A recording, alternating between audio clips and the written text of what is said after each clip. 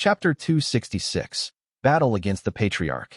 As the power of the divine sense swept outwards, a pressure that seemed like a gust of wind that could cause people to suffocate rose within the quiet forest and crashed into the old man in an instant.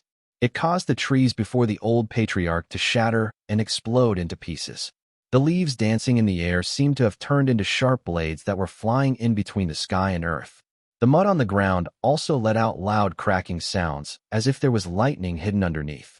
As it erupted, the mud flew into the sky and a rotten stench spread all over the place. The sky was dark. The forest itself was originally dark, but when that divine sense suddenly struck, the trees in the area, including the leaves and everything else, were blasted into smithereens. They flew all over the place and allowed moonlight to descend upon the ground unhindered, though the light was still scattered by the shards from the trees and leaves. The scattered moonlight made it seem as if the moon itself was killed. The old patriarch was stunned but quickly regained his wits. Yet since at the critical moment he was taken aback by the sudden loss of Su Ming's presence, it made him lose the initiative. The invisible divine sense came charging and crashed onto the old man with a bang. He did not feel pain, but at that instant, his mind was thrown into disarray and chaos, and he let out a grunt as his eyes, ears, nose, and mouth bled. This attack with his divine sense was the strongest attack Su Ming could muster after he obtained the ways to train his divine sense, and to top it off, he had even used the golden stone coin Tian Lan Meng had given him. The spiritual power contained within the golden hue of that stone had even tempted Su Ming when he first saw it. This stone coin was definitely not a common object. When Su Ming held it in his hands, he used the power stored within without any hesitation to strengthen the power of his divine sense up to a level that was similar to the feeling as if his divine sense was about to experience a transformation. He was in a life-threatening situation, and the disparity between his power and the old man's was great. If Su Ming wanted to live, then he had to do whatever he could to arrive at the strongest state he could possibly be. As he attacked, Su Ming's calmness reached a state he had never encountered before. He could remember that he was still by his master's side 2 days ago, and 3 days ago, he was still in the ninth summit. Yet now, he was outside Sky Mist Barrier, in the land of the shamans. In this forest that housed a shaman tribe, he had killed dozens of shamans, and he was now fighting against the strongest shaman of that tribe. When Su Ming's divine sense crashed into the old shaman, the old man was pushed backwards and his mind roared in his head. His vision had also become clouded, and fear rose within his heart. As that fear appeared, an ancient legend that was buried deep within his heart surfaced along with deeply rooted shock and disbelief. This is... The old man's pupils shrank. As he moved back, his thoughts were interrupted by a piercing sword aura. It was a sword flashing with green light, and it had fused together with that divine sense as it sliced through the air, closing in on him in a green arc. The sword was so sharp that as it passed through the air, the shards that were dancing in the air were blown into smithereens, and a tunnel was ripped through the air. All the shards that once existed in the tunnel had turned into ashes in the blink of an eye. When that sword and that green light closed in on the center of the old shaman's brows and were about to pierce through his forehead, the old man's originally normal-looking pupils turned into 4 as if they had been divided as he continued retreating quickly. "Stop!" The old shaman let out a loud bark, and as he shouted, veins started popping out densely at the corners of his eyes, spreading all over his face, turning into a complex-looking tattoo. The small virescent sword immediately came to a halt and let out a piercing screech as if it was rubbing against something, but it could not move forward. A glint appeared in Su Ming's eyes. He was sitting on the red meadow that concealed his presence and his body as he watched the old man fight against the small virescent sword. This was the first time Su Ming saw someone using such a strange method to force that sword to stop as he stood right before it after he was attacked by the divine sense. This was not any form of resistance. This was a power that was similar to his divine sense. Su Ming's mind trembled. He could clearly feel the divine sense gathered on the small virescent sword being attacked by a dark and chilling presence.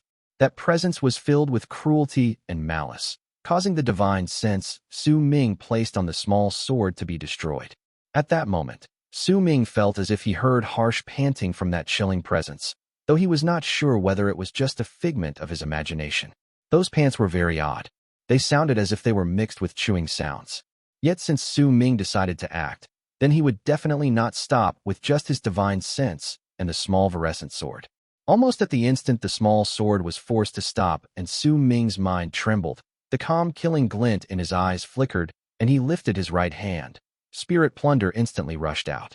Once Spirit Plunder charged out, it was followed by bolts of lightning that appeared out of thin air. As they rumbled in the sky, the dark forest was filled with blinding light. With a flash, those bolts of lightning charged towards the old shaman. At the same time, Su Ming bent his body like a drawn-out bow and stared intently at the old man not too far away from him. His right hand was still tightly clenched. With his face covered in veins, the old man lifted his head swiftly. He no longer looked at the trembling small sword, but turned his gaze, his terrifying eyes that contained 4 pupils, towards the incoming bolts of lightning and Spirit Plunder. The moment he looked over, Su Ming's body trembled. Once again, he felt the same cold and malicious presence he had sensed previously on his virescent sword coming from the origin lightning within his body. Under that presence, he felt as if all his lightning was gathered together, and Su Ming heard that strange panting sound accompanied by chewing noises once again. At that moment in the forest, thunder stopped rumbling, and bolts of lightning could be clearly seen frozen in midair before the old man, unable to move. There was a vicious look on the old man's face as the 4 pupils in his eyes shone with an enchanting and alluring glow. Yet at that moment, something that could not be forced to stop shot out suddenly from among the frozen lightning. It broke through the bolts of lightning and charged towards the old man. That old shaman turned his gaze towards it, but the moment he saw it, the disbelief and shock that appeared when he saw Su Ming's divine sense just recently surfaced once again in his eyes. Soul Catcher Pearl. The moment these 2 words slipped out of the old shaman's lips in shock, Spirit Plunder suddenly shone with a black light and floated in midair. As that light spread out, it caused the medicinal pill to turn into a vacuum in air. A surge of power that seemed to absorb the souls of humans itself spread out swiftly and surrounded the entire area, causing the old shaman to feel as if he was being absorbed into the pill when he turned his 4 pupil eyes towards it. He could not move his head, neither could he move his eyes. Divine Sense. Soul Catcher Pearl. This is... You're not a Berserker. Who are you? Why do you have the skills of the other world's immortals and my people's supreme and sacred core? And that slash of yours, it was built based on the structure of the totem's power, which we shamans worship. The old man struggled, trying to tear his gaze away from Spirit Plunder. As he roared, Spirit Plunder trembled viciously, and a murky hue appeared within its black light. Gradually, besides the sealed thread of Sima Xian's Berserker spirit contained within, an eye also appeared inside the medicinal pill, and 2 pupils within that eye. However, the old shaman was not any ordinary shaman. As he struggled madly, thin cracks immediately started appearing on Su Ming's Spirit Plunder. A barely noticeable glint shone within the old man's eyes, and a secret thought bloomed in his head as he continued struggling. All of these things happened in an instant. Almost at the moment the old man's eyes were to be absorbed into Spirit Plunder, and he looked as if he could not move away, Su Ming's bent body, which was curved as if he was a drawn-out bow, shot out silently and abruptly like an arrow from where he was hidden within the red meadow. The charging Su Ming was entirely surrounded by black fog, which turned into his divine general armor. Lightning swam through his entire body and weaved around in and out of the black fog, making him appear to be filled with an indescribable might. His speed as he rushed out was so quick it seemed as if he had suddenly appeared out of thin air. With one step in the air, a loud bang rang through the area, causing the air to tremble. As the space distorted, a layer of ripples formed between the sky and earth and started spreading out under Su Ming's feet. His second step was taken right after he took his first, and his body bounded right into the air. Once he left the ground, he immediately crossed over 1,000 feet in distance before he fell from the air, and the direction to which he fell was where the old shaman was. Su Ming lifted his right hand, and a long sword made of ice appeared in his hand. That sword was naturally Freezing Sky Sword. That sword exuded a chilling air when Su Ming held it in his right hand. That chill covered Su Ming's entire right hand and fused it together with the sword. At that moment, with the chilling freeze wrapped around the sword, Freezing Sky Sword's shape suddenly changed. The sword suddenly became larger by 1-fold and looked like it was not a sword that could be lifted with just one hand, but was instead a 2-handed sword. Su Ming's left hand gripped the sword as he dove down towards the old shaman, and instantly, His left hand was covered in a layer of freezing ice. Once he held the sword with both hands, ice spread through his entire body at an indescribable speed, and he was instantly covered in ice. His divine general armor gained an additional layer of armor, one that used the armor itself to build its shape and used ice to give it physical form, turning his armor into the divine general ice armor. Su Ming fell with a bang. He held the sword with both hands and charged towards the old shaman with an air around him that screamed of wanting to cut him down. At that moment, crystalline light began shining in freezing sky sword, and when it was beside Su Ming, an illusion that looked like the manifestation of a berserker mark appeared. There was a powerful-looking man within that illusion. That man also held a sword in both hands, and as he leapt up, he swung his sword towards the ground fiercely. The sword which I create only has one style. Cut down everything. Su Ming's ears echoed with the arrogant words of the illusionary person formed by the art, contained within this freezing sky sword. All other things disappeared from his sight, and the only thing remaining was the person who was coming closer to him on the ground, the old shaman. With a swing of the sword, he slashed down. *****. Translator's notes. The old shaman was talking about spirit plunder, but the word he used was actually Huangdan, which is literally translated as barren core and also happened to be what I used, but later on, a few more shamans will pop up asking why Su Ming has the Su'aoenju, Shihanju, which is translated as soul catcher pearl. Based on their descriptions, I believe they were referring to the same thing, so barren core here was also changed to soul catcher pearl. Chapter 267, Bai Chang Zai. That one slash contained all of Su Ming's power. His body became as cold as an ice statue after that one slash. In his mind, there was only one thought, to kill the old shaman. Just as Su Ming's body charged down, and his sword going straight for the old man's head was only a few dozen feet away, the old man's eyes suddenly shone, and a cruel sneer appeared on his lips once again. Along with it came the disappearance of all the panic he previously had on his face. So you're a divine general of the Berserker tribe. You're finally out. Looks like this sword attack is your final move. The old shaman lifted his head and raised his right hand to point towards the incoming Su Ming. He was indeed frozen in place by spirit plunder just now, and was indeed shocked by the appearance of the divine sense as well as that of spirit plunder, but his power was much stronger compared to Su Ming. Even if he froze, it only lasted for an instant. That was why he could recover his ability to move the instant Su Ming rushed out. He had kept with his act of struggling because a hint of fear had appeared within his cunning mind from all the strange things done by Su Ming. He was not afraid of Su Ming himself, but of whether he had any other strange and shocking methods. His words to Su Ming might have been filled with scorn, but in truth, right from the moment they started fighting, he had regarded Su Ming highly. With his age, there were many times when his expression was not reflective of what he truly thought. He might be showing scorn on his face, but his true thoughts reflected his high opinion of Su Ming. But he would not show them until when he attacked. As the patriarch and leader of a tribe, there was no way his head would be empty. When he finally saw Su Ming reveal himself and try to cut him down, his worries were lifted.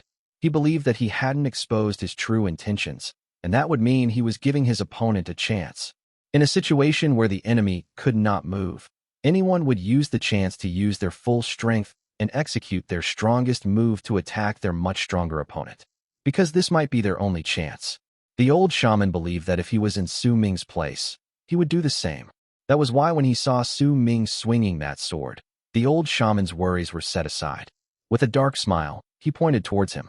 He moved his finger, and a black scale covered it quickly. In an instant, that finger turned into something that no longer looked like a human finger, but that of a beast's finger. His black fingernail shot out, and the scales on his finger let out a dark and malicious presence. He tapped his finger at air, and it crashed into Su Ming's sword with a bang. Rumbling and booming sounds reverberated through the air. Many cracks appeared on the ice enveloping Su Ming's freezing sky sword. As those cracks spread out, they caused freezing sky sword to instantly shatter to pieces. Only when it turned from a two-handed sword back to a normal sword did the crack stop spreading. However, there was still a deep crack on the sword itself. The layer of ice on Su Ming's hands exploded under the power of the old man's finger. As it did so, cracks appeared on the ice on the other parts of his body as well. Once they spread through his entire body, the layer of ice crumbled with a bang. When it fell, Su Ming once again felt that cold and malicious presence surrounding him. It surged into his body, and as shudders wrecked his insides, he heard the strange, panting and chewing-filled sound once again by his ears. He opened his mouth and coughed out a large mouthful of blood. His face turned pale, and as his eyes became dull, that power forced itself into his body. He tumbled backwards in the air, and the divine general armor covering his body started crumbling and recovering rapidly, but eventually fell apart, causing blood mist to surge out of his body. A wound on his chest was torn open and blood spilled into the air. Su Ming fell to the ground with a bang. There was a tree behind him. When he fell down, due to the power of the shock, it made blood flow out of his mouth once again. His eyes lost their glow, and he struggled to lean against the tree as he glared at the old shaman. Su Ming's right hand was held loosely by his side. No one could see his palm.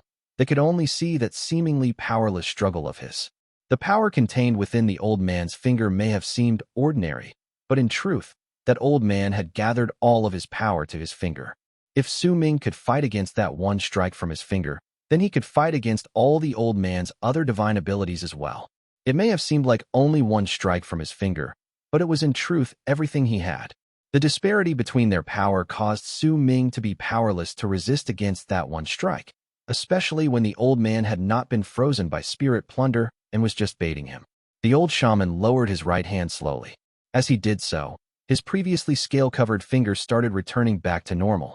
Once he completely put it down, his finger had regained the form of a human's finger. A thin wound appeared on his finger pad, and a drop of blood fell down. The old man put his finger in his mouth and licked away his blood. With a cruel sneer, he walked towards Su Ming leaning against the tree. It's a pity that such a talent is wasted. How could your master let you come alone to the shaman tribe? He just let me have something so good so easily. Or else, if you'd had more time and your level of cultivation was higher, then when I met you again, I wouldn't have been your match. If you had truly escaped, you would have taken with you the experience of fighting against the shaman tribe. The next time I met you, trying to capture you would have been difficult. Soul Catcher Pearl, Divine Sense, Divine General, and the power from that one slash that contains a similar structure to that of the shaman tribe. Just how many secrets do you have? The old shaman slowly approached Su Ming. His gaze was like a knife that cut through Su Ming as he sized him up. Once he did so, he became certain that the youth had lost all ability to fight back.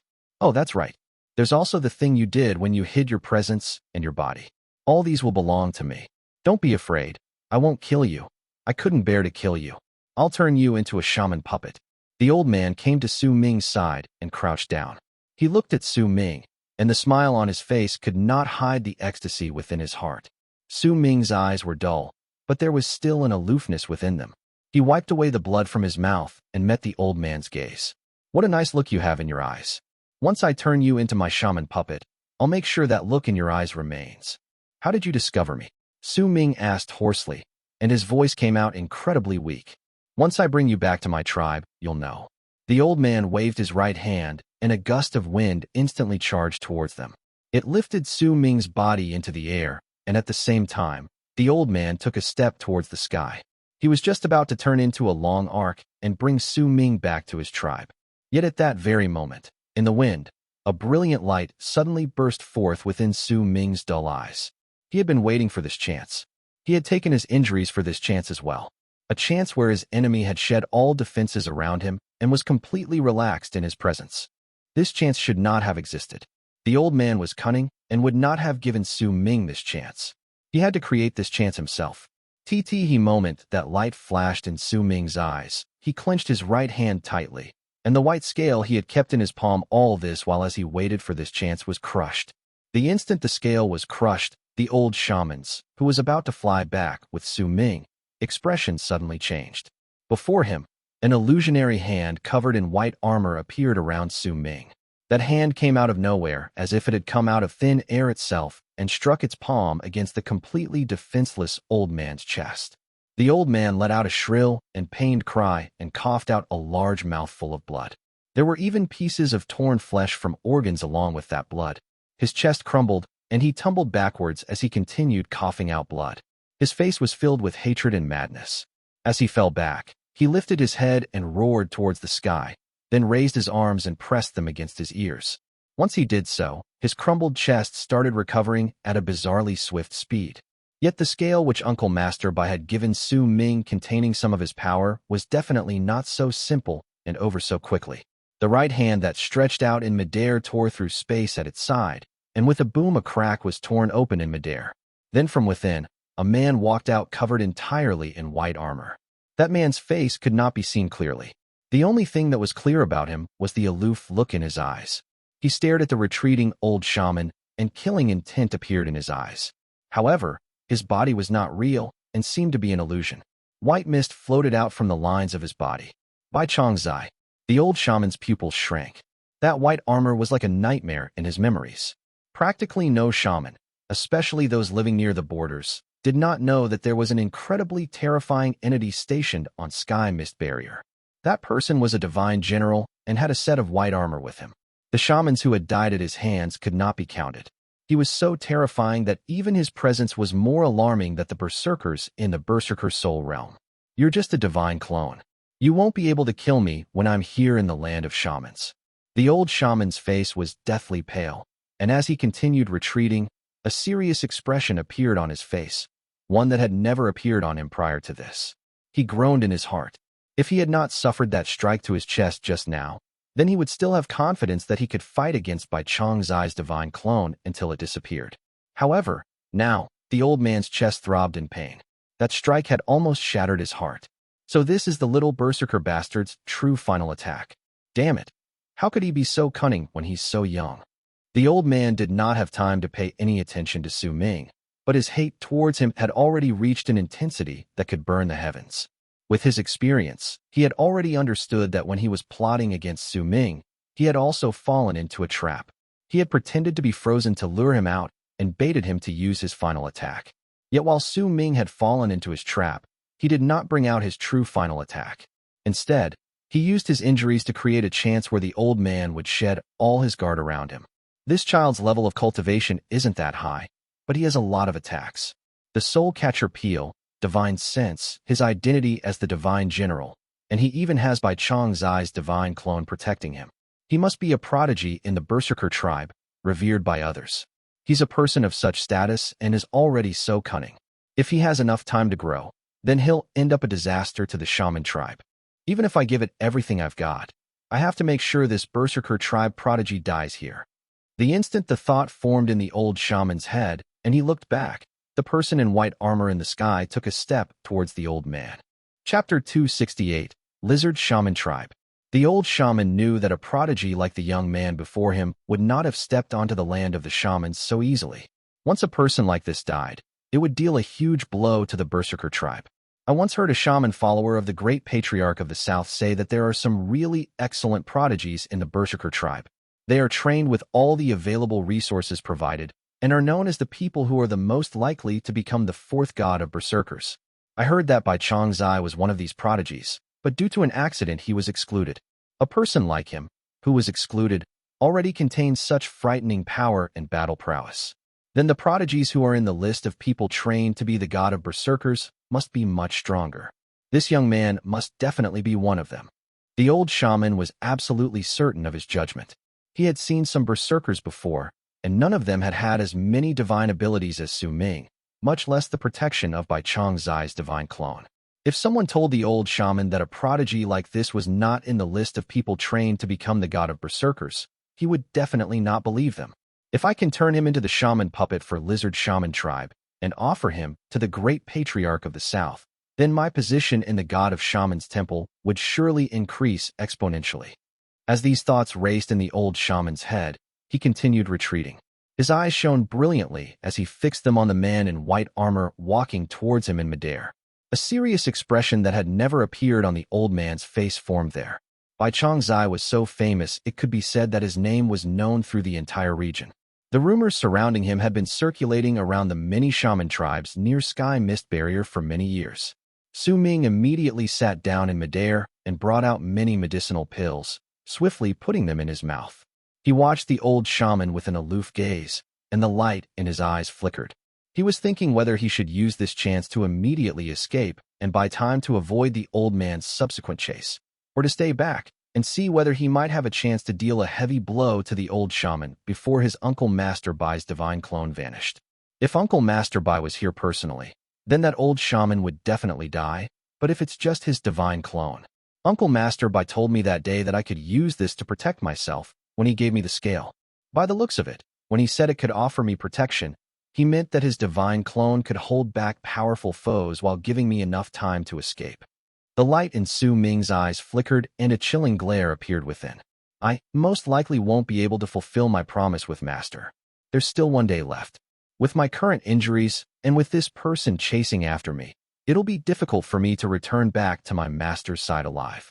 If that's the case, Su Ming lifted his head swiftly and determination along with firm resolution appeared on his face. He turned his head back to look at the sky in the distance. That place was where he came from. It was where Sky Mist Barrier was located, and in that direction, his master was waiting for him. Su Ming had never expected that the experiences he obtained with the appearance of his purple-robed master would end in separation. Things happened far too quickly, so quickly that he had no time to prepare for anything. He Feng's fusion with the wings of the moon was still ongoing inside his cave abode in the ninth summit. If Su Ming did not return for a prolonged period of time, then there would be no one who could calm He Feng's agitation, and disaster would definitely occur. There was also Zi Che who was still guarding his cave abode and waiting for his orders. Then there was his second senior brother, who would lift his head to look at the sky so that sunlight would fall on his side profile as he smiled. And there was his third senior brother, who would grin foolishly as he bragged about how smart he thought himself to be. There was also his eldest senior brother, who showed his love for him quietly and gave him a treasure to protect himself. There was his master as well. Perhaps he would never see them again. Perhaps it would take an unknown amount of years and months before he could be reunited with him. There was also Bai Su. The girl who looked incredibly similar to Bai Ling. Su Ming did not even need her to stand in front of his face, and signs that his heart was changing appeared within him. He could choose to destroy her, fight against something, or choose to forget her. All these things made Su Ming fall silent. Right before his eyes, he saw the boy who stared at him in a daze as he stood there stunned and panicked with a crude bow in his hands after Su Ming killed the white-robed Split Dawn. A moment of weakness, one mistake, and the price I have to pay is so big. Su Ming closed his eyes. When he opened them once again, he saw that Uncle Master Bai's divine clone had already closed in on the old shaman and was now far away from him. Wisps of white smoke seeped out of the white armor covering his body. It floated into the sky, and once the smoke completely dissipated, that person would also disappear. Su Ming knew this, and the old shaman too knew this. He was retreating to stall for time, but even though he was fast, the heavy blow on his chest that had nearly brought about his death not only made his speed as he ran back slow, it also allowed Uncle Master Bai's divine clone to close in on him like lightning. The distance between the two of them did not widen due to the old shaman's retreat. Instead, they just became closer to each other. The moment Su Ming opened his eyes to look, there was already less than 100 feet between Bai Chang Zai and the old shaman. With an aloof gaze shining through the armor, Uncle Master Bai's divine clone lifted a palm and pushed it at the space separating them of about 100 feet. The instant he struck, the old shaman's pupils shrank once again. A strong sense of danger rose abruptly within him. At that instant, he suddenly stopped, lifted his arms, then pushed them towards Bai Chang Zai's divine clone with a roar. Many scales rapidly spread through his body and covered him entirely in an instant. It made him look as if he had just gone through a beast transformation. The scales were completely black and a ghastly and malicious presence exploded from him. His hands had turned into claws, and just as he was about to crash into Bai Chang Zai's divine clone's attack through the air, a glint appeared in Su Ming's eyes, and he lifted his right hand to point at the spirit plunder that was still floating in midair. With that one finger pointed towards it, that strange, dim light from spirit plunder erupted once again, even though there were cracks on the medicinal pill. An eye that seemed to have two pupils also appeared within the pill. It could make those who looked at it become dazzled, and now it turned to look at the old shaman. As the dim light appeared, the power of the pill that sucked in human minds spread out. And when the eye with two pupils that had absorbed some of the old shaman's mind looked over, the old shaman's hands froze for an instant in the motion of raising. This pause was not voluntary. Even if it was a pause that lasted only for an instant. Even if this was a pause that Su Ming would be unable to use for a chance to launch a counterattack. But Bai Chang Zai could. A loud rumble spread out abruptly, and as layers of ripples spread out, wind flowed backwards. Many trees and bushes on the ground were destroyed. Even the ground cracked. Bai Chang Zai's divine clone took a step back, and the speed of the white smoke dissipating from his body became faster. However, compared to him, the old shaman could only be described as a wreck. His arms were torn to bloody ribbons, and many scales crumbled and fell. His arms looked as if a layer of skin had been torn off, revealing his flesh, blood, and veins underneath. His chest, which had healed up, sank once again. Lots of blood spilled out from his mouth. He fell back and staggered a few hundred feet back before he finally stopped. When he lifted his head, blood could be seen flowing from his mouth. He looked pathetic, but his eyes were brimming with rage that could burn the heavens. A roar towards the sky tumbled out of his lips. The old shaman's shirt was instantly ripped to shreds. Only a few pieces were left on him. His thin body looked as if a lot of power was stored within him. His furious expression and vicious roar was enough to make all those who looked at him feel terrified. "You little berserker bastard, once Bai Chang Zai's divine clone disappears, just watch how I'll turn you into a shaman puppet." It was clear that the old shaman's rage had reached its peak. If it was not due to Su Ming's sudden ambush, he would definitely not have been so heavily injured by this fight. His hate for Su Ming had already reached a monstrous level, because this wasn't the first time this had happened, but the second. As the old man roared and raged, Bai Chang Zai's divine clone moved towards him quickly once again with an aloof expression. In an instant, he closed in on the old shaman. Su Ming watched everything that transpired from the distance in the sky with a calm gaze. Not a hint of emotion stirred within him. He still had one last attack he had not brought out, the power of his Berserker mark. The power of his Berserker mark might not be powerful to the old shaman, but Su Ming believed that if he grasped the timing, then even if his Berserker mark had the power akin to slapping that old man with grass, perhaps he could still turn it into the last bit required to defeat him.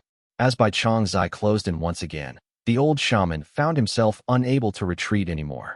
Not only did he have to fight against the divine clone, he also had to pay attention to Su Ming's attacks. This made him let out a low growl with a fierce expression as he knelt on the ground. The moment he knelt down, he slammed his bloodied hands onto the ground and lifted his head. His eyes were filled with sinister intent. He did not kneel on both knees, but chose to go down on one knee. His left leg was stretched out straight behind him in a bizarre fashion that made him look as if he was trying to position his body to look like a beast. Almost at the instant he positioned himself in that manner, the endless sea of forest in the vast land turned deadly silent. The leaves did not move. The wind became still. Even the birds and beasts within the forest all turned quiet at that moment. A ghastly and malicious presence that far exceeded the one coming from the old man surged forth from all directions, and along with it were panting sounds mixed with chewing noises. Su Ming was shocked. He turned his attention towards the ground swiftly, and his expression instantly turned serious. Once he spread his divine sense around the area, he sucked in a sharp breath. The ghastly and malicious presence was coming from every leaf on the trees, every inch of mud, every bird and beast, every single rotting carcass and beast bone buried under the mud, and from every corner of the forest. At that instant, it was as if the entire forest had become one with the old shaman. The totem of Lizard Shaman Tribe, the sacred beast of Lizard Shaman Tribe. O great lizard god, I am your servant, and I ask you to come upon your land and let loose your raging fire upon the enemies who offended you. Let them burn in the depths of hell. Chapter 269, God of Berserkers Song. Once the old man finished speaking, he lifted his head and roared towards the sky. That roar did not sound like it came from a human, but instead like the roar of a wild beast. The instant he roared, streams of black fog charged forth from all directions in the forest. That black fog was so quick that it surpassed the speed at which Bai Chang Zai moved. Almost in an instant, the entire sky, earth, and forest were covered by this endless mass of black fog.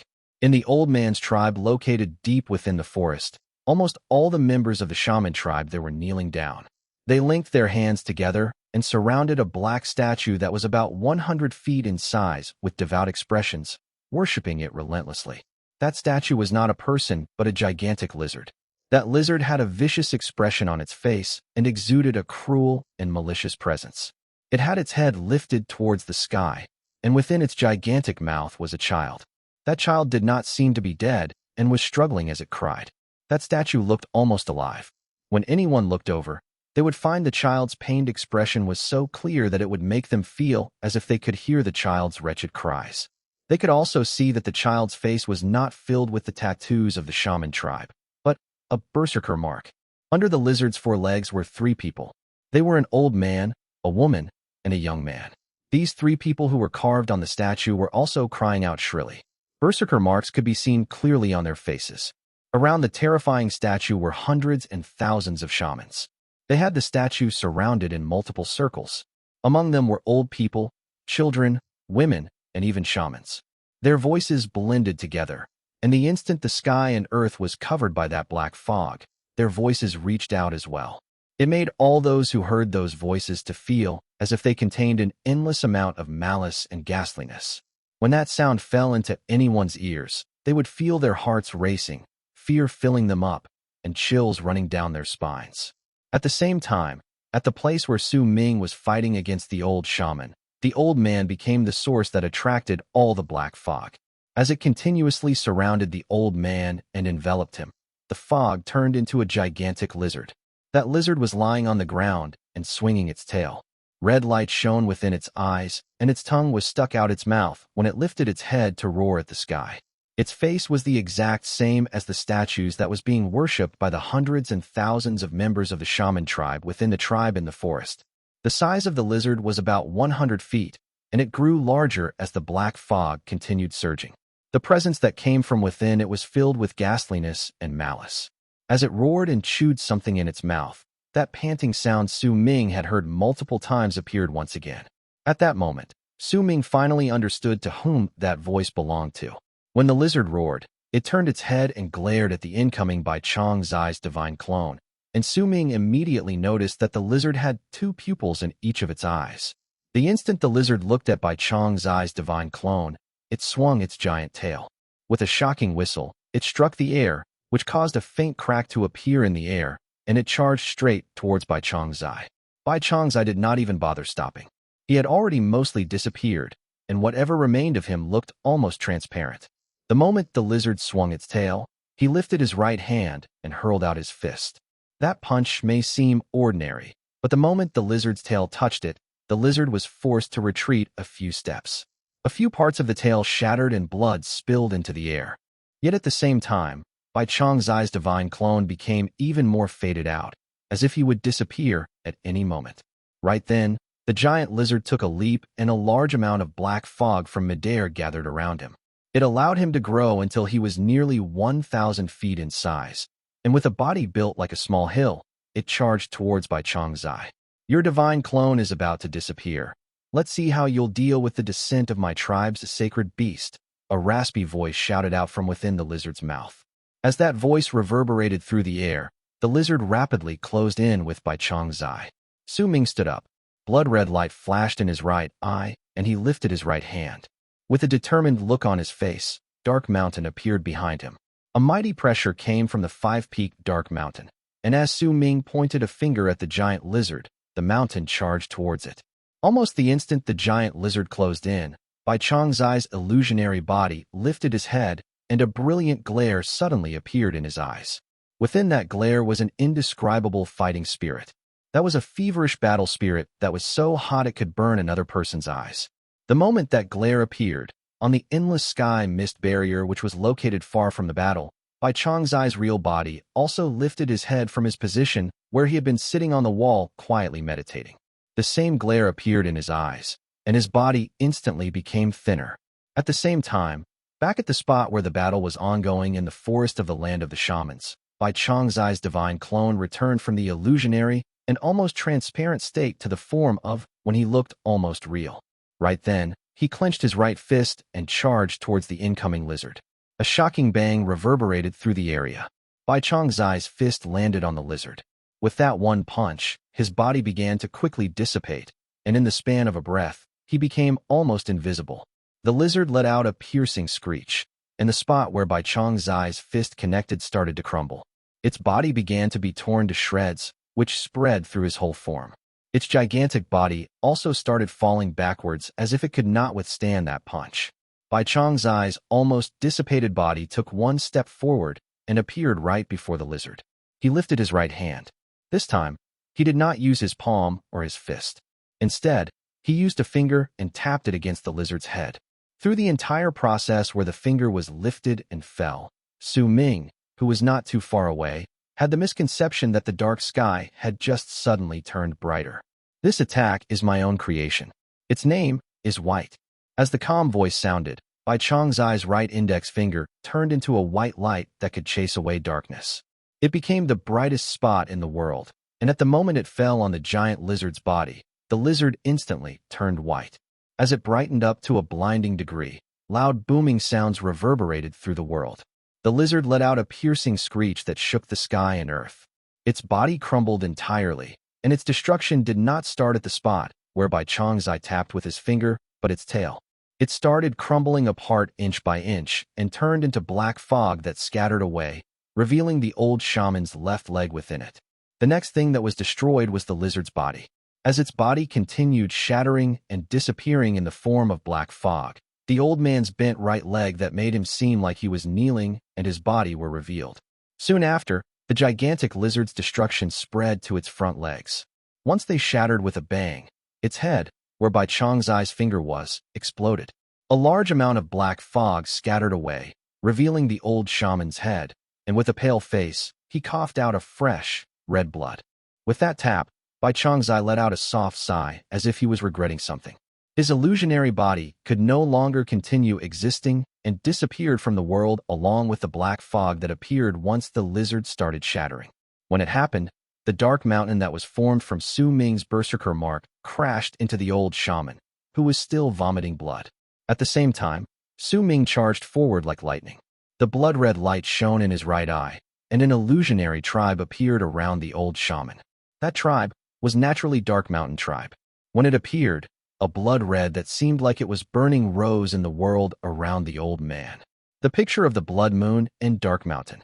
Once the picture was completely revealed, the area within it seemed to have turned into another dimension, and the pressure formed within that dimension caused the injured old shaman to cough out blood once more. His eyes became dull, but there was madness within them. He might be heavily injured, but he was not about to breathe his last just yet. He was on the land of the shamans, and especially in the forest where his totem beast rested. His life force was still aplenty. He would not die that easily.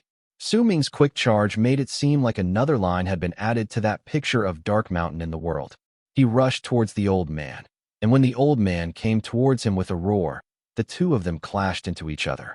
Loud booming sounds reverberated through the air. The five-peaked Dark Mountains attack, the grief contained within the buildings in Dark Mountain tribe, and the red glare shining from the blood moon in the sky, fused together with Ming's body, causing another line to appear in the picture of Dark Mountain.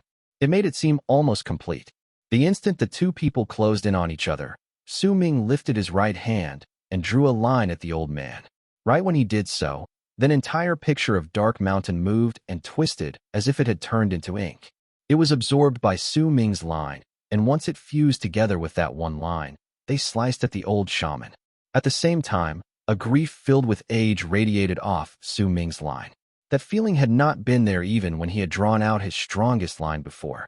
This presence had only existed when he instinctively drew that line when he fought against Bai Chang Zai. As that presence appeared, a faint voice that did not seem to exist, but also seemed to have been in existence since the beginning of time spoke from within Ming's line. When I was born, everything was still. Ming raised his hand. After I was born, the Berserkers had weakened. The line was drawn. If the heavens are heartless, then we will all be separated. Ming lifted his head, and his eyes were filled with grief. The earth was heartless, and it made my Dark Mountain die. That one line contained the entire Dark Mountain, contained Ming's everything, and slashed across the old shaman's chest. Once that line was finished, Ming knew that the first style of his picture creation was finally complete. It contained the life he went through in the passage of time, contained his emotions, and contained his world. If Bai Chang Zai was there and saw Ming's line, he would definitely feel utterly shocked. If he heard the voice within that one line, that shock would reach a monstrous level. Because within the four lines, besides the first line that would appear in a faint whisper when the first style of the god of Berserkers transformation was executed, the rest of the lines were completely different from the god of Berserkers song. Because the god of Berserkers' transformation was created based on a Berserker tribe war song that was created by the first god of Berserkers when he had reached the peak, and it was also called God of Berserkers' Song. Chapter 270, Master. Once the line was drawn, a crack that seemed to divide the sky and earth appeared in the air under the dark sky. Su Ming's right index finger was like the tip of a brush. When he drew past the old shaman's chest, his body moved along with it. Like the falling of leaves in autumn, he drew an arc, then turned his back towards the old shaman right in his face, and walked away. The old shaman coughed out blood and staggered a few dozen steps backward before swiftly lifting his head. The moment he trained his gaze on Su Ming, a terrifying long line appeared on his chest, and blood poured out of that line. His blood dropped on the ground, causing the place to be filled with a bloody stench. The old shaman's bones from the wound on his chest could be seen shattering inch by inch, and the organs under those bones had turned into a pool of blood. The old man's face instantly turned pale. He lowered his head and looked at the long wound on his chest. Slowly, as if he could not stand straight, he knelt down on the ground, and blood poured out once again from his mouth. Su Ming stood before him and closed his eyes. In his mind, the words that did not seem to have existed but had appeared during the process he drew the line reverberated in his head. A raspy voice tumbled out of the old shaman's mouth weakly. Such a style that beats even the makings of nature itself has proven my assumptions. You are definitely not an ordinary berserker. In the Berserker tribe, you're definitely one of the prodigies who are known to have the highest possibility of becoming the god of berserkers. Su Ming did not speak. He still had his eyes closed, immersed in the experience of drawing that line. It's a pity, even if that style of yours feels like an attack from nature itself. But the difference between our power makes it so that even if I am heavily injured, you still won't be able to completely kill me that easily. The old man knelt on the ground and struggled to lift his head. A dim light appeared in his dull eyes and blackness immediately formed on his body, even though he was mortally wounded. That blackness came from the wound on his chest and spread around his entire body. Su Ming opened his eyes and looked at the old shaman calmly. He had to admit that the old man was right. Just as he said, he could not kill this person completely. Because the instant he used that line to destroy the old man's life force, Su Ming sensed that ghastly and malicious presence once again. That presence had become one with the old man, and because of it, while he could destroy his body, Su Ming could not destroy his soul. He had to have the same level of cultivation as Bai Chang Zai, or else he would not be able to cut down the connection between the old man and the lizard totem which he worshipped. 13 years later, when the sacred beast of Shaman lizard tribe remakes my body, I'll wait for you in the land of the shamans. The fight between us has not ended. The old shaman's voice grew increasingly weaker. His half-kneeling body had already turned completely black, and every spot that was covered in black turned the old man's body into a statue. His body swiftly became rigid. When we meet again, I will. The old man's dull eyes shone with a cruel and deeply rooted hate. He glared at Su Ming. The moment he closed his eyes and opened his mouth, wanting to say his final words before this body of his died. Su Ming's aloof voice cut him off. You will find that your lizard shaman tribe has been destroyed 13 years ago, Su Ming stated calmly. His words held no hint of bloodiness, but when they fell in the old man's ears, his eyes flew open. You. The moment the old man opened his eyes, his breathing turned rapid as if he was struggling to escape from death. Blood flowed from his lips, but he found that he could not even form a complete sentence. He could only force out one single word, and as he struggled, his head became rigid and his entire body turned into a statue. He was rooted to the ground and soon enveloped by a ghastly and malicious presence. Unless one's power was greater than the sacred lizards worshipped by lizard shaman tribe, then no one could destroy this, much less take it away. This statue had turned into a part of the forest. Su Ming's cold eyes were fixed on the dead old man, now turned statue. His heart was very calm. Once again, he gained a new understanding of the shaman tribe's strangeness. If the old man was a berserker, perhaps he would have truly died. Yet right now, his physical body might have been destroyed, but his soul was still around and had fused with the forest. With some time, his body would be remade. Su Ming did not understand this mystical ability, but he could still sense that this skill truly existed. He brought out some medicinal pills and placed them into his mouth. He took in a deep breath and lifted his head to look at the weather. The sky was no longer dark. Dawn was almost over, and the first rays of sunlight were about to shine through. In fact, if he looked into the distance, he would find that the horizon had become bright. Shaman tribe. Su Ming mumbled. His trip to the land of the shamans had allowed Su Ming to gain first-hand understanding of the shaman tribe. That understanding was much more impactful and useful than if he had listened about the shamans from other people or read about them in ancient scrolls. If his eldest senior fellow disciple had not given him the treasure to protect himself, then he would have died during the day. When he was surrounded by that dozen shamans, if he had been held back and made a single mistake, he would have been unable to come back. If it had not been for the scale that turned into his uncle Master Bai's divine clone, Su Ming knew that he would be the one lying on the ground right now. He stared at the old shaman who had turned into a statue.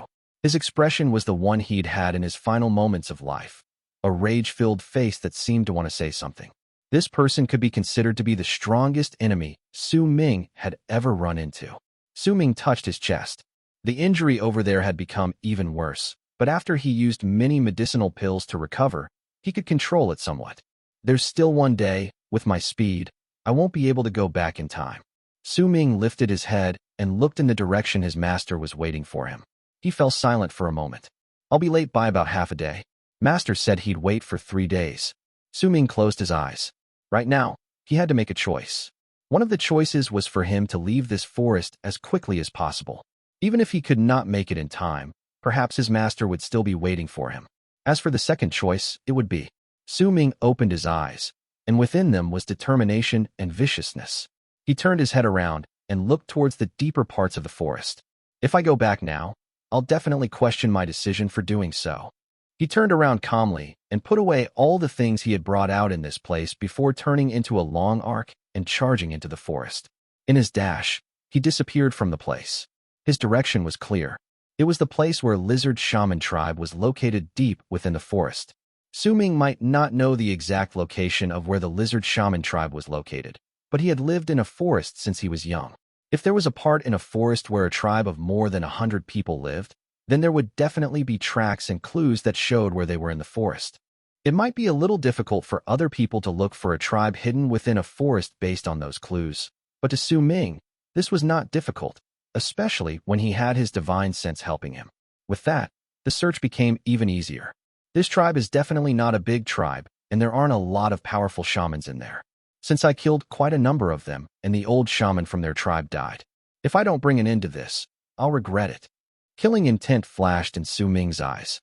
He had harbored no hostility and grudge toward the tribe, but because of one moment of weakness, he had fallen into a situation where he almost died. Not long after Su Ming left, at the place that had just been a battleground moments ago, rustling suddenly could be heard in the midst of the silence right beside the old shaman that had turned into a statue. That sound was of someone walking slowly from the distance. Before long, a person came out from the forest.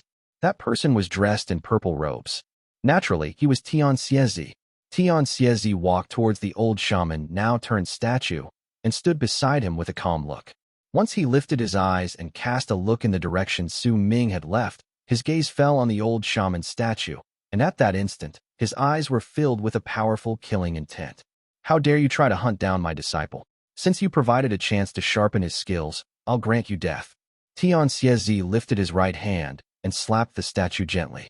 With that slap, the statue trembled, and with a loud bang, numerous cracks appeared on its body before it shattered into pieces that scattered in the air.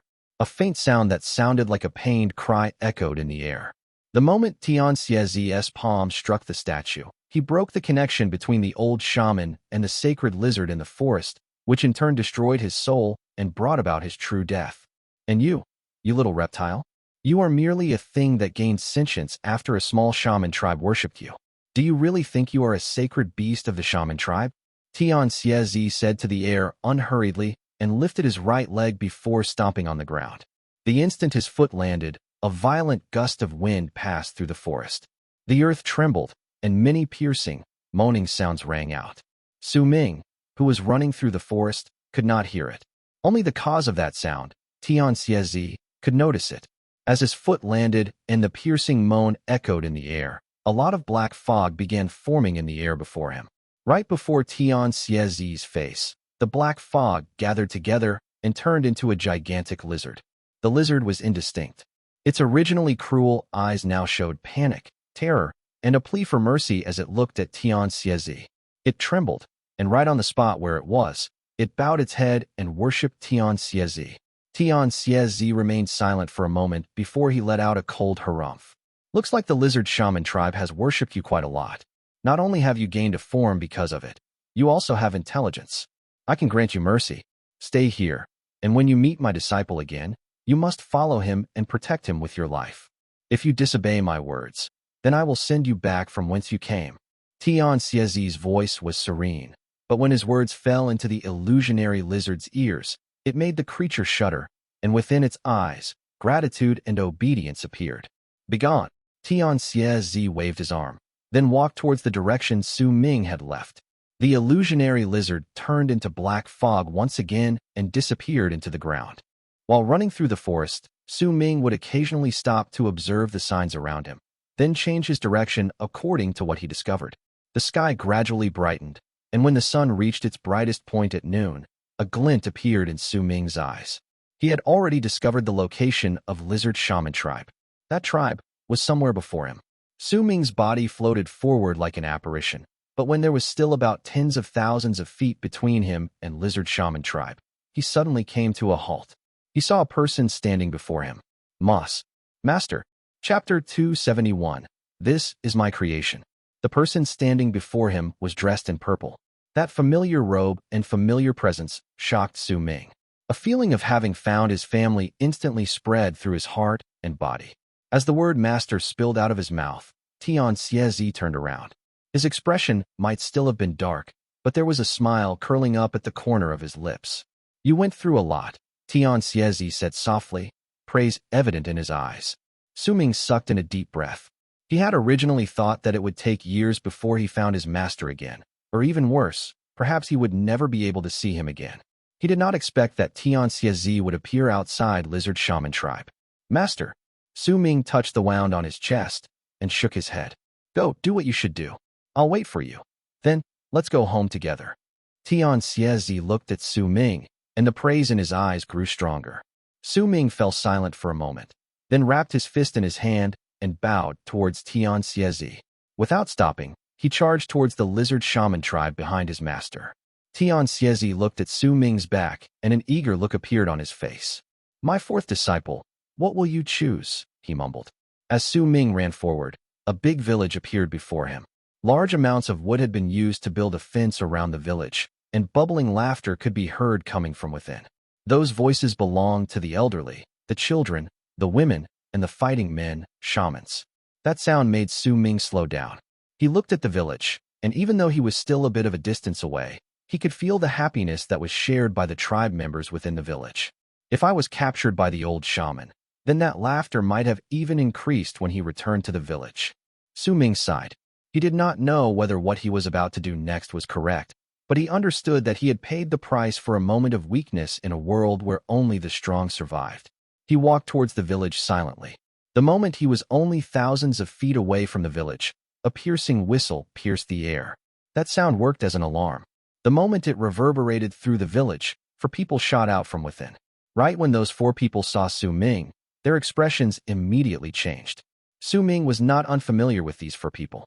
They were the few who had survived his strongest attack because they were saved by the old shaman. The instant he saw those 4 people, killing intent rose in Su Ming's eyes. He leaped up, and the small virescent sword at the center of his brows shone before shooting out in a green arc, flying as quickly as lightning. Then the moment the 4 people closed in, a bell chime suddenly echoed from within Su Ming's body. That bell chime was like a funeral bell. When the rippling sound spread out, a green light flashed in the sky. The small sword penetrated through one of the people's chest with the speed of lightning, bringing with it fresh blood and screams of devastation. The curtains for the massacre were lifted. After a moment, 4 corpses lay on the ground before the village. There was blood on Su Ming's body as he walked calmly forward. The instant the deathly silence fell within the village, the small virescent sword cut down the village's gate. A loud bang cut the air, and the gate instantly shattered. It shattered into countless shards and tumbled to the ground. With a great cloud of dust shooting up into the sky from the destroyed gate, Su Ming walked into the village. The moment he entered, 5 people charged towards him and fought against him amidst the flying dust. Rumbling sounds continued echoing in the air. Su Ming did not stop in the slightest. The moment he was engaged with his enemies, black fog surrounded him and the divine general armor materialized on his body. It blocked his enemies' attacks. At the same time, green light shone and thunder spread out. When Su Ming walked away from the dust that had rose up because of the destruction of the village gate, 5 corpses lay behind him. Almost the moment the 5 people died and Su Ming walked into the village, nearly 100 arrows sliced through the air towards him, but they froze a few feet away from him and exploded into smithereens. These arrows were not shot by shamans, but from the normal tribe members within the village. The normal tribe members glared at Su Ming with bloodshot eyes filled with hatred. Even if their arrows were destroyed, more of them whisked through the air once again. Su Ming saw not only hatred in their eyes, but also a determination that said they would not stop unless they died. At that moment, a low growl rang through the air, and a man walked out from one of the tents in the village. That man was half naked, and with a stomp on the ground, he leaped towards Su Ming. Soon, a dozen more shamans stormed towards him from various corners of the village. Su Ming closed his eyes in silence. With his right hand lifted, he drew a line. That line was like the might of heaven itself. The instant he finished drawing the line, the man in the lead shuddered, and his body was instantly torn to shreds. His head flew into the air. The remaining people all let out shrill, pained screams the moment Su Ming finished drawing the line with his eyes closed. They fell from the sky, and once their bodies crashed onto the ground, they breathed their last and died. Su Ming opened his eyes and swept his gaze through the village. This was not a big village. There were many tents, and there were hundreds of men and women staring at him darkly. Their eyes were filled with burning hatred, and those gazes made Su Ming's heart hurt. Those gazes belonged to the elderly, the children, and the women. There were some who were still shooting arrows at him even though they knew it was impossible. Those arrows kept getting destroyed, but that still did not stop them. Su Ming walked calmly forward and spread his divine sense around the entire tribe. Once he scanned the area, he lifted his right hand, and the small virescent sword charged out with a whistle towards some tents. It shot through them and brought back blood on its blade. All the places which the sword went to were where the shamans lay.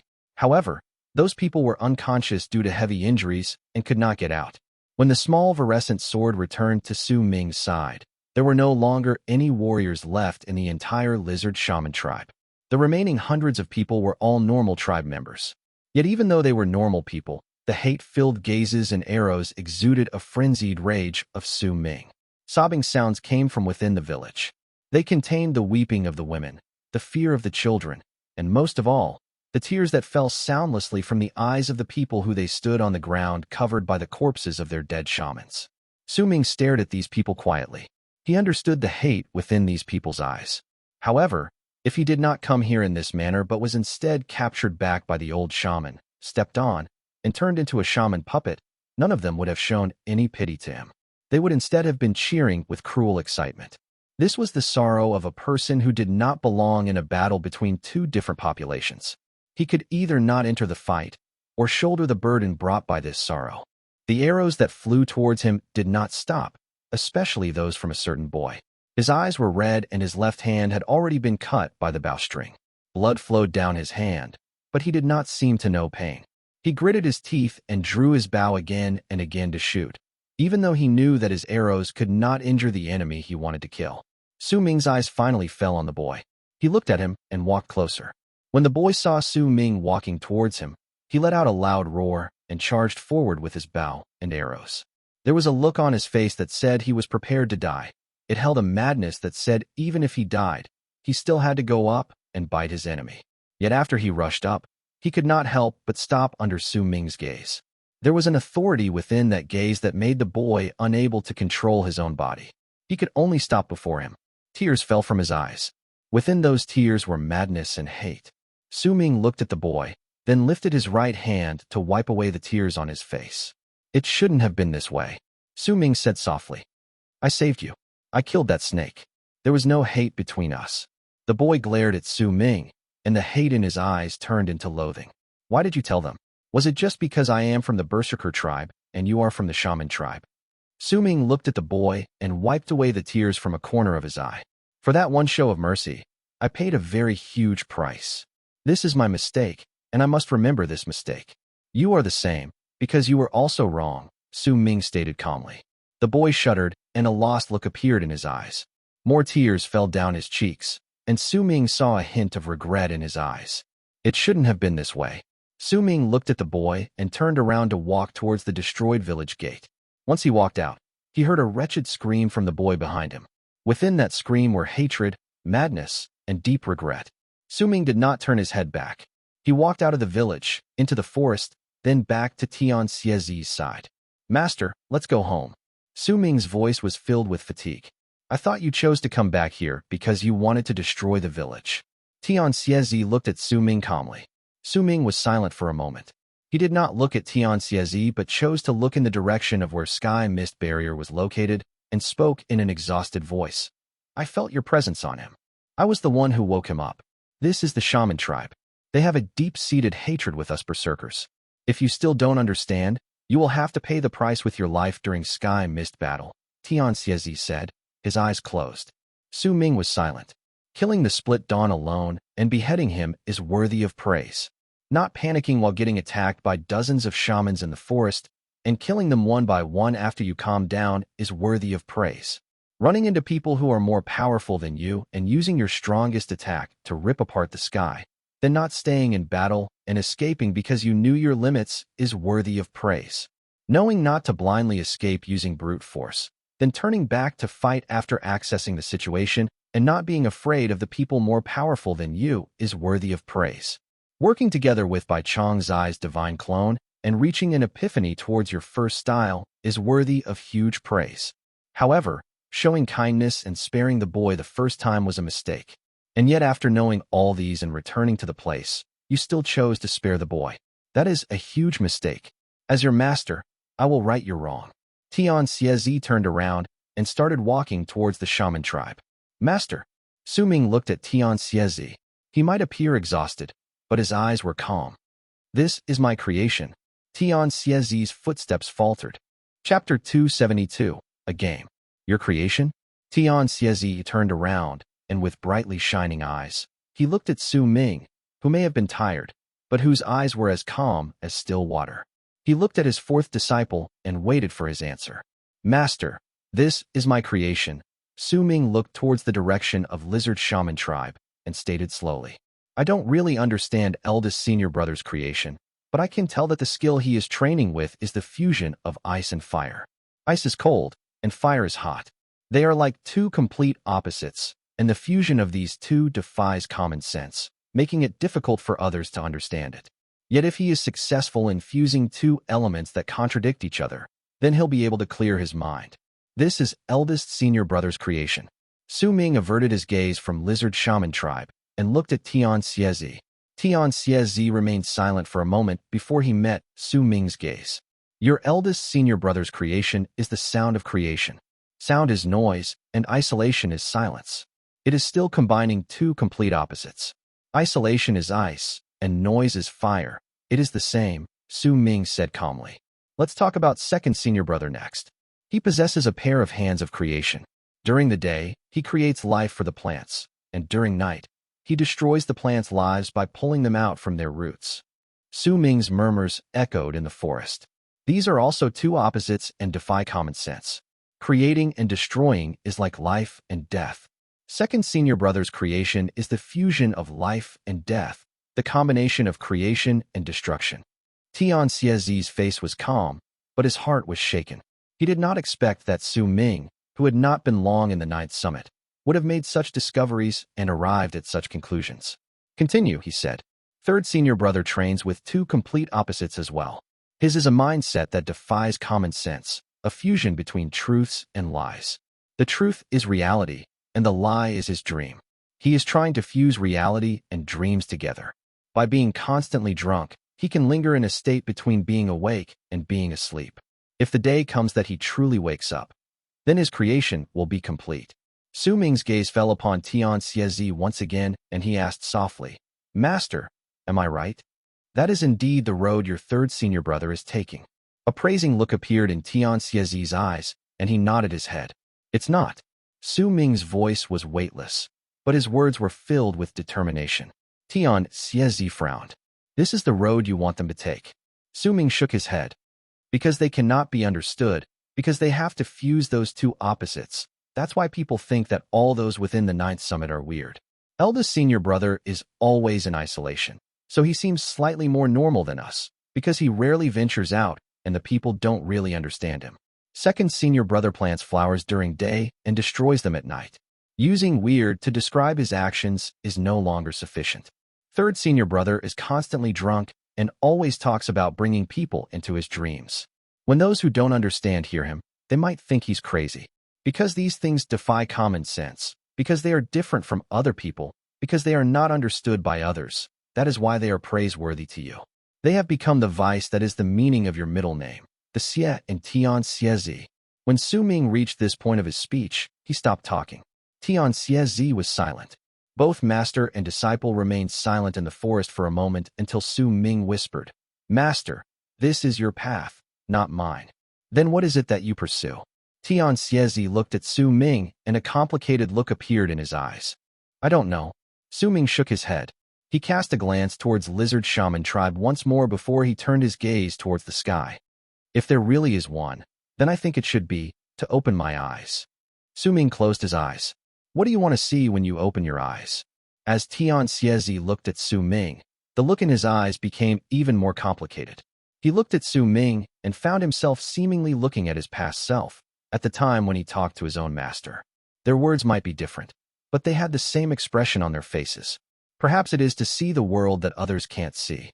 Su Ming opened his eyes, and a brilliant light could be shining within them. There was a firm resolution within that light, along with determination and aspiration. "Why do you want to see a world that others can't see?" Tian Xie Zi asked calmly. His voice was laced with curiosity and echoed in the surroundings. Su Ming was silent. After a long while, he looked back at Tian Xie Zi. "To see myself, my true self," he mumbled.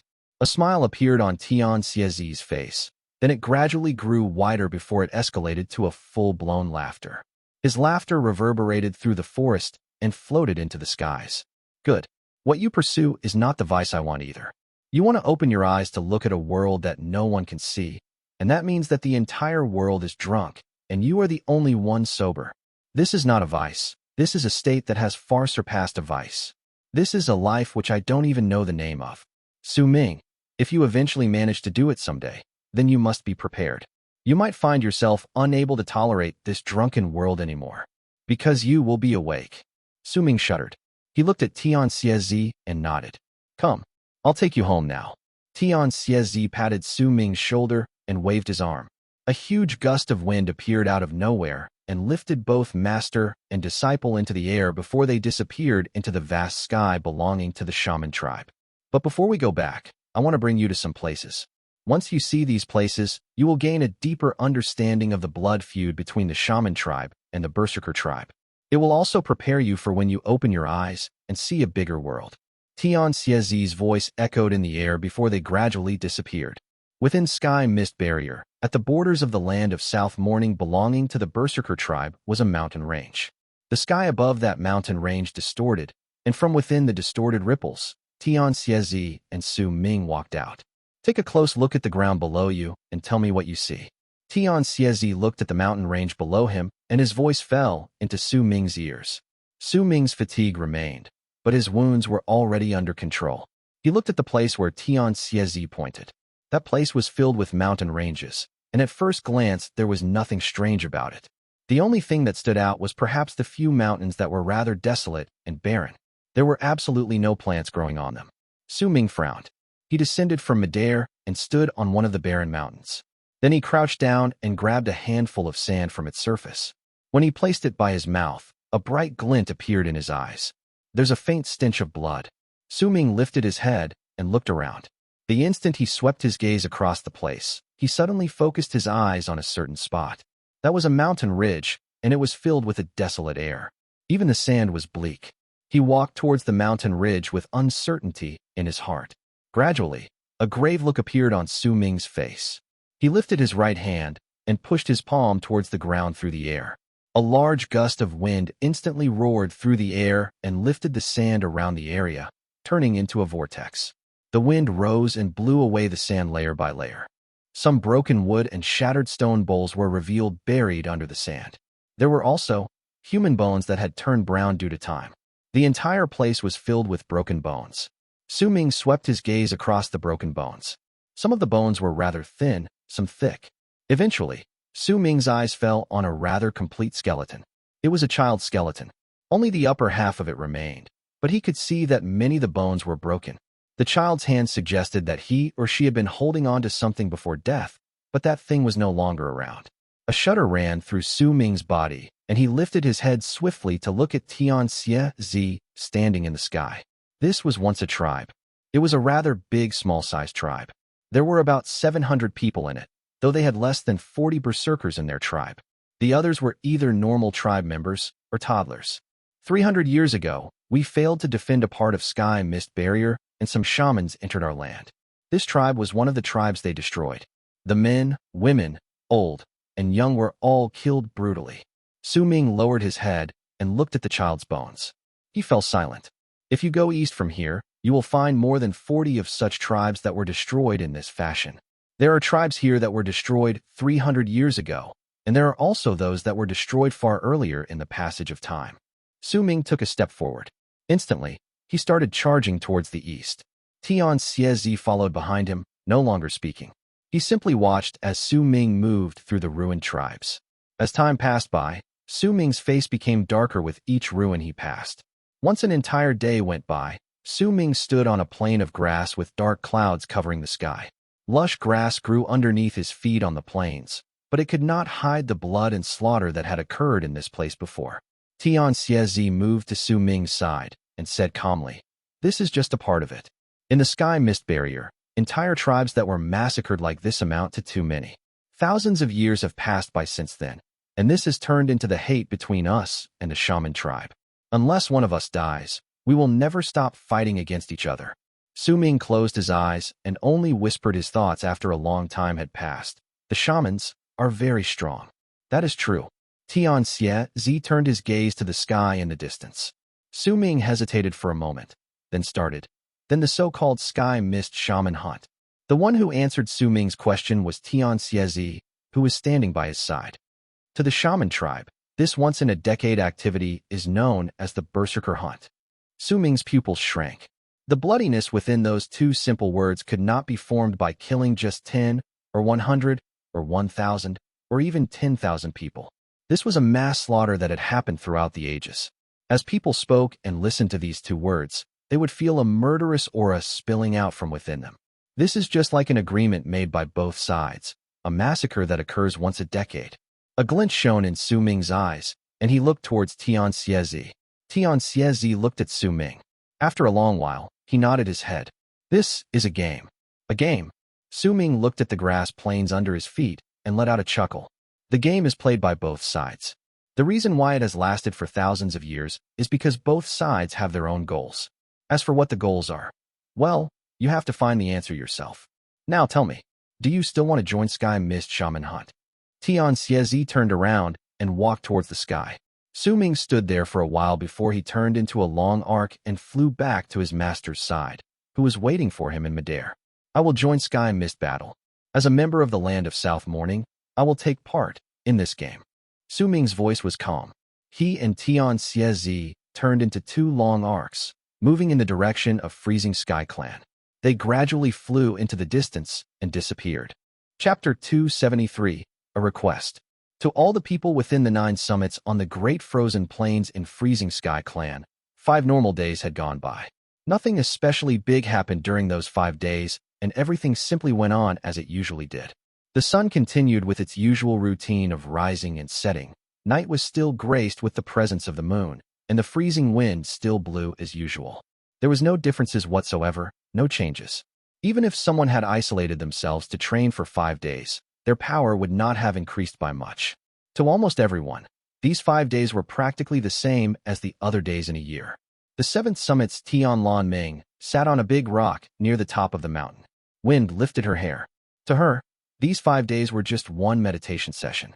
Ziyin and Han Song Zi had their own things to do. These 5 days passed by quickly for them, and nothing had changed. The 4th summit's Han Fei Zi was in isolation and was making the final preparations for Sky Mist Shaman Hunt. With her master's help, She was already near awakening and would reach that realm within a few days. The first summits, Sima Xian still sat in his cave abode as he usually did. Occasionally, when he woke up, his eyes would be cold and dark. There was nothing different about him. Most of the people were as such, and it was the same for the ninth summit. Hu Zi remained drunk and did his usual things during those 5 days. He would drink, dream, and snore like war drums, happily waking up and happily falling asleep again. Su Ming's second senior brother continued planting flowers during day and floating around like an apparition during night. These 5 days passed by very quickly to him. To the eldest senior brother, these 5 days passed by like the blink of an eye. Within the silence of isolation, if he did not pay even the slightest amount of attention to his surroundings, it would not be just 5 days that had passed by. However, there were a handful of people to whom these days passed like years. Ziche was one of them. During the first day, he was very calm, but this calmness had turned into doubt after 3 days had gone by. It was already 3 days since he saw Su Ming. More importantly, he could not feel any presence from the cave.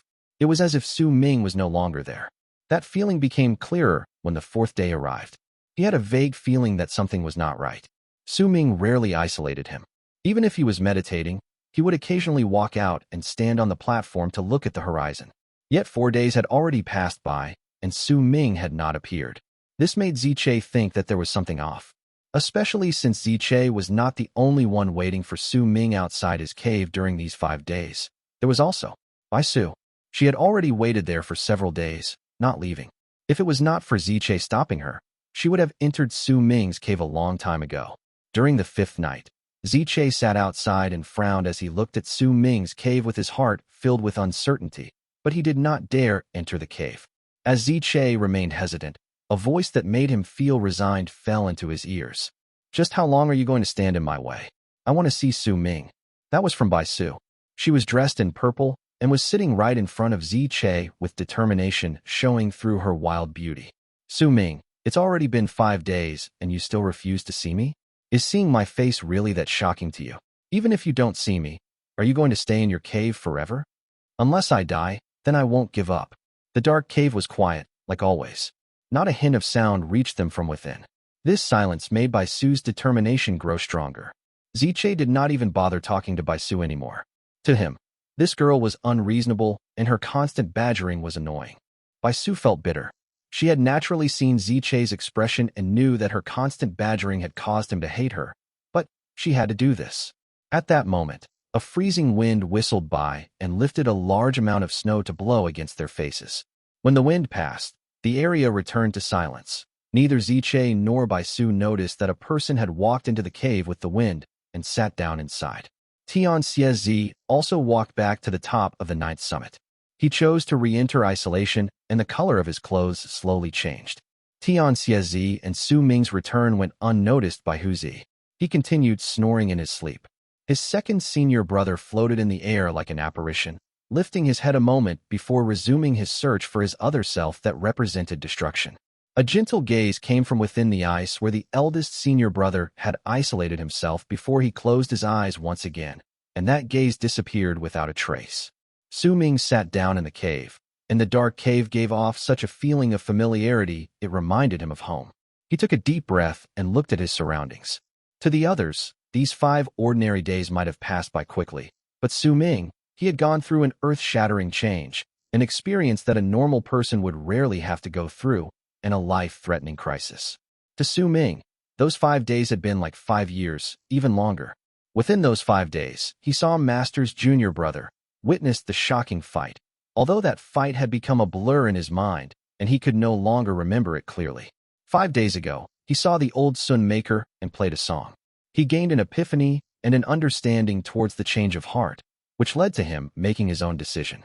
In those 5 days, he went to the land of the shamans, saw his master's incredible power, saw the spirit medium, saw the strange split dawn, and also the gigantic sacred beast that was about 10,000 feet in size, the Golden Rock. In those 5 days, he killed one of the split dawn and went through a series of pursuits for his life. In those 5 days, he completed the first style of his picture creation and heard his very own god of Berserkers song. In those 5 days, he went through a complete transformation. Battle, destroy, forget. Su Ming lifted his head in the darkness and looked at the world outside his cave. There seemed to be a girl's figure in the gentle moonlight. Among the 3 methods to deal with the changes of heart, the easiest would be to destroy it. Kill her, and everything will end. The hardest would be to forget. Forget Bai Ling, and Bai Su won't be able to affect me. As for fighting, it won't solve my problems. Bai Su's voice from beyond the cave reached Su Ming's ears. Her voice was very clear in the silent night. These are Master's methods, not mine. Su Ming's eyes were calm as he looked at the moonlight beyond the cave. The change of heart is triggered by a person or event. A person can choose to destroy, fight, or forget. These 3 methods are all a form of escapism. Since it had already existed since the beginning, then I might as well let it continue existing. I'll face it head on, Su Ming mumbled under his breath. If a person's heart can change due to persistently holding on to something, then why can't that persistence grant me peace? Su Ming closed his eyes, and after a moment, he slowly opened them. He brought out his drawing board and flipped it to its front. Ever since he drew that piece on the front, he had never looked at it. The drawing board was empty, but in his eyes, his own body had appeared on the drawing board, and his foot, which he wanted to lift up, was tangled by grass. A smile appeared on his face. He looked at the grass, then slowly lifted his head. Ziche, let her come in. Ziche had sunken into a state of hesitation and doubt outside the cave. He had a feeling that something was off in Su Ming's cave. Just as his ears rang with Bai Su's constant badgering, Su Ming's words suddenly floated out of the cave. As his voice left the cave, Ziche's heart trembled, and the mixed feelings within his heart immediately disappeared without a trace. He got up, bowed towards the cave, and obeyed. A glint appeared in Bai Su's eyes. With one single move, she walked past Ziche and immediately stormed towards the cave. He followed behind her, and the 2 of them entered Su Ming's cave.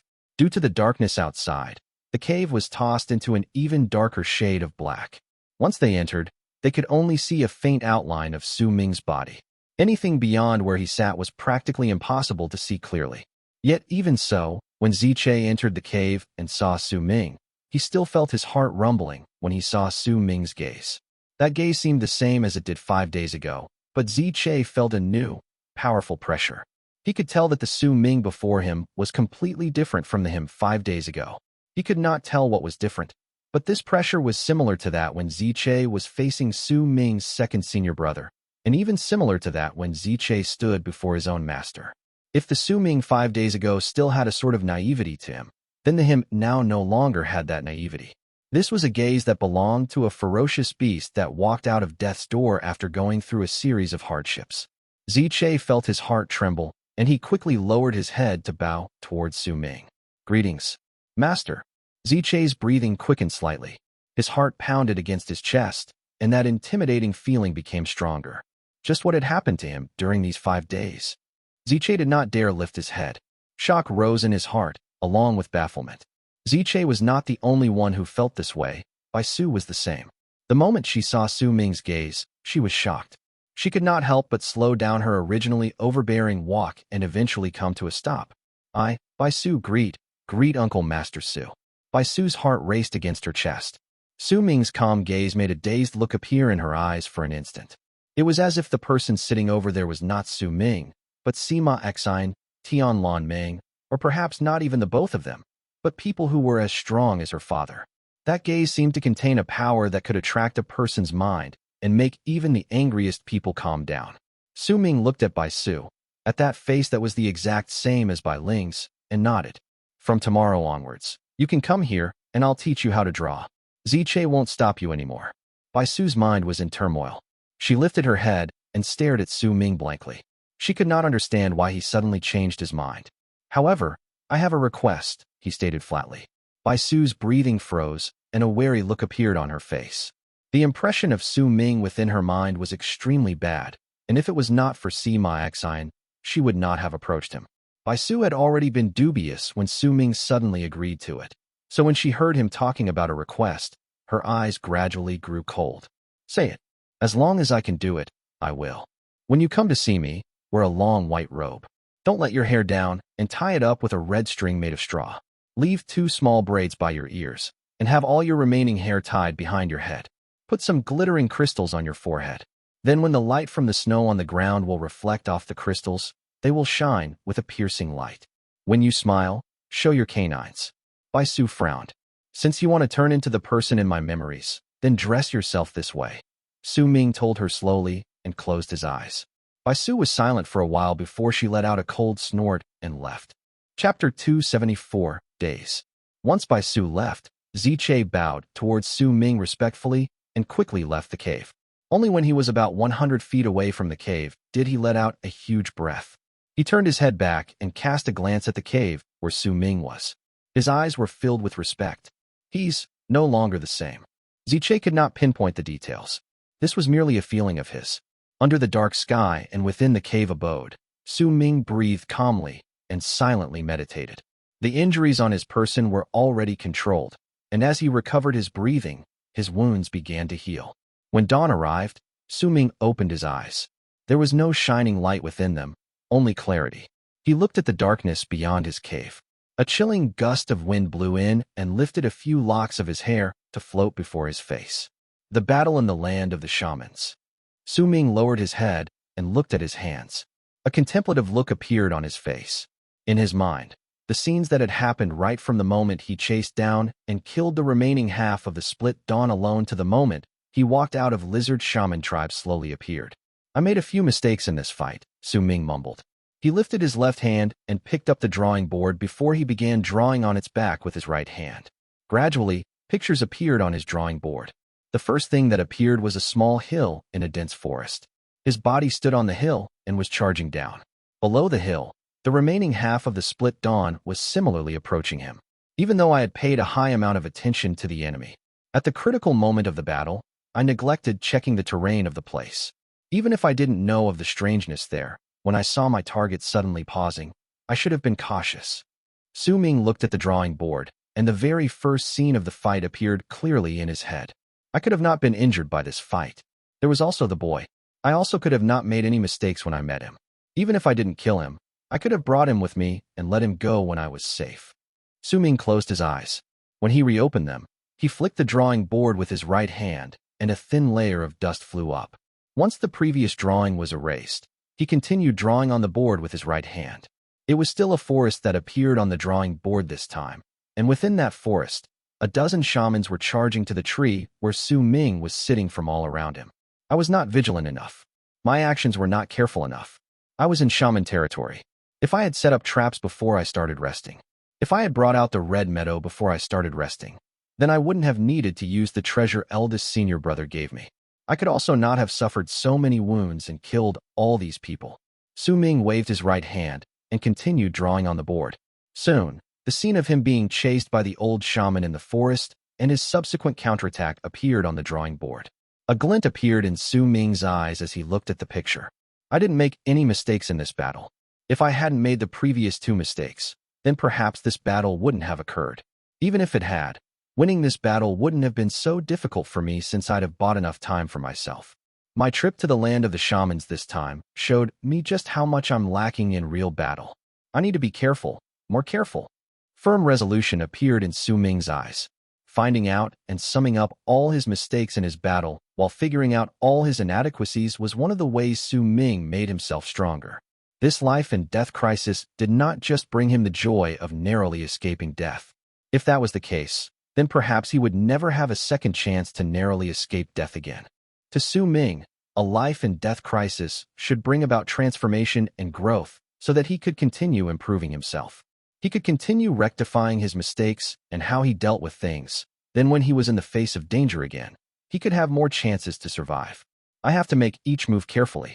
I have to remain alert for danger that might appear at any time before I take any action. Only by doing so can I become stronger, as well as survive during shaman hunt. Su Ming closed his eyes and engraved the lesson from the trip this time in his head. Besides the inadequacies in my actions, there's also something else that I need to be careful of and rectify as well. Su Ming opened his eyes and lifted his right hand to draw a line across the air before him. Once he drew it, Su Ming looked at the spot where he just drew with brilliantly shining eyes. This line may be complete. Perhaps it's not perfect, but with my current power and understanding, this is my limit. But besides this line, I have nothing else I can use to fight against strong enemies. He frowned. Before he entered the ninth summit, he had not had this worry. Yet since he joined the Ninth Summit and searched for the method to clear his mind according to Tian Xie Zi's teachings, he had not had any chances to learn any other arts. The battle against the Shaman tribe let Su Ming learn of his weakness and inadequacy. I don't have enough divine abilities. I was good with my speed to begin with, but it wasn't enough when I fought against the old shaman. It's not just my divine abilities and speed, my defenses were the same. The divine general armor can still resist the attacks dealt by those around the same level of cultivation as me, but when I meet those stronger than I am, then the armor isn't able to repair itself in time. Because I didn't go to the Great Yu Dynasty to get my real armor, that's why it's not sturdy. Thank goodness I have Han Mountain Bell, but I mainly use it to stun my enemies with the bell chimes, not defense. Using it for defense is a last resort. Besides these, I don't have a lot of enchanted vessels either. The Ice Fire eldest senior brother gave me has already disappeared. The divine clone Uncle Master Bai gave me also disappeared. I must prepare a large amount of these things before Sky Mist Shaman Hunt begins. Su Ming frowned. There aren't many medicinal pills left either. I need to make them again. The power of spirit plunder far surpassed my expectations. While it might have only absorbed the old shaman's spirit for an instant, and I still can't exploit that one moment of weakness, but if I become fast enough, if I had 2 or 3 or even more spirit plunders to freeze my enemies, then I would have a chance. In his silence, Su Ming touched the black stone hanging off his neck. Gradually, the medicinal pill called the Welcoming of Deities appeared in his mind. That old shaman said that my spirit plunder was actually the barren core of the shaman tribe when he saw it. Could it be that this stone fragment actually came from the shaman tribe? Su Ming frowned. He had a feeling that it was not so. As he continued thinking in silence, the darkness in the sky outside was slowly chased away and the surroundings gradually turned brighter. When it was completely bright, morning arrived. When the morning sun shone into the cave, Su Ming took a deep breath. With a direction for what he wanted to do for his subsequent preparations in his heart, he got up and walked out of his cave. It had been 6 days since he was taken away by Tian Xie Zi.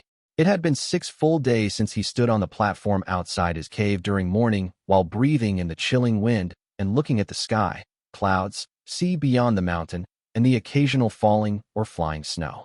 He stood there and looked at the horizon.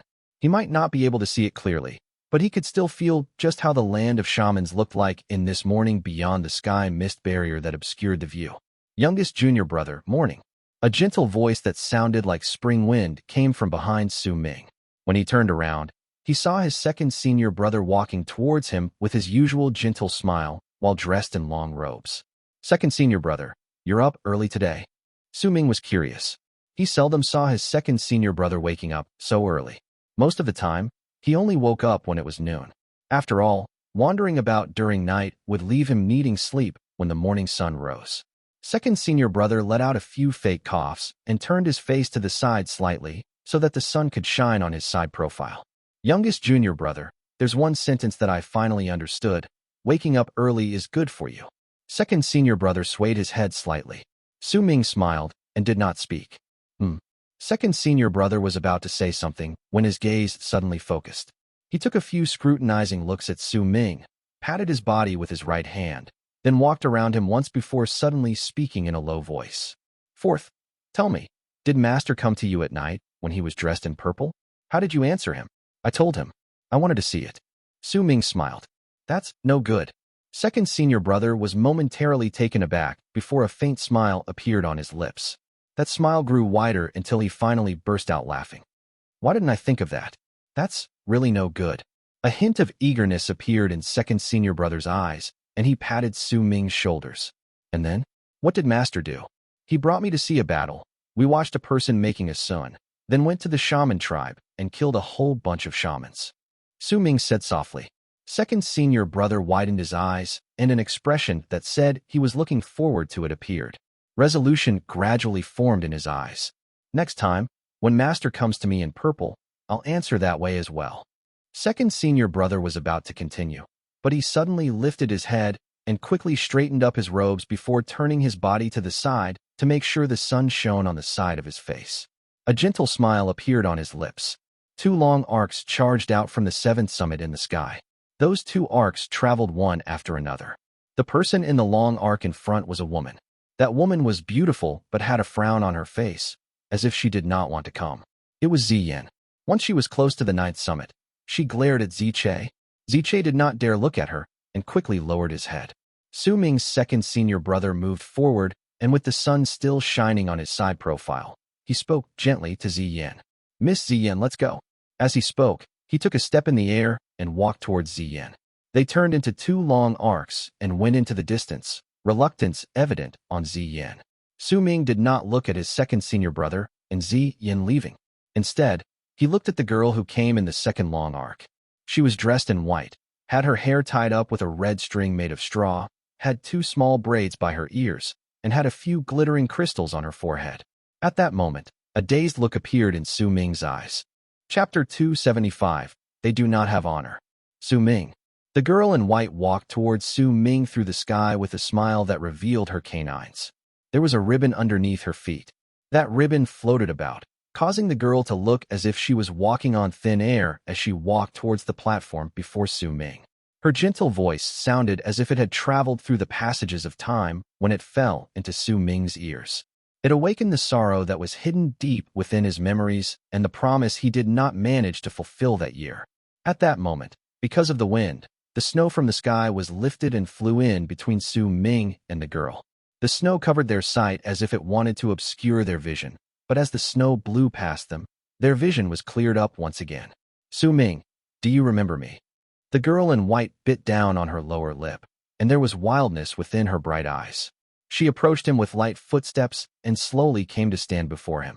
The faint and refreshing fragrance from her body was carried by the wind to Su Ming and wafted into his nose, then right into the deepest parts of the memories in his soul. Under the illumination of sunlight, the crystals on the girl's forehead let out a brilliant light.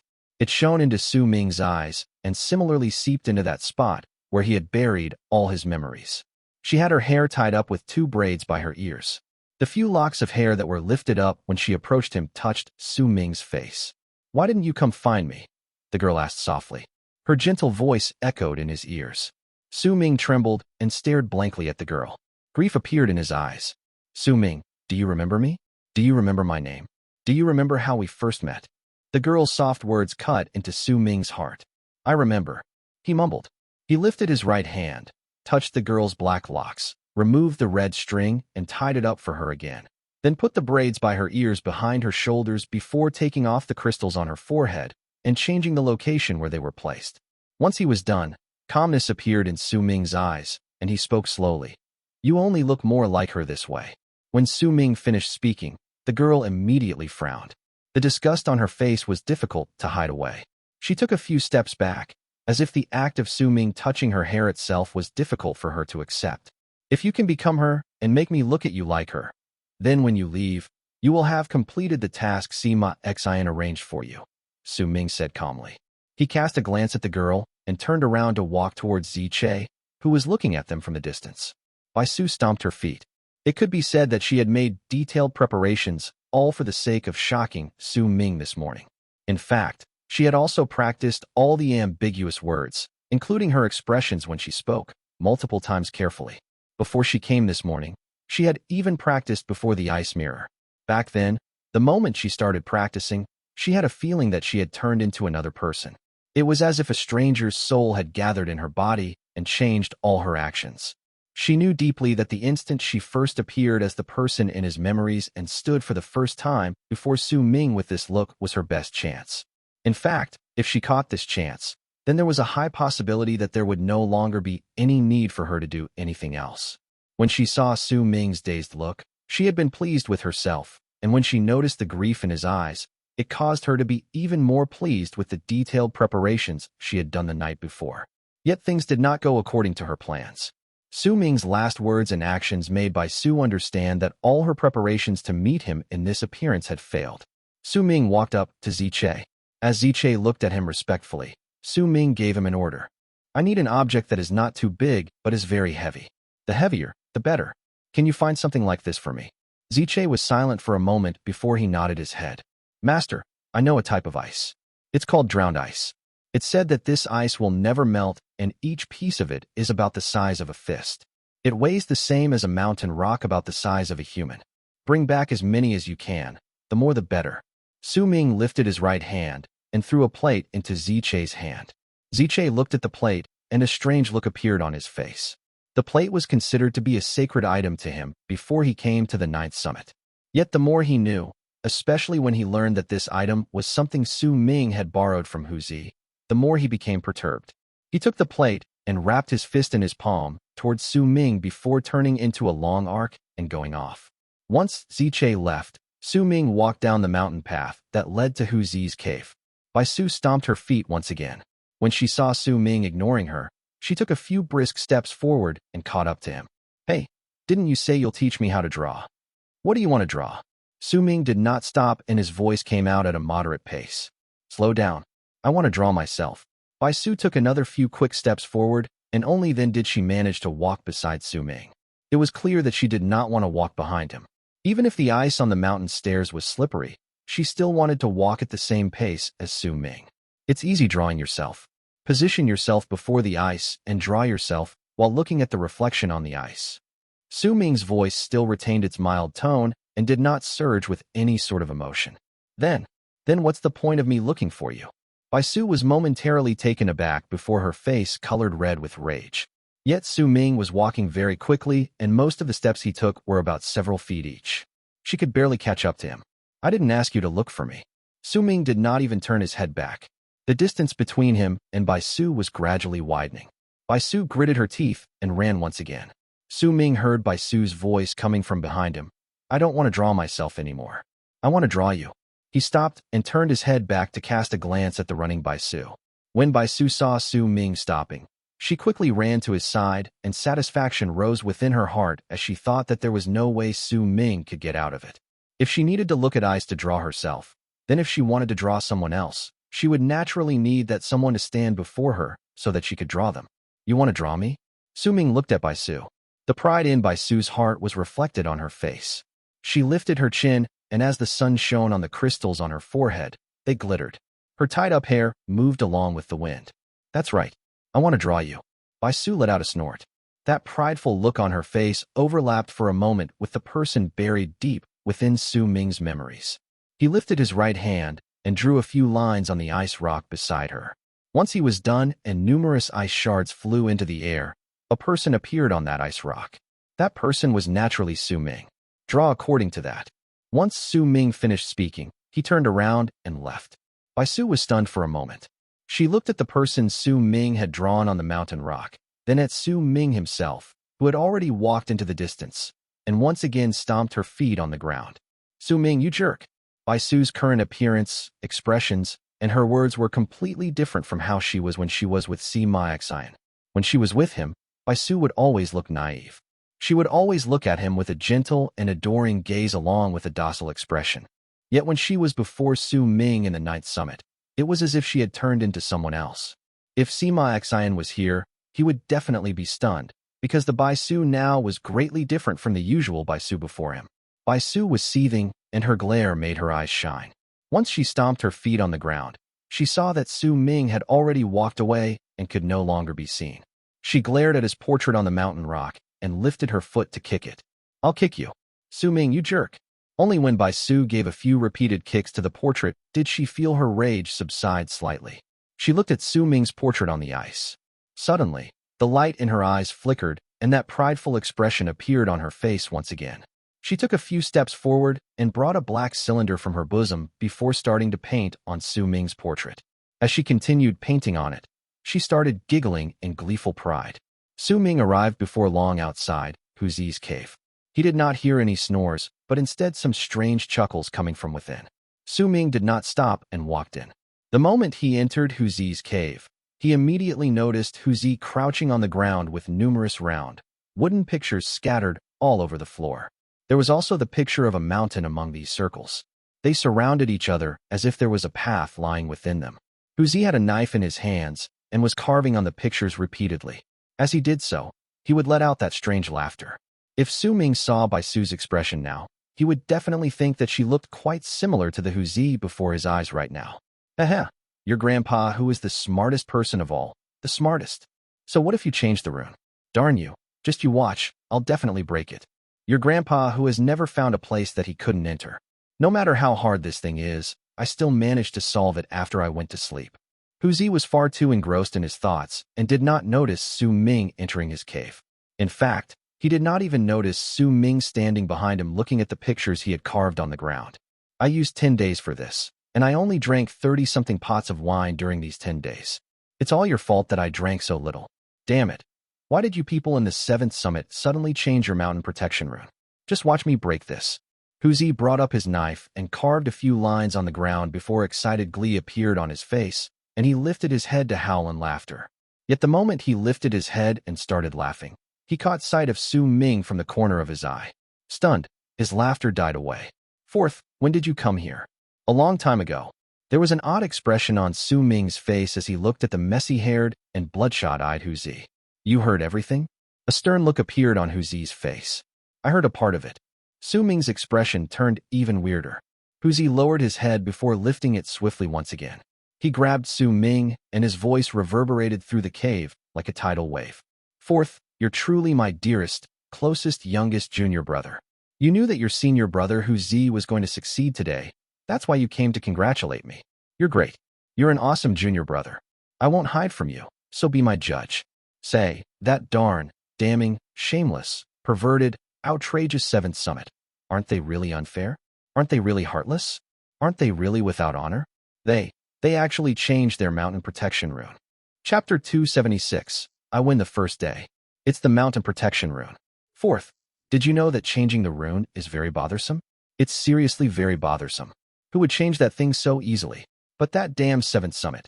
They're just bullies. Hu Zi held on to Su Ming tightly with a face full of rage. Su Ming wrestled himself out of Hu Zi's grasp, then looked at the livid man and found himself speechless. They went too far this time. I won't tolerate it. Hu Zi shouted out, lifting his hands along with his voice. Fourth, what's with that expression of yours? It was a feat that Hu Zi could still see the odd expression on Su Ming's face when he was so angry and asked curiously. No, it's nothing. Su Ming let out a few fake coughs. He had a feeling that now was not a good time to talk about the things he wanted with Hu Zi. Just as he was about to find a chance to leave as quickly as possible, Hu Zi's furious roar reverberated through the cave once again. They're humiliating me. This is a blatant challenge thrown in my face. Isn't that right, youngest junior brother? Isn't it horrible that they did something like this? Isn't it heartless? Isn't it without honor? Isn't it utterly shameless?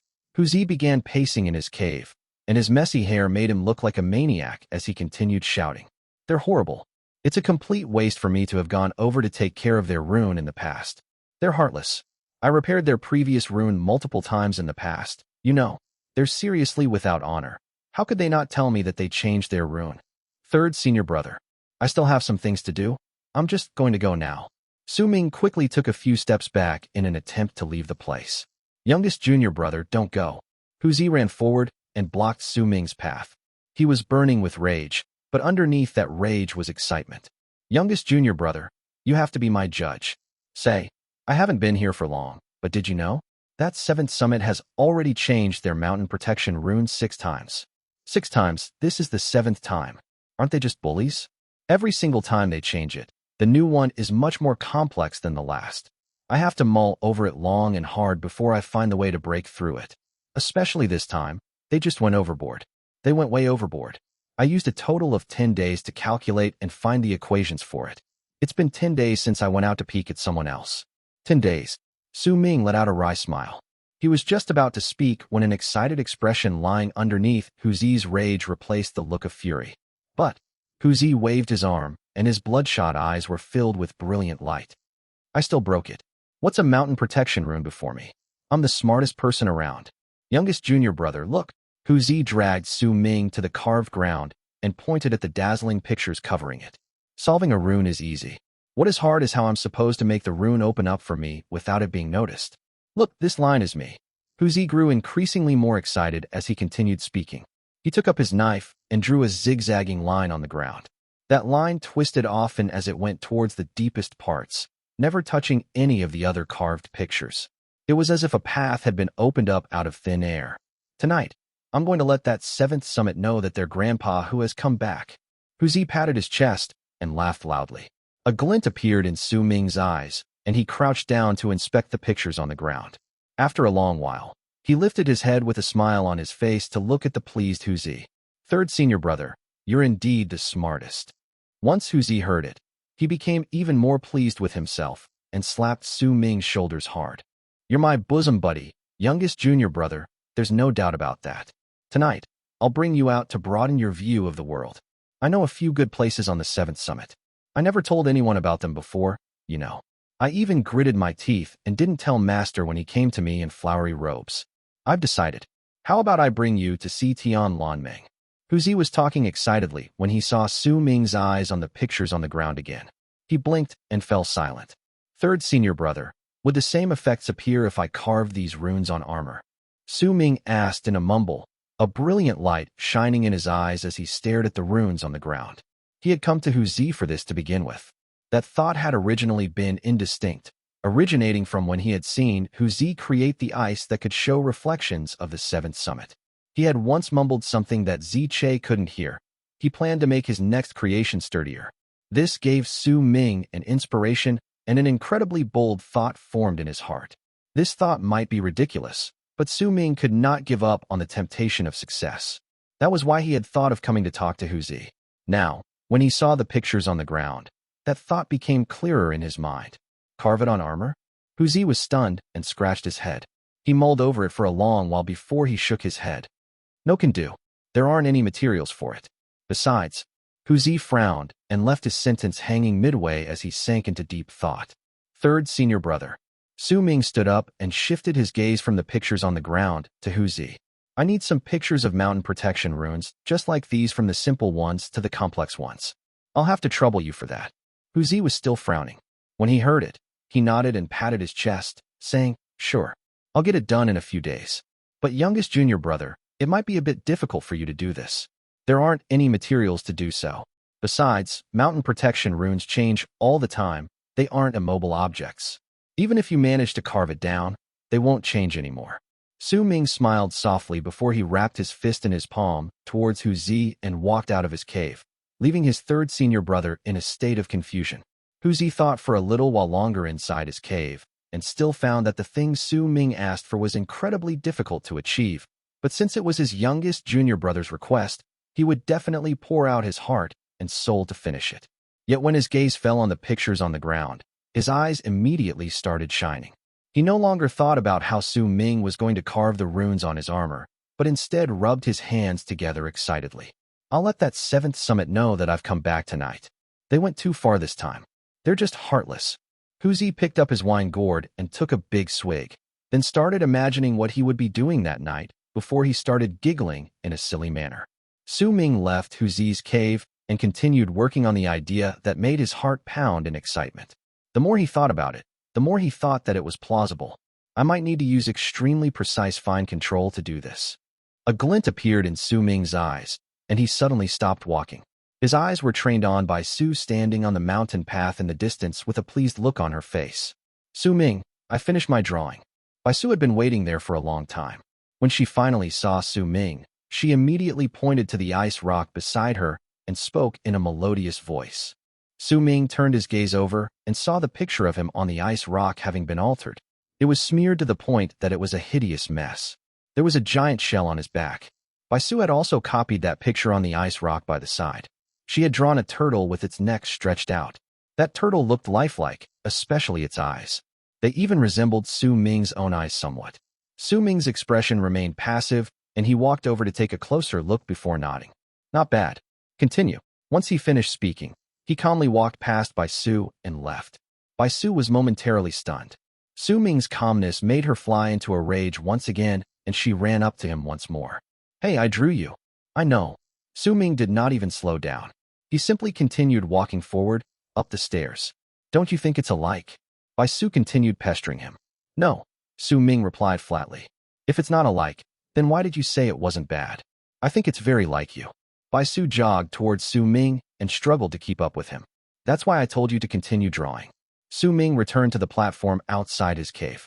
Just as he was about to return to his cave, Bai Su's livid voice came from behind him. Su Ming, what's the meaning of this?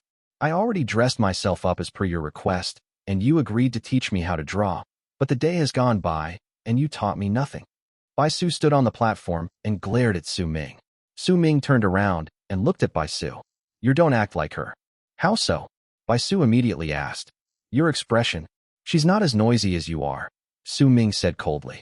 Bai Su stared at him, then closed her eyes after a moment. When she opened them again, she turned her back towards Su Ming. She looked at the sky in the distance and lifted her hand to tie up her hair once again before tearing her collar and dragging out the fur over there, so that she looked as if she had a ball of soft fur wrapped around her neck.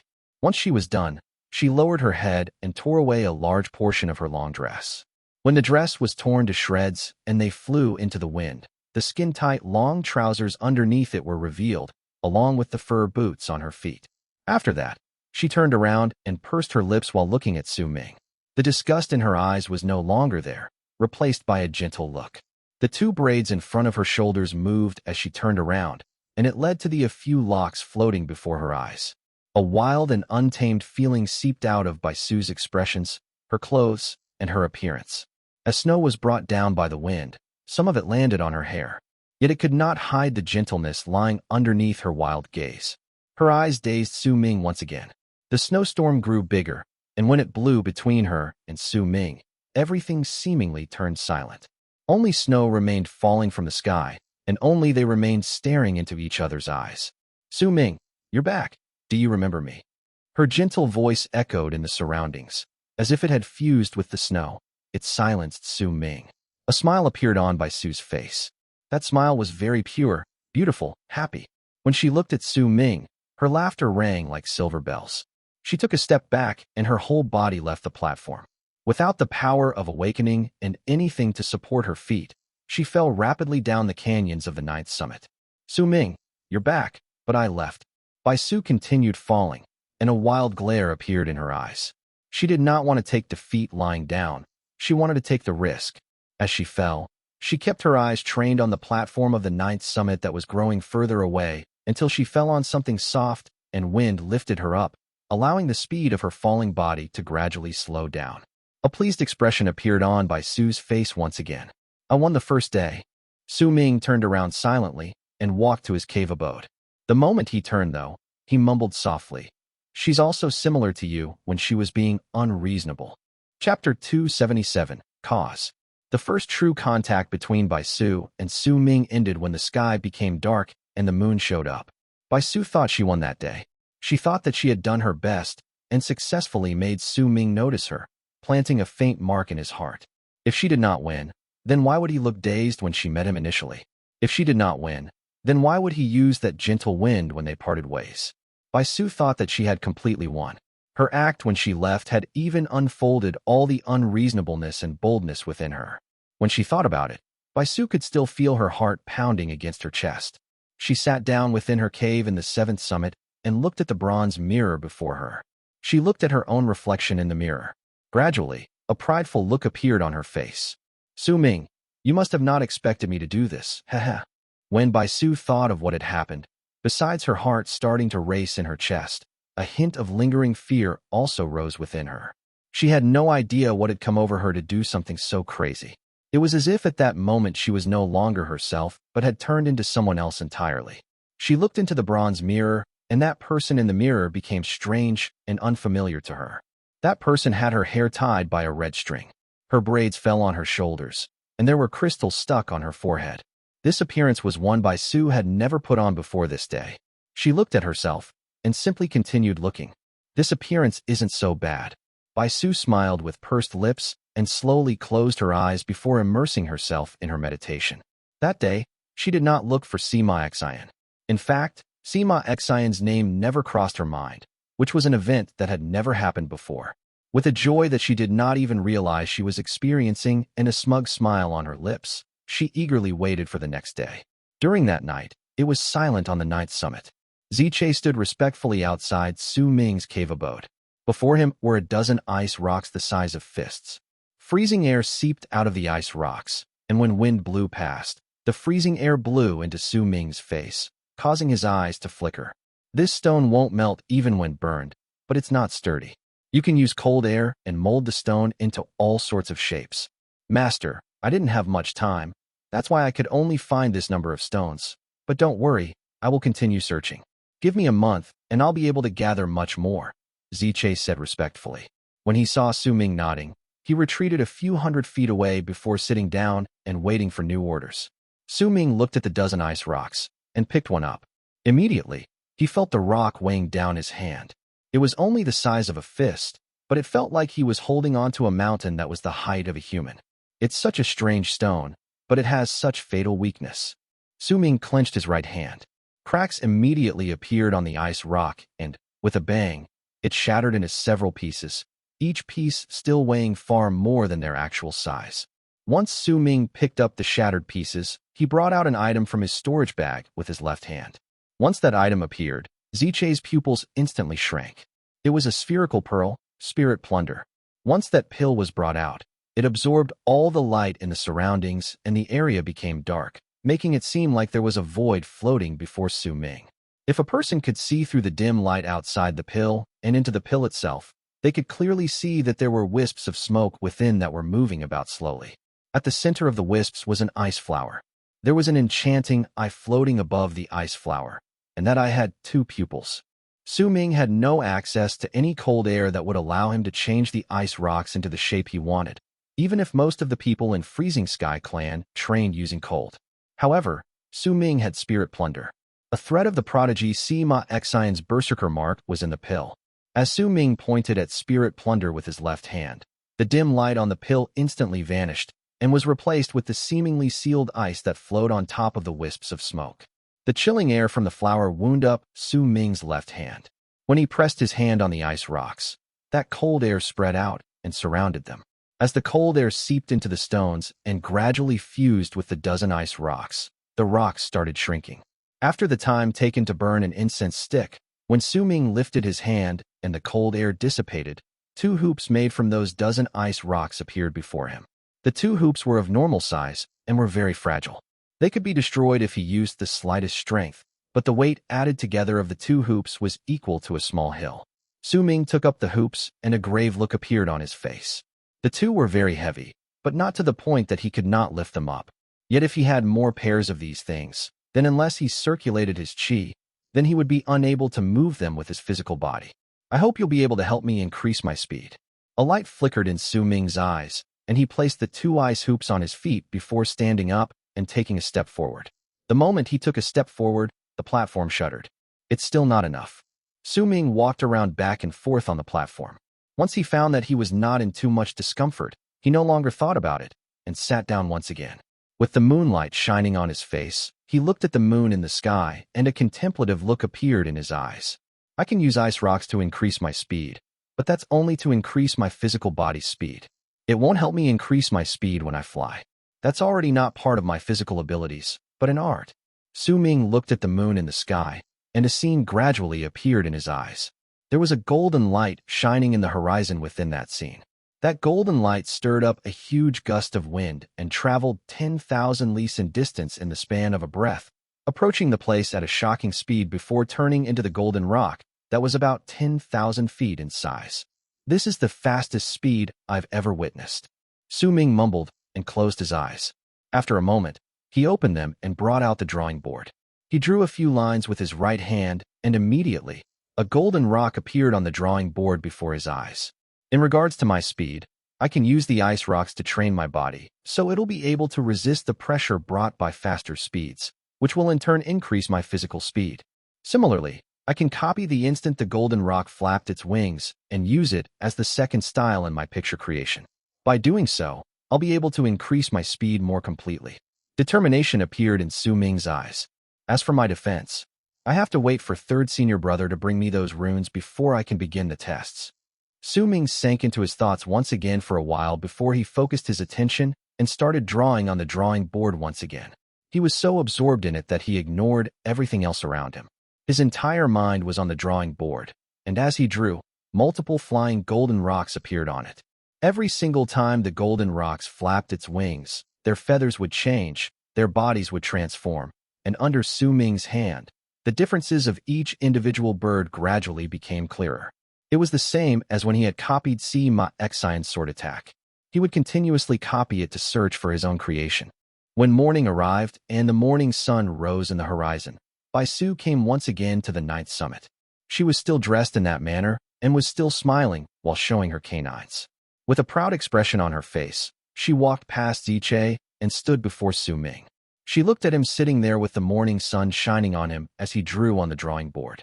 Bai Su stood by the side and watched for a moment, but could only see Su Ming moving his finger on the drawing board. She could not see what he drew. In her eyes, that drawing board was empty. After a moment, she grew impatient. "Hey, I've been waiting for half a day. Stop pretending I'm not here." It was as if Su Ming did not hear her and simply continued drawing. When Ziche saw this in the distance, he smiled wryly and turned his head around to not watch them anymore. He could not understand Su Ming's actions. If he hated the girl, then why did he let her come here? But if he did not hate the girl, then why did he not choose to see her from the very beginning? Ziche could not see through the secrets behind this. When Bai Su saw that Su Ming still pretended to not have heard her, she let out a harumph and went forward to snatch his drawing board. Yet the moment she wanted to act, for some unknown reason, when she saw the concentrated look on Su Ming's face, her outstretched hand froze. It was as if she hesitated for a moment, but her hand still seized the drawing board. The instant she touched the drawing board, her hair suddenly floated up and the red string tying up her hair immediately broke, causing her long hair to fall down. Her clothes started flapping viciously as if a violent gust of wind was blowing against her. Bai Su's face instantly turned pale and a dazed look appeared in her eyes, as if she had lost her soul and it was sucked into the drawing board. Right before her eyes, an unfamiliar world appeared. She saw a golden light passing by through a dark sky. Once that golden light passed by, another appeared. She had no idea how long it lasted, but Bai Su saw countless golden lights. The moment she felt as if she forgot herself and her mind turned blank. An aloof voice seemed to echo within the clouded and indistinct world. "This is a lesson for you. Don't interrupt my training." After the words, Bai Su felt as if her soul returned and she regained control of her own body. She trembled, and the world before her shattered. Once her vision reassembled itself, she saw Su Ming's eyes. There was calmness within his eyes, but within that calmness was a might that made her heart tremble. That imposing might in his eyes was one that Sima Xian did not possess. Under his gaze, an indescribable fatigue and weakness spread through her whole body. She staggered a few steps back and her vision blurred. She fell unconscious to the ground. She fainted because she did not have the divine sense Su Ming had that had surpassed most of those in the Berserker tribe. With her weak mind, she could not handle the golden rock's light that was formed by Su Ming's repeated drawings. "Send her down. We'll have a few days of peace," Su Ming said slowly, then continued immersing himself in copying the golden rock. Ziche quickly walked forward. With one wave of his arm, he took Bai Su away from the ninth summit. Chapter 278, Dream. There was a legend that had been around for a long time among the people in the Berserker tribe. It was said that this legend had been circulating about since the era of the first god of Berserkers.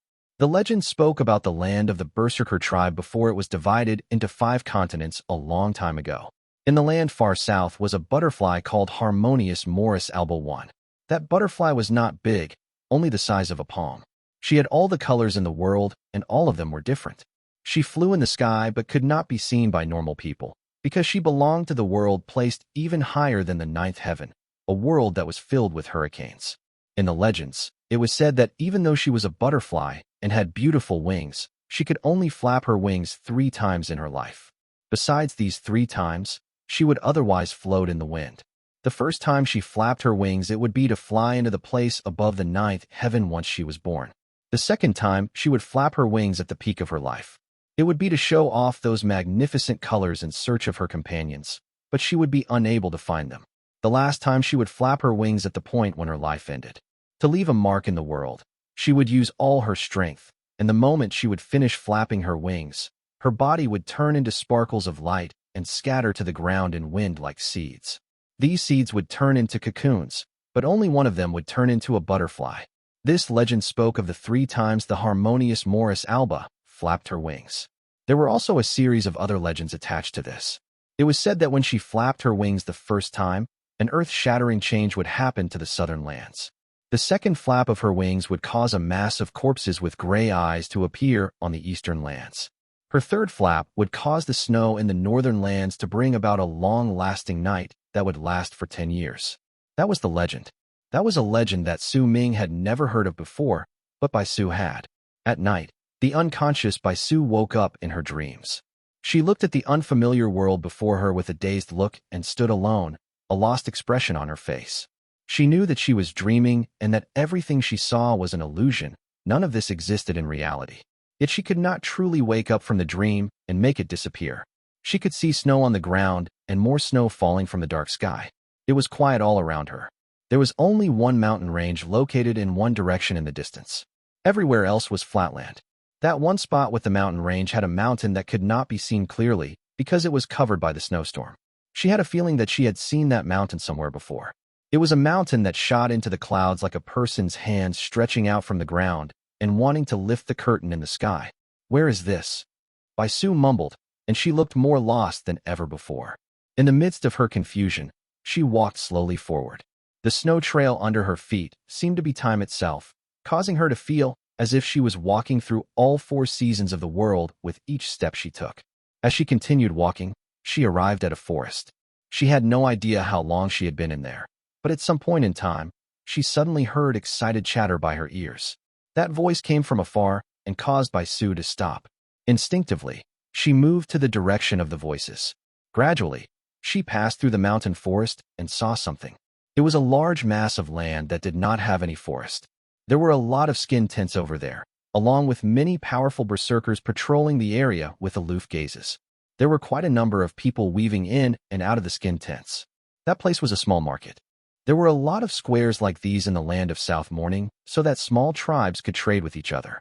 Bai Su looked at the unfamiliar faces. The chatter she heard sounded real, but when she looked at these people, they could not see her.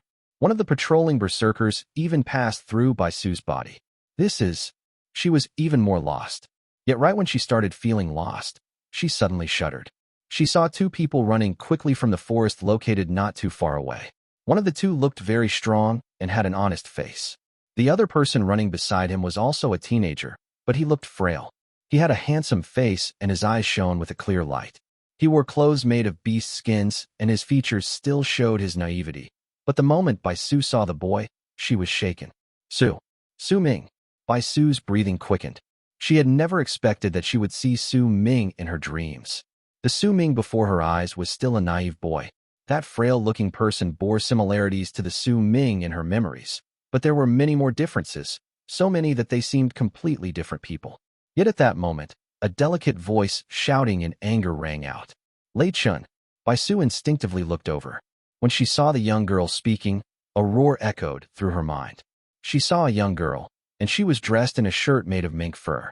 Her long hair was tied up with a red string made of straw, and there were small braids falling down her shoulders while glittering crystals decorating her forehead. With anger in her eyes and a frown on her face, she looked at Su Ming's companion, who was standing by his side. Her appearance made Bai Su fall into a trance. That was a young girl, with the exact same appearance as Bai Su. It was the end. The sights froze in Bai Su's eyes and gradually disappeared. She opened her eyes swiftly and sweat beaded on her forehead. She looked around herself and found that she was back in her cave abode. It was quiet outside. Not a hint of sound could be heard. Bai Su stared blankly forward, her eyes unfocused. Her mind was still stuck seeing the things in her dream. After a long while, Bai Su draped a robe over her shoulders and pushed open the door to her abode. The sky was dark, and a gust of cold wind made her feel slightly cold. She stood outside her cave abode and looked at the dark sky. Under the moonlight, her gaze eventually fell on the 9th summit. As she looked at it, a befuddled and complicated look appeared in her eyes. Why did I have that dream? Are the things in the dream real or fake? Bai Su mumbled. That same night, as Su Ming repeatedly copied the golden rock, at one point, when he drew one particular line, his finger froze and a dreamlike scene surfaced in his mind. It contained a land where wind and snow continuously blew. The wind was strong and snow floated in the air, obscuring his vision. He could not see too far ahead, but he could still see a young girl about 7 to 8 years old crying as she ran ahead. Walking in front of the young girl was a woman who had her back turned towards the young girl and was slowly disappearing into the distance. Mama, don't go. Mama, don't you want me anymore? The woman stopped for a moment, but she did not turn back, and then simply continuing walking forward at a brisk pace. Among the snow, the young girl's crying voice was the only sound that could be heard. When she could no longer run and fell to the ground, she still struggled to get up and tried to continue running forward with tears streaming down her face. She wanted to hold her mother's hand. She wanted to make her mother stay. Yet that woman continued walking away until her figure could no longer be seen in the snowstorm. The young girl continued crying until she seemed to have used up all the strength in her fragile body and fell onto the snow, unmoving. The wind blew strongly against her body, causing the young girl to curl into herself.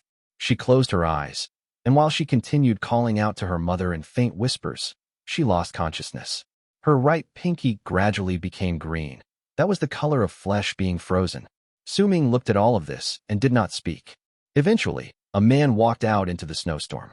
The man appeared indistinct in Su Ming's eyes, and he could not see his face clearly. He walked to the girl's side and crouched down before gently taking her up and walking into the distance. Su, come home with Papa. The scene froze here for Su Ming. As it gradually disappeared, his body shuddered and woke up. He looked at his right index finger, which remained frozen on the drawing board. After a short period of bewilderment, he looked at a corner of the drawing board swiftly. That was the spot Bai Su had touched. Su Ming let his mind wander for a moment before he brushed the corner Bai Su had touched with his right hand, and a pensive look appeared in his eyes. Why did that happen? Ever since I awakened, I never dreamed. That voice in my dreams never appeared either. But when I was copying the golden rock just now, I fell into a trance. Su Ming frowned. That dream did not seem fake, and there's no way it appeared out of nowhere. There must be a reason to this. Su Ming stayed silent and thought for a long time. When dawn was almost over and the first rays of sunlight started showing signs of appearing, a thought suddenly struck him like lightning. Could it be, when Bai Su touched the drawing board yesterday and had that brief instant of contact with my divine sense when I was fully concentrated in my task, it also meant that our memories were connected for a short moment of time. And because of that, I had that dream just now. The divine sense also has the power to look into other people's memories. Su Ming sucked in a deep breath. His eyes flashed, and before the sky was fully bright, he turned into a long arc and left the 9th summit. He charged to the foot of the mountain. There were plenty of creatures who loved the cold, lurking around the endless ice outside Freezing Sky Clan. Due to the climate of the place, most of these creatures were aggressive. Su Ming stayed in one particular ice plains for nearly 2 hours. The sky was already bright by that time, and 8 ice wolf carcasses lay beside him. Su Ming lifted his right hand and placed it on the head of one of the living ice wolves and closed his own eyes. After a moment, he opened them once again, and the instant he did so, that ice wolf shuddered, fell to the side, and died.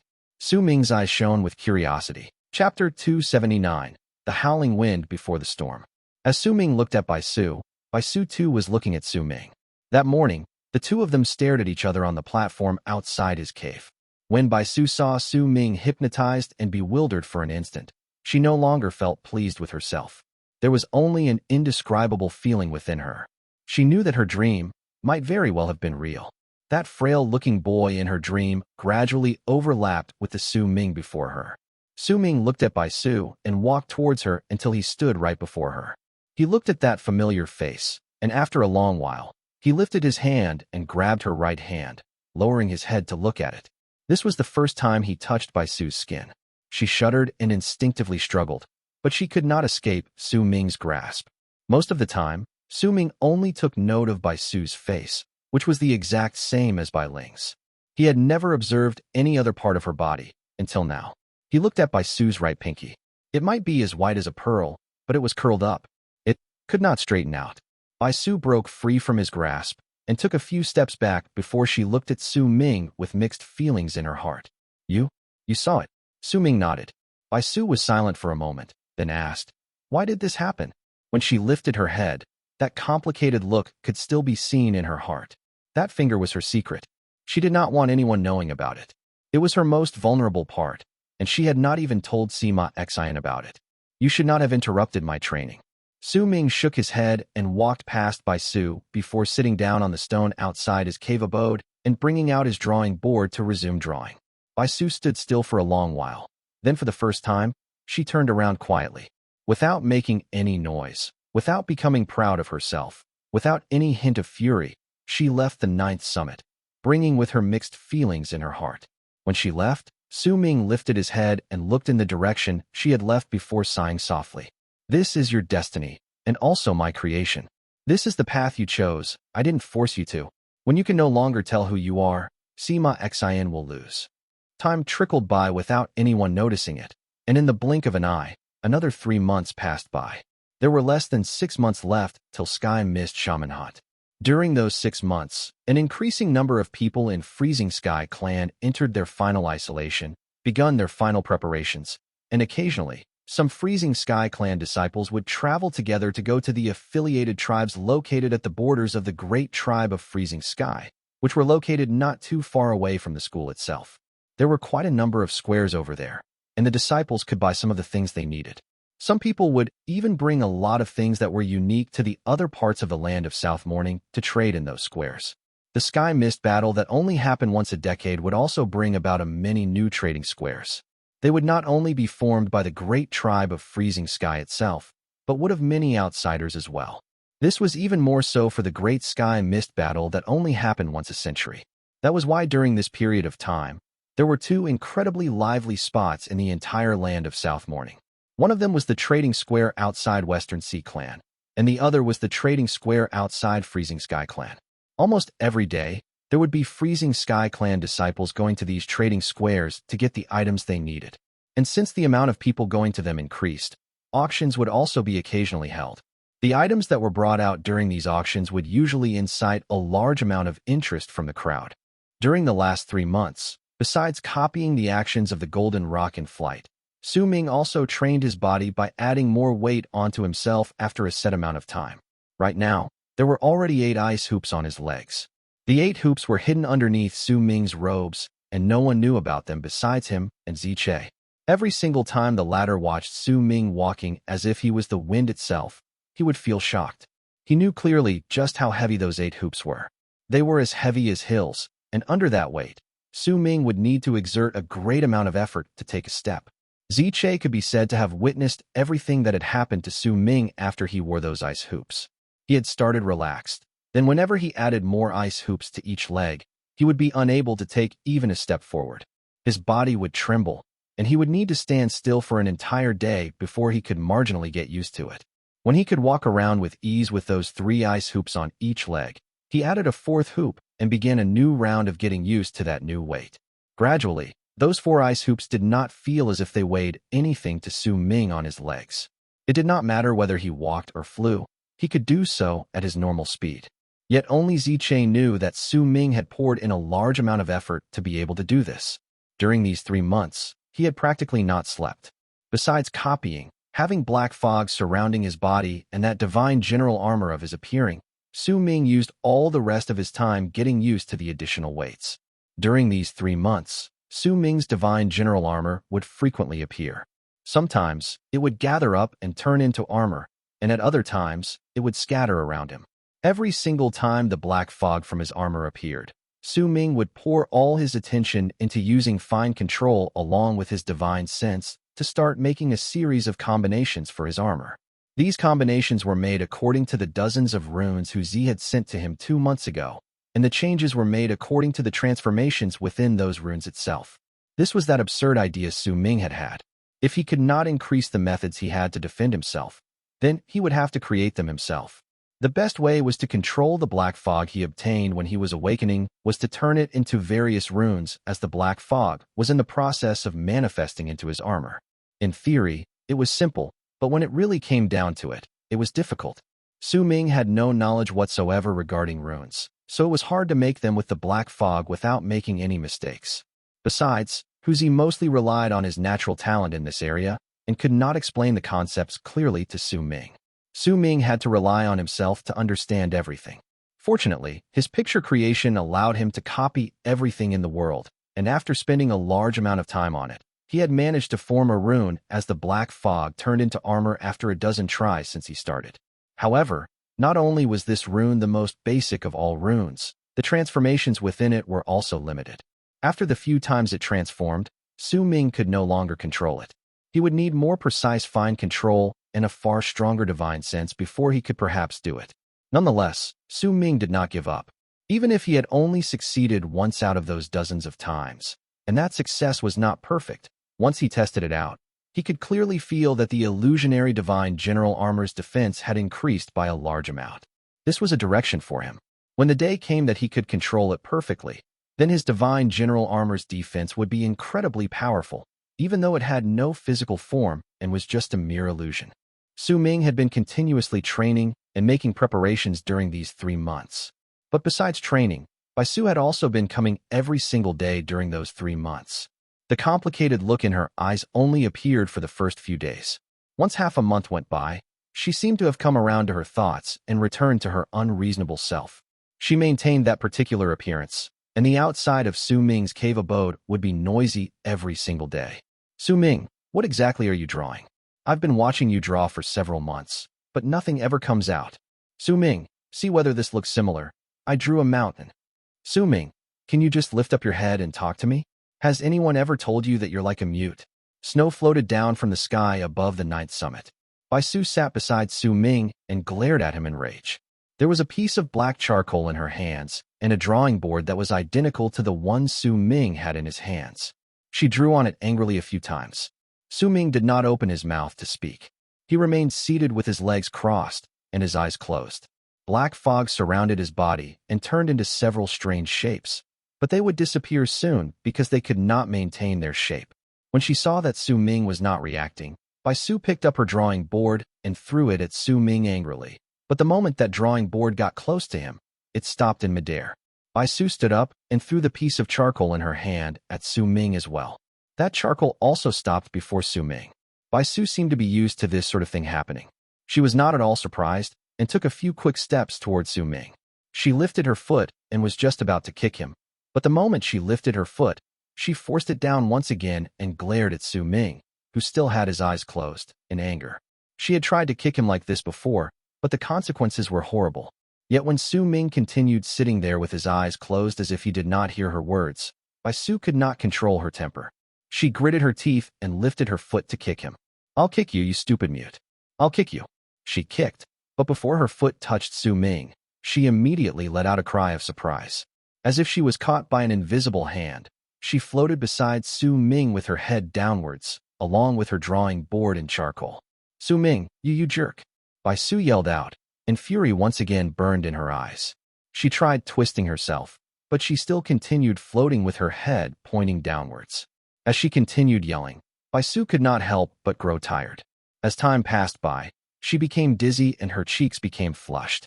She decided to shut up, but the anger in her eyes did not go away. In her mind, she continued thinking of ways to deal with Su Ming. At that moment, a long arc approached the place and turned into Zi Che on the platform. He took a few brisk steps forward to Su Ming's side, and he also saw Bai Su, who was floating upside down. When Bai Su saw Zi Che looking over, she started yelling again. What are you looking at? What's so nice about it? Haven't you seen this before? Zi Che straight up ignored Bai Su's words. During these 3 months, he had already gotten used to her tantrums and Su Ming's subsequent punishments for her. Master, there are no more ice rocks. I've searched through many places, but I couldn't find them. The trading square at the borders of Freezing Sky Clan have been really lively lately, though. Many of the sect members go there regularly, so there must be ice rocks around. Please grant me permission to leave the 9th summit temporarily to go to the square in your place. Trading square. Su Ming opened his eyes. The black fog around him seeped into his body and disappeared. The closer sky mist battle gets, the more trading squares like these will appear at the borders between the great tribe of Freezing Sky and Freezing Sky Clan. Don't worry, Master. I'll only need half a month to return, Zi Che quickly replied. Be careful, Su Ming muttered softly. He had gained some understanding towards controlling his divine general armor's black fog lately and did not want his training to stop because he had to go out. He nodded his head, lifted his right hand, and tapped Zi Che's body, temporarily lifting his restraints. Chapter 280, Ignorant. Zi Che shuddered slightly and closed his eyes for a moment. When he opened them, a brilliant light shone within his eyes.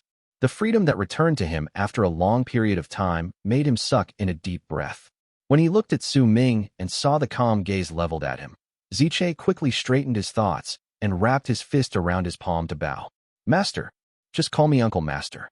I released your seal for 10 days. Within 10 days, you must come back. Su Ming interrupted Zi Che's words. He did not know when it started, but Zi Che had gradually started to refer to him as his owner. When he heard Su Ming's words, Zi Che fell silent for a moment. Uncle Master, I won't need 10 days. Just 3 to 5 days are sufficient for me. I'll take my leave now. Ziche took a few steps back and flew up in a long arc. He took a leap in the sky before charging towards the horizon. After Ziche left, Su Ming's gaze fell on Bai Su, who was still hanging upside down. With a wave of his right hand, her body was instantly flipped over and placed on the ground. At the same time, the drawing board and charcoal flew towards her and floated beside her. Su Ming, Bai Su might have been suspended in the air for most of the day, but her anger was still burning strongly, making her look like an angry lion cub. She might not be baring her teeth and showing her claws, but her expression was quite close to that of a lion cub. If you continue making noise, I'll chase you out of the mountain today, and I'll never tell you what I drew. The ghost of a smile appeared on Su Ming's lips. His tone was not high, but it made Bai Su glare angrily at him for a while. She then turned her head sideways and let out a harumph. During these 3 months, Su Ming had discovered one of Bai Su's weaknesses. This girl's curiosity far exceeded a normal person's, and she really wanted to know what Su Ming had been drawing the past few months. Once he caught on to it, Su Ming gained the upper hand most of the times when he spoke to Bai Su. When he saw that she was no longer bothering him, Su Ming no longer continued trying to bring about any transformation to his divine general armor, but brought out his drawing board and began copying the golden rock's flight with full attention. Time passed by, and soon the sun set, though the last rays of light still shone in the sky, creating a beautiful scene. At that moment, Bai Su found herself unable to quell her curiosity once again and walked to Su Ming's side with a frown, then watched him sketching on the drawing board that remained empty in her eyes. No matter how long she watched it, she could not see anything, just like how she usually could not. Humph, you're just pretending to be mysterious. Bai Su mumbled in her heart and cast a glance at Su Ming. He looked incredibly focused on his task, and that attentive look made him even more horrible in Bai Su's eyes for some unknown reason. However, she simply thought he was horrible. The disdain and scorn of a few months ago was no longer there. Bai Su did not notice this unconscious change that had happened to her. When dusk was over and the sky gradually became dark, she averted her gaze and let out a few fake coughs by the side. I know what you're drawing. So you're drawing this, huh? Not bad. It's marginally acceptable, but there's something wrong with this part. As Bai Su spoke, she quickly pointed at a spot on Su Ming's drawing board with her right hand. But there's something lacking in this drawing, so the entire feel for the portrait is gone. If you change the brush strokes here, then it'll be better. This part too isn't really that good. Bai Su put on an air as if she had seen through what Su Ming was drawing and started giving directions as if she was an old expert in this. Yet Su Ming continued to be like a block of wood, as if he did not hear her. Though she might be slightly used to Su Ming ignoring her this way, Bai Su still felt herself burning with rage. She had a feeling that all her anger of this life had been forcefully dragged out of her during the course of these 3 months. This was something that was rarely seen in her life. You self-conceited, egotistical jerk. You're just pretending to be mysterious, pretending to be deaf. You jerk. Bai Su stomped her feet and turned around to walk to the side. She was just about to leave, but after taking a few steps, she found herself not wanting to take defeat lying down. She turned her head back and looked at Su Ming, who was still sitting on the platform with his usual calm expression, fully absorbed in drawing. Bai Su glared at him angrily for a long while before grabbing her drawing board and sitting down. Once she scribbled on it with her charcoal, the anger on her face turned into a smile, though she still occasionally glared at Su Ming. Eventually, when it was completely dark, she placed her drawing board before Su Ming, let out a snort again, and left the mountain. When she left, a pleased expression appeared on her face once again. Her lips would occasionally curl up in a happy smile as she was on her way back to the 7th summit, looking forward to tomorrow. It's his fault for bullying me. I'll ask him whether he saw my drawing tomorrow and how it looks like to him. Bai Su placed her hands behind her back and walked up the mountain happily. Her hair, which were tied with a red string, danced in the air. The 2 braids by her ears swayed as she moved, making her look incredibly adorable. The smile on her lips and the smug expression on her face made Bai Su possess a completely different beauty compared to a few months prior. Isn't that Sister Su Su? Come, let your older sister look at you. Just what exactly made you so happy? A delicate laughter came from behind Bai Su as she walked up the 7th summit stairs. Soon, a girl who was about the same age as Bai Su came out as well. The girl was also very pretty, and as she laughed, a teasing look appeared on her face. Bai Su quickly turned her head back. When she saw the girl, A light flush appeared on her cheeks, but she soon glared at her. Qinchan, you're younger than me by a few days. How dare you call yourself my older sister? I'm older than you, and I entered the school earlier than you did. I'm the senior sister here. As Bai Su spoke, she also started laughing and started playing with Qinchan once she walked up to her. All right, you're the senior brother. Ah, stop it, I'm ticklish. It's your fault for talking so weirdly to me just now. Playful sounds along with laughter that sounded like silver bells echoing with joy traveled down the stairs leading up to the 7th summit. The two girls played and chased each other up the mountain. Su, I have to stop talking to you now. I have to go to eldest senior sister. Qinchan patted her chest when they were at the mountainside, calmed her breathing, and spoke to Bai Su with a smile.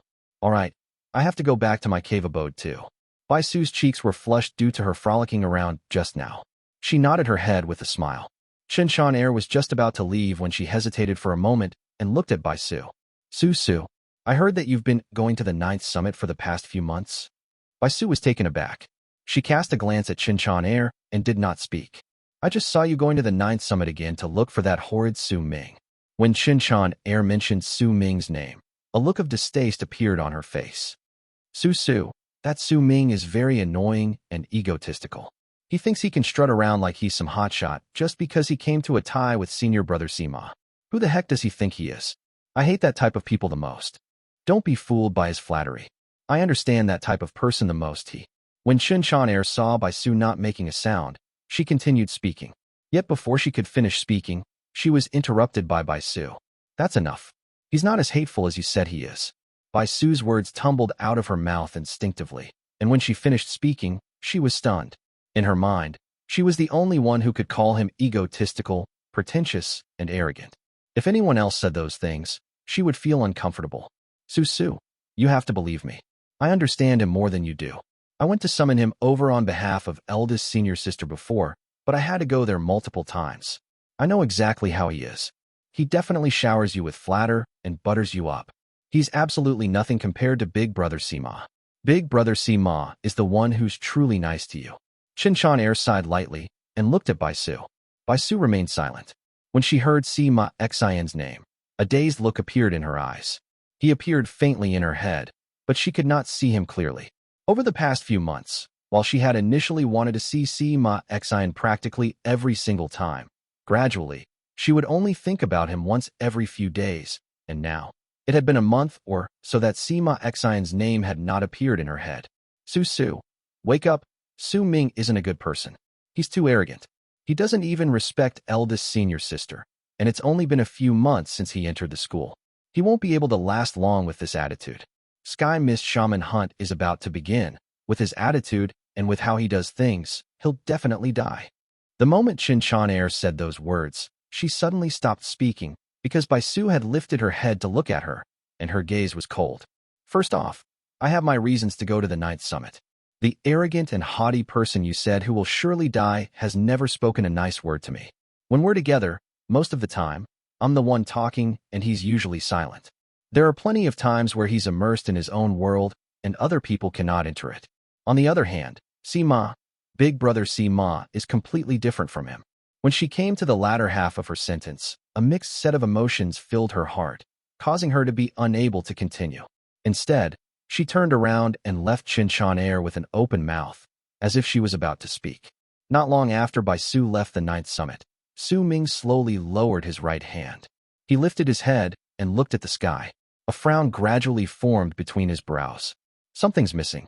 I've been copying for 3 months, but I still can't gain a deeper understanding towards this. It's as if there's a layer I can't break through that's covering the secret of the Golden Rock's flight. What am I lacking? As Su Ming mulled over his thoughts, his gaze naturally fell on the drawing board Bai Su had left behind before she left. The spot she placed the drawing board was ingenious. Su Ming would be able to see it the moment he lifted his head. When he saw the drawing board, Su Ming smiled. Bai Su had no talent for drawing. Most of the time, people would need to guess just what it was she had drawn, but this time, her drawing was simple. There was a girl with her hands on her hips on the drawing board. She stood on a cliff with her foot lifted and a smug expression on her face. She was kicking towards a huge pig that had its eyes closed and its head lowered. By the looks of it, she wanted to kick the huge pig down the cliff. There was Su Ming's name scrawled on the pig's forehead. Su Ming shook his head and was about to avert his gaze when a bright glint appeared in his eyes. He stared at Bai Su's drawing board, and the light in his eyes grew brighter. Thunderous rumbles echoed in his head. Could it be it's lacking? Chapter 281, Rock. Su Ming stood up, and his gaze fell on Bai Su's picture. Slowly, he closed his eyes. When he reopened them a moment later, he took a few steps forward and stood at the edge of the platform outside his cave abode. The sky had already become completely dark, but the snow and ice underneath still shone with a white light, causing the land to not be shrouded in darkness. The platform Su Ming was standing on was near the top of the ninth summit. It could be said that there were hundreds upon thousands of feet from where he was to the ground. If a normal person lowered his or her head to look down, they would find it hard to not have his or her heart start racing while also feeling dizzy. Su Ming stood there and looked down as the light in his eyes flickered. The golden rock rode the winds in the world and flew above the ninth heaven. It won't be easy trying to copy the movements of the sacred beast of the Shaman tribe, then creating it for my own. If I don't have the golden rock's heart and don't feel the rock's will, then it will be difficult to understand its spirit. Then, just what are the golden rock's heart and will? Su Ming stood there, silent for a long while before he closed his eyes. He lifted his right foot, then stepped off the border of the platform and plunged straight down the canyon. With that one step, his body was in the air. Without circulating his power of the awakening realm and using any enchanted treasure, his body started falling down the mountain like a rock. His speed as he fell was very quick, so quick that whistling sounds sliced through the air as his body scraped against air. Su Ming closed his eyes and spread his arms open. As he continued falling, the image of the golden rock soaring through the clouds formed in his head. The golden rock's heart and its will are reflected as it flies through the world. Within its eyes, there is nothing in the world that can stop its path. It can fly endlessly in this vast sky. Su Ming fell even faster, and the sounds of wind moaning rose in his ears. The wind seemed to be able to tear through everything, and when it appeared, it was as if there was a strange sound mixed within it. 10,000 feet, 20,000 feet, 30,000 feet. Su Ming's eyes remained closed as he continued falling. Besides the golden rock, he had nothing else in his mind. 40,000 feet, 50,000 feet. When he had fallen 80,000 feet down and was very close to the foot of the mountain, when his body was charging towards the ground like a comet, all the blood in Su Ming's body started circulating backwards and surged towards his head, causing his head to buzz. The buzzing sounds grew stronger, and gradually, Su Ming's will began to cloud over. Gradually, the golden rock also started fading away from his head. The instant it turned into a mere illusion, Su Ming opened his eyes. When he did so, the buzzing sounds in his head turned into roars that could shake the sky and earth. The golden rock in his head lifted its head and let out a howl towards the sky. The golden rock's heart represents freedom. Its will is to be unrestrained, which is what is pursued in seeking freedom. That's why it's incredibly hard to tame it, because once the rock is tamed, then it won't be free anymore. It would be the same as losing its spirit. Master's golden rock clearly did not have its freedom limited by Master. It could fly at will in the land of the shamans. Only when Master needs it, then it will appear. There must be some other reasons to this. Or else, just having to listen to Master's orders without any other reason would make it very miserable. Understanding appeared in Su Ming's eyes. His body continued plunging down, but he did nothing to stop himself. Instead, he simply let his body get rapidly closer to the ice on the ground, only lifting his right hand to draw 2 lines towards the sky. The 2 lines contained all of Su Ming's strength, his understanding, and his perception towards the golden rock's will. The instant he drew the 2 lines, he was already less than 1,000 feet away from the ground. A sense of danger enveloped Su Ming's mind and body, but he did not try resist it. When he was only a few dozen feet away from the ground, he drew a perfect arc, and he shot into the air, straight into the skies. Su Ming traveled so quickly that he felt like he was crashing against mountain ranges, even though what lay before him was the endless sky. This feeling was incredibly strong, and it could even be said that it was not just a mere figment of his imagination. It was real pain he sensed of when his body crashed against the wind.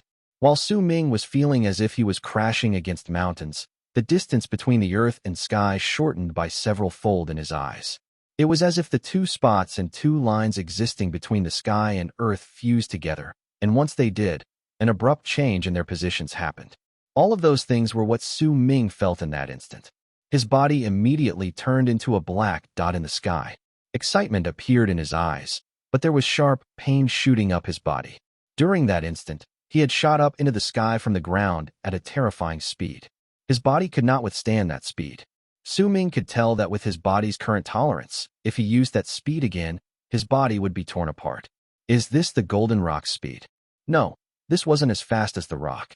I'm still slightly slower, but this is already astonishing. Su Ming quelled his excitement and did not dare use that speed anymore. He walked onto his platform on the 9th summit and immediately sat down. A mouthful of blood spilled out from his mouth. Yet Su Ming thought that this spilling of blood was worth it. By coughing out blood once, he understood the will of the golden rock as it spread its wings and placed it into his drawing. That was enough. My body is not strong enough. If I'm strong enough, then I can last longer, and with that speed, even the Virescent sword won't be able to catch up. Su Ming's heart pounded against his chest. It could be said that it was by pure coincidence that he understood the golden rock's speed. If it was not for what Bai Su drew on her drawing board, Su Ming would not have been able to think about this. His eyes swept past Bai Su's drawing board before he slowly closed his eyes. In his mind, he continuously replayed the speed at which he had traveled just now and the 2 lines he had drawn. When the night went by and light appeared in the horizon, Su Ming opened his eyes. There was still excitement in them. He dipped his head down and looked at his own body. Once he did so, a glint appeared in his eyes. If I wore the divine general armor, equipped it with runes to increase its defense, and at the same time removed all the ice rocks and used the golden rock speed, then how fast could I travel? As Su Ming mumbled to himself, the desire to try it grew within him. However, the chances of him forming runes within the divine general armor were still not high. He was just about to try when his expression suddenly changed and he charged into the cave abode. Once he was in, he did not hesitate and walked to where Hefeng was fusing with the wings of the moon. In the cave, Hefeng was slowing opening his eyes, and they were bloody red. He lifted his head and howled, and cracks rapidly tore his skin open, but no blood flowed out. Instead, black mist spread out from those cracks. There was a pair of wings that belonged to the wings of the moon on him. With one flap of those wings, he looked as if he wanted to rush out of the cave, but when Su Ming walked in, he lifted his right hand and drew a line down with his finger. At the same time, Han Mountain Bell appeared above Hefeng. Bell chimes echoed in the air and turned into a mighty pressure in the form of a sound wave. It shook Hefeng and caused him to freeze. Then he seemed to regain his senses, and pain appeared on his face. Master, I'm almost there. I can tell. If I make it through this and make it through another fusion, I'll succeed.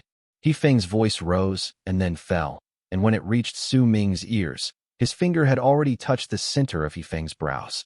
The moment he did so, Su Ming's robes flapped about violently, and his hair was lifted.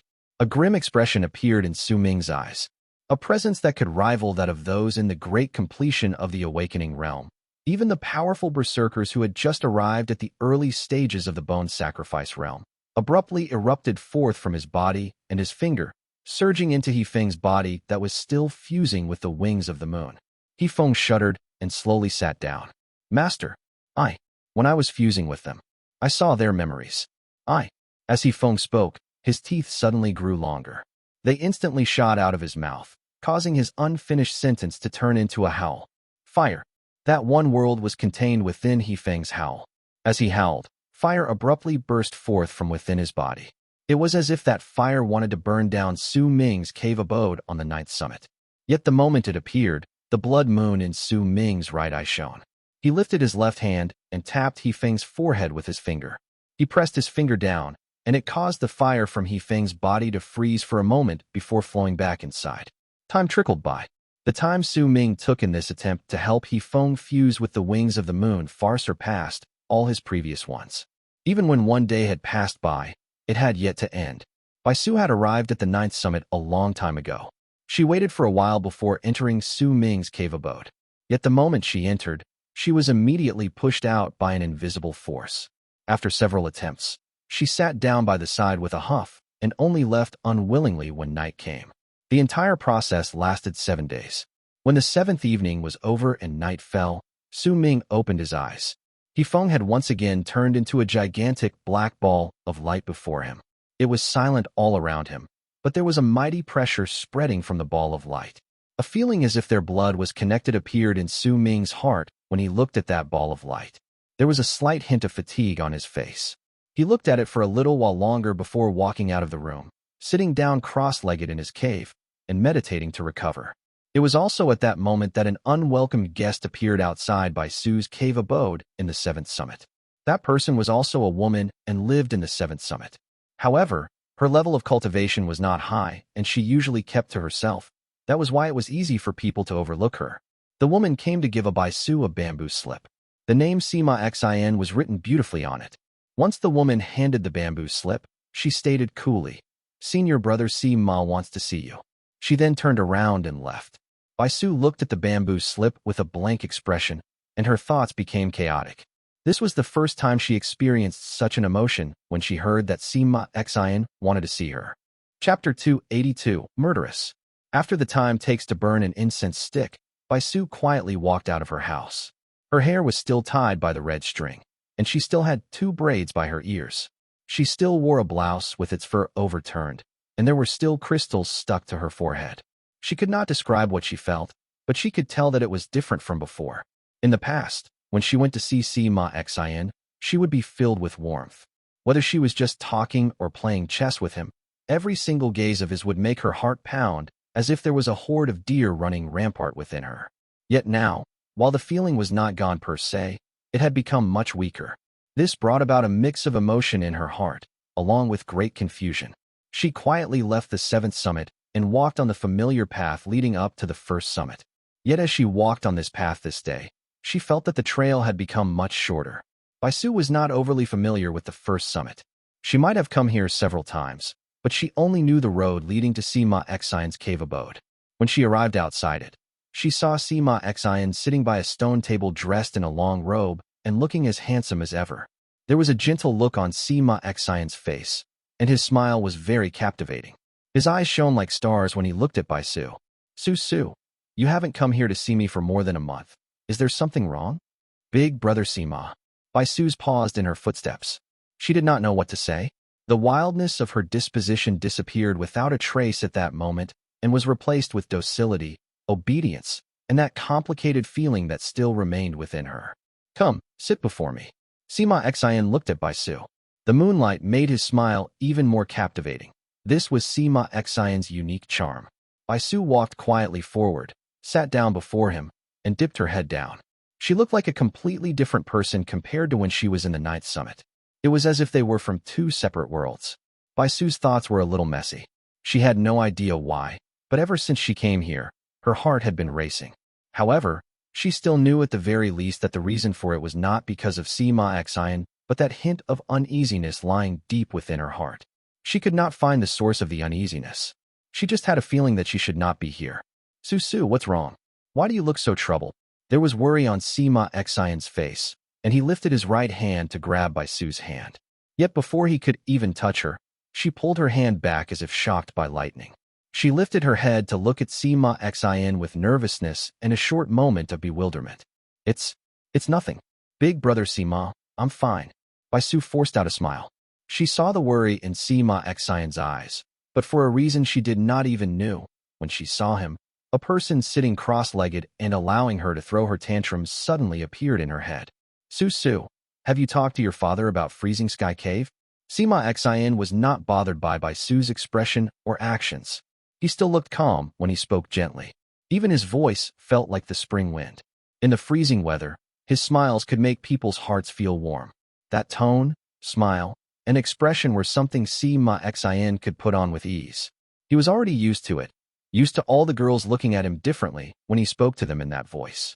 He believed that Bai Su was the same. What's wrong with him? I haven't seen him in 7 days. What is he doing in his cave? Did something happen to him?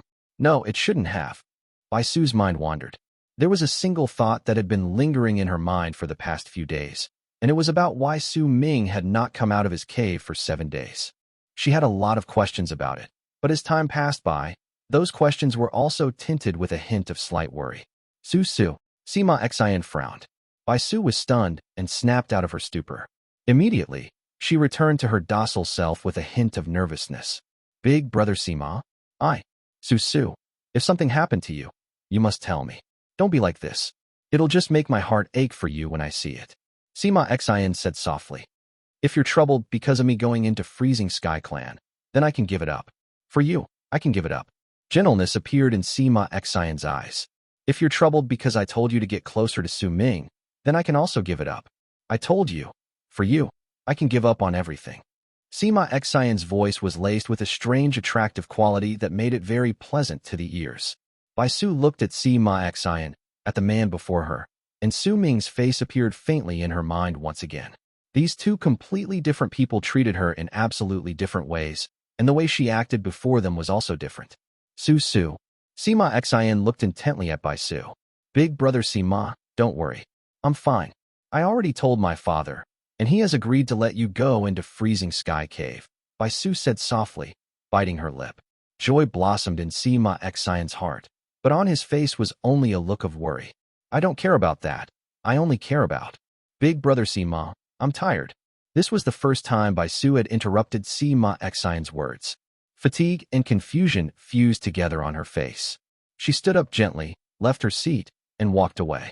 When Bai Su disappeared in the distance, Sima Xian calmly picked up the wine cup on the table, took a sip, then placed it down slowly. He closed his eyes and immersed himself in his thoughts for a moment before standing up and walking to his cave abode. His expression remained calm, and not a hint of change due to Bai Su's expressions and actions could be seen on him. Yet after he left the table, the stone chair he had sat on shuddered, and cracks appeared on it. In an instant, it turned to dust and scattered into the wind. The 8th morning arrived with the sun rising into the sky. When the first rays of sunlight shone on the land, Su Ming opened his eyes and looked at the light outside his cave. Gradually, a dark expression appeared on his face. It's been 8 days, and Ziche isn't back yet. Su Ming got up, walked out of the cave onto the platform, and frowned. Ziche had said before he left that he would need at most 3 to 5 days before he could return, and he also said that most of the trading squares were courteous towards those of Freezing Sky Clan. Most of them were also fair towards those who came to trade. After all, that place belonged to Freezing Sky Clan, and there were few who would dare to offend Freezing Sky Clan in the land of South Morning. Freezing Sky Clan was also very close to the great tribe of Freezing Sky. The tribe and Freezing Sky Clan complemented each other. Although the two of them seemed like two completely different forces, they came from the same root. All the disciples in Freezing Sky Clan would go to the great tribe of Freezing Sky to be given a title once they reached a certain level of cultivation. They would treat the great tribe of Freezing Sky as they would their own master. The area around this place might not be impenetrable, but accidents rarely happened in the area near where Freezing Sky Clan disciples regularly went to. While Ziche might not have reached the Bone Sacrifice realm, he was one of the best among those who had reached the later stage of the Awakening realm. He was also ranked within the top 10 in the Great Frozen Plains ranking boards. He might not be as prodigious as Sima Xian, but it was still enough for people to look up to him. This sort of person did not lack experience venturing out either. He understood the area around the place very well. That was why Su Ming let him go alone, so that he could save up more time for his own training. Yet now, 8 days had gone by, and there were no news from Ziche. Su Ming did not believe for 1 second that Ziche would leave without a reason. This brought nothing beneficial to Ziche, unless he betrayed his own master because of this and never returned to Freezing Sky Clan. For as long as his power could not surpass the 9th summits, and as long as his master could not surpass Tian Xie Zi, then the only thing left waiting for him was the punishment for not fulfilling his promise. Su Ming and Ziche had been around each other for quite some time. He could tell that Ziche was not someone so foolish. He was a person who knew how to act accordingly, and most importantly, the seal on his person was only lifted for 10 days. Besides, while Su Ming was not very good, he was not bad to him either. In this sort of situation, Su Ming could not find reason for Ziche to not return, unless something happened to him. A freezing glint appeared in Su Ming's eyes, and a murderous aura accumulated within his body. After the experiences he gained during those few days he was in the Shaman tribe, the murderous aura within his body was no longer empty inside, but was now filled with bloodiness. Almost at the instant the murderous aura within him gathered together, Su Ming lifted his head and looked in the horizon. Over there, a long, dim arc was flying crookedly towards the 9th summit. The person within the long arc was Ziche. His face was pale, and there was fresh blood flowing out of his mouth. When he arrived at the ninth summit and the long arc disappeared to reveal his body, Ziche coughed out a large mouthful of blood. Within his blood were black bugs that were densely packed together. They squirmed around and devoured each other in a crazed fashion. Just the sight of it was terrifying to behold. Ziche's face was bloodless. There was a wound on his chest so deep that his bones could be seen. There was also a black arrow on his right leg. Black mist seeped out of it, turning into ghosts that were laughing hideously. "Uncle Master." Ziche shuddered and fell to his knees with a bang. His eyes were dull, and with a broken laugh, blood spilled out of his mouth once again. Those black bugs could still be seen in his blood. There was only a thread of life left within him, and that small thread was clearly because his enemy did not want to kill him. That small hint of life was left on purpose. Zhuogu, the Black Arrow Berserker of the great tribe of Freezing Skies, Northern Frontier Tribe. The moment Ziche uttered his last word, he fell to the side, unable to cope with his injuries any longer. Su Ming stood by the side, his expression growing terrifyingly dark.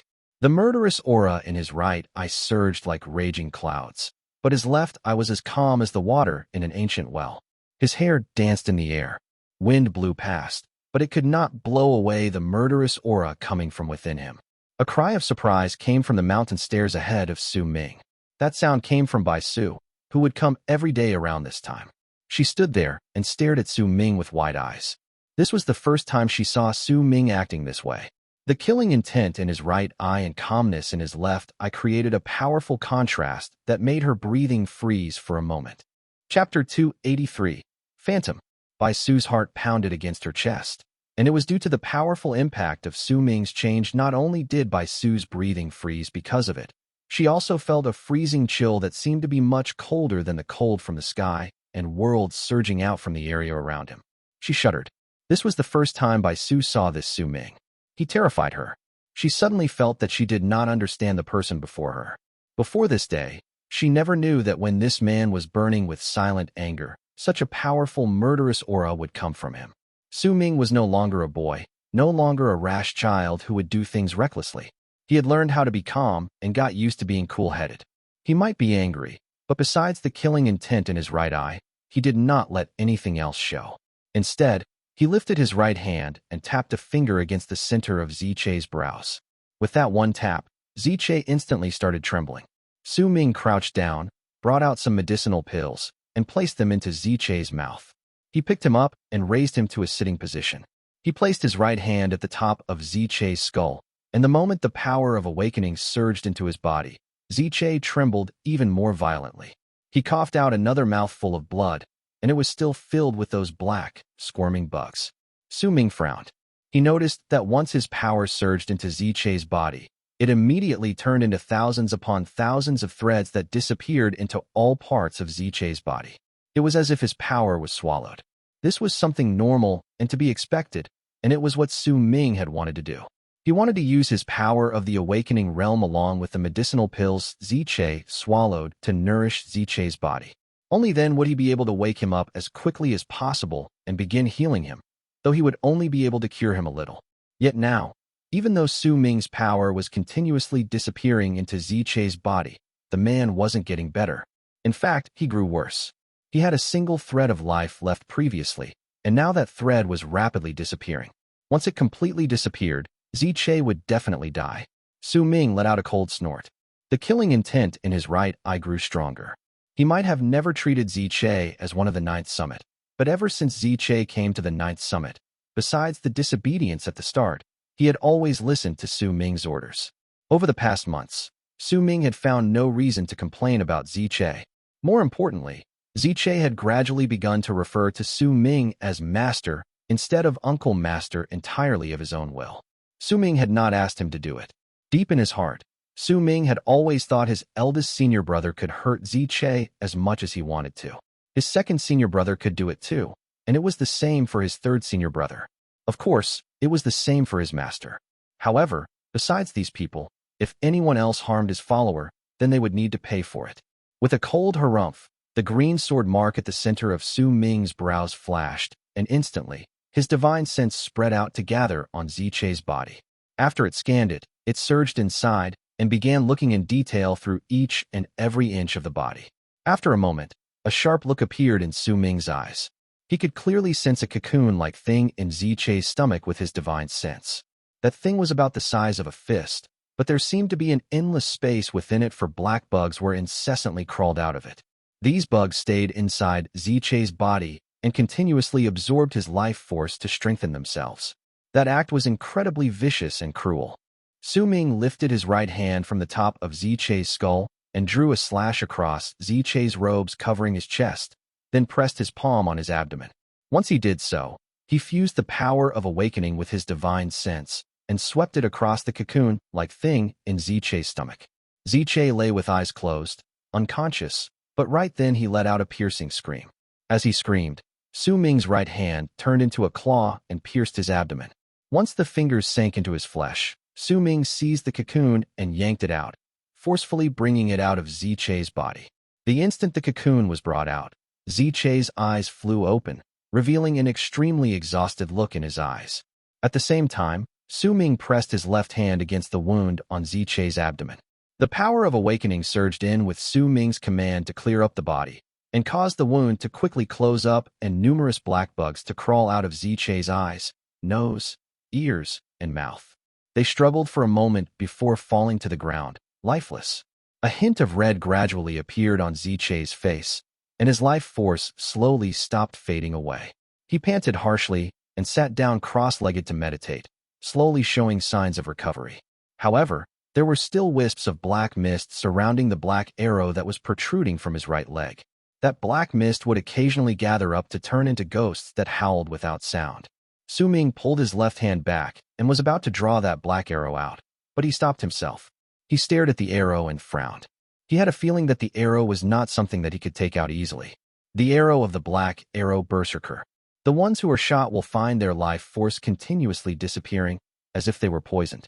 Without the proper method, if you pull out the arrow, Zichei will die in his weakened state. Bai Su said in a weak voice from nearby.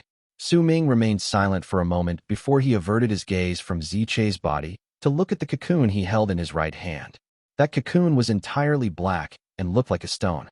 When Su Ming brought it out of Zichei's body, it had been soft to touch, but when it was exposed to wind, it hardened up rapidly. There was a crack on its corner, and black bugs were crawling out of it. However, that crack was quickly closing up. The bugs that had crawled out all fell to the ground under the cold wind. Su Ming stared at the cocoon in his hand, and a light of curiosity alighted in his eyes. This isn't something from Freezing Sky Clan. A weak voice laden with fear said from the direction before Su Ming. When he lifted his head, he saw Bai Su walking onto the platform with a hesitant look on her face. All the things in Freezing Sky Clan can withstand the cold, but this thing hardens up once it's exposed to cold wind. It doesn't belong to Freezing Sky Clan, Bai Su stated softly. Su Ming did not speak. He lowered his head and continued looking at the cocoon in his hand. A frown gradually formed on his brows. His eyes seemed calm, but no one could know the storm raging in his heart when he saw the bugs Zichei vomited out and when he held the cocoon in his hand. Bai Su hesitated for a moment before continuing. Even in the great tribe of Freezing Sky, it's rather impossible for something like this to appear because the climate is not suitable for these things to survive. See, they're already dead. The cocoon in your hands will also die before long. What's the relationship between Northern Frontier Tribe and the great tribe of Freezing Sky? Su Ming slowly asked. There are 4 branches under the great tribe of Freezing Sky. Northern Frontier is one of them. As for Zhuogu, I've heard of him before. He's not a disciple of Freezing Sky Clan, but is the son of Zhuoya, Northern Frontier Tribe's chief of war. Bai Su hesitated for a moment, but still chose to tell what she knew in the end. However, there was one thing that she did not tell Su Ming after her hesitation. Zhuogu was someone who was closely acquainted with Sima Xian. What does Black Arrow Berserker mean? As Su Ming asked, he averted his gaze from the cocoon in his hand and turned to look at Zichei, who still remained sitting cross-legged, right leg. The ghosts formed from the black mist around the arrow were floating around hideously. The Berserkers in Northern Frontier Tribe train in ways that are largely different from what we do here in Freezing Sky Clan. They refine their blood, but don't awaken, neither do they sacrifice their bones. They choose instead to walk down the path of training, which stimulates the power of the blood in their veins, turning their bodies invincible. This cultivation method is unique to Northern Frontier Tribe, and they seldom share it with outsiders. When northern frontier tribes surrendered to the Great Tribe of Freezing Sky, they also gained the Great Tribe of Freezing Sky's respect. That's why they could retain that unique cultivation method of theirs. Black Arrow is just one of their titles. They are divided into blue, black, green, and purple. Black Arrow Berserkers are around the same level as a Berserker in the Bone Sacrifice realm. Besides the cultivation method which Northern Frontier Tribe keeps secret to themselves, they also keep the method they use to create their arrows a secret. Their arrows can only be shot by the tribe members who practice their secret cultivation method. They have the power to absorb life and cannot be drawn out lightly. The black mist on it has to be refined, and then enough life force has to be offered for it to be possible to take the arrow out. Bai Su explained softly, telling almost everything she knew in detail. Su Ming stared at the arrow in Ziche's right leg and the murderous aura in his right. I became stronger. What is that black mist? He asked calmly. A phantom. This is the name Northern Frontier Tribe gave it. Every single year, the Berserkers who have become adults will be sent to a secret place in the Northern Frontier to search for their own phantom. Once the person finds it, the arrow he or she shoots out will have the power of the phantom. The more people the person kills, the stronger the phantom will become. Eventually, the phantom's power will reach a shocking level. The Great Tribe of Freezing Sky suffered quite a lot before they subdued this tribe in the past and named it Northern Frontier. Su Ming was silent for a moment before looking at Bai Su. The knowledge she possessed of these things shocked him. What was the name of the tribe before Freezing Sky subdued it? Phantom Daze. Bai Su answered in a low voice. Once she finished speaking, she hesitated and cast a glance at Su Ming. Perhaps, I can try getting rid of the phantom aura on the arrow. Su Ming looked towards her. My power may not be great, but I've always liked reading ancient scrolls since I was young. I know a lot of things other people don't know. I also learned a lot of arts from some strange tribes from my father. Bai Su said softly. She did not tell Su Ming that her father had done everything he could to get all sorts of valuable ancient scrolls and arts that could be casted without relying on the caster's level of cultivation to foster this one and only interest of hers because of what had happened to her when she was young. How confident are you? Su Ming asked calmly. Bai Su hesitated for a moment before she answered softly. 3/10, 2/10, maybe even less. If you fail, then Ziche will die? Su Ming asked after a moment of silence. Bai Su did not speak for some time. After a long while, she nodded her head with a grim look on her face. Chapter 284, Ninth Summit's Call to Assemble. If you don't cure him, he won't be able to live for long either. First, his power will fade away, and once he loses his power, his body will be the next to be go, and eventually his life force will also fade away.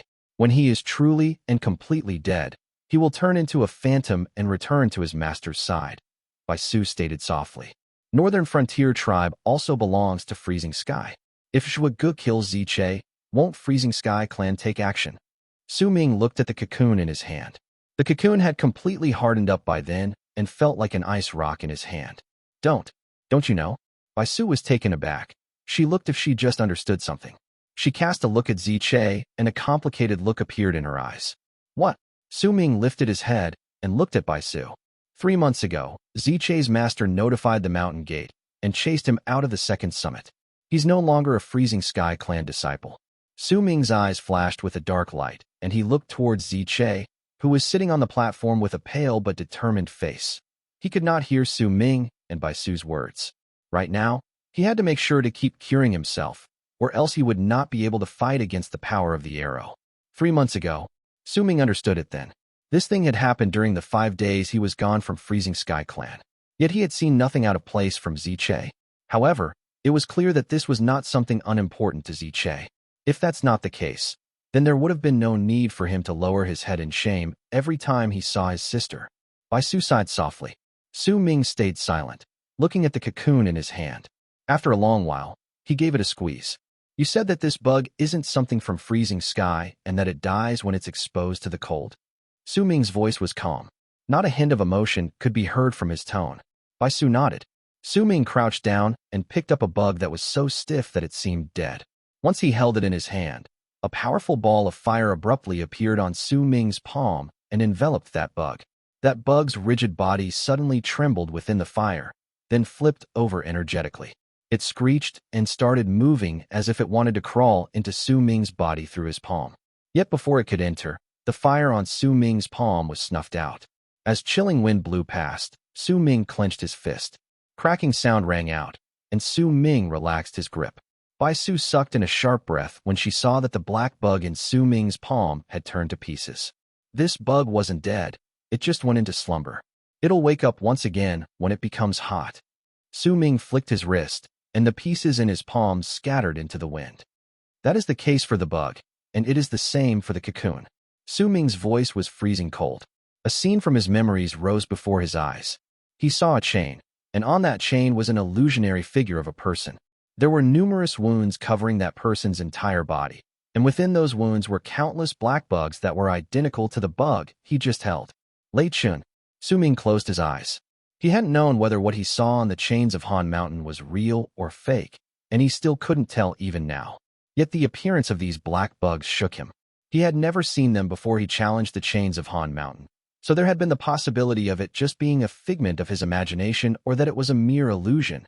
But now that he saw the exact same bug, there was no way Su Ming would believe that he had imagined it. If it's real, then why is the truth different from my memories? If it's fake, then how could something of my imagination exist in the real world, and in the exact same form too? This is a clue. Su Ming opened his eyes, and Bai Su's soft whispers fell into his ears. Let me try for Ziche, she whispered, looking straight at Su Ming. Don't need to. There's a method with which I can cure Ziche completely without any risk, Su Ming stated calmly. His voice was cold, and a red glare shone from his right eye. What method is that? Bai Su was taken aback. She did not understand the meaning behind Su Ming's words. Kill Zhuge and destroy his phantom. Then the phantom aura on the arrow sticking out of Ziche's leg will disappear naturally. Once Su Ming finished speaking, he looked at Bai Su. You know this area better than I do. Bring me to Northern Frontier Tribe. Bai Su bit her bottom lip and stared at Su Ming with wide-eyed astonishment, but she still shook her head firmly. With your power, if you go to Northern Frontier Tribe alone, you'll definitely die. I won't take you there. I'm not alone. Su Ming turned and let out a piercing howl towards the sky. That howl echoed through the entire ninth summit, causing the glaciers to tremble and rumble loudly. When that howl started, Zi was drinking in his cave with his eyes closed and a silly grin on his face. He was just about to hug his wine gourd and go to sleep so that he would have enough energy for his nightly activities. Yet the moment he was about to close his eyes and begin snoring, Su Ming's piercing howl shot into his cave. That howl was like a rumbling thunder, causing Zi's cave to tremble and Zi to open his eyes. He rubbed them hard, and a surprised look appeared within them. What's wrong with Fourth? But he did not hesitate. Zi immediately picked up his pot of wine and rushed out of his cave before running towards Su Ming's cave abode. At the same time, around the middle of the ninth summit was a spot where a large amount of flowers bloomed. Green leaves covered the entire area and created a scene on the ice that looked as if time had traveled back. Su Ming's second senior brother sat cross-legged among the flowers, maintaining a position in which the sun would always shine on the side of his face. There was a gentle smile on his face, and before him, many of the plants were swaying even though there was no wind. Some of those plants were growing rapidly and intertwining with each other as if they were trying to knit something. There was an intense look of concentration on the second senior brother's face. Yet at that moment, Su Ming's howl reverberated through the ninth summit. There was a shocking amount of killing intent within that howl. The plants that were knitting something before the second senior brother froze momentarily under that killing intent. Surprise appeared on the second senior brother's face. He lifted his head and looked at where Su Ming's cave was located in the distance. Who offended youngest junior brother now? Second senior brother stood up at a moderate pace and patted his robes before placing his hands behind his back and walking towards Su Ming's cave abode with the sun shining on the side of his face. His feet may have seemed to be stepping on the ground, but in truth, every single time his feet landed, they would stay an inch away from the ground.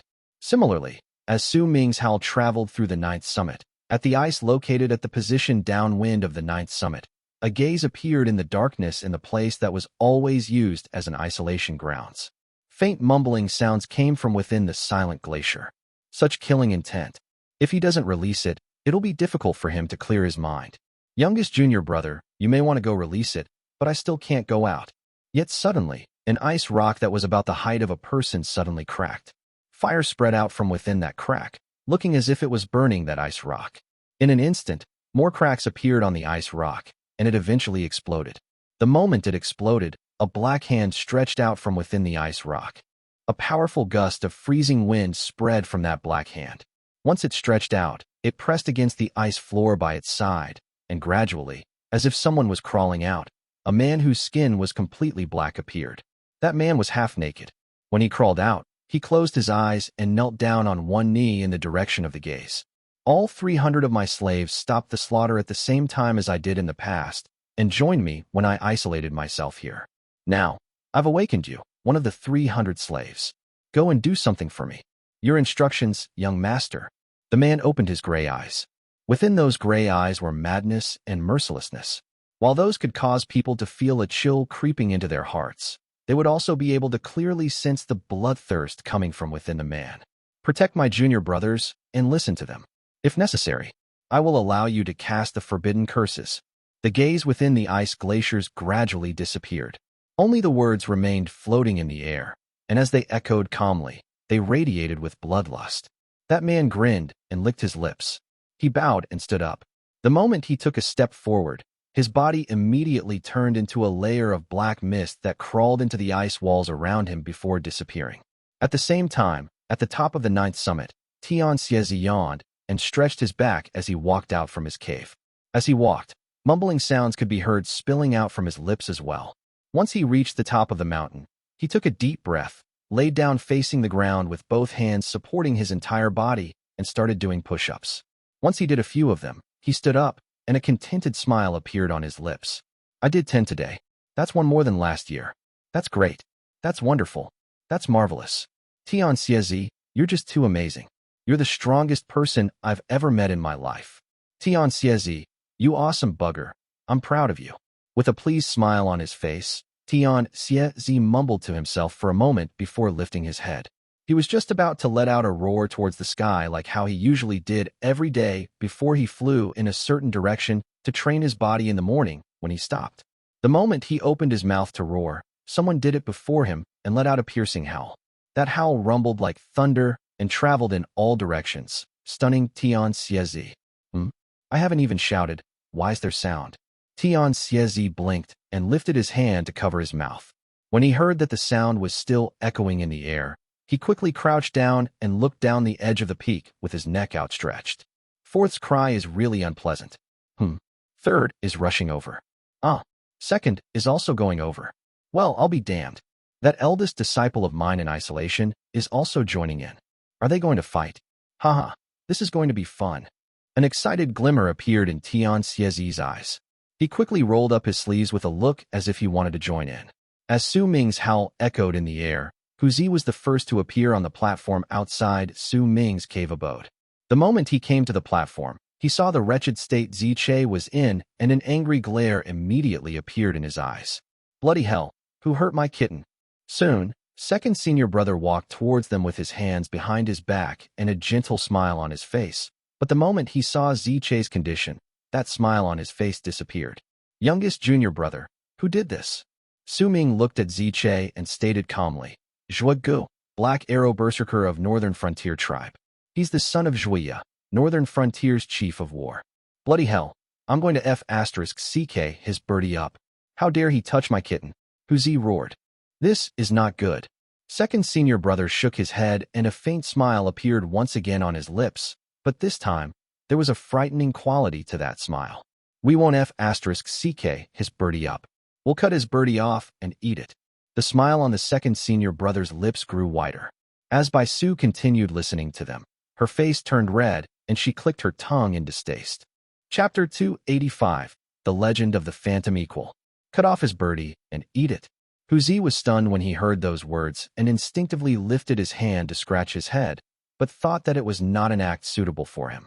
He immediately lowered his hand, which was already partly lifted. He had always believed that he was the smartest person in the 9th summit, and he absolutely did not want anyone knowing that he did not seem to have fully understood the meaning behind those words. That's right. That's what I meant. We'll cut off his birdie and eat it. That bugger. I'll eat it once I cut it off. Hu Zi patted his chest and grinned foolishly as he looked at his second senior brother with a look that screamed he understood it. Second senior brother blinked and smiled in a gentle manner at his spot. Once he heard Hu Zi's words, surprise, disbelief, hesitation, admiration, anticipation, and all sorts of other emotions appeared in his eyes. The changes on his face would have been indiscernible if the people looking at him did not know him well. Hu Zi saw it and had a feeling that something was off, but he knew that he absolutely must not reveal that he did not understand what his second senior brother had just said. He repeatedly told himself that he was the smartest on the 9th summit and understood everything. That was why he lifted his chin and puffed out his chest before nodding at his second senior brother sternly. A serious look soon appeared on second senior brother's face. He patted Hu Zi's shoulders as if he was about to say something to him, but eventually chose to let out a long sigh before a respectful replaced the seriousness on his face. That uneasiness in Hu Zi's heart grew stronger, but he kept the nonchalant look on his face. Ziche remained sitting cross-legged on the platform. He was still. The phantom aura from the black arrow surrounded his right leg, causing the slight red flush on his face to quickly fade away. As second senior brother patted Hu Zi's shoulders, Su Ming turned around to look at Bai Su. Now, will you lead the way for the three of us to Northern Frontier Tribe? Su Ming's voice was calm, but the murderous aura in his right eye and the calmness in his left eye created a strange feeling that made it seem that both things had fused together, causing those who saw it to feel shaken to the core. Bai Su dipped her head down and fell silent for a moment before lifting her head and looking at Su Ming. She nodded gently. The moment she did so, Su Ming walked over and wrapped his arm around her waist, eliciting a cry of surprise from her. He turned into a long arc and flew into the sky while holding her tightly. Bai Su's vision blurred, and her view turned indistinct. Her heart pounded and raced against her chest. The strong presence that belonged to a man wafted into her nose. Not only did she hear her own heartbeat, she also felt Su Ming's. That strange feeling made her cheeks turn redder. Even if she was with Sima Xian, they would at most only hold hands. Due to Sima Xian's worries and Bai Su's nervousness, they did nothing more than holding hands, which was why things like her being held had never happened before. When Su Ming took hold of Bai Su and flew into the sky, Hu Zi took a big swig from his pot of wine and followed after with a vicious sneer on his face. Second senior brother's face remained gentle and, with a smile on his lips, he placed his hands behind his back and walked into the sky.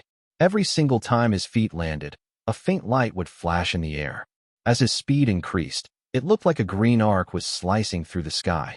Behind those three, an indistinct wisp of black smoke followed behind. That black smoke drifted about and could not be discovered easily, but if anyone did manage to notice it and observed it closely, they would discover a shocking bloodlust within. That faint black smoke was naturally that one slave from the 300 the eldest senior brother owned.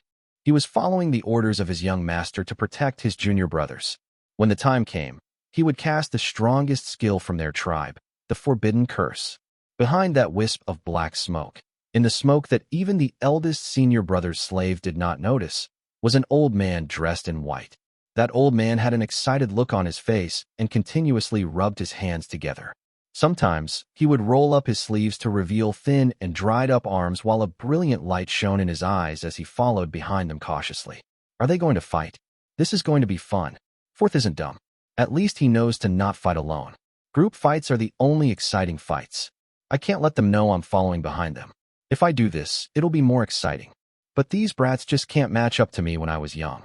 If they knew to go fight in a group, then why didn't they know they should also wear masks? The old man was, of course, Tian Xie Zi. Besides the excited look on his face, there was also enthusiasm simmering within him. However, dissatisfaction soon appeared on his face. This was the first time since many years that the entire 9th summit ventured out together. Together, they charged towards Northern Frontier. If Zhuge, the Black Arrow Berserker of Northern Frontier, knew beforehand that injuring Ziche would bring about such a result, bringing out the monsters of the 9th summit that happened to be connected to each other by a master and disciple relationship, then perhaps he would have immediately turned back when he saw Ziche and would not have bothered him. It takes about a day to reach Northern Frontier Tribe from Freezing Sky Clan. They're both on the ice plains, but they're quite different. Their tribe isn't built on ice mountains or frozen rivers, but on a snow plain. Bai Su felt the cold from the wind seeping into her bones as they continued flying in the air while Su Ming held her. She shuddered, then immediately felt warmth traveling from Su Ming's body to hers. With that warmth around, the chilling wind also seemed gentler to the skin. Bai Su's cheeks were flushed red, and she spoke in a low voice after remaining silent for a while. It could be said that she was recalling everything she remembered about Northern Frontier Tribe so that she could help Su Ming and the others to make detailed preparations. Northern Frontier Tribe is very big and looks like a city, but there aren't any walls surrounding it. They only use ice to make their houses. To the people of Northern Frontier Tribe, ice and snow are part of their lives. They cannot put up a wall and separate it from their lives. There are two giant statues right before Northern Frontier Tribe. The two statues are carved in the image of two ferocious and malicious spirits fighting against each other. Their big bodies form the gate to Northern Frontier Tribe. Bai Su's voice echoed in the howling wind, her words falling not only into Su Ming's ears, but Hu Zi and his second senior brothers too. In the past, it was said that there were 3 green arrow berserkers who were as strong as those within the Berserker soul realm. One of them was even halfway to the purple arrow. This powerful tribe might not have been a big tribe, but it was strong enough to make big tribes fear them. The great tribe of Freezing Sky paid a great price in subduing them as well. They managed to kill the elder of Northern Frontier Tribe, who was the person who was halfway through to becoming a purple arrow berserker, and also killed another green arrow berserker before managing to conquer Phantom Daze and changing their name to Northern Frontier.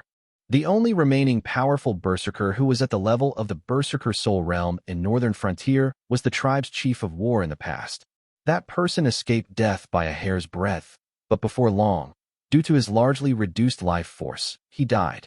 The Northern Frontier Tribe now may no longer be as great as they were in the past, but they still cannot be underestimated.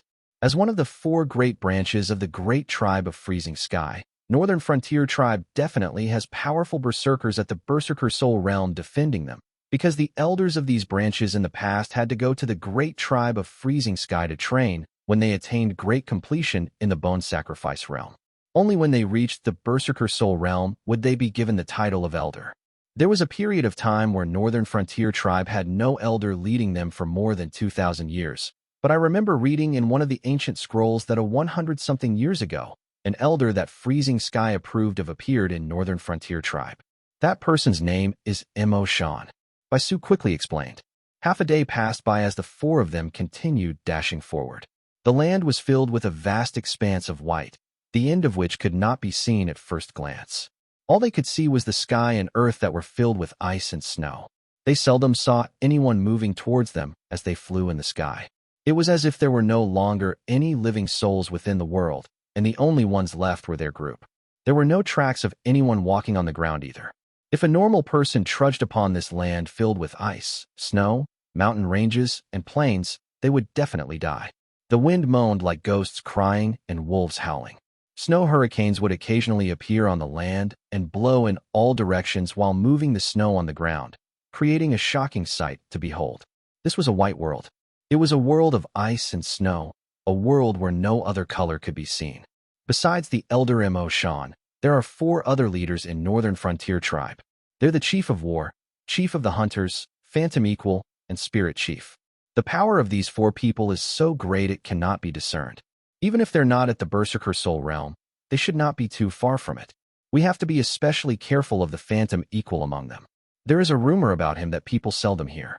I only read about this legend in an ancient, broken scroll. It said that up till now, no one has ever seen the face of the Phantom Equal of Phantom Daze tribe, ever since the tribe appeared in the land of South Morning. Neither have they seen his clothes, his voice, or his actions. Over the years, he has created a presence among others, which is what led to this rumor. The Phantom Equal of Phantom Daze will never die and will never be destroyed. The Phantom Equal will only be one person for all eternity. Bai Su's voice gained a hushed quality as it echoed in the other 3 people's ears. In the moaning wind, a mysterious quality was added to her words when she uttered them. Youngest junior brother, this last knows a lot of things. This is good. A smile appeared on second senior brother's lips, and he cast an approving look at Bai Su. Bai Su quickly returned a smile to second senior brother from Su Ming's embrace. Thank you for your praise, Uncle Master. I just like reading. You can refer to me as second senior brother like my youngest junior brother does, second senior brother said with a smile. A red flush colored Bai Su's face once again. She had no idea why, but she was blushing quite frequently this day. Why is there no tribe leader? Su Ming suddenly asked. This was exactly what second senior brother was about to ask too. As for Hu Zi, He continued drinking as he kept his gaze in front of them, while occasionally licking his lips, revealing a hint of ruthlessness. He did not listen to Bai Su's words. In his mind, he would just beat up all those he met, and there would be people naturally reminding him how to fight these people when the time came. To him, that was what smart people should do. Northern frontier tribes still retains the customs left behind by their ancestors when they were still Phantom Daze tribe. They don't have a tribe leader. Their tribe leader is something without substance. I heard that he's a malicious spirit in the world, but it's just a mere symbolism, Bai Su answered softly. A thought flitted through Su Ming's mind. Once he heard of the things related to Northern Frontier Tribe, especially about the tribe leader, the first thing that appeared in his head was the old man from Lizard Shaman tribe summoning the giant lizard totem. That giant lizard was also just a symbol and a mere totem. Northern Frontier. Phantom Daze. A glint appeared in Su Ming's eyes. Time slowly passed by in this manner. Their speed increased, and when dusk arrived, Bai Su's breathing suddenly quickened. We're here. Chapter 286. Northern Frontier Tribe. Su Ming came to a halt, while Hu Zi took a few steps forward by his side. With his wine gourd in hand, his eyes were gradually tainted with bloodlust. As for the second senior brother, he had his hands behind his back and stood nearby in a relaxed manner. It was a pity that the sun was covered by the clouds. But even if the land was still bright, it was not hot. About 10,000 feet ahead of Su Ming and the rest of them were many big buildings built on a large expanse of snow. As wind blew past, the snow would be lifted from the ground. Right before Su Ming were two giant statues. These two statues were carved in the image of malicious phantoms fighting against each other. A heinous, murderous aura spread from within the two statues without restraint and filled the entire area with it. Behind the two giant malicious phantom statues were rows upon rows of neatly arranged houses. These houses were all made from ice and connected in a long, unbroken line. With just one glance, it was hard to find the end of that line. This was a tribe bigger than a city. The enormous size of the tribe was not due to how grand it looked, but due to its length. It seemed endless, stretching far into the distant land. If anyone stood in the sky high above the tribe and looked at the ground, then they would be able to see that the buildings within Northern Frontier Tribe were positioned in a manner that they formed the shape of an arrow on the vast and endless plain of snow. It was like the mark of a gigantic arrow that was branded on the land belonging to Northern Frontier Tribe. Beneath the snow plains were layers upon layers of snow that continued sinking into the snow plains. The bottommost layer, which touched the earth buried under the snow plains, had the least amount of snow. If a person could see far ahead, beyond the snow plains, they would find hints of green growing on the ground, which was also located much lower than the snow plains itself. If that person could see even farther ahead, they would find birds flying about and flowers blooming. This snow plain was like a ravine that separated winter and summer. Northern Frontier Tribe existed within this land, a land that made it seem as if the great tribe of Freezing Sky was located south, but was in truth a place that was located to the north in the maps detailing the topography of the land of South Morning. The tribe stayed here defending the northern gate of the great tribe of Freezing Sky. This is just one part of Northern Frontier Tribe on the Great Frozen Plains. There's another part of the tribe underneath the snow plains. Bai Su said softly. Northern Frontier Tribe has retained the customs of Phantom Daze. All their berserkers have very long hair. If they fight against outsiders, those who die will lose their heads. If they fight among themselves, the person who loses will have a choice. He can choose to cut off his own head or cut off his hair. That is why if a person has very long hair, it means he seldom loses. It might also be that he has never lost before, Bai Su whispered, looking at Su Ming. Once she finished speaking, she hesitated for a moment. Su Ming, I would suggest all of you to wear hoods. If you do that, I think it might be easier for all of you. The moment Bai Su finished speaking, but before Su Ming could manage to say anything in return, second senior brother gave the girl an approving look. He then turned to Su Ming. Youngest junior disciple, this lass is very good. But lass, I've already made preparations for this a long time ago. Second senior brother smiled gently and lifted his right hand to bring out a number of black hoods from his bosom. Ahem, as disciples of the Ninth Summit, we have no need to hide our faces. In fact, it's below our dignity to hide our faces, but a stern look appeared on second senior brother's face when he looked at Su Ming and Hu Zi. We have to be considerate of our master. He's already old, and his mind can't react fast enough for him to formulate lies, So we have to find an excuse for him, no? We're not worried about showing our faces, but for our master, for our old man, we have to bear with this shame and wear the hood. Hu Zi blinked, then nodded his head firmly in understanding. You're right. This is for master. We're doing this for master. Second senior brother, I can bear with this. I will bear with it. As he spoke, he snatched a hood and covered his head, which left only his eyes to be seen. He snickered. Third senior brother, I'm sorry you have to go through this. Second senior brother patted Hu Zi's shoulder with a touched expression on his face. Second senior brother, we're doing this for master. This insult is nothing. Hu Zi stopped snickering, and a resolute look appeared in his eyes. We're all master's good disciples. Youngest junior brother, what about you? Second senior brother handed a hood to Su Ming. Su Ming took it with an odd expression on his face, but he still covered his head with it without a word. Bai Su widened her eyes where she stood by the side. She had a sudden feeling that she had never come to understand the Ninth Summit as clearly as she did at that moment. Just what are these people? Bai Su rubbed the center of her brows. She had thought that convincing these people to wear a hood would be difficult, but the strange development made her suddenly think that she was far too young and inexperienced compared to these people. Master, for you, we will suffer through this injustice, but we're doing this willingly because we're your good disciples. We love you. Second senior brother lifted his head and puffed out his chest before putting on the hood. He winked at Su Ming and Hu Zi, then threw the leftover hood down as if he did not just do it intentionally, and charged towards Northern Frontier Tribe in a long arc. Hu Zi stomped the ground with his right foot, and as snow scattered in the air, he dashed after his second senior brother. Find a safe place and wait for me. Su Ming cast a glance at Bai Su and leaped into the air to chase after his second senior brother and Hu Zi.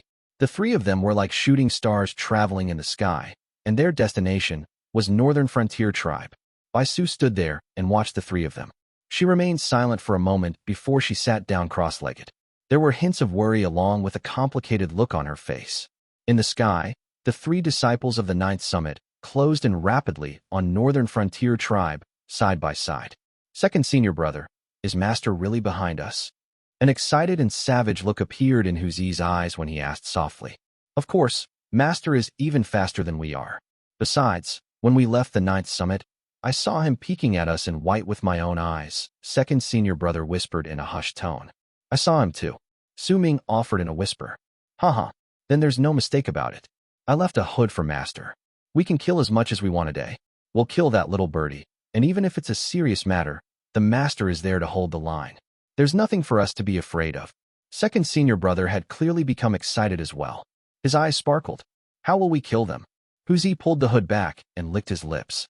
Third, fourth, I'll tell you the rule of the Ninth Summit today. This is what our eldest senior brother told me in the past. Second senior brother looked at Su Ming and Hu Zi. Kill those who have harmed even a single plant of Ninth Summit. Kill those who have harmed even a single follower of Ninth Summit. Kill all the berserkers of the tribe of the person who harmed even a single disciple of the Ninth Summit. The Ninth Summit will never cause trouble, but if someone provokes us, then we will use murder to tell them that the Ninth Summit is not someone they can offend. That is why we will look for Zhuoge, and if anyone stops us, they'll die. There was a murderous aura within second senior brother's words, and his voice was as cold as ice. Hu Zi sucked in a deep breath, then pulled the hood back on his head. A blood-red light appeared in his eyes. However, after a moment of hesitation, he turned to look at his second senior brother while flying forward. Second senior brother, why didn't you help me when I was bullied last time? That doesn't fit the rules of the Ninth Summit. Hu Zi was very dissatisfied. If you didn't peek at me every single night, I'd help you as well. Second senior brother shook his head and sighed deeply.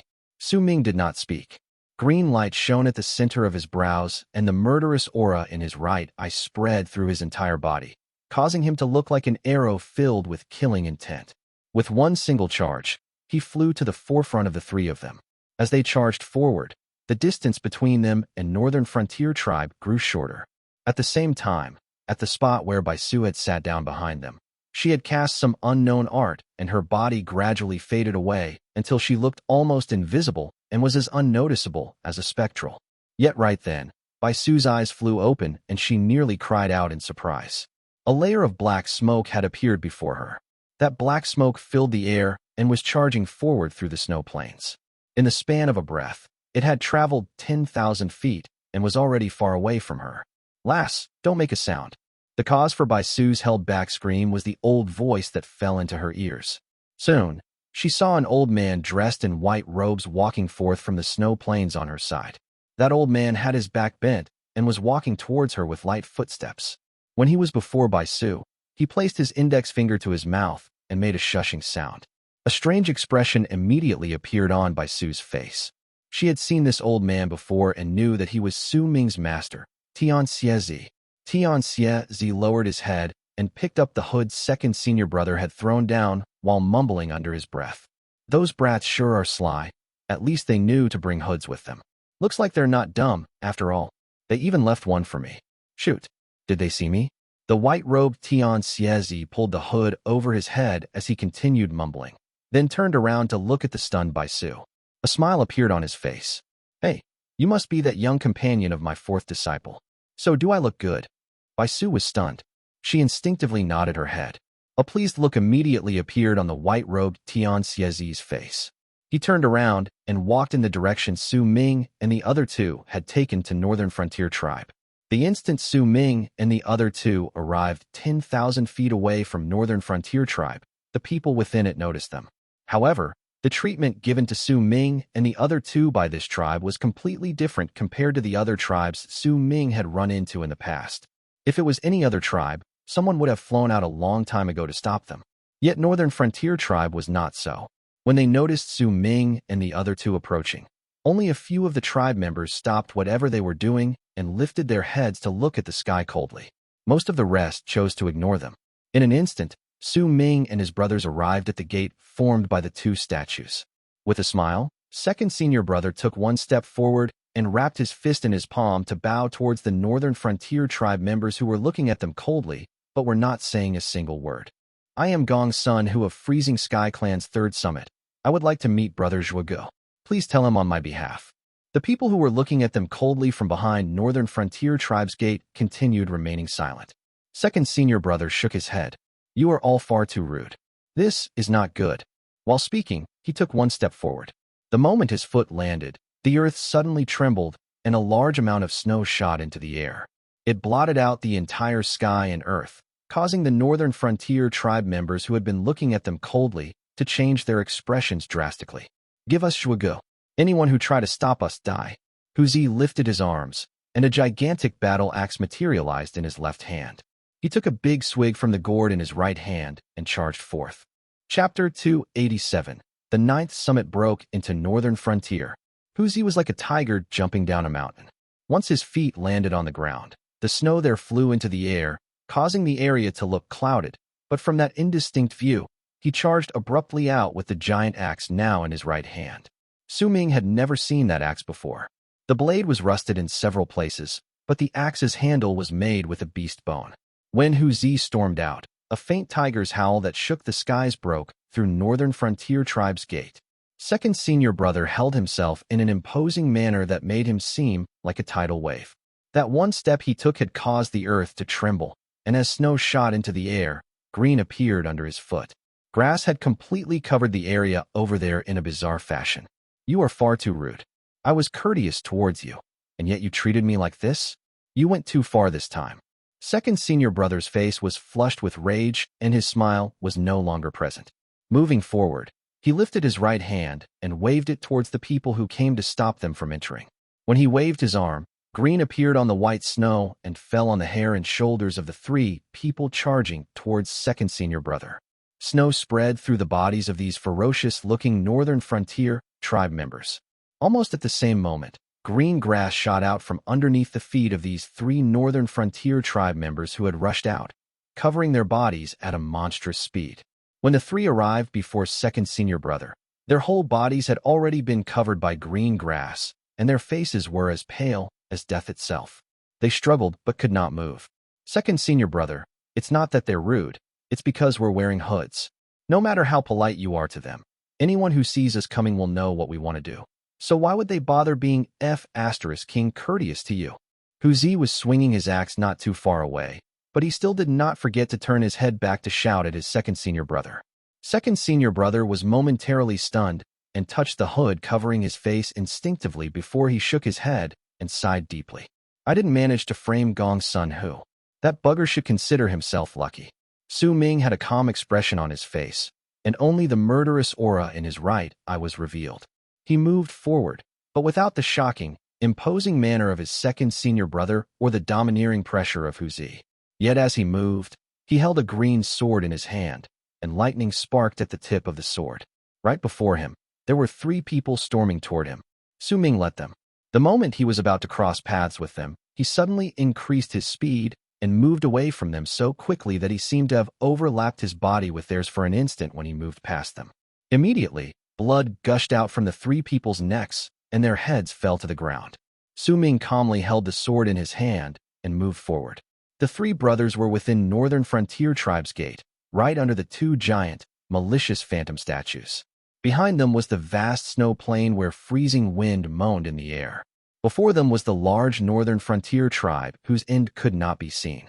The sounds of war drums being hit reverberated through the air and traveled forth from deep within Northern Frontier Tribe. The war drums were deep and exuded an oppressive presence. It spread through the air, telling the entire tribe that they were attacked by strong enemies. People charged out from within the tribe and stormed towards where the 3 brothers were. There were also quite a number of normal Northern Frontier Tribe members around Su Ming and the other 2. They looked different from the normal people Su Ming had seen before. Not much fear could be seen on their faces. In fact, very few of them left in panic. At most, they retreated a little, making enough space between themselves and the attackers, before stopping still and watching the 3 of them coldly. There were many people who had charged out from the tribe. With just one glance, Su Ming counted at least a few dozen of them. As they closed in, they split into 3 parts and stormed towards Su Ming, Hu Zi, and second senior brother. Hu Zi grinned, took a big swig of alcohol, then took an unstable step forward. He placed the axe by his side, spread out his arms, and shouted towards the sky. "Enter, dream." His shout shook the sky and earth, and the Northern Frontier Tribe members who had split into 3 parts were all stunned, but they were only taken aback for a moment.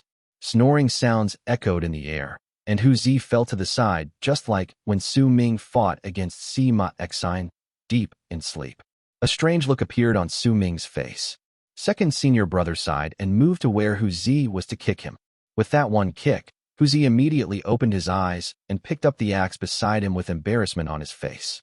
Third, don't always enter your dreams. Second senior brother shook his head and walked towards the dozens of Northern Frontier people. He lifted his arms, and immediately, green appeared on his hands. He slammed them on the ground. The snow on the ground rapidly melted and green grass rose before it started growing in a bizarre manner, turning the entire area into a plain of grass. The moment the Northern Frontier Tribe members charging towards second senior brother arrived, the grass on the ground broke off from its roots and charged towards those people like arrows. Hu Zi was angered by what had happened just now and picked up his axe to engage the dozen people charging towards him. This was the first time Su Ming witnessed Hu Zi's valor. He did not care about pain or getting injured at all. With a terrifying force, he rushed into the crowd like a fierce tiger and started slaughtering those people. There was one thing that caught Su Ming's attention. Every single time Hu Zi was attacked, a light would flash and he would appear to be completely unharmed. It was as if there was a layer of invisible armor around him, causing the blows that landed on him to be painless.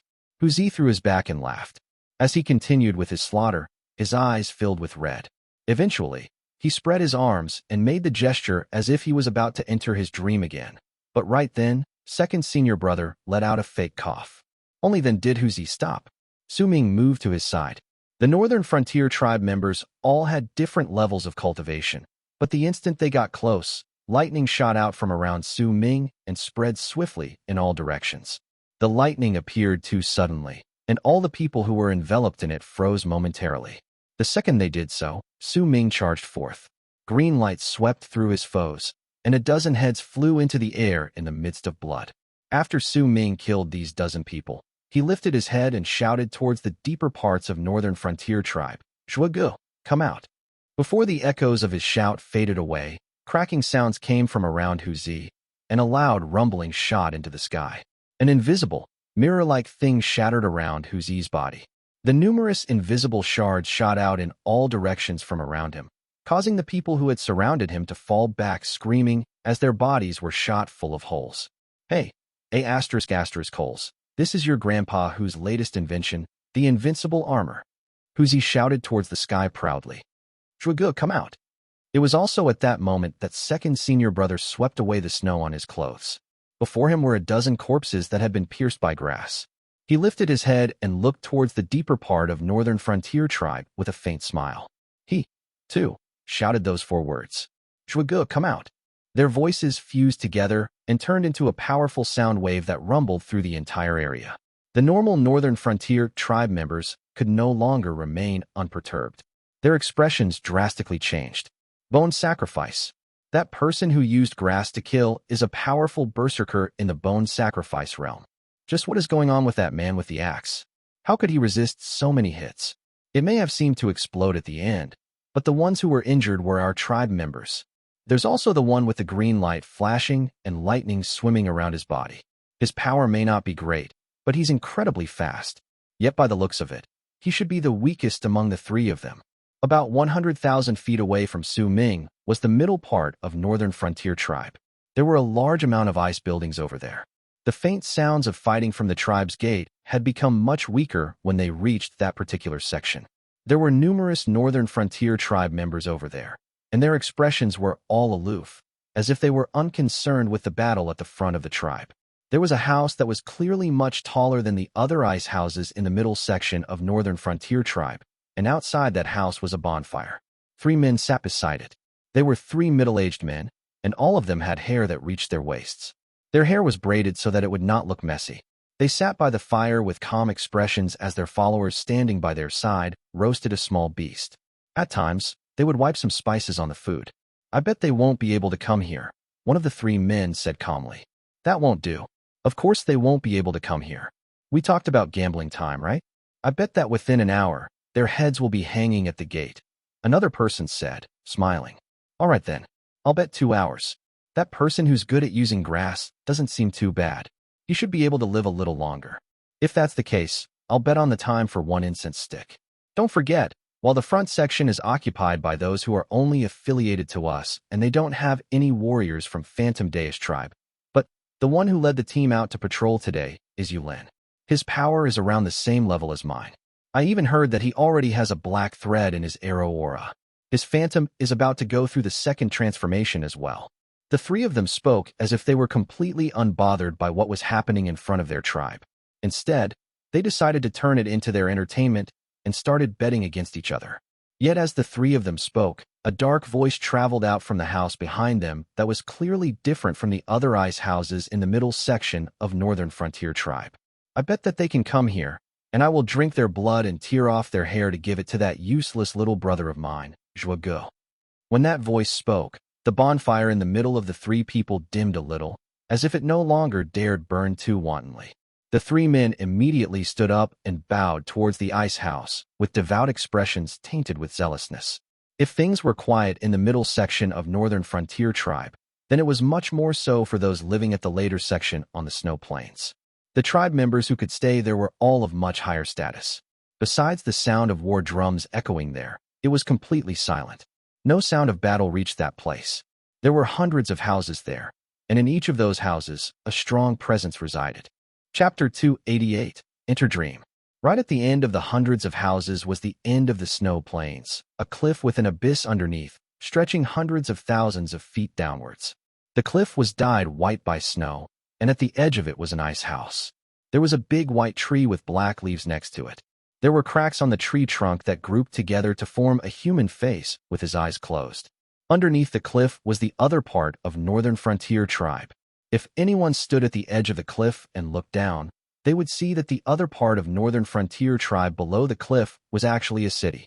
In truth, while the people staying at the front section may be Northern Frontier Tribe members, they were not part of Phantom Daze tribe. This was something not even Bai Chang knew. The ones staying there were other tribes that were forced to surrender to the great tribe of Freezing Sky when the tribe became powerful in the past. They merged with Phantom Daze, and that was how Northern Frontier was formed. In truth, there were blood descendants from several tribes within Northern Frontier Tribe. Among them, Phantom Daze was the strongest. That was why Phantom Daze was in control of the tribe. Since the past, all the elders who were chosen also came from Phantom Daze. Even if the distinction between the different bloodlines have faded, but under the might of Phantom Daze tribe, those who were not from Phantom Daze tribe could only stay at the front of the tribe. This was related to the customs of Phantom Daze.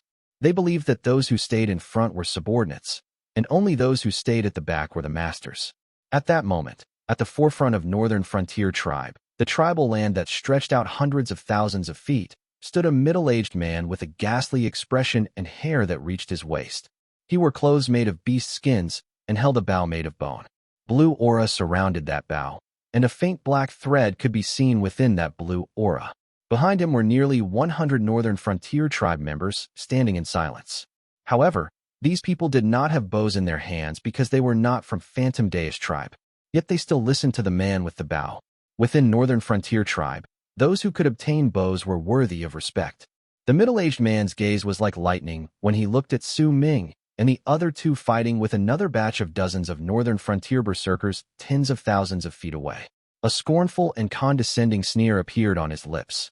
If it wasn't because the great tribe of Freezing Sky used a despicable method to win, then Freezing Sky Clan would be known as Phantom Daze Clan right now, the man said in a chilling voice.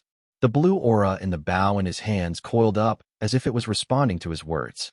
Sir Yulin, they're looking for Zhuo Gu. A man from Northern Frontier Tribe, standing beside the middle-aged man, said in a low voice. Are you saying that since they're looking for people of Phantom Daze tribe, that's why your people don't have to fight against them? The middle-aged man asked coldly as he turned around and stared at the man.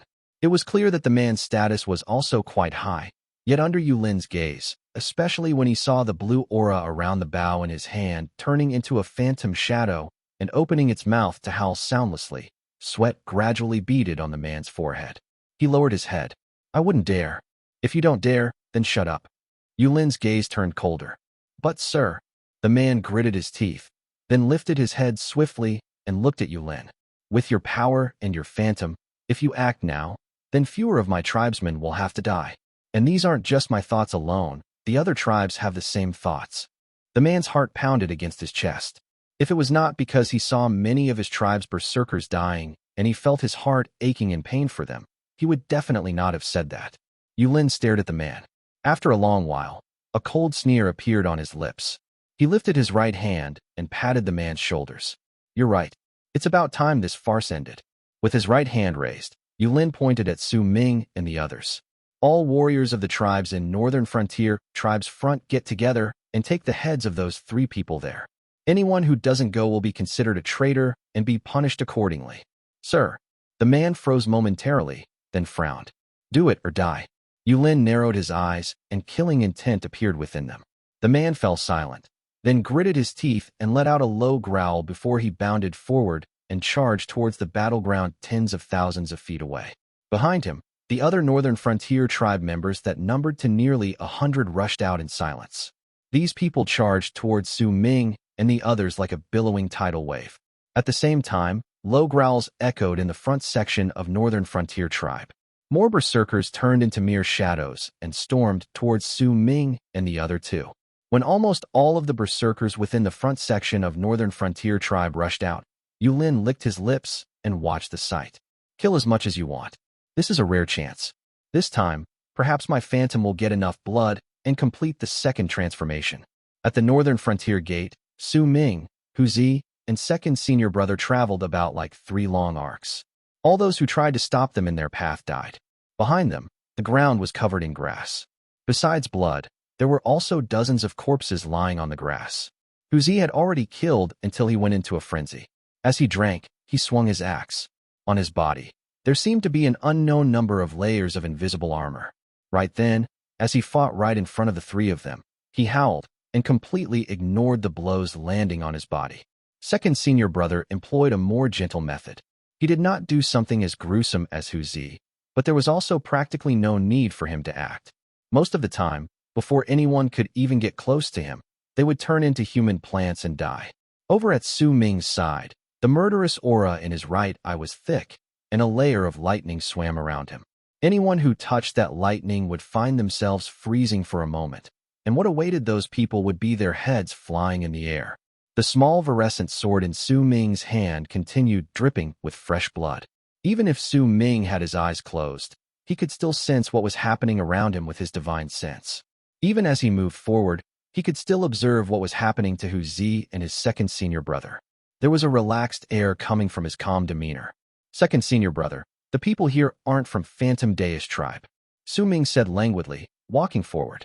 If the people of Phantom Daze tribe refuse to come out, then we will slaughter until they come out. Second senior brother smiled and moved forward.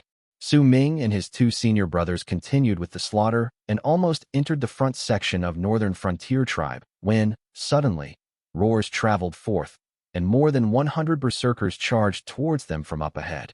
There were 7 people leading the charge, and all of them held power that would not lose to Ziche. When they got closer, they looked like a swarm that had covered the sky and earth under the light from the dark sky. With his divine sense, Su Ming immediately noticed a person looking towards them from several tens of thousands of feet behind the incoming people. That person had a cruel smirk on his face and held a big bow in his hand. His hair was so long that it reached his waist. Right at the instant these 100 or so berserkers charged towards them, a glare appeared in second senior brother's eyes. He was just about to move forward when Su Ming also lifted his foot and Han Mountain Bell began faintly forming behind him. Far too many things happened at that instant. The berserkers charged forward madly, and in the distance, anticipation and eagerness appeared in Yulin's eyes. The blue aura around the bow in his hand started swaying fiercely and turned into the phantom shadow. Within its eyes were greed and bloodlust. The 7 people at the front of the charging berserkers had unwilling looks on their faces, but they had to attack. In the land behind Su Ming, a wisp of black smoke was charging forth, and behind that black smoke was a thin old man walking forth with his hands behind his back. All these things froze in an instant due to one thing. Hu Zi stood before his 2 brothers. Right at the moment those 100-something berserkers closed in, he loosened his grip on the axe. It landed with a thud on the snow. The wine gourd in his left hand no longer had any wine left, but he still placed it to his lips and seemingly drank a huge mouthful from it before he let go. The wine gourd fell to the ground, and as it fell, Hu Zi spread his arms wide and looked at the sky. Enter, dream. His soft first syllable soon turned into a shocking roar.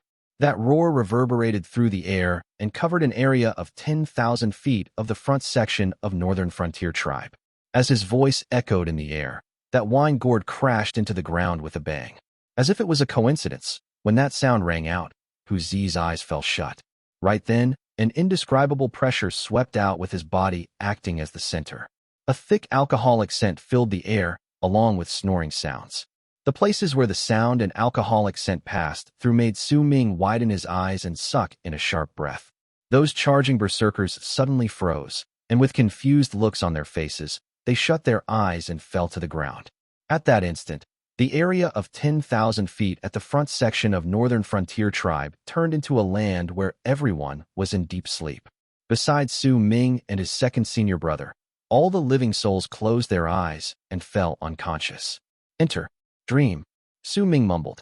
He looked at Hu Zi. At that moment, Hu Zi stood on the ground with his eyes closed as if he was in deep sleep. Second senior brother was momentarily stunned before an ecstatic look appeared on his face, and he laughed heartily. Third made it. Yet the moment second senior brother's laughter left his lips, a sharp whistle that shocked the skies traveled forth from tens of thousands of feet away, bringing with it an indescribable killing intent. It was an arrow. It was an arrow surrounded by blue aura, and as the aura floated through the air, it turned into a malicious phantom. That malicious phantom surrounded the arrow, and with a nigh indescribable speed, charged towards Hu Zi. Every single inch of earth that the arrow passed through started cracking. All those within its path, be it the buildings or the Northern Frontier tribe members, would be destroyed abruptly. The buildings would crumble, and the living would have their flesh and skin disappear, turning into skeletons. They were all absorbed by that arrow. Like thunder, it turned into the one and only sound in the sky. Tens of thousands of feet away, Yulin still had his hand lifted up. The bowstring he let loose was still trembling and humming. There was anger lying underneath his ferocious expression. At that moment, everything in Su Ming's sight became blurry. The only thing he saw was Hu Zi, who had his eyes closed, and the charging arrow. There was no communication between him and his second senior brother beside him. But the two of them seemed to have known what the other was thinking, and the both of them did 2 completely different things. Su Ming took one step forward, and as if piercing through air itself, he rushed towards Hu Zi. Second senior brother also took one step forward, but he did not move towards Hu Zi. Instead, he charged towards Yulin, whose bow was still humming in the distance. Chapter 289, The Wind from the Cold Sky. Su Ming's speed reached an unbelievable pace in an instant. Yulin had always thought that while his arrow might not be the fastest in his tribe, but it was definitely much faster than a berserker. If the person he wanted to kill had the ability to dodge the arrow himself, then he would have a possibility of dodging the arrow during the entire process the arrow was shot from the bow. However, if the person did not have the ability to do so and required outside assistance, then when he shot that arrow, he was confident no one would be able to save him at that instant. When he saw Su Ming's actions, besides the thought that appeared in Yulin's head, there was only derision and condescendence. Yet just as he started mocking Su Ming in his head, that derision instantly froze and was replaced by disbelief and shock. In Yulin's eyes, when Su Ming took that one step forward, two figures appeared.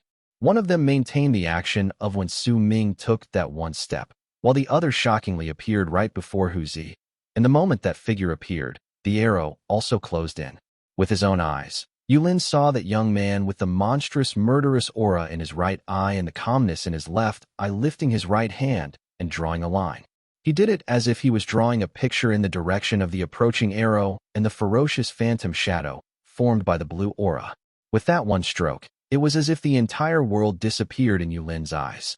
The only thing left was that one line, its trajectory, and the arc formed when the youth's finger drew that line.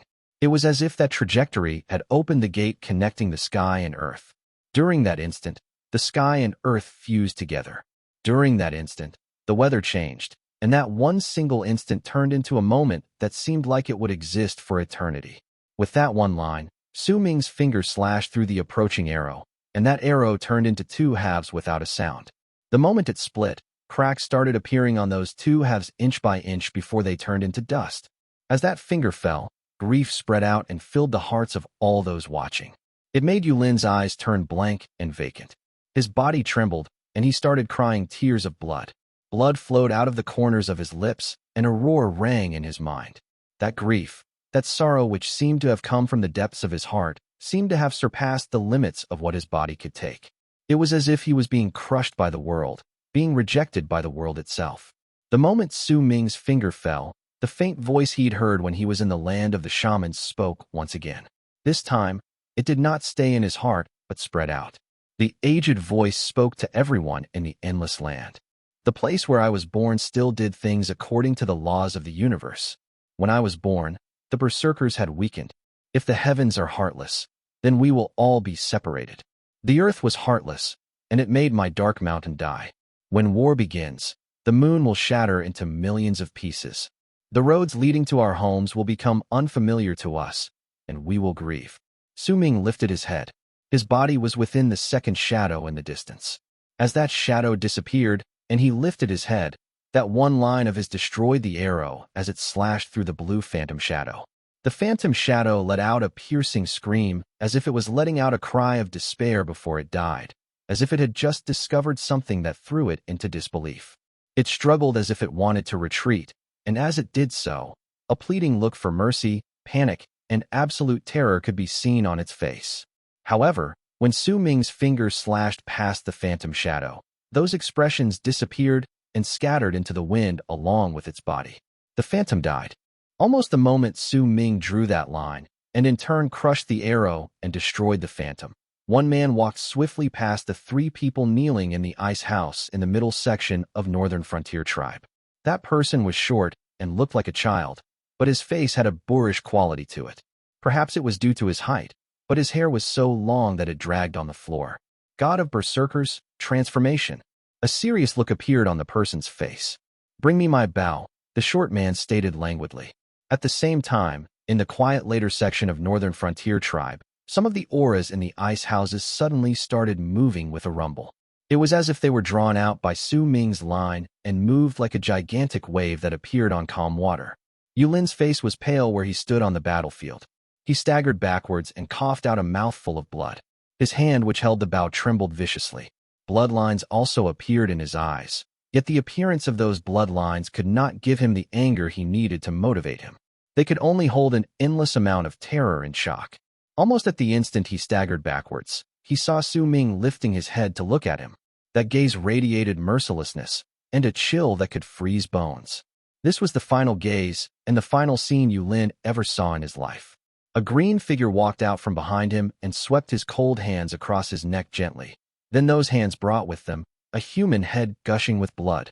Second senior brother carried Yulin's head in his hand, and with a gentle expression, he looked towards Su Ming. As he did so, a smile curled up on his lips and admiration appeared on his face. Let him sleep. He won't be harmed over here. While speaking, second senior brother averted his gaze from Hu Zi's body and turned to look at the deeper parts of northern frontier. Youngest junior brother, have you given a name for that line of yours? Not yet, Su Ming replied softly. Then call it Berserker Obliteration. Su Ming remained silent for a moment, then nodded his head. I look forward to the day you complete Berserker Obliteration and play the full piece with the sun. As second senior brother spoke with Su Ming, the two of them turned into long arcs and charged into the deeper parts of northern frontier tribe. No one dared to stop them as they passed through. Even the remaining berserkers scattered here and there retreated, allowing Su Ming and his second senior brother to be able to travel faster. After a moment, they arrived at the border between the front and middle sections of northern frontier tribe. Over there, they saw the middle section lying just 10,000 feet away, and that section belonged to Phantom Daze tribe. They also saw 3 middle-aged men looking at them coldly from one particular ice house within the tribe. They lifted the bows in their hands and blue aura surrounded them as phantom howls echoed in the air. Behind the 3 men was a short man who held a bow that was about half his size. That man stabbed that bow onto the ground and grabbed the bowstring. As he drew it out, thick black aura grew from the string, and in the blink of an eye, it turned into a savage, malicious phantom in midair, roaring at Su Ming. Before it finished roaring, a dozen people appeared from within the middle section of the tribe. All of them had different lengths of hair, and with their hands, they began drawing out the bows they held. A fierce killing intent gathered swiftly in the air. Second senior brother, I have a second style after Berserker Obliteration. Please help me name it as well. While speaking, Su Ming took a step forward.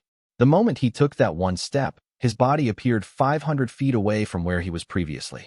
His speed was so quick it was indescribable. The instant he did so, one of the 8 ice hoops on his legs exploded with a bang. His speed increased explosively. The explosion of the ice hoop made shock appear on second senior brother's face.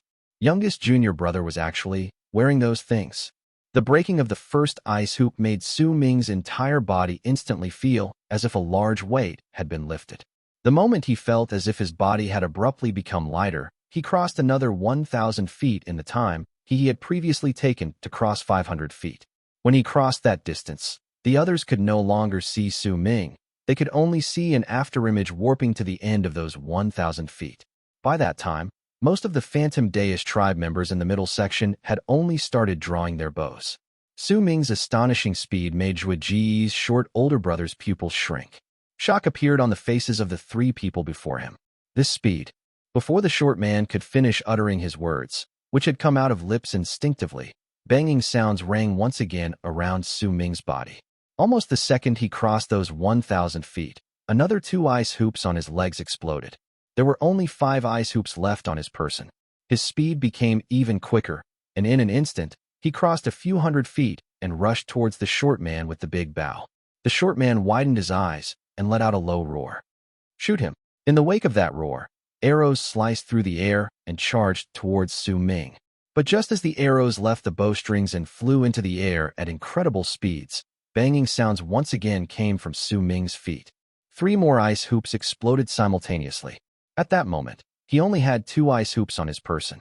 Yet even so, his speed had reached a terrifying level. In just an instant, Su Ming crossed 5,000 feet, as if he flew through time itself, as if he passed through space, and as if he had just turned those 5,000 feet into an inch. Right then, the world before Su Ming's eyes seemed to have slowed down. Those arrows also slowed down to a pace that was even slower than an arrow shot by a normal person. Those arrows may have seemed to have passed through Su Ming, but in truth, they only shot through his afterimage.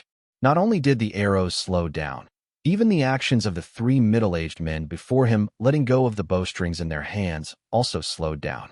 In fact, Even though Su Ming was already standing before these three people, their eyes did not seem to have seen him. It was as if Su Ming was invisible and the three of them were still looking into the distance. Right until the moment Su Ming lifted his right hand and pushed forward. When he pressed forward, his palms seemed to have struck air, but the skin of the three people before him sank down. Their hair flew up slowly, and their bodies started trembling. Su Ming did not stop. He hurled another punch towards the air.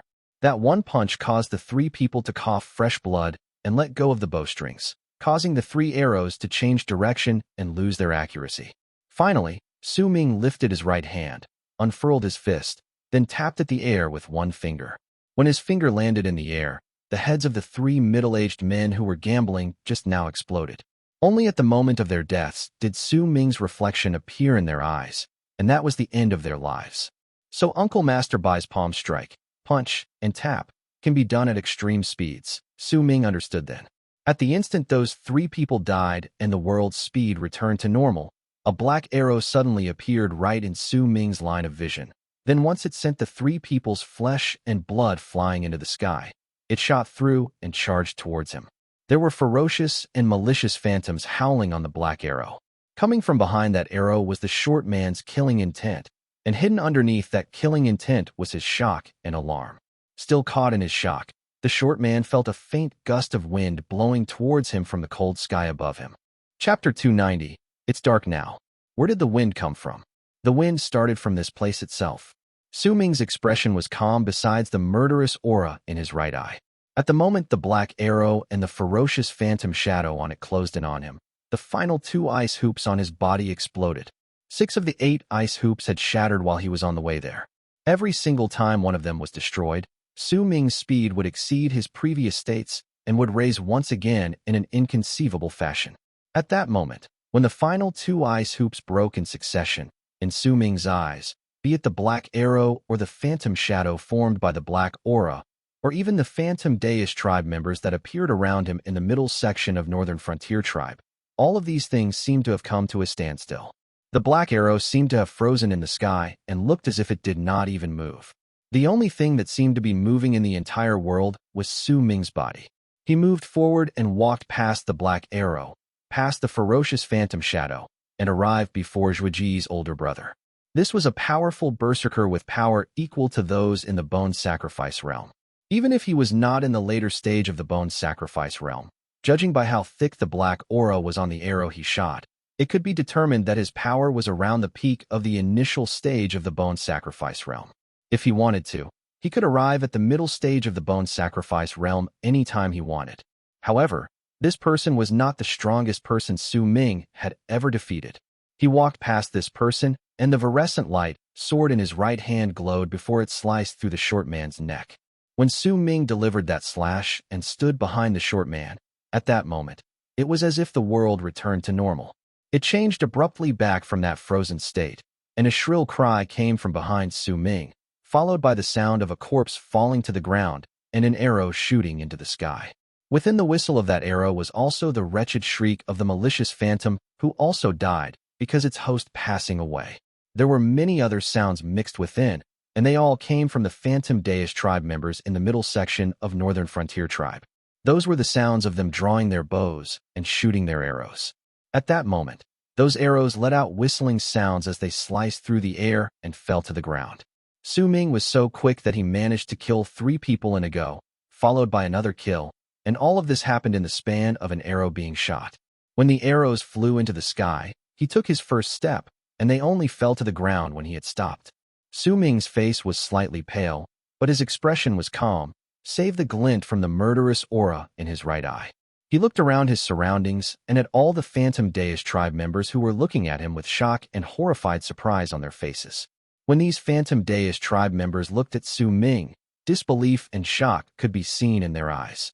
They did not see just how Su Ming had managed to kill those 4 people. They only saw him taking one step 10,000 feet away. When that step landed, he was already standing at the spot he was now, and lying closest to his back were those 3 people whose bodies were completely mangled, and their arrows were broken while their phantoms destroyed. Then slightly further away was the brother of Zhuge. That black arrow berserker seemed as if he could not even resist before his head flew into the air and his phantom shadow died, with a wretched screech. Su Ming's speed had surpassed everyone's imagination, causing them to be unable to believe what they just saw. Only their hearts remained pounding increasingly faster against their chest, which then turned into nervousness and fear. At that moment, silence fell upon the area. 10,000 feet away, second senior brother also widened his eyes. He took a deep breath after a long while, and when he looked at Su Ming, his gaze was filled with praise and shock. He had watched Su Ming move during the entire process, but even so, when Su Ming killed the short man at the end, he too had lost sight of him for an instant. This could only mean that Su Ming's speed at that instant had surpassed second senior brother's senses. If his speed was quicker and he could disappear for a long time from a powerful warrior's sight, then he would also become a powerful warrior. He was a gust of wind that people could only feel blowing against their faces but could not see. When Su Ming's gaze swept through all the phantom Daze tribe members around him in the middle section of Northern Frontier Tribe, all the faces of those who had fallen into his line of vision were instantly drained of blood, and rumbling sounds echoed in their heads. It was as if Su Ming's gaze contained numerous sharp swords that could pierce through their eyes and crash into their souls, leaving behind a deep brand. That brand was a feeling of powerlessness that made them feel as if they could not resist, as if the person before them was someone they could not hope to win against. With this feeling in their hearts, under Su Ming's gaze, and as their hearts raced even more quickly in their chests, those whom had fallen into Su Ming's line of vision, as he swept his gaze through the area, instinctively knelt down before him. They placed the bows in their hands next to their legs, wrapped their arms around their chests, and lowered their heads. When Su Ming's gaze swept past all the people in the area, all of them, no matter the length of their hair or whether they were a berserker or a normal person, knelt down and worshipped him. The second style is like a moment that only lasts for an instant, and during that moment, all ghosts and phantoms are destroyed. It is a power that is incomparable. How about naming it Phantom Flash? Second senior brother asked gently as he walked towards Su Ming. Phantom Flash. All right. Su Ming nodded his head, his face growing somewhat pale. The speed just now was already his limit. When the final two ice hoops exploded, he sensed that the speed had slightly surpassed what his body could bear. If it was not because he had been training his physical body for the past few months, then it was highly likely that he would have been torn to shreds under that astonishing speed. However, youngest junior brother, that style may be stunning, but it's still lacking. Second senior brother walked towards Su Ming slowly, and when he was behind him, he cast a glance at the ground, specifically at the short man's corpse, who had his head separated from his body. It might not be accurate for me to say that it's lacking. After all, you're the one who created it, but I think, when you're traveling in that speed, your observational skills fall. As second senior brother spoke, a glint appeared in his eyes, and instantly, a large amount of grass appeared out of nowhere around the short man's corpse. You're recovering, I see. The instant second senior brother's words were said, the short man's head started melting and turned into an innumerable amount of black bugs that spread out on the ground. The corpse did the same thing and turned into numerous black bugs. As they filled the entire ground, these black bugs let out a piercing screech and flew into the sky simultaneously. Yet the moment they flew up, the grass on the ground also shot up and ensnared them. The black bugs moved about incessantly, trying to escape from the grass, but it was clear they would not succeed. Su Ming lifted his head and looked at the black bugs in the sky. His gaze turned cold. My creation is unlike Third's when he enters dream. It's also largely different from the pictures you draw. My creation is that of seeking death when walking the path of life, just like how day searches for night. While speaking, second senior brother lowered his head to look at his left hand before he slowly lifted it and seized the air in the direction of the bugs that were trying to escape from the grass in the sky. The moment he did so, the grass that had ensnared the bugs turned brown as if having lost all its life force, as if it was a flower in spring that rapidly withered away under autumn wind. Yet the moment it withered away, that loss of life seemed to spread and covered the black bugs. When second senior brother lowered his hand, those black bugs fell from the sky and crashed into a mangled heap of flesh on the ground. When all the bugs fell, they did not remain as the carcasses of those bugs, but transformed back into the short man's corpse. When you use Phantom Flash next time, don't cast your attention on your surroundings. Focus on the enemy you want to kill and observe his life. See whether it is still there or whether it is hidden. If you're not certain, Then remember one thing. Always treat it as if he is still alive and kill him again, maybe twice, or even more. As second senior brother spoke, he moved to the side of the mass of flesh, lifted his foot, and started stomping on it. His expression was still gentle, and it was a huge contrast to what he was doing at the moment. Now he's truly dead. Absolutely, and without a doubt, dead, second senior brother said softly, lifting his head with a smile towards Su Ming. His actions made the phantom Daze tribe members who were gathered around them feel an endless chill creeping up their hearts. Right then, to them, this man who had been smiling all this while was even more terrifying than Su Ming.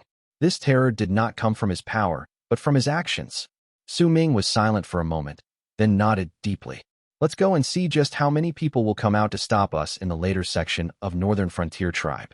Second senior brother smiled and patted Su Ming's shoulder. There was still a look of praise in his eyes. Su Ming was just about to follow him, but the moment he lifted his foot, his body trembled, and he lifted his head to look towards his second senior brother standing by his side. He saw a hint of paleness appearing on his second senior brother's smiling face. Second senior brother. Su Ming opened his mouth, about to say something more. It's fine. I'm your senior brother. This is what I should do. Let's go. Second senior brother shook his head and smiled before he moved forward. Su Ming stared at his second senior brother blankly, and warm affection appeared in his eyes. Just now, when his second senior brother patted his shoulder, he clearly felt a surge of warmth traveling from second senior brother's hand into his body. That warmth circulated through him once and turned into an abundance of life force. This life force was like a powerful medicinal pill that almost entirely healed the injuries Su Ming's body had sustained due to that unbelievable speed. Yet it was clear that this was not an easy task for second senior brother to do either. The kindness of the sect was carved into Su Ming's heart. For all eternity, he would never forget the ninth summit. As the two of them moved forward, no one tried to stop them anymore. The phantom Daze tribe members around them simply watched Su Ming and second senior brother walking further into the distance. Gradually, they arrived at the later section of Northern Frontier Tribe built on the snow plain.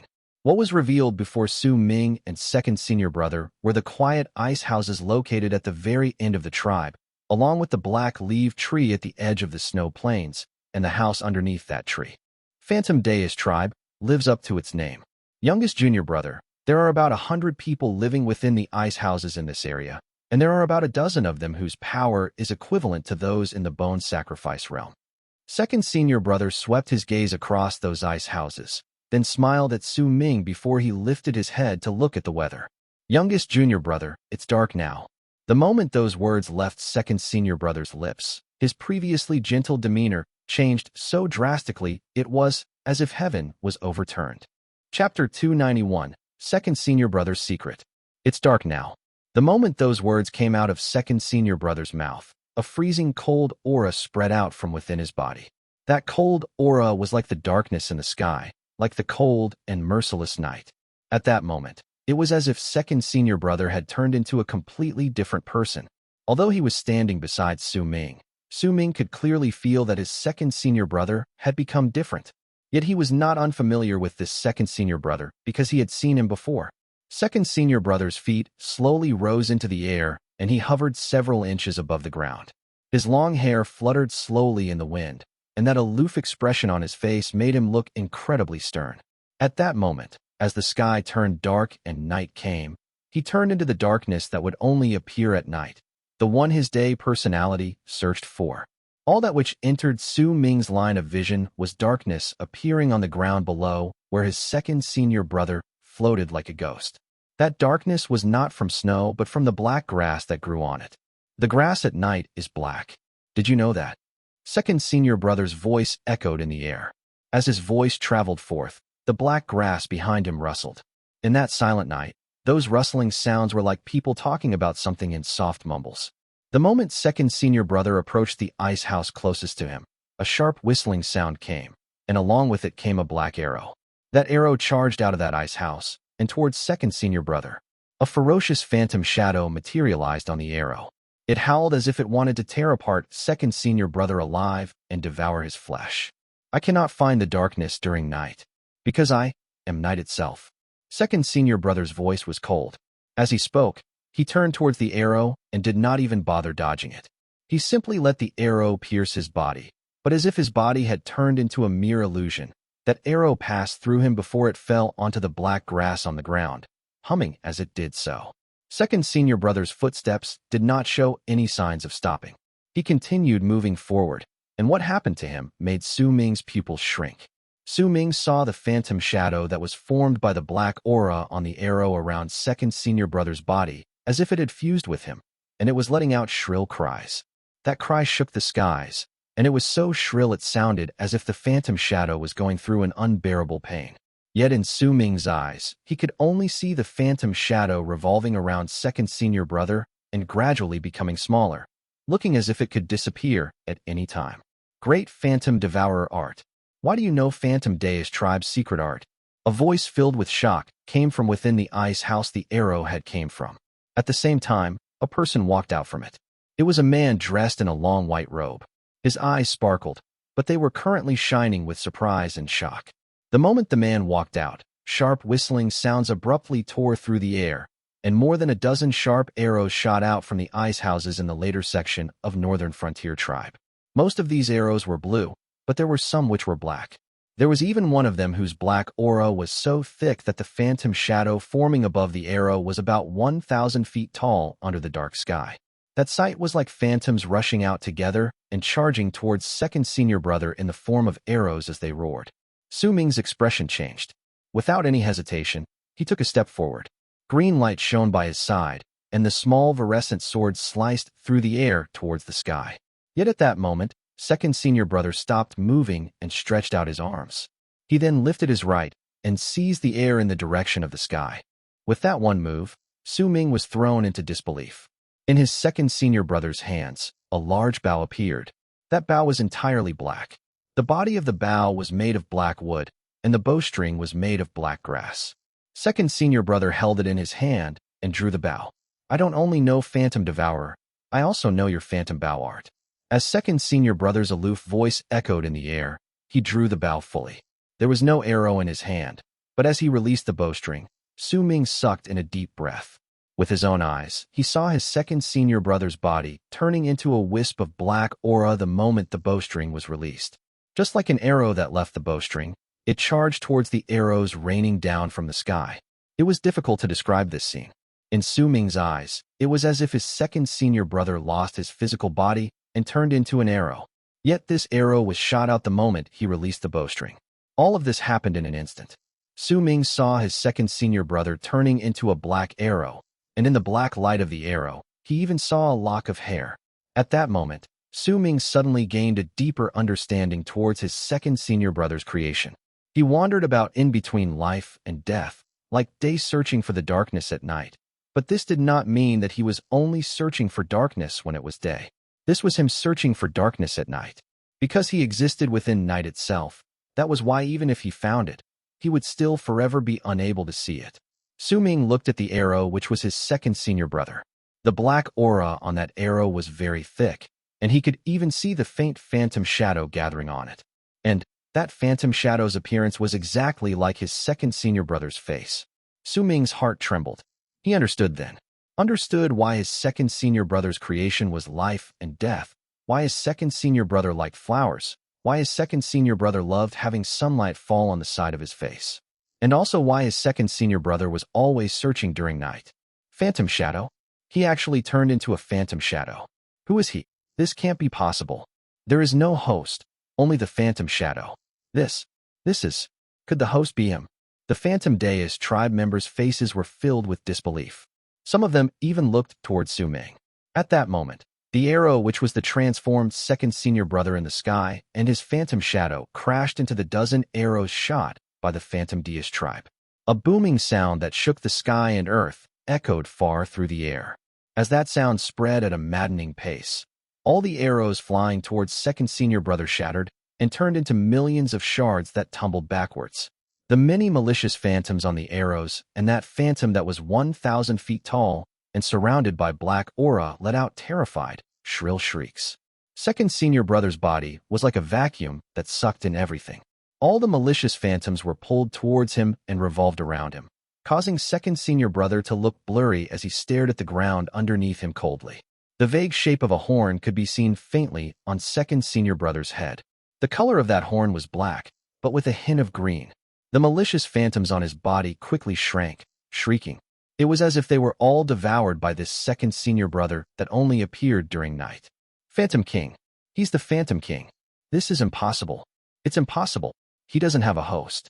How? How is he still alive?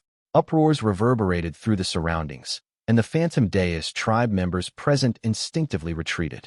Their gazes when they looked at second senior brother in the sky were filled with terror and disbelief. Behind them, balls of illusionary shadows appeared against their wills. These illusionary shadows were their phantoms. When these phantoms appeared, they looked towards second senior brother in the sky, and their faces were also filled with the same horrified surprise. But there was still a difference.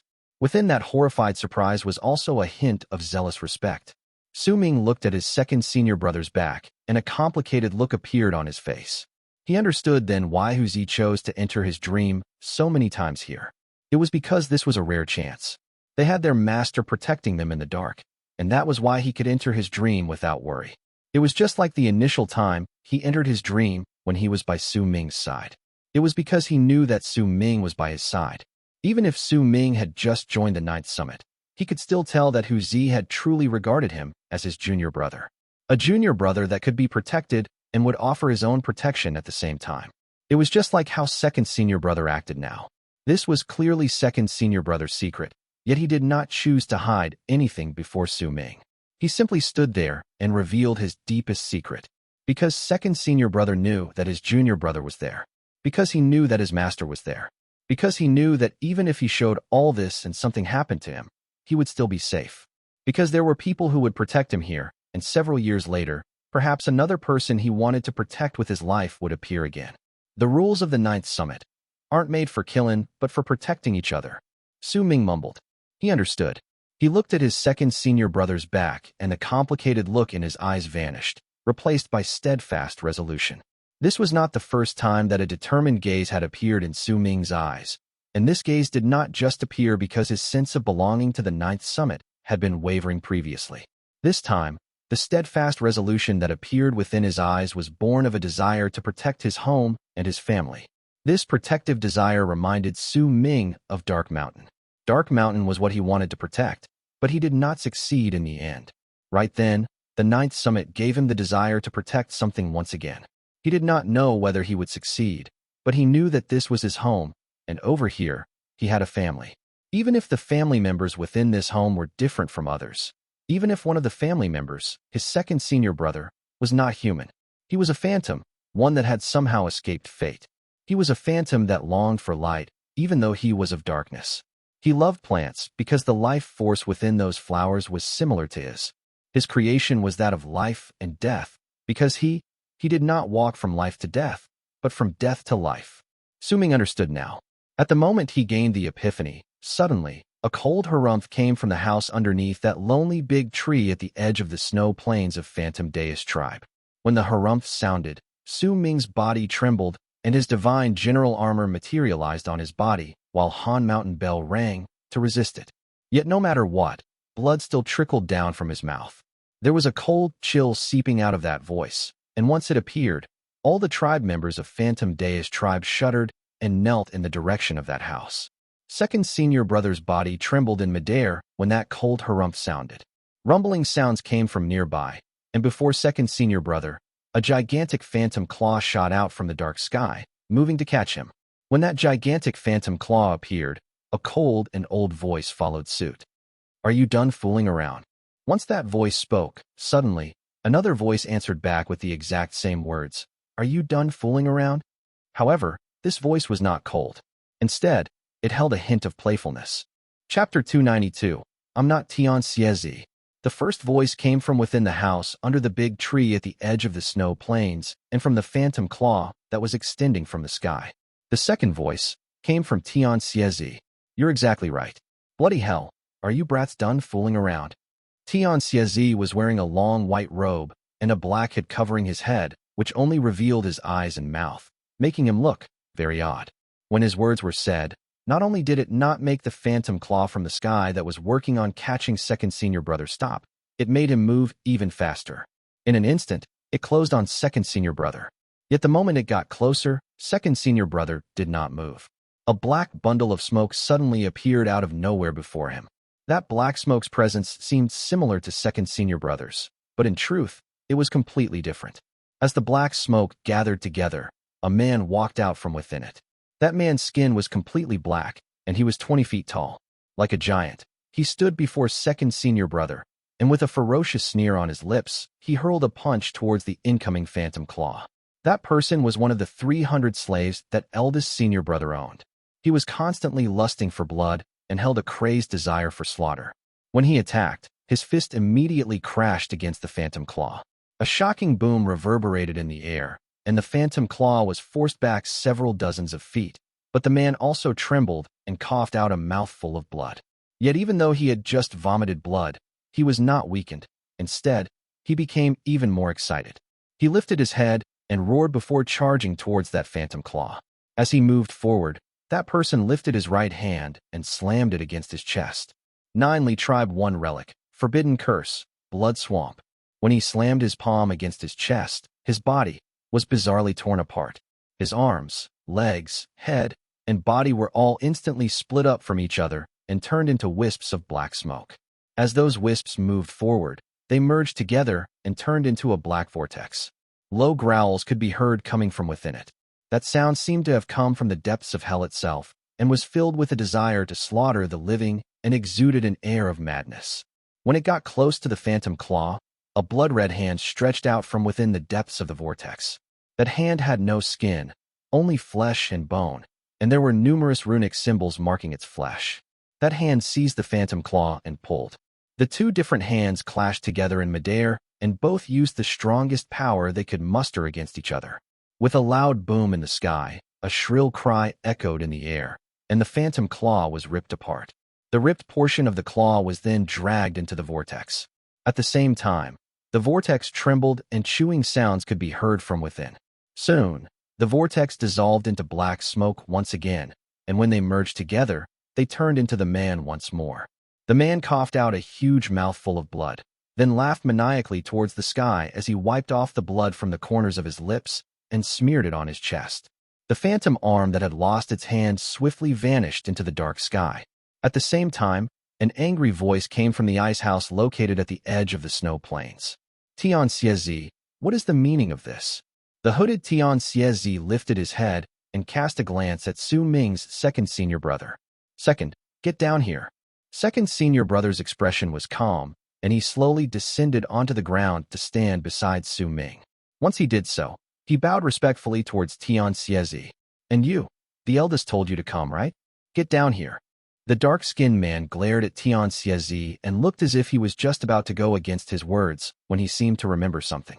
That rebelliousness instantly turned into obedience, and he moved to stand beside Tian Xie Zi. Su Ming hesitated for a moment before said softly, Master. Shut up. Tian Xie Zi glared at Su Ming and pointed at him, at his second senior brother, then at the dark-skinned man as well. Anger appeared on his face, and it did not seem fake. Tian Xie Zi was truly and absolutely livid. Look at what you've done. Have you grown a pair now, huh? Are you done fooling around?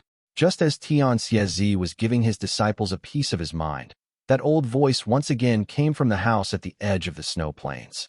Tian Xie Zi, you must be held accountable for what happened to Phantom Daze tribe this time. Tian Xie Zi did not even glance back to acknowledge the voice. He simply continued glaring at Su Ming and the others. That enraged expression of his made Su Ming instinctively look at second senior brother by his side. Second senior brother lowered his head and did not speak. What are you doing? Tell me, exactly what are you doing? You ran to other people's tribe and started fighting and killing them. Is it fun? Come on, tell me. Are you done fooling around? Bloody hell, I've been following you brats all the way, and I can't watch this anymore. Tian Xie Zi roared loudly. Are you people even stirring up trouble? Are you even killing? Is this what you call breaking into someone else's tribe? Do people even break into other tribes like this? There's not even an ounce of grandness in what you just did. You piss me off. Watch. I'll teach you right now exactly what it means to break into a tribe and what it means to be arrogant. Tian Xie Zi's anger did not fade, but instead, his voice grew louder as he continued speaking, and he looked absolutely disappointed that they did not live up to his expectations. The only thing missing was him pounding his chest in exasperation. A voice burning with anger almost at the same intensity as Tian Xie Zi's rage shot out from within the ice house at the edge of the snow plains. Tian Xie Zi. Who? What did you just call me? I'm definitely not that brilliant, handsome, extraordinary, powerful, strapping, and what else is there? Wise, valiant, and all the other things you can think of. Tian Xie Zi. Tian Xie Zi immediately turned his head around and looked at the house in the distance before he patted his chest with a proud look on his face. Just how in the world could you mistake me for Tian Xie Zi? It's a pity, but I'm not him.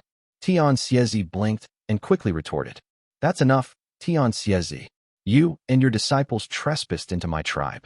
Before that old voice even finished speaking, a piercing shout that was much louder than it spilled out from Tian Xie Zi's mouth. I'm not Tian Xie Zi. I'm really not Tian Xie Zi.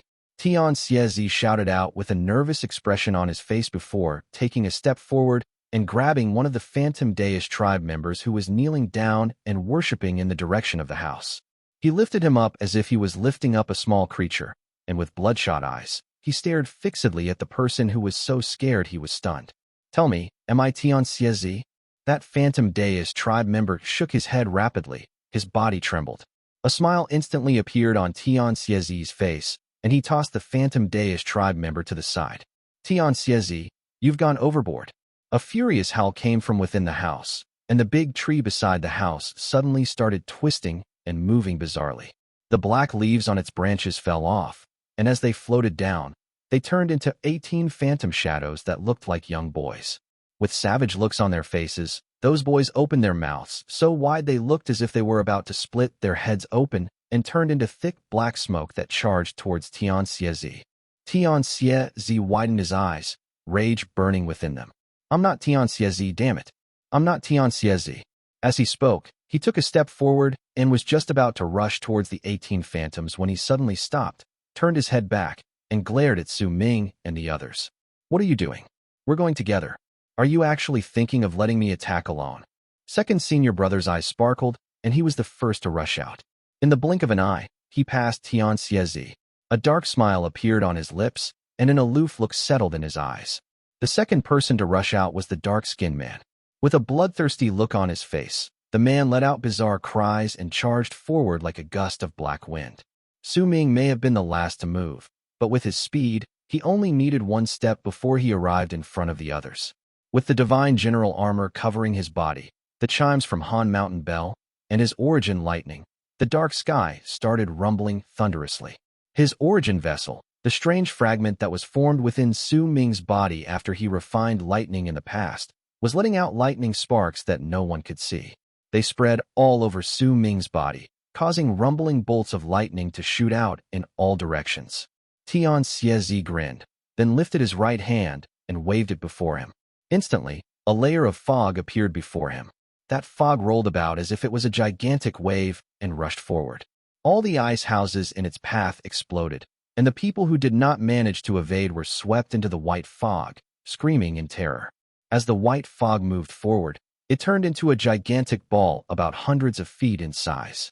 It charged towards that house by the edge of the snow plains with loud booming sounds. The instant that gigantic ball of fog got close to the house, an old man with white hair walked out from within and pressed his hand against the ball of fog. Right then, Tian Xie Zi's body suddenly vanished. When he reappeared, he was within that fog, and he hurled a punch towards that old man. I'm not Tian Xie Zi. One punch. I'm really not Tian Xie Zi. Another punch. Damn you. Even if I die, I won't admit it. And another one. Booming sounds reverberated in the air. The white-haired old man resisted the blows with an angry face, but he was repeatedly forced back until eventually, Tian Xie Zi hurled out a punch that caused that house to burst into pieces.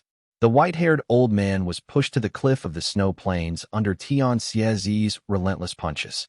Then with a low growl and one final punch, the old man was sent flying off the snow plains. Third, fourth, do you see it now? If you kill someone but don't destroy their houses, can you still call it breaking into a tribe? What you did was fooling around. This is the real deal. A proud look appeared on Tian Xie Zi's face, and he turned his head back to look at Su Ming and the others, who were fighting against the 18 phantom shadows. Tian Xie Zi, you lunatic. The white-haired old man was floating in the air beyond the snow plains, and he was in a sorry state. His clothes were torn, his hair was messy, and blood was running down his mouth. A vicious look appeared on his face. Tian Xie Zi was stunned for a moment when he heard the old man's words before his expression instantly changed to one of agitation. His eyes even became bloodshot. Lunatic? I'm not a lunatic. I'm not. Tian Xie Zi took one step forward and started shouting at the old man. I'm really not a lunatic. I'm not. I'm not crazy.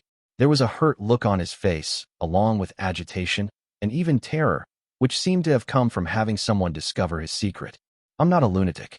I'm already cured. I'm really not crazy. As if he had sunk into hysteria, Tian Xie Zi rushed towards the old man in one step. By the looks of it, he wanted to catch that old man to prove something. The old man's eyes widened, and terror appeared within them. Ming stood in the distance laughing wryly, and he could only laugh wryly. Asterisk, asterisk, asterisk. Translator's notes. This one is interesting. The Nine Li tribe is an ancient legendary Chinese tribe, who are also the ancestors of the Miao tribe. The Nine Li tribe led by Xiao were insanely good at fighting and making weapons, but were defeated in the end. Most of their story can be found in the Battle of Zhuolu. The words for Nine Li are Zhu, Jiu 3, and the Li 2, respectively. The word Zhou is 9, and Li is actually a surname. Nine Li is actually composed of 9 tribes, and the family names of each of the leaders of these tribes were Li. Now then, I searched through the English Wikipedia pages and some other sources regarding the Battle of Zhuolu, Nine Li, and Xiao, and there is one piece of information missing from these English sites compared to the Chinese sites that have information regarding the Nine Li tribe and Xiao. One that can be considered as a spoiler, or maybe I missed it when I was searching through the English sites, who knows. So for the readers who understand Mandarin and who have somehow stumbled across that information, for the love of God and all things cute, please don't spoil eldest senior brother's background. Chapter 293, Compromise. As Ming continued laughing wryly, in the distance, Tian Xie Zi took one step, and a distorted wave of ripples appeared in the air. Just like when Ming used that extreme speed, he disappeared in a flash. When he reappeared, he was already standing before the white-haired old man. The old man's pupils shrank, and he was about to retreat when Tian Xie Zi's thin left hand grabbed his shirt. I'm not a lunatic. I'm really not. I'm cured. I'm completely cured. Why do you say I'm crazy? With bloodshot eyes, Tian Xie Zi started roaring at the white-haired old man. No matter who it was that saw his expression then could tell that he was nervous and frightened, as if his secret was just discovered and he was trying hard to explain himself to hide something. This scene fell into the eyes of phantom Daze tribe members, and all their gazes when they looked at Tian Xie Zi were filled with deep terror. The white-haired old man was shaken to the core. This was not the first time he had met Tian Xie Zi, and he also knew some of the rumors regarding the man. He originally didn't pay too much heart to it. Yet when he was seized by Tian Xie Zi at that moment, he suddenly discovered that this Tian Xie Zi instilled a terror within him that made even his heart tremble in fear. Damn it, I already told you I'm not crazy. You don't believe me? You don't. As Tian Xie Zi shouted, some of his spit flew out of his mouth. The white-haired old man who was really close to him wanted to struggle and get away, but clearly, it was not possible. Tian Xie Zi, you lunatic. What are you doing? This is Phantom Daze tribe. This is the great tribe of Freezing Skies, Northern Frontier tribe. I'm Phantom Daze, chief of the hunters. If you dare hurt me, I'll make sure your entire 9th summit dies with me. The white-haired old man growled as he struggled. His face was filled with rage, but underneath that rage was well-hidden terror. Why you? Tian Xie Zi was so agitated that tears started welling up in his eyes, looking as if they were about to fall at any moment. And then, he started shouting madly. Why do you insist that I'm a lunatic? I'm not. I'm not a lunatic. I'm really cured now. If you don't believe me, then look at this.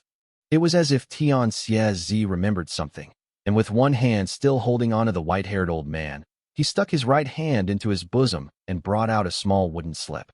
Once he brought it out, Tian Xie Zi threw it behind him, and that wooden slip turned into a dim ray of light that flew towards Ming, who was standing not too far away. Fourth, read the words on the slip for me. Let them hear it.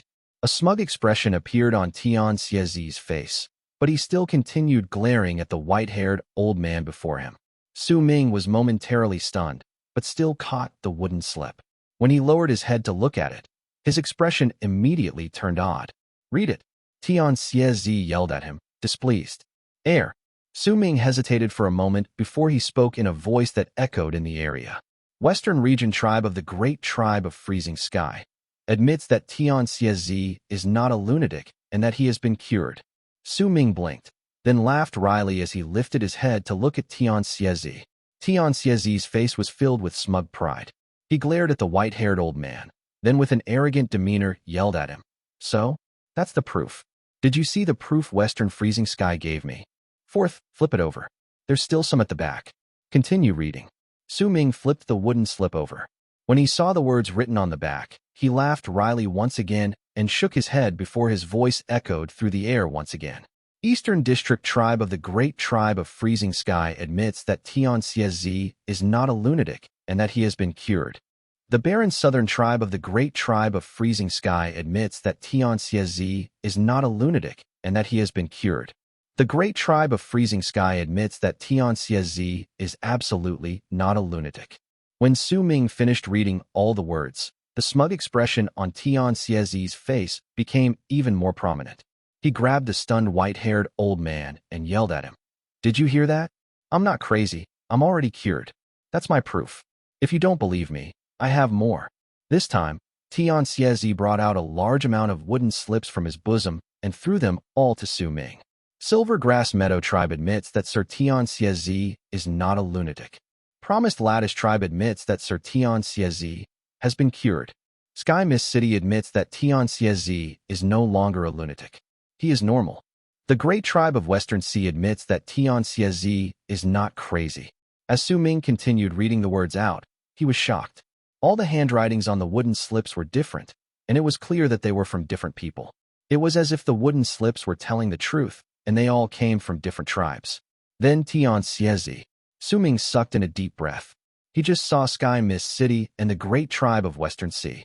As he continued reading the words, not only was he shocked, all the people around the area who heard it were also stunned. They all looked towards the smug-looking Tian Xie Zi floating in midair. "I said it before, I'm not a lunatic. Now you believe me, right?" Tian Xie Zi had a deeply wounded look on his face. Even if he was still wearing the hood, all of them could still see it through his words, and from his eyes and his mouth, which were not covered by the hood. The white-haired old man, who was captured by Tian Xie Zi, had his eyes as wide as saucers and found himself completely speechless.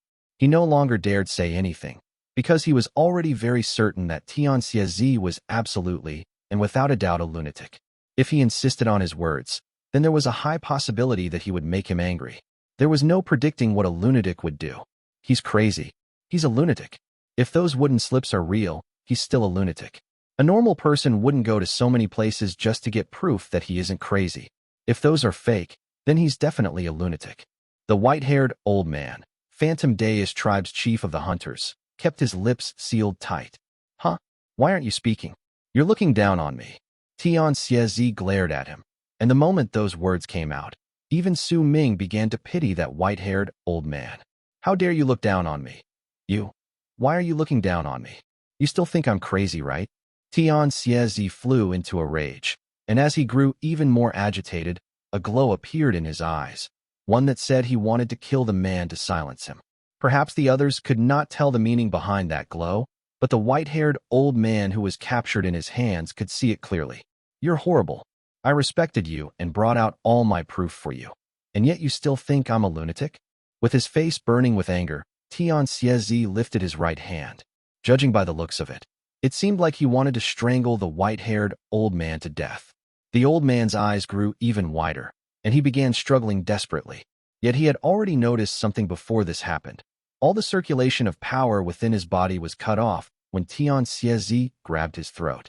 It was as if he had lost his power and could not summon even the tiniest bit of it. As Tian Xie Zi lifted his right hand, a terror of death filled the white-haired old man's heart and mind, making fear appear on his face.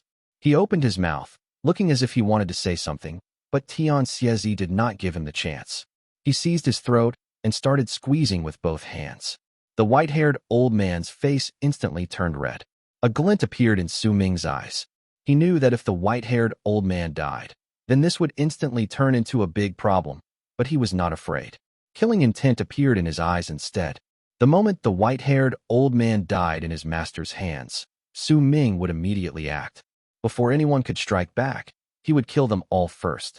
Nearby, second senior brother and the dark-skinned man had already crushed the 18 young phantom shadows. Quite a number of them were even swallowed by second senior brother. Right then, he was still in his night appearance. His entire body gave off a chilling aura and his expression was aloof, but within his aloof gaze, there was killing intent. However, just as the white-haired old man was about to be strangled to death by Tian Xie Zi, and the phantom Daze tribe members on the ground began to show expressions of madness driven by fear and were about to throw everything to the wind and fight back. An old voice spoke in a resigned voice. "You're not a lunatic, you're already cured. I, Mo Shan, can be your witness." Once that voice spoke and spread through the land, the white-haired old man in Tian Xie Zi's hands suddenly shuddered and immediately turned into countless black bugs as if he had just shattered into them. Those bugs quickly fell back and flew several thousands of feet away while crammed closely together before they turned back into the white-haired old man. There was still terror lingering on his face from having experienced the fear of having narrowly escaped death and knelt in the air. "Greetings, Elder. Thank you for saving my life." Ripples appeared in the spot where the white-haired old man was kneeling, and an old man dressed in a black robe gradually walked out. That old man ignored the phantom Daze chief of the hunters and looked towards Tian Xie Zi. Tian Xie Zi. His words had just left his mouth when Tian Xie Zi let out a cold harumph. He, too, did not look at phantom Daze chief of the hunters. He glared at the black-robed old man instead. "I'm not Tian Xie Zi." The moment phantom Daze's elder appeared, Su Ming trembled. He felt a faint pressure coming from the old man, and it made his entire body's chi freeze. A grim expression appeared on his face, yet when he heard his master's words, that pressure vanished in an instant. Su Ming smiled. He had a feeling that if Phantom Daze Elder continued speaking, he would perhaps be brought back to the previous topic as his master continued talking in circles. "Then I must have mistaken you for someone else. How should I address you?" The black-robed Phantom Daze Elder smiled softly. There was not a hint of emotion on his face when he spoke slowly and looked at Tian Xie Zi. "I'm Tian Xie Zi. Blood hell, don't you recognize me? I even held you in my arms when you were young. How could you not recognize me? How could you ask me who I am?" Tian Xie Zi glared at him with a face burning with anger. A resigned look appeared on the face of the Phantom Daze Elder before he shook his head and wrapped his fist in his palm towards Tian Xie Zi. "Uncle Master, please stop joking around. I only learned of what had happened just now. It's my tribe member's fault. I already brought that accursed spawn here," he said with a wry smile and waved his right arm. Immediately, a person staggered out from the air beside him, and with a thud, he was forced to kneel in the air. It was man at the prime of his life. He was half-naked, and his hair encircled his neck several times. There was anger and great unwillingness on his face, along with terror. Chapter 294, Phantom Equal. Zhuge was mixing around with some questionable company and was used by others. But since he was the person who did it, he has to be responsible for his actions. Henceforth, Zhuge is no longer a member of Phantom Daze tribe. Whether he lives or dies will be decided by you, Uncle Master. Phantom Daze Elder stated calmly. Once he finished speaking, he cast a glance at Zhuge, and a chilling glint appeared in his eyes. With one wave of his arm, Zhuge was instantly swept away by wind and blown towards Su Ming and the others. When he crashed onto the ground before them, the dark-skinned man laughed viciously and lifted him up. A pleased look appeared on Tian Xie Zi's face, and he stroked his beard before letting out a fake cough. "Eldest disciple nephew, look. Your Uncle Master and junior brothers didn't manage to control ourselves and destroyed a lot of your houses. It's fine. Those are physical objects and can be rebuilt. I was just thinking that these houses looked rather old lately. I'd have to thank you for clearing them out for me, Uncle Master." Mo Shan continued smiling, and not much change could be seen from his expression. "Is that so? Then I don't have to worry about it anymore.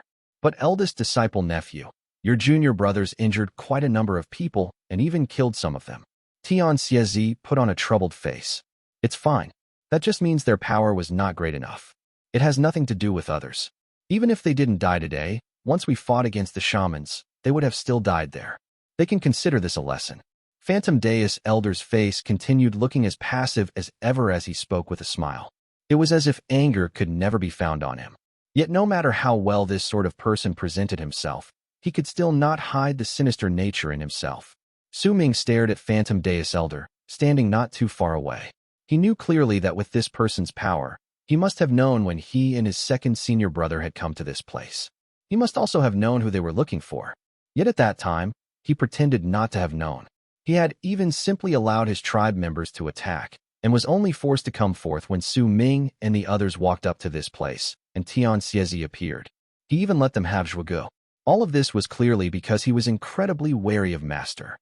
Perhaps it could even be said that this wariness manifested in the form of hesitation and observation.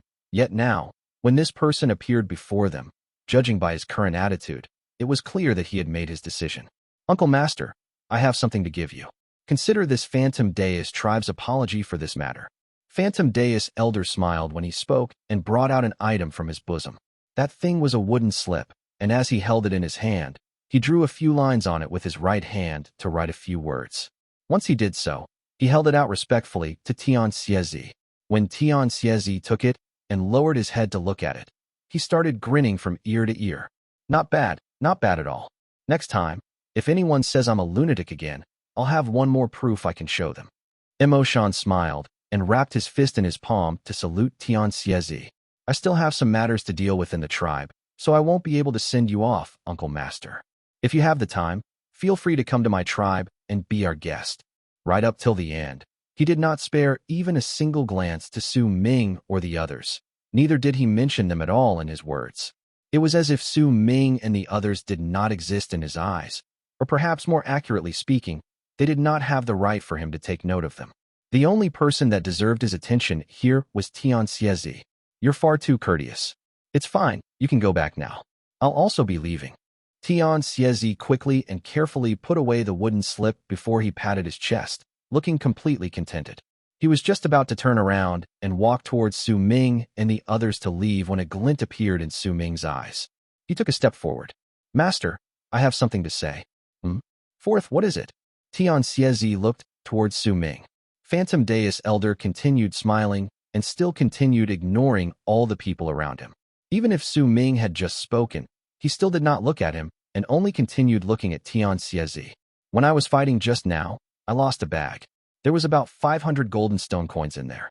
I also had some enchanted vessels stored inside. At that time, I saw a Phantom Deus tribe member taking it away. Could you please get it back for me? The moment Su Ming's words were voiced, before Tian Xie Zi even spoke, Phantom Deus Elder swiftly turned his gaze towards Su Ming. This was the first time he looked at them properly. The smile on his face vanished for an instant, but it soon returned. Yet the freezing glare that appeared in his eyes for that one instant could be clearly felt by Su Ming, who had been watching his expression all this while. Huh? Something like this happened? You lost 500-something golden stone coins? That's a lot. Tian Xie Zi widened his eyes. He turned his head around to look at Phantom Deus Elder, and a stern look appeared on his face. Eldest disciple nephew, that's your fault, isn't it? Come on now. Hurry up and bring back that bag my disciple lost. Phantom Deus Elder fell silent for a moment, then quickly brought out a bag from his bosom and took out 600 golden stone coins from within. Those stone coins might not be as striking as the one Tian Lan Ming had given Su Ming, but they were about the same, and the large amount of those coins along with their value was something Su Ming had never seen before. There's no need for that. There are 600 golden stone coins here. Junior brother, will you accept it? A smile appeared on Phantom Deus Elder when he looked at Su Ming. The stone coins are good, but this entire area is under Northern Frontier's jurisdiction. We're now almost to Sky Mist Shaman Hunt now, so it's only natural that we will go out shopping. If anything happens to us. The one who spoke was not Su Ming, but his second senior brother standing nearby. His voice was no longer cold and aloof, but gentle like spring wind. The moment he uttered his words, Su Ming immediately turned to look at his second senior brother. He saw that the aloof look on second senior brother's face was gone, and he had returned to the gentle man who loved having sun shine on his body while he positioned himself so that the side of his face was turned towards it. With a gentle smile on his lips, he nodded to Su Ming. That handsome face, the brilliant smile, and the gentle demeanor made it hard for Su Ming to associate his second senior brother to how he was just moments ago, and also made it difficult for him to truly believe that this second senior brother of his had truly come back. The instant he spoke, Phantom Deus Elder cast his gaze towards second senior brother. There was a brief moment where his expression turned dark before he spoke languidly. That's easy. If anything happens to any of you outside Freezing Sky Clan before Sky Mist Shaman Hunt, Phantom Daze tribe will be held accountable for it. Is that so? Now I have the courage to say it. Master, in truth, I also lost some stone coins. Second senior brother smiled gently. Huh? You lost it too? Bloody hell. Why do you people bring all your money with you when you come out to fight? That's good. That's very good. Heir. Second, make sure you write that down under Ninth Summit's rules as well. Tian Xie Zi nodded his head in a very satisfied manner. Second senior brother looked quite abashed as he turned towards Phantom Daze Elder, whose face had turned completely dark. About that, I didn't lose too many things. It's also 500 golden stone coins, and a phantom fork, and 10 other enchanted vessels, and also 100-something medicinal liquid used to heal injuries. It's not much, it's really not much. I won't bother about the other items. I'm not that nitpicky. I can give them up. Fourth, what else did you lose? Second senior brother smiled and asked softly as he looked at Su Ming. Mo Shan's face grew increasingly darker. Su Ming had originally thought he was asking for a lot, but once he heard his second senior brother speak, only then did he know exactly what it meant by demanding an insane amount of things. Heir, I remember I lost around 100 ice rocks, and also merging bone grass, 3 scented branches, dust orchid leaves. Su Ming mentioned dozens of herbs of the top of his head, and also 7 bones from beasts equivalent to that of the Awakening Realm, and 8 puppet bodies with power equal to that of the Awakening Realm, and Su Ming continued speaking until he did not know what else he wanted. Phantom Daze Elder's face was so dark that it had practically turned murderous by then. He glared at Su Ming and the others coldly. The other Phantom Daze tribe members were also seething in rage. Ahem. Fourth, your memory is really horrid. I remember you had a phantom fork in your bag as well. Second senior brother let out a few fake coughs by his side. That's right. I just remembered. I also lost a phantom fork. Su Ming blinked and quickly spoke. The Phantom Daze Elder became so angry he started laughing, but once he took a few deep breaths, he closed his eyes. Once he reopened them, his eyes had already calmed down and he nodded his head with a smile. But I'm curious, how did you manage to store those 8 puppets in your bag? And how exactly did you have our tribe's unique treasure, the Phantom Fork, in your bag as well? But since you lost them in Phantom Daze tribe, then we will return it to you. The moment Phantom Daze Elder finished speaking, he suddenly lifted his head and looked into the distance. From the distance, a man holding a big axe could be seen running rapidly towards them. As he ran, he started shouting at the top of his lungs. Wait, I also lost some things. Second senior brother smiled. The grass in his palm shattered and turned into dust. There was in no way he would forget to tell his own junior brothers in the same sect when there were good things to get. In Huzi's case, he woke him up and told him, I lost a pot of wine. That's all I lost, nothing else. Give me back my wine. Huzi panted harshly as he ran to stand beside Su Ming, then yelled at Phantom Daze Elder. There was great eagerness and thirst in his eyes. The Phantom Daze Elder clenched his hands instinctively. He remained silent for a moment before he waved his arm and turned around to walk towards where Phantom Daze Tribe City was located beyond the snow plains. Give it to them. His words echoed in the air, and anger could be heard within his voice. Yet the moment he finished speaking, but before he managed to take a few steps forward, a thought struck Tian Xie Zi's head. He let out a few fake coughs and spoke to Phantom Daze Elder. Heir, eldest disciple nephew? Look, I'm old now, and I don't remember things that well. I just remembered that I also lost quite a few things. The Phantom Daze Elder's footsteps came to an abrupt halt. Although his face was turned towards the crowd and could not be seen, they could still feel that he was seething with an anger that could burn the skies, as if he could no longer tolerate them. Yet the moment that anger appeared, suddenly, crunching sounds as if someone was stepping on snow came from beyond the snow plains, and they were soon followed by a person dressed in a purple robe that covered even his head, walking slowly forward until he stepped onto the snow plains.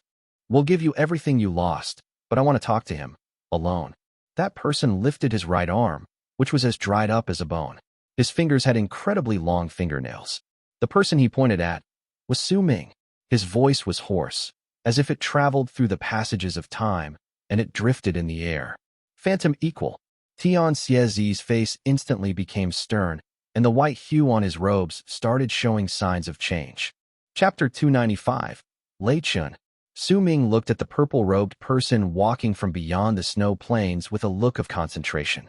That person gave him absolutely no feeling of familiarity, but the instant he lifted his right hand and pointed towards him, Su Ming felt his heart lurch.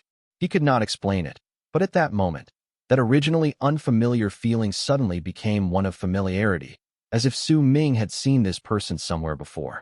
The moment the purple-robed person appeared, Phantom Daze Elder, who was about ready to fly off into a rage, felt his anger draining away instantly. His expression calmed down, and he turned around in midair. His gaze also fell on Su Ming. Tian Xie Zi had a stern look on his face, and his robes were showing signs of changing color. They no longer looked white, but were changing into a gray hue. That gray shade was not the end of the change. Purple flecks of color gradually began showing on his robes. Sir Tian Xie Zi, with all due respect, I harbor no ill will towards your disciple. I only have a few questions I need to ask him. The purple-robed person's face still could not be seen even as he spoke once again. Phantom Daze Phantom Equal. It has been rumored that ever since the tribe was formed, there has been no second Phantom Equal since. In fact, it is also said in the rumors that when the great tribe of Freezing Sky subjugated Phantom Daze tribe, the Phantom Equal did not fight back either. I'd like to see just how strong you are, Phantom Equal. Tian Xie Zi's gaze was chilling. At that moment, he no longer looked crazy but, instead, murderous. Sir Tian Xie Zi, why don't you ask your disciple whether he is willing to talk to me? If he isn't willing, I won't force him, but if he is willing, I hope you won't stop us. The purple-robed man's voice was raspy, but his tone remained calm. Tian Xie Zi looked at the purple-robed man, and the grave look in his eyes grew stronger. That expression rarely appeared on him, and as that grave look in his eyes grew stronger, a faint will to fight appeared as well. He licked his lips, but did not speak. Instead, he gradually lifted his right hand, and during that process, his robes started rapidly changing to a purple shade. By Su Ming's side, a grave look also appeared on second senior brother's face. Even the dark-skinned man, who was one of the 300 slaves belonging to the eldest senior brother, had the same reaction. You can ask, but you also have to answer my questions. Su Ming looked at the Phantom Equal and spoke suddenly. All right. The purple-robed person agreed calmly. Master, I'd like to talk to him. When Su Ming started speaking, Tian Xie Zi's lifted hand came to a stop while he was in midair. He turned around to look at Su Ming, then after remaining silent for a moment, he lowered his right hand. Come with me. The purple-robed Phantom Daze tribe's Phantom Equal spoke hoarsely before he turned around and walked towards the borders of the snow plains that were previously behind him. Su Ming did not hesitate and moved forward. The purple-robed person walked in front, and Su Ming walked behind him. Soon, the both of them arrived at the border of the snow plains. Standing there, they could clearly see the city belonging to Phantom Daze tribe and the land that was gradually being invaded by green grass behind the city underneath the cliff. Silence fell among them. Neither of them spoke. There were several dozens of feet between the purple-robed person and Su Ming. After a long while, he spoke languidly. That is the southern lands. Su Ming looked at the faint hints of green on the land lying at the very end of his sight. He remained silent. What is your name? The purple-robed person turned around and, with his eyes still hidden underneath his robes, he looked at Su Ming. Su Ming, what is your name? Su Ming hesitated for a moment and decided not to hide anything. Instead, once he finished answering, he threw out a question of his own. The purple-robed person looked as if he had to mull over the question for a moment before he shook his head and answered hoarsely. Mine. I have already forgotten it. Phantom Equal is my name. I can sense a unique presence from you. You are not from the land of South Morning. The purple-robed person spoke in a whisper, but when his words fell into Su Ming's ears, it made his heart lurch. That was not a question. That was a statement that did not require any feedback from Su Ming. What is this? Su Ming avoided the topic and brought out a black stone from his bosom. The stone may seem hard, but in truth, when Su Ming first held it in his hand, it was very soft. That stone was the cocoon that had kept spitting out black bugs previously. This is a sacred item of Phantom Daze tribe. Through it, a member of Phantom Daze tribe can communicate with a unique world filled with countless phantoms. You're not from the land of the South Morning, and neither am I. The purple-robed person mumbled under his breath. Su Ming cast that person a glance, but remained silent. I can feel a unique presence from you, and there's something familiar about you as well. It's as if we met before. Or perhaps I should say, You met the next phantom equal of Phantom Daze tribe. The purple-robed person turned around abruptly and gazed into Su Ming's eyes. The phantom equal in Phantom Daze tribe hasn't always been the same person. When one dies, the next will awaken. But I've searched through the entire land of South Morning, and I still haven't found the next phantom equal. I should have died many times in the past, but every single time, I persevered and survived, and I've kept searching. Tell me, where did you find that person? You know who I'm talking about. Right at the moment you brought out our sacred item, I knew that you already had an answer in your heart, and you have questions as well. Tell me about the person who was the source of those questions. Where is he? What is his name? He is the next phantom equal of Phantom Daze tribe. Su Ming felt shaken to the core. He looked at the purple-robed person and remained silent for a long moment before he shook his head. He's not in the land of South Morning. It doesn't matter. Tell me where he is and his name. I will repay you with this. The purple-robed person spoke in a raspy voice, then lifted his dried-up right hand. In his palm, a purple bug appeared. That bug was covered from head to toe in purple, and it was lying quietly on the purple-robed person's dried-up palm. A faint fragrance came from its body, and when that fragrance wafted into someone's nose, uncontrollable hunger would arise within them. This creature is called Purple Harmony. Any ferocious beast that eats this bug will revert to their ancestral form. If they succeed, then their combat strength will increase by leaps and bounds. If they fail, they will die. Take this with you. If you run into danger during Sky Mist Shaman Hunt, with this bug, you can let any shaman tribe go mad for you. Refine this bug into your heart. If you do so, you can kill this bug with just one single thought. Unless you're willing, others won't be able to take it away from you. You can form a deal with anyone you like and not be framed for crimes you didn't commit simply because you're carrying this. Su Ming's heart pounded against his chest. He had originally not believed the purple-robed person's words, but the moment the purple bug appeared, he could clearly sense that unknown rod insect snake hybrid resting within Han Mountain Bell, becoming restless as if it wanted to rush outside. It was as if the insect snake hybrid's attraction towards the bug had reached a level Su Ming could not imagine. Su Ming stayed silent and shook his head. He could not tell whether the purple-robed person's words were true or false. After all, this was a serious matter. He would not tell so easily. I'll be taking my leave now. Su Ming turned around and quelled the insect snake hybrid's almost hysterical restlessness within Han Mountain Bell. He started walking towards Tian Xie Zi, who was standing far in the distance. I harbor no ill will. I just want to know where the next phantom equal is and what his name is. I cannot possibly walk out of the land of South Morning to search for him. I just want to know his name and where he is, then tell him of that strange phantom realm and the phantom art of my tribe. This will be good for his growth. The phantoms in this world will search for him and protect him. Please help me. The purple-robed person's voice was hoarse, but Su Ming could hear his sincerity. I know that I can't make you believe my words, but I truly harbor no ill will. I swear with the legacy of Phantom Daze tribe that if my words hold even a hint of untruth, and if I want to hurt the person in your mind, then Phantom Daze tribe's legacy will end and my tribe will forever cease to exist in this world. The purple-robed old man took a few steps forward and his raspy voice was tainted with a hint of distress. Su Ming's footsteps faltered.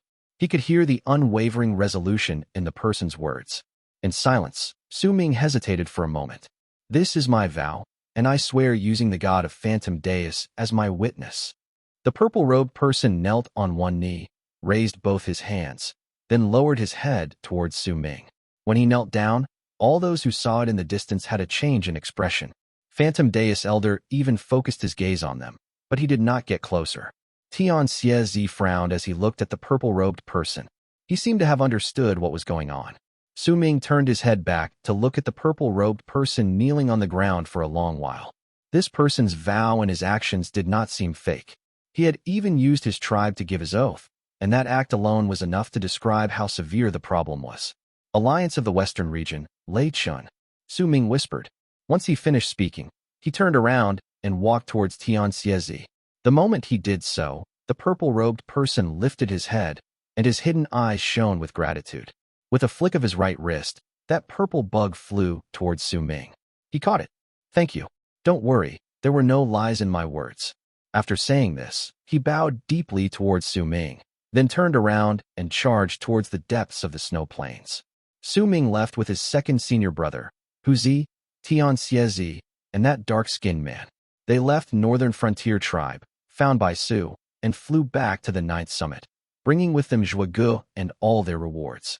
Once they left, the face of Phantom Deus Elder turned incredibly dark. He turned around and charged down the snow plains. His wariness towards Tian Xie Zi was not the only reason why he conceded so many times. There was one more reason.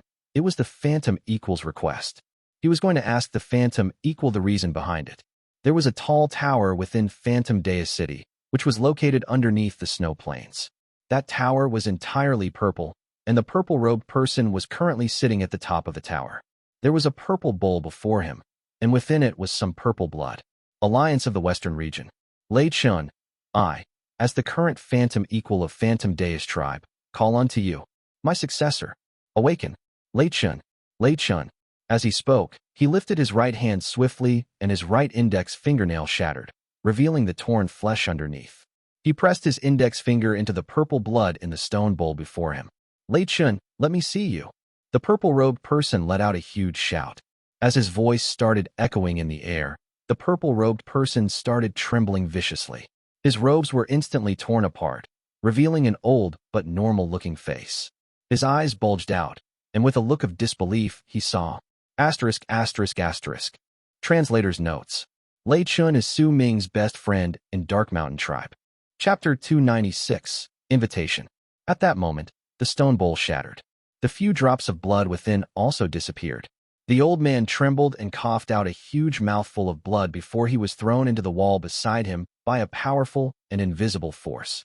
It was also at that moment that the door leading to the top of the tower was pushed open. Phantom Deus Elder walked in with a sullen expression on his face, but when he saw the mess in the place, he was stunned. How could this be? This is... The old man had a bewildered look on his face as he leaned against the wall. There was terror in his voice as he continued mumbling under his breath.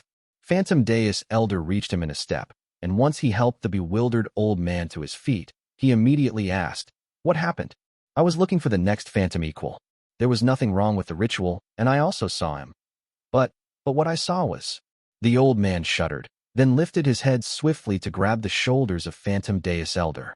His breathing quickened, and the bewildered look on his face was no longer present. It was instead replaced by lucidity. "I understand now. Remember this. Do not provoke that person called Su Ming. Absolutely do not provoke him. I saw something I shouldn't have, I saw." The old man held Phantom Deus Elder in a tight grip, and his breathing grew increasingly faster as he spoke with huge difficulty. "I can't tell you what I saw, but you must remember this. Don't provoke him. He is..." The old man's body started convulsing viciously. He pushed away the stunned Phantom Deus Elder and seized his own throat. Madness appeared in his eyes. A presence that made Phantom Deus Elder tremble gathered in the house. The strength of that presence made the elder's skin crawl, and he found himself frozen to the ground. His pupils shrank, because the things he saw far surpassed what he knew and exceeded his wildest imaginations. It even made him forget how to breathe. He saw a semi-transparent hand before the old Phantom Equal, and that hand held the Phantom Equal's neck in a tight grip. It lifted his body from the ground, and gradually, as the Phantom Equal struggled, he lost all his power. Like a normal old man, he lost all his power to fight back. Yet Shan knew that he himself was not the strongest person within Phantom Deus Tribe. The strongest was the Phantom Equal. Even if the Phantom Equal was already at the last days of his life, the power needed to kill such a person slowly like how one would a normal person was unimaginable to Shan. He was shaken to the core as he watched everything unfurl before him dumbstruck. He gradually saw a semi-transparent person wearing the Emperor's robe appearing before the Phantom Equal. That person's appearance did not bring about the rise of wind or surging of clouds. Neither did it cause the weather to change, but a terror that made Shan feel as if he was suffocating. It was as if he had turned into an ant, and with just one glance from that semi-transparent person wearing the Emperor's robe and crown, his body would be torn to shreds. It only lasted for the span of a few breaths, but that time felt like an eternity to Shan. He saw that semi-transparent person break the Phantom Equal's neck, and once he let go, he cast a glance at him. When he looked over, booming sounds rang in Shan's head, and his vision turned white. He did not know just how much time had passed, but when he regained consciousness, the house was silent. There was not a hint of sound within. The only proof that told him that all that had happened was real was the rigid corpse lying on the ground. Emotion trembled as he looked at the phantom equals corpse, and the old man's last words echoed in his head. I saw something I shouldn't have. Remember this. Absolutely do not provoke the person called Su Ming. Do not provoke him. Emotion shuddered and cold sweat beaded on his forehead. He knew that he would never be able to forget what had happened before the phantom equal died, and when that crowned semi-transparent person looked at him. Just what did he see? Who is he? The two. He's represented two different people. Emotion stayed silent. In his silence, he did not notice a faint gust of wind blowing outside the tall tower and within Phantom Daze City. That wind came from freezing sky. There were plenty of rumors in the world, and there were also a large amount of them that never faded away even through time. The rumor about the entire Ninth Summit moving out together to attack Northern Frontier tribe gradually spread out in a short span of time. Some were shocked, some were furious, some did not believe it, and some just scoffed at it. Yet no matter what, another rumor was added to the pile of rumors that had emerged over the years regarding the Ninth Summit. Those living within the Ninth Summit continued with their lives. Eldest senior brother continued isolating himself. Second senior brother continued planting flowers, letting the sun shine on the side of his face with a gentle smile on his face during day, while he searched for darkness during nighttime like a ghost. As for Hu Zi, since he got himself a good pot of wine, he had been grinning happily every day like an idiot while drinking himself into oblivion. He had even skipped a few days on his favorite pastime, peeking at others. Su Ming continued copying the second style that granted him extreme speed, controlled the arrangement of his divine general armor, trained his body, and made the final preparations for Sky Mist Shaman Hot. Ziche's injuries had become better. As for Zhuge, Su Ming had told Ziche to deliver his head to the first summit, to Sima Xian's cave abode. In truth, there was something bothering Su Ming, but that question did not involve Sima Xian. It was meant for his second senior brother instead, but he did not ask him. Perhaps second senior brother had his own secrets. That was why he could not cure Ziche beforehand. Ever since Bai Su came back, she did not look for Su Ming for the past half a month, which was a rarity. It was as if she had run into something that threw her into doubt, and she needed time to think about it carefully. Half a month later, when she arrived once more, Su Ming saw more of what reminded him of Bai Ling on her. The return Bai Su had returned to her usual self, spoiled and willful. She would occasionally try to disturb Su Ming, but the price she had to pay every single time was her having to hang upside down in the air, which was something she was already used to. Time passed by this way slowly, until there were only less than 2 months until Sky Mist Shaman Hunt. During those final 2 months, even Su Ming, who never went down the mountain, could feel an oppressive air enveloping Freezing Sky Clan, just like the calm before a storm. One day, when Ziche returned, he brought an invitation card for Su Ming. That invitation belonged to the biggest trading square nearby and was given to him by the auction committee. The auction this time would be the biggest within Freezing Sky Clan's territory before the battle. The committee was not composed of people from the great tribe of Freezing Sky, but from Western Sea Clan. This was a custom that would only happen during the Great War that only happened once a century. There would also be quite a number of people from Western Sea Clan who would also receive invitations from Freezing Sky Clan to join their own large-scale auction. Su Ming was originally not too interested in this sort of auction, right until the moment he saw something that would be auctioned among the list of items on the invitation card, something that made his heart pound heavily against his chest. It was an undamaged cauldron to create medicinal pills. Chapter 297, Phantom Fork Puppet. The auction would be held 5 days later. It was a large auction that would not just be attended by those within Freezing Sky Clan, but even the wealthy people from the great tribe of Freezing Sky would also send representatives to take part. The people from nearby tribes, and even some tribes located further away, also knew about large auctions that would only be held once a century like this one. These people would usually leave before the date of the auction itself, and they were most probably on the way to the auction at the moment. Most of the people who were going to the auction were going as buyers, but there were also quite a number who were coming from all over the place to sell their personal belongings to the auction committee. With the invitation card in hand, Su Ming's gaze swept past that cauldron. He quelled the excitement racing in his heart, closed his eyes, and pondered over it for a moment before handing the invitation card back to Ziche. We'll depart 3 days later. Ziche quickly agreed to it, and took back the invitation card respectfully before placing it away in his bosom. His injuries were already healed, and he had also learned of what the Ninth Summit had done for him after he was injured from Huzi. He was deeply moved by their actions, especially since he was excommunicated from the Second Summit.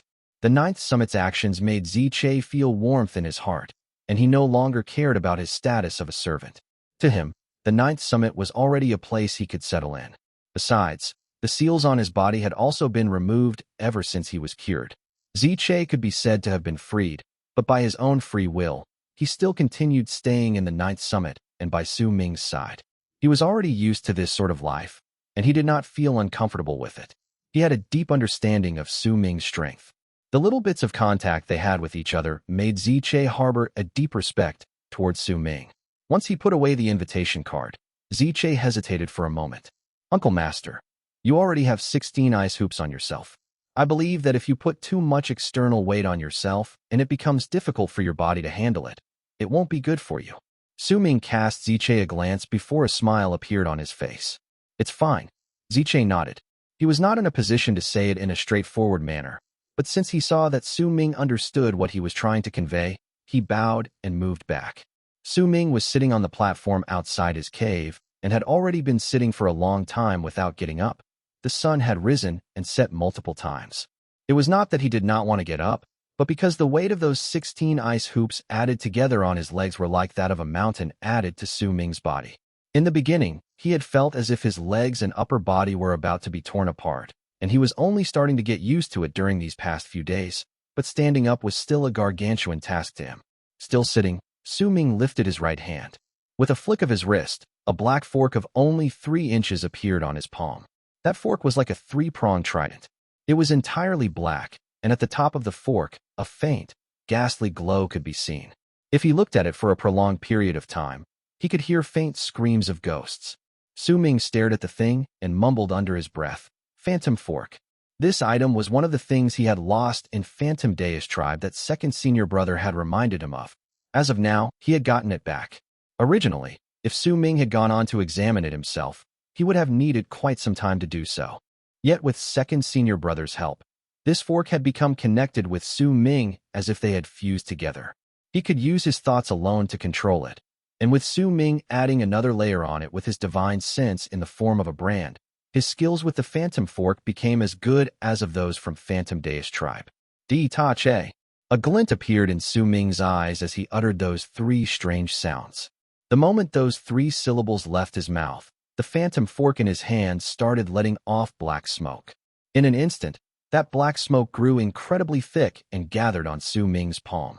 That ball of smoke grew in size and eventually spread to an area of a few hundred feet. As it floated in midair, the black smoke tumbled about and gradually merged together to form a gigantic figure of a person. That person seemed to contain an immeasurable amount of power. His face was blurred out and could not be seen. His entire body was formed by that black smoke, and he looked like a malicious spirit, but in truth, that thing was not a ghost. In fact, it did not even have life. It was just a puppet, a phantom puppet that was made with a spirit using a unique method created by Phantom Daze tribe. That puppet could transform into all sorts of things, and there were no limits to it. Anything it imitated, it could do so down to every detail, and it could even imitate the particular object's presence. Right then, that gigantic puppet landed on the platform. It lifted its muscular arms and grabbed Su Ming. Then tensing up the muscles in its arms, it lifted Su Ming's body, which he himself could not move, before placing him on its shoulder. Since the start, Su Ming did not say anything. That thing was under his control, and he only needed to focus his divine sense on it for him to be able to move it like he was moving his own body. The giant puppet carried Su Ming over its shoulder and walked forward with huge steps. Every single time it took a step, the ice on the platform would let out low rumbling sounds, a clear sign that Su Ming's weight at the moment was abnormal. The puppet moved forward and gradually brought Su Ming back into his cave abode. That puppet could change its form as much as it wanted, and as it moved forward, its body gradually shrank, causing it to be able to enter the house door even though it was carrying Su Ming. The puppet carried Su Ming until he was in the room specially made for Yifeng. When he was there, Su Ming's eyes flashed. Yifeng's fusion with the wings of the moon had reached its final stage. If he succeeded this time, then when Yifeng reappeared before him, he would be of a great help when Su Ming ventured into the land of the shamans. At this moment, Feng's entire body was surrounded by a layer of blood mist, preventing it from being seen clearly. That blood mist would occasionally tumble about, making it seem exceptionally bizarre. Su Ming looked at it for a moment before the puppet under him took a few steps back while still carrying him. They went into another room within the cave. The moment they arrived, a medicinal scent wafted into Su Ming's nose. This particular room was huge, and the floor in the room was not made of ice, but was instead covered in a layer of dirt. That dirt was brought back by Che from a faraway place under Su Ming's orders. Once they placed it inside, it allowed Su Ming to be able to plant most of the herbs he had lost in Phantom Daze tribe. Originally, these herbs could not survive in this place, but with second senior brother's help, who had used a mysterious method, he had managed to make those herbs grow on this patch of dirt. However, there was a condition to it. He had to bury a large amount of golden stone coins filled with spirit power under the soil. I'll need to make ample preparations for the trip to the land of the shamans, because this is definitely not going to be a short venture. A contemplative look appeared in Su Ming's eyes. He had gone to the land of the shamans before. While it had only lasted for a few days, the hardships he faced during those few days was something that would be very difficult for him to forget. Once he went into the land of the shamans and got himself in a dangerous situation like that one before, the preparations he made now would become the source for him to protect his life. As he continued thinking in silence, the puppet under him took one huge step forward. With rumbling sounds echoing in the air, he moved to another room. Within that room were 7 different beast bones, and an incredible might could be sensed from each of those bones. These bones came from ferocious beasts that were at the level of berserkers in the awakening realm when they were still alive. Right then, their bones were covered in herbs that Su Ming had planted on them quite some time ago. There were 7 bodies right beside those bones, and there were no signs of decay to be found on them. Even if they looked like dead people, if anyone took a closer look, they would be able to sense a faint life force coming from their bodies. These 7 people did not have berserker marks. There were numerous rather complex-looking totems carved on their faces. If Su Ming had not seen the shamans before, he would have thought that these 7 people belonged to some unique tribe in the land of berserkers. Yet when Su Ming brought these 7 bodies away from Phantom Daze tribe, he could tell with just one glance that they were shamans, though he had no idea how they were captured by Phantom Daze tribe. I just need 1 more month, and then I'll be able to create spirit plunder again. If I can create 3 spirit plunders in a go, then I'll be able to open another door in that strange dimension and gain a new recipe for another medicinal pill.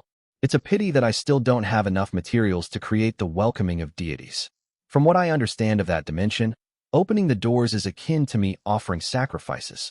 The more of a type of pill I have to offer, the quality and usefulness for that type of pill will be lower, but if I have to offer less of something, the quality will be higher. The numbers of all the offerings required were different, but only the welcoming of deities required no offerings. The memory of him entering the mysterious dimension when he was in Dark Mountain and obtaining the method to create the welcoming of deities surfaced in Su Ming's head. The spider's 9th leg, the tail fin of the deviant snake, the small black figure. Right now, I only have one of them. Su Ming frowned. The puppet under him walked out of the cave and returned to the platform. Once it placed him down, Su Ming returned to sitting cross-legged. With a glint in his eyes, he lifted his right hand, and a purple bug appeared on his palm. That bug's name was Purple Harmony, and it was the same thing Phantom Daze Phantom Equal had given him. I wonder what will happen once my snake swallows this Purple Harmony. Su Ming hesitated for a moment, but did not try it. He remembered the Phantom Equal mentioning that if he failed, then the creature that swallowed Purple Harmony will die. Unless it was completely necessary, then Su Ming was not willing to try something as risky as this. And it also was that he did not have too much confidence in succeeding. 3 days passed by quickly as Su Ming continued observing Feng's condition and preparing the materials to make spirit plunder. The auction that was about to be held had garnered a lot of attention from all the 9 summits in Freezing Sky Clan's Great Frozen Plains. Quite a lot of people had already left for the auction in teams, though some had also chosen to leave alone. As for the 9th summit, Zi was still living his life, happily getting drunk, and did not pay the slightest attention to the auction. Second senior brother continued planting his flowers and occasionally going to bother Yin during the day. Eldest senior brother was still in isolation. Su Ming only learned that the black man was one of eldest senior brother's slaves later. From that one clue, He formed a guess regarding his eldest senior brother's identity. Tian Xie Zi was rarely seen. Even if Su Ming spotted him, he would be flying off in different directions in the morning after letting out a loud roar while wearing different colored robes. On the fourth morning, the puppet from the Phantom Fork turned into a gigantic black beast with Su Ming sitting on its back. Ziche followed beside him respectfully. They were just about to leave the ninth summit when Bai Su came. With Bai Su's appearance, their trip this time became a trip in a party of 3 instead of 2. The 3 of them sat on the puppet's body and turned into a black long arc that shot out of the ninth summit. They flew towards the place where the auction would be held. As they traveled forward, they met many other Freezing Sky clan disciples who were also going to the place.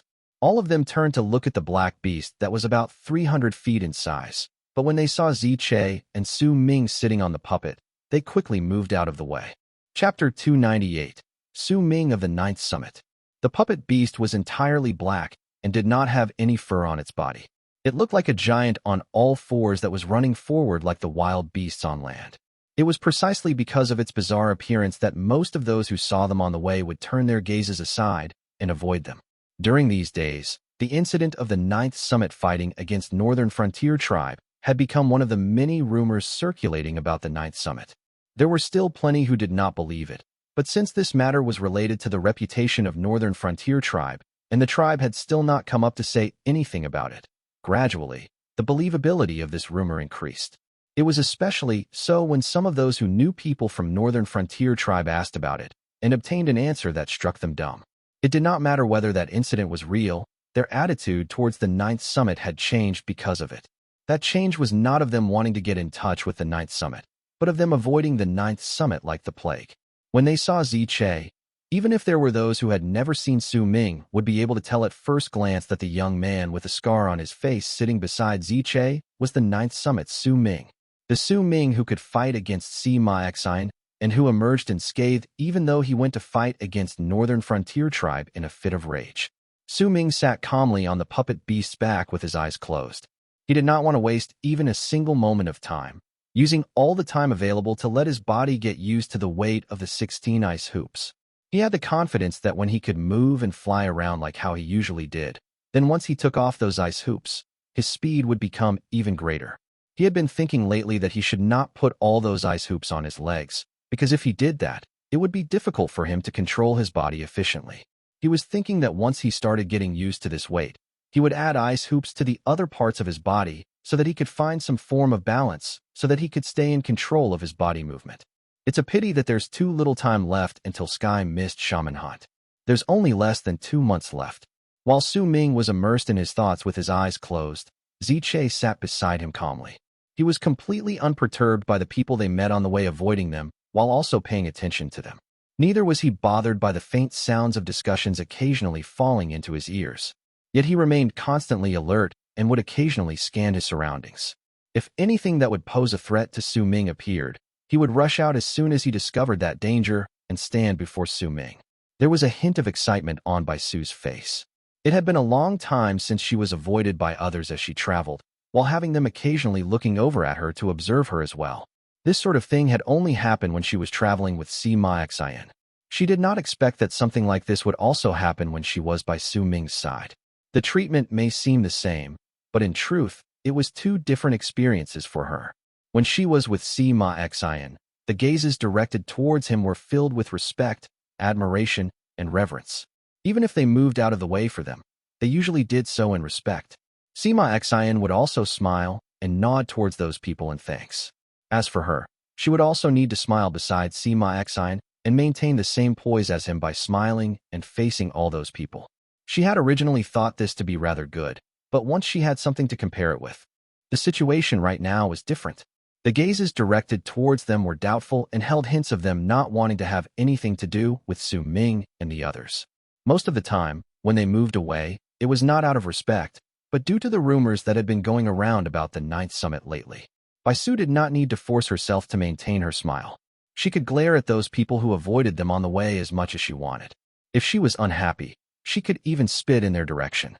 It allowed her to feel relaxed, and compared to when she was with Sima Xian, she preferred this a whole lot more. Bai Su's gaze fell on Su Ming. As she watched him sitting with his eyes closed, a smile appeared on her face. However, that smile was mischievous, and no one could have any idea what she just cooked up in her head. The puppet beast was not slow. When dusk arrived on the fourth day, they could see a tribe formed from a large amount of temporarily set up tents on the vast plain of snow before them. The tribe was huge, and right in its middle was a stage built with a large amount of wood. There were around 1,000 people sitting around it. It was a grand sight.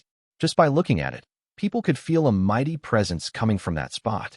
As of then, there were a lot of berserkers within that tribe, traveling in and out of those tents. There were also quite a number of men with extraordinary power decked in armor patrolling the area with aloof expressions on their faces. Their clothes were distinctly different from those who went to the square to trade. There was a symbol of a sun rising from the sea horizon on their clothes. It was a unique symbol, and if anyone saw it, they would definitely be able to remember it, because that sun rising from the sea was bloody red, as if there was a murderous aura coming right at those looking at it. There were also some strange-looking buildings around the tribe, which looked like swords that were stuck in the ground. However, those swords were the size of ships that were about 1,000 feet tall. They stood tall in the area, and there were quite a large number of them around. If anyone bothered to count, they would find 18 such buildings in the square. Due to the puppet beast, Su Ming, Zi Che, and Bai Su's arrival instantly caught the attention of the people in the area. 3 people immediately flew up from among the patrolling team and charged towards the incoming puppet beast. Stop! The 3 patrolling guards arrived quickly and stopped before the puppet beast. Their eyes as they looked at Su Ming and the others were cold, with hints of animosity shining through. Their gazes continuously landed on the puppet beast as if they were observing it. One of them turned his gaze towards Zi Che right from the get-go, and soon, he brought out a beast skin scroll from his bosom, opened it up, and cast a few glances at it. Western Sea Clan Auction Committee welcomes Zi Che of Freezing Sky Clan's 2nd Summit, and also 7th Summit's Miss Bai Su.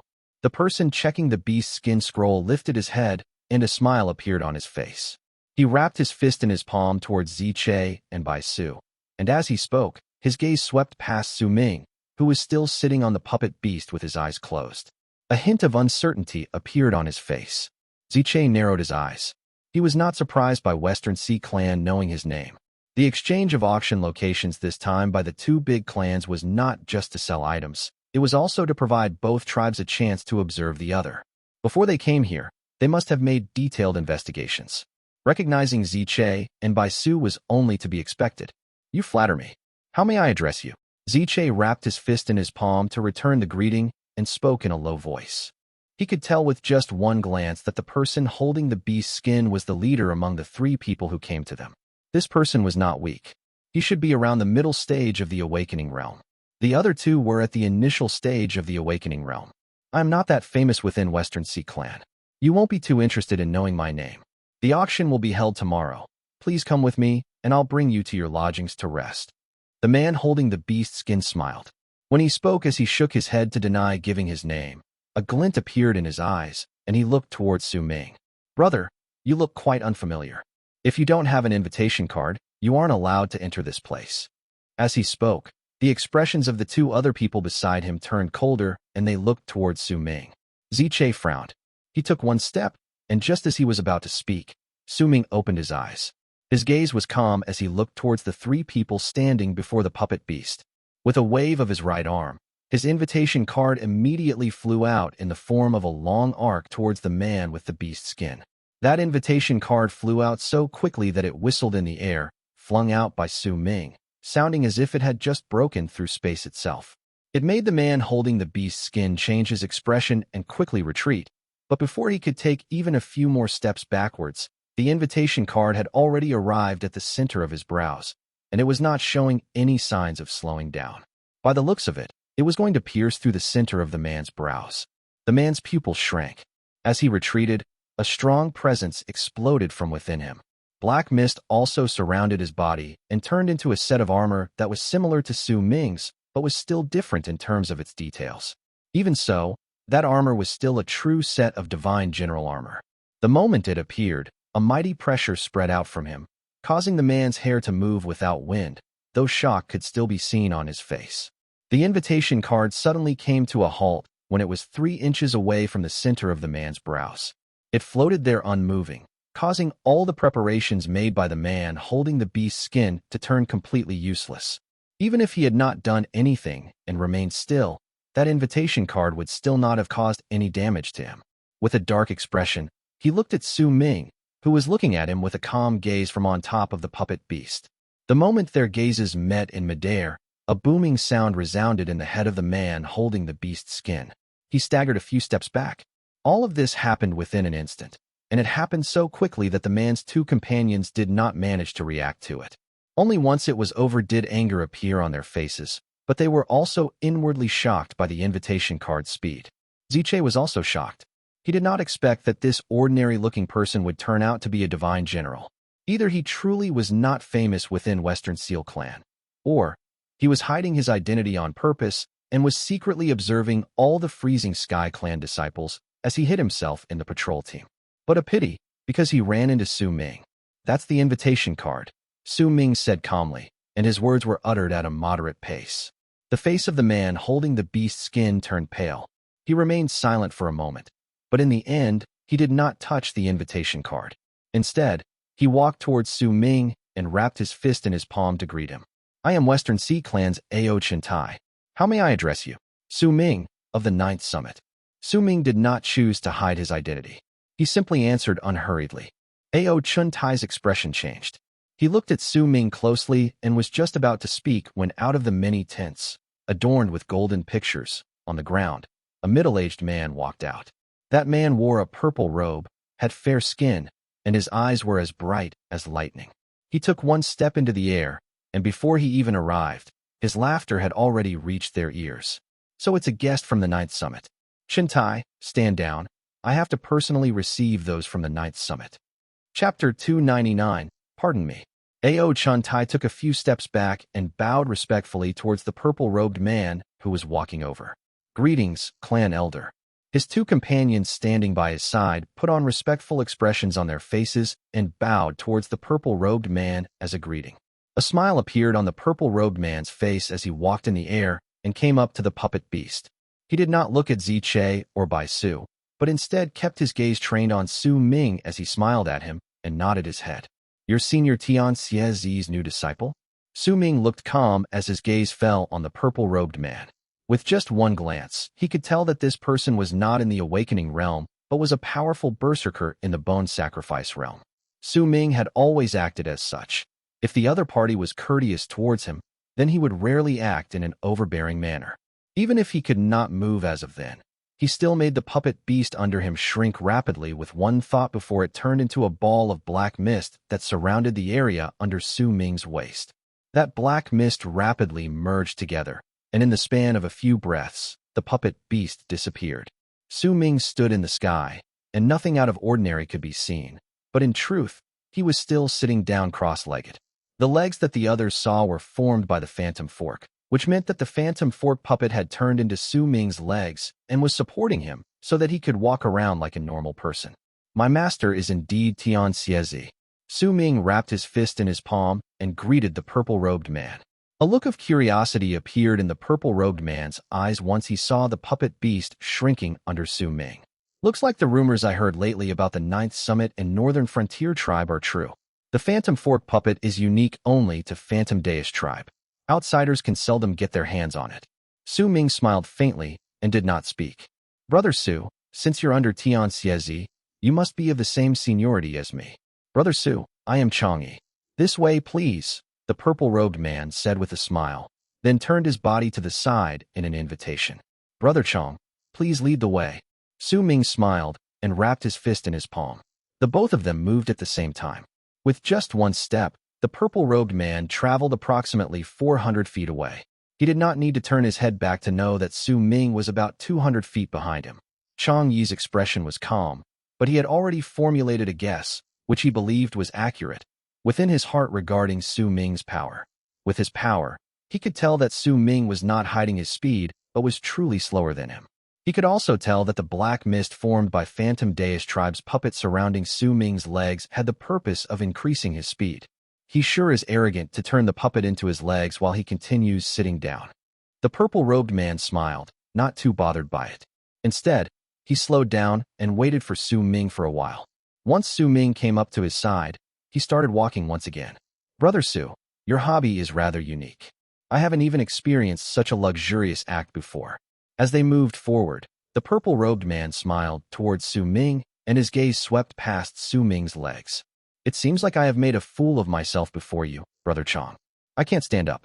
I hope you will forgive me for this, Su Ming said with a smile, shaking his head. Ziche calmly followed beside Su Ming. Bai Su was originally the same, and she had been looking around the area curiously, but the moment she heard the purple-robed man's words, she frowned. Yet when she saw that Su Ming did not mind his words, she remained silent. Oh, you can't get up? Could it be that your cultivation method has caused your legs to be impaired? The purple-robed man put on a surprised face. You can say that. Su Ming nodded his head. A pity, such a pity. But Western Sea Clan's sacred medicine is among the list of items to be auctioned off this time. It might be able to help you. As he spoke, the purple-robed man descended from the sky to the snow in the tribe. Before him was a small tent, and it was clearly the temporary lodgings prepared for Su Ming and the others. This is your... He was still smiling as he spoke, but before he could finish his sentence, a sudden loud boom rang from beside him. That booming sound was so loud that it even caused the earth to tremble and the snow on the ground to fly at least 10 feet into the air. It was as if there was a force that just impacted the ground, and that force was sweeping outwards with this area acting as its center. The tents in the area were torn off the ground. Almost all the people in the tribe swiftly turned their gazes toward them. The purple-robed man's expression drastically changed, and disbelief shone in his eyes. As he looked at Su Ming, he was momentarily stunned. He saw the loud rumbling sound start the instant the legs formed by Su Ming's puppet landed on the ground. It was as if a tall mountain fell from the sky and crashed on the ground, causing the earth to tremble and huge gusts of wind to spread out. The instant the legs landed on the ground, he also saw the legs being unable to withstand that strong force and turning into a thick layer of black mist. As the mist spread outwards, Su Ming, who had been sitting within, was also exposed, and it caused him to fall down with another bang on the ground. The purple-robed man took a deep breath. He had clearly felt the earth's tremors and sensed that the source of it all was Su Ming.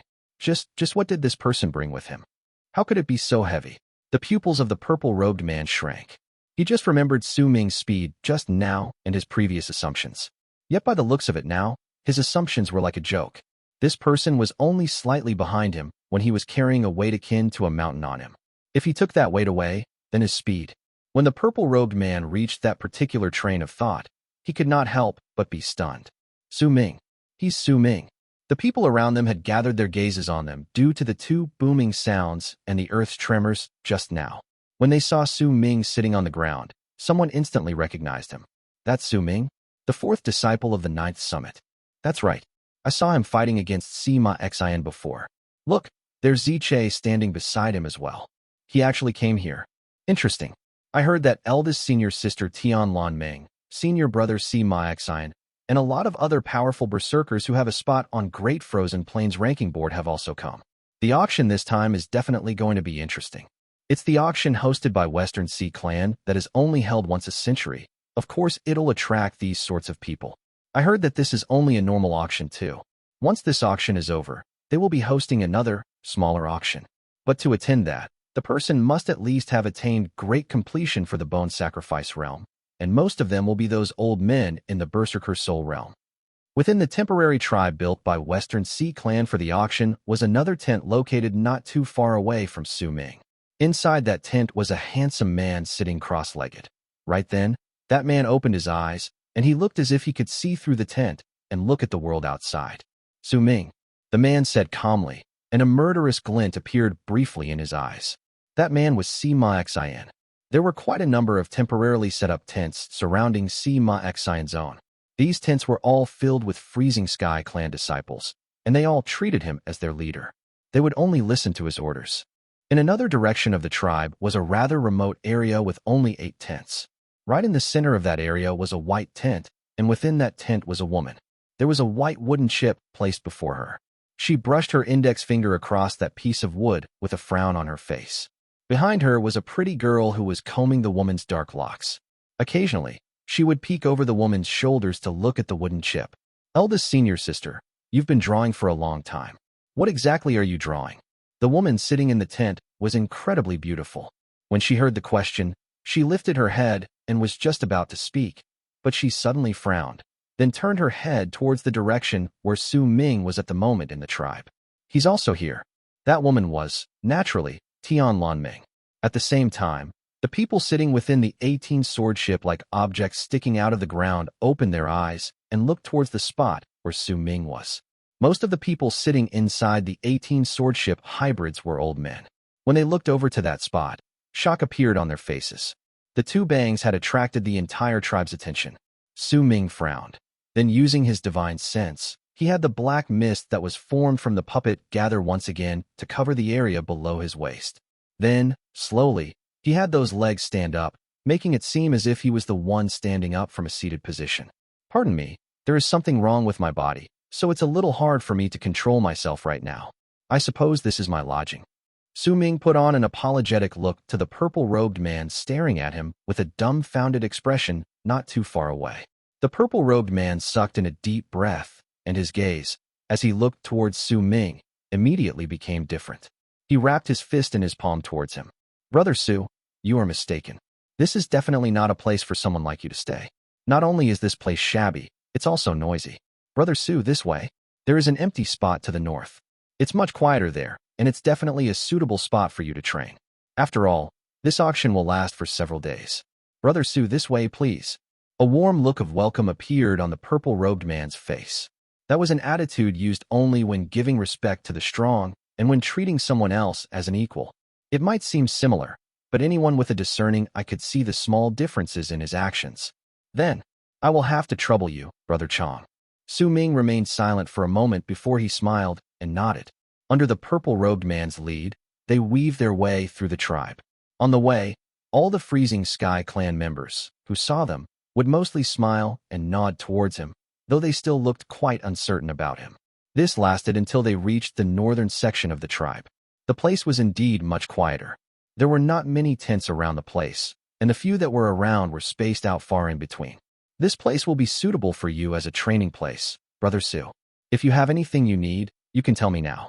If you don't have any now but think of something later, you can search for a patrolling Western Sea Clan disciple.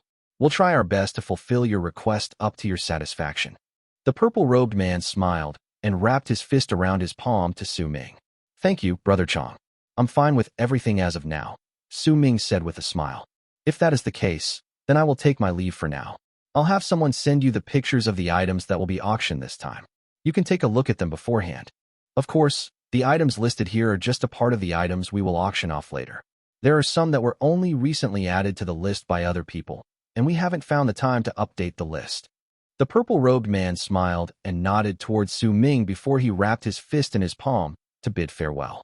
As of then, Ziche had already brought out some skin tents from his storage bag and set them up in an empty spot. There were 2 tents, and they were for Su Ming and Bai Su. He had not felt the need to prepare one for himself.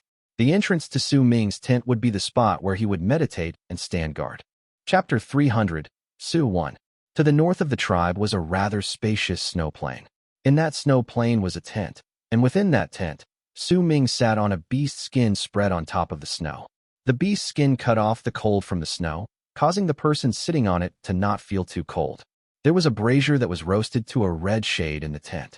Due to the heat coming from the brazier, the snow on the ground was rapidly melting away. Once the snow inside the tent completely melted, the tent would be filled with warmth. Besides the crackling sounds from the fire burning within the brazier, the entire area was silent. As Su Ming remained seated, a glint appeared in his eyes, and the faint traces of a cold smirk could be seen on his lips. He had made the puppet shatter on purpose so that his body, which weighed like a mountain at the moment, would fall on the ground and let out a huge bang. With this method, he could instill fear among the people of Western Sea Clan, which would make them not dare treat him poorly, which was the reason that led to the change of lodging. It was not because Su Ming was being petty and fussing about this matter right down to the smallest detail.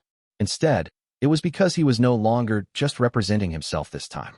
Most of the time, when he introduced himself, the 9th Summit would be mentioned before his name. He was one of the 9th Summit. His reputation was the 9th Summit's reputation.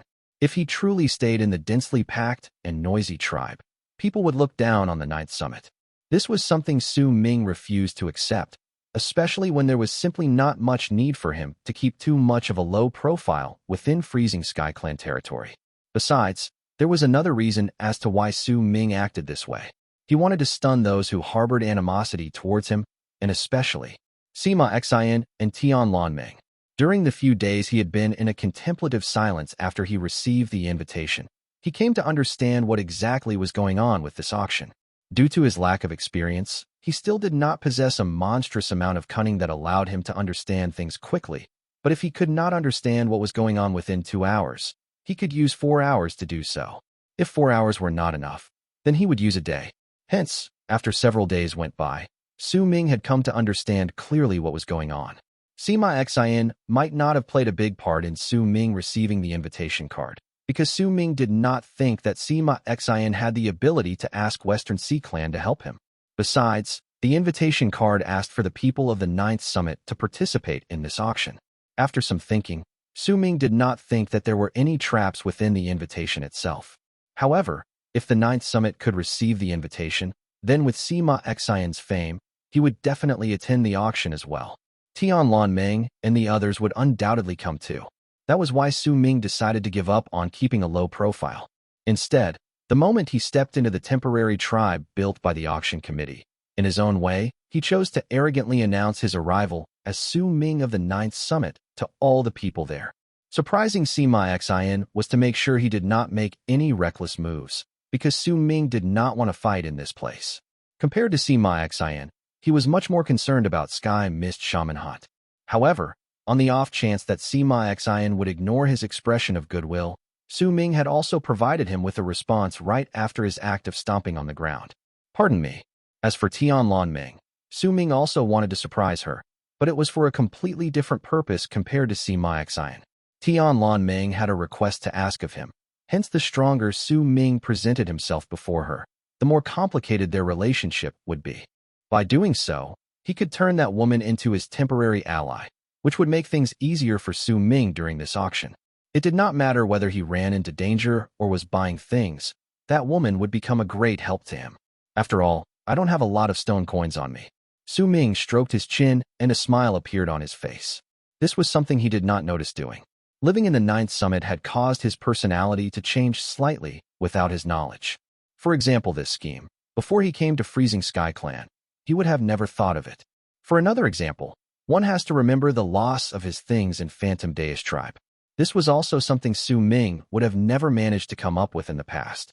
All of this happened because he was slowly changed by second senior brother, Hu Zi, and by Tian Xie Zi when he came to the 9th Summit. As Su Ming continued mulling over what was to come, he suddenly lifted his head. The heat from the brazier in the tent had melted all the snow on the ground. The ground beneath the beast's skin was already toasted until it was pleasantly warm, making seem like it belonged to another world compared to the snow-covered ground outside the tent. Not long after Su Ming lifted his head, someone tapped on the tent, which was followed soon by Ziche's voice traveling into the tent. Uncle Master, Western Sea Clan has sent the illustrated list of auctioned items. Su Ming waved his right hand, and immediately, the tent flaps were lifted. A cold gust of wind charged into the tent. It was already dark outside, but due to the contrast of the white shade of the snow on the ground, the world outside did not seem too dark, and he could still see snow floating down the ground due to the wind. It was snowing outside. Ziche stood at the entrance respectfully. His hair was covered by snow, and he was wearing a long robe. In his hands he held the illustrated list for the auctioned items, which was really a book made of several thick beast skins bound together. Once the tent flaps were lifted, Ziche walked in and placed the illustrated list respectfully before Su Ming. Then he took a few steps backwards. Once he saw that Su Ming did not have any further orders, he turned around and was about to leave. It's cold outside. I should have asked you to come in and keep warm inside the tent, but your cultivation method is related to the cold. This sort of weather is suitable for your training. I've been observing your power for a long time, and I think there's something lacking in it. I suggest you try listening to the sound of snow. Su Ming did not lift his head up. He simply spoke calmly as he flipped through the pages of the illustrated list made of beast skins. Ziche's footsteps came to an abrupt halt. He stood there for a moment as if he had just reached an understanding, then bowed deeply towards Su Ming before he left the tent. A bright light appeared in Su Ming's eyes after he flipped through a few pages on the illustrated list. On that particular page was a cauldron, and some wisps of smoke were drawn above the cauldron. The nameless barren cauldron. Su Ming mumbled. Those 4 words were written right on that particular page. There were a few words written by the cauldron's name as a simple description of its origins. The detailed descriptions of its functions were not written down, however, as the barren cauldron is a tribal item from the Great Yu dynasty. That is why all items shaped in the form of a cauldron will contain incredible power, though they are also very rare.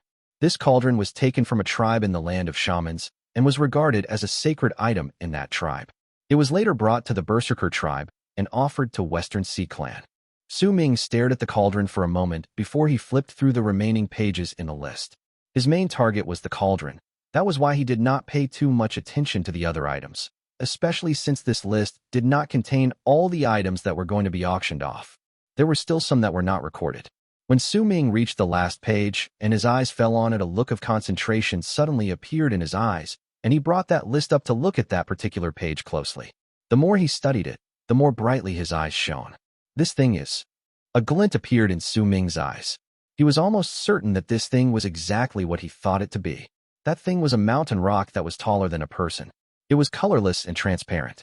Yet within the rock was a human-shaped thing that was completely black and looked as if it was sitting inside. That humanoid-shaped thing looked like a real person. It had all 4 limbs, 5 fingers on each hand, a head, and everything else that was characteristic of a human. Su Ming stared at the humanoid-shaped thing's hands, which were placed above its knees. The illustration was a little crude, and he could not see too clearly. The details were not that accurately depicted either. It should be that thing, Su Ming mumbled. He already had the 9th leg of the 9-legged spider for the welcoming of deities, but was missing 2 more materials. If this thing was truly one of them, then he would only need 1 more item before he could create the welcoming of deities, the scale from a python's tail. However, Su Ming remembered that the particular scale was different from a normal python tail scale. There were 3 corners on that scale. Yet no matter what, if that small person in that mountain rock was what Su Ming needed, then it would be very important for him to get it, especially when he remembered that the welcoming of deities was the only medicinal pill out of all the ones he had obtained currently that did not need any offerings on the gates of the strange dimension. This could only mean that it would be incredibly difficult to make this pill. Yet similarly, this also meant that the might of this medicinal pill would reach an unimaginable level, perhaps even surpassing that of spirit plunders. Su Ming stared at the beast skin page and slowly closed the book. This auction is very interesting. Su Ming rubbed the center of his brows and entered into deep thought. Before long, while Su Ming was still immersed in his thoughts, someone suddenly lifted the tent flaps, causing cold air to rush into the tent. Su Ming did not even need to lift up his head to know who it was. There was only person who could come in without Che blocking their way. Su Ming, I can't sleep. Bai Su wore a white beast skin blouse with her hair falling down her shoulders. She yawned and moved to Su Ming's side. Su Ming ignored her and continued staying with his eyes half closed as he thought about the things regarding the auction. Su Ming, you deaf and mute jerk. You're always like this. I can't sleep. You have to talk to me, or else I won't let you have your peace. Bai Su glared at him and moved to stand before him. You're the one who insisted on coming. Su Ming cast a glance at Bai Su calmly. A thought struck Bai Su's head and she said, I don't care. I can't sleep, and I want to go out and look at the snow. Su Ming looked at Bai Su and asked after a moment of being silent. You want to look at the snow? That's right. I want to look at the snow. Come with me. Bai Su twirled a few locks of her hair with a finger and smiled at Su Ming. Sky Mist Shaman Hunt is around the corner. It's about time we end this, Su Ming mumbled. Bai Su could not hear his voice, and he was the only one who knew clearly that he needed to make a decision. All right. Su Ming stood up and walked towards the entrance of the tent. Once he lifted the flap, he saw the silver land under the night sky. The silver light reflecting off the snow not only made him be unable to see the end of the land, it also gave him a sensation of familiarity. Let's go, Su Ming said softly. He waved his hand, signaling Che, who was about to get up, to not follow him, then walked out with the wind and snow falling on him. Bai Su followed quickly behind him with a smug expression on her face. During these past few months, she had entered that strange dream multiple times. Yet those dreams were blurred out and most of them could not be seen clearly. She really wanted to know the story of the girl who looked exactly the same as her and who Su Ming had met in the past. At that moment, She did not know that her unconscious act had caused the Berserker Seeds battle between Su Ming and Sima Xian reach a new height. Sima Xian wanted to leave Bai Su's image in Su Ming's heart and use that familiarity of hers to make a thought blossom in Su Ming's heart. Then he could use his relationship with Bai Su and turn that thought into his Berserker Seed. Su Ming wanted to do the exact opposite. He wanted to turn Bai Su completely into Bai Ling. He would also pour his entire heart and soul into doing so. And the moment he walked out of this, he would leave no traces of himself behind, just like the wind as it blew past a place. Chapter 301. Su 2. To some people, the wind in the snowstorm sounded like a mournful song echoing through the vastness of the plains. It was so for Bai Su. She pulled the fur around her collar tighter, and her breath came out in white puffs. There were also some who did not register the sound of the wind as if it was mourning. Instead, for them it sounded like someone sighing. That was how Su Ming heard it. He walked on the ground and stepped on the snow. As he listened to the sound of the wind along with the crunching sounds coming underneath his feet, he continued walking forward. The two of them did not walk at a fast pace, neither did they talk to each other. They simply welcomed the snow and wind in their faces as they gradually walked into the distance. The wind was strong and the snow fell heavily. A lot of it fell from the sky and fell on their shoulders, their clothes, and their hair. You also walked like this in the snowstorm with her in the past, right? After a long while, Bai Su's soft voice reached Su Ming's ears. You still ask about it? Su Ming did not stop. He simply continued walking, and when he spoke, it sounded as if he was sighing. Shouldn't I have? Bai Su took a few brisk steps forward to walk beside Su Ming before turning her head sideways to look at him. Su Ming remained silent for a moment before he spoke in a soft voice. Nostalgia appeared in his eyes. She and I walked in this manner many years ago. Bai Su lowered her head and asked in a whisper, Are we really that alike, she and I? Very, except for a few details. Su Ming's voice drifted in the wind. Is it this thing? Bai Su stopped and brought out 2 items from her bosom. Then right before Su Ming, she placed them on her earlobes. A smile appeared on her lips when she looked at Su Ming, who had turned around to look at her. The moment Su Ming saw the pair of earrings hanging off Bai Su's ears, he shuddered, and a dazed look appeared in his eyes. That pair of earrings was something that belonged solely to Bai Ling in his memories. Bai Su, standing under the night filled with snow and wind while wearing the earrings as snow floated down between them, threw Su Ming into an absent-minded state. It made him feel as if he had returned to that particular moment at the foot of Dark Mountain, the moment part of those beautiful years in his life. Su Ming, didn't you say that you'll walk in circles with me? A bashful look appeared on Bai Su's face, but she kept her head straight and did not lower it. Instead, she kept her gaze on Su Ming as she spoke softly. The moment she said those words, Bai Su clearly felt that Su Ming had frozen up in the snowstorm. Even his gaze, too, seemed to have frosted over. When she saw him acting this way, Bai Su became exceedingly pleased with herself. She had been preparing for this day for a very long time. Just a bit more. Just as Bai Su was feeling pleased with herself, Su Ming closed his eyes and sighed softly. When he opened them once again, his eyes were calm, and he turned around to walk forward. Bai Su widened her eyes, then stomped her feet in a fit of discontentment before quickly catching up with him. At that very moment, in a corner of the temporary tribe built by Western Sea Clan for the auction was a clearly much more extravagant tent among the dozens of tents set up there. And within that tent, Sima Xian suddenly opened his eyes as he sat inside. A hint of surprise shone briefly in his eyes. There's no mistaking this.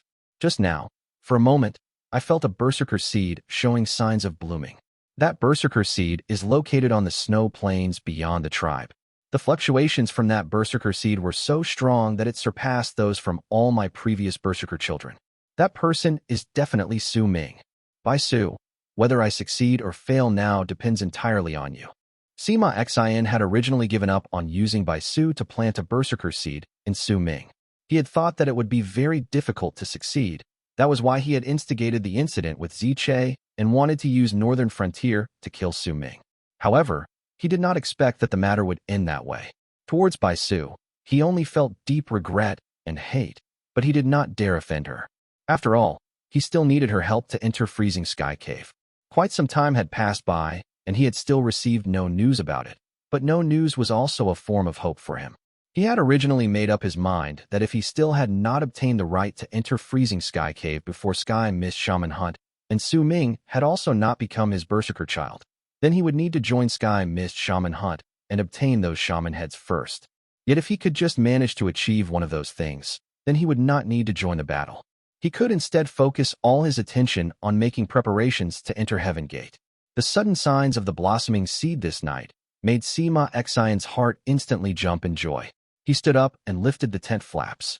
As he looked at the world in the distance, excitement and anticipation appeared in his eyes. Bai Su, you are my destined wife. If you help me make this happen, then I will swear right now that I will marry you. Sima Xian mumbled and clenched his fists. Once he took a few deep breaths, he forced himself to calm down before he once again sat down on the snow.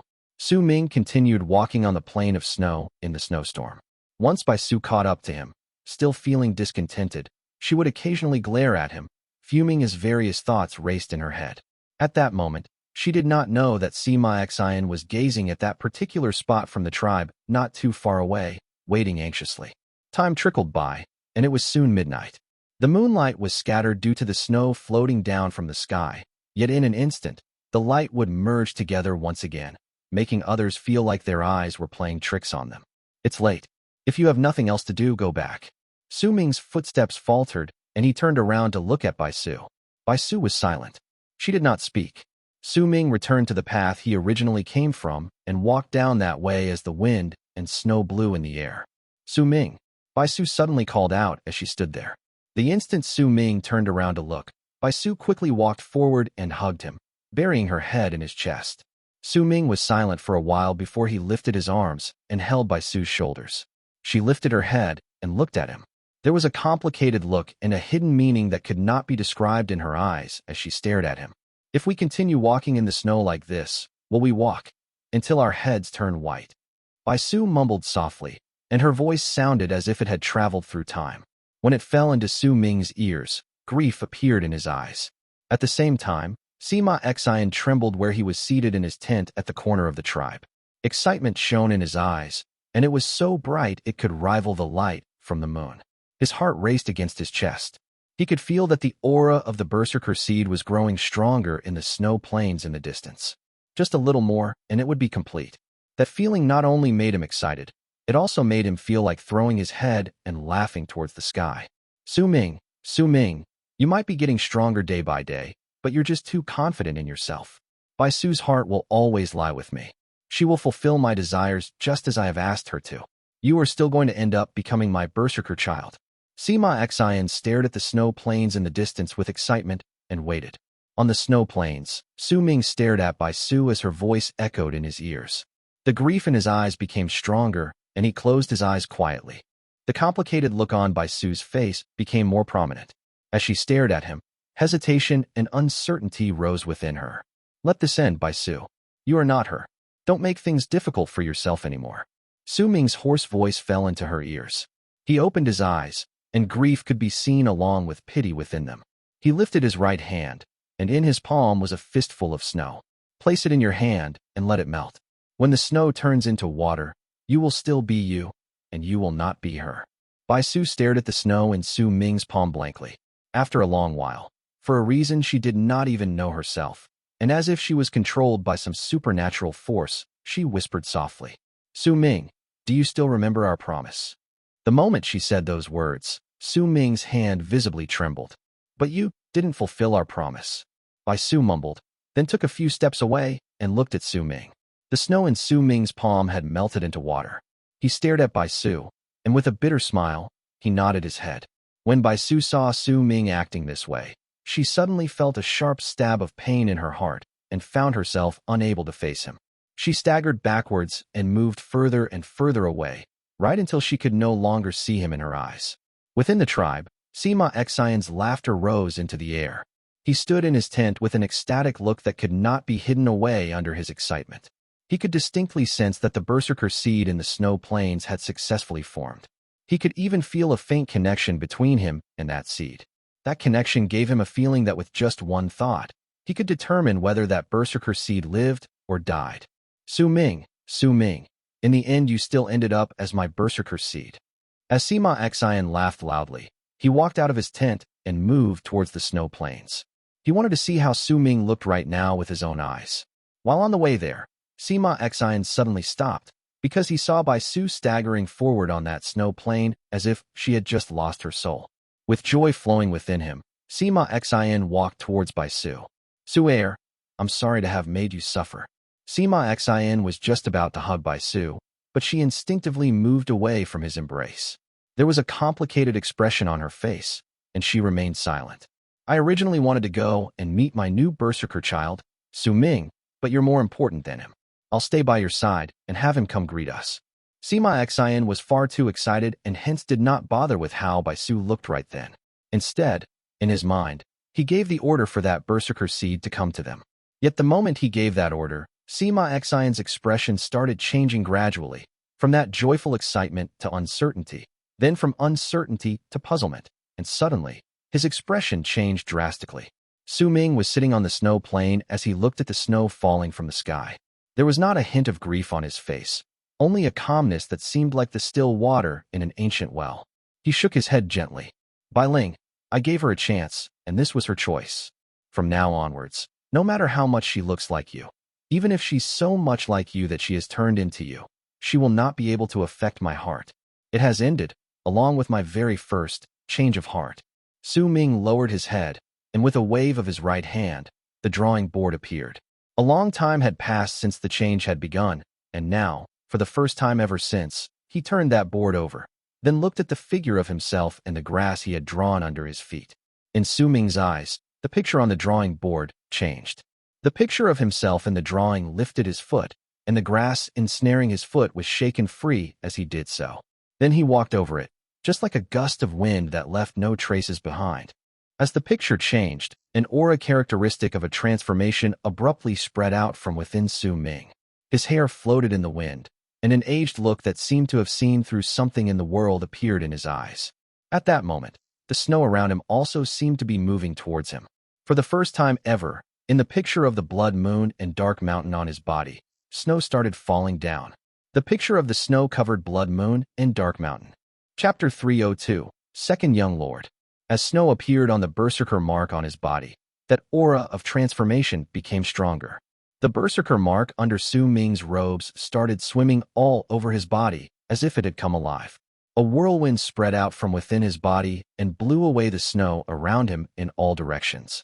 Su Ming's hair moved without wind, and gradually, the black shade of his hair started changing, gaining a purple hue. Compared to the white snow, that purple shade gave off an alluring feeling, along with an indescribable mysteriousness.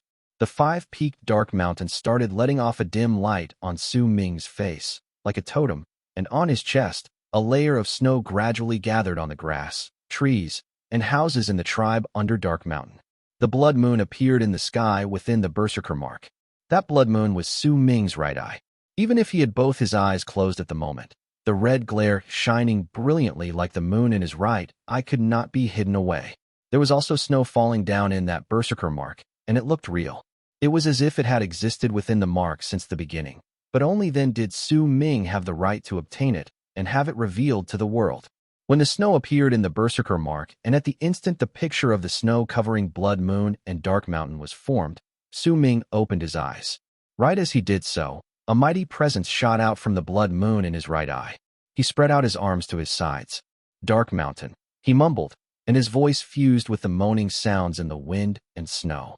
No one could hear his words clearly, but the moment his voice echoed in the air, the sky above him started distorting, and a gigantic mountain from Su Ming's memories appeared in the sky. It was a majestic mountain, a mountain that was formed of 5 summits connected together. The 5 summits looked like 5 fingers on a giant's hand that were spread wide apart, as if it wanted to break through space itself. This time, the manifested dark mountain looked incredibly real and did not even have a hint suggesting that it was an illusion. It was as if it had existed in this place since the beginning of time, and as if it should exist there. The moment Dark Mountain appeared, an incredible sorrow spread around Su Ming. In all the places that the sorrow visited, the wind and snow came to a standstill. In all the parts it passed by, the earth trembled. In all the directions it went to, the weather changed. Not too far away, in the tribe set up by Western Sea Clan for the auction were a dozen-something swordship hybrids that were stuck into the ground like swords. Several old men could be found sitting within each of them. Yet at that moment, at that very instant, Almost all the old men opened their eyes, and with gazes shining as brilliantly as lightning, they stared at the spot where Su Ming was. What a berserker mark! Who is that child? Tian Xie Zi's disciple. It's just a normal mountain mark, and he can already cause the weather to change. By the looks of it, that berserker mark is definitely not as simple as it looks. There must be something else. Dozens of divine wills reverberated in each of the dozen swordship hybrids. Su Ming's actions had caught the attention of the powerful berserkers who came to the land of freezing sky from Western Sea Clan. Silence. As these people communicated with each other using their divine wills, one chilling divine will that only they could sense and no one else would be able to hear swept through their minds like a typhoon. It's just the berserker mark of a small fry in the awakening realm, and you lot are already acting this way. Clan Elder Hai, you are wrong. You must have seen that this child is a divine general, and his berserker mark is definitely of the complex sort. He has just shown the mountain mark, and the effects of that mark are already shocking. Is a prodigy of this caliber not worthy of our attention?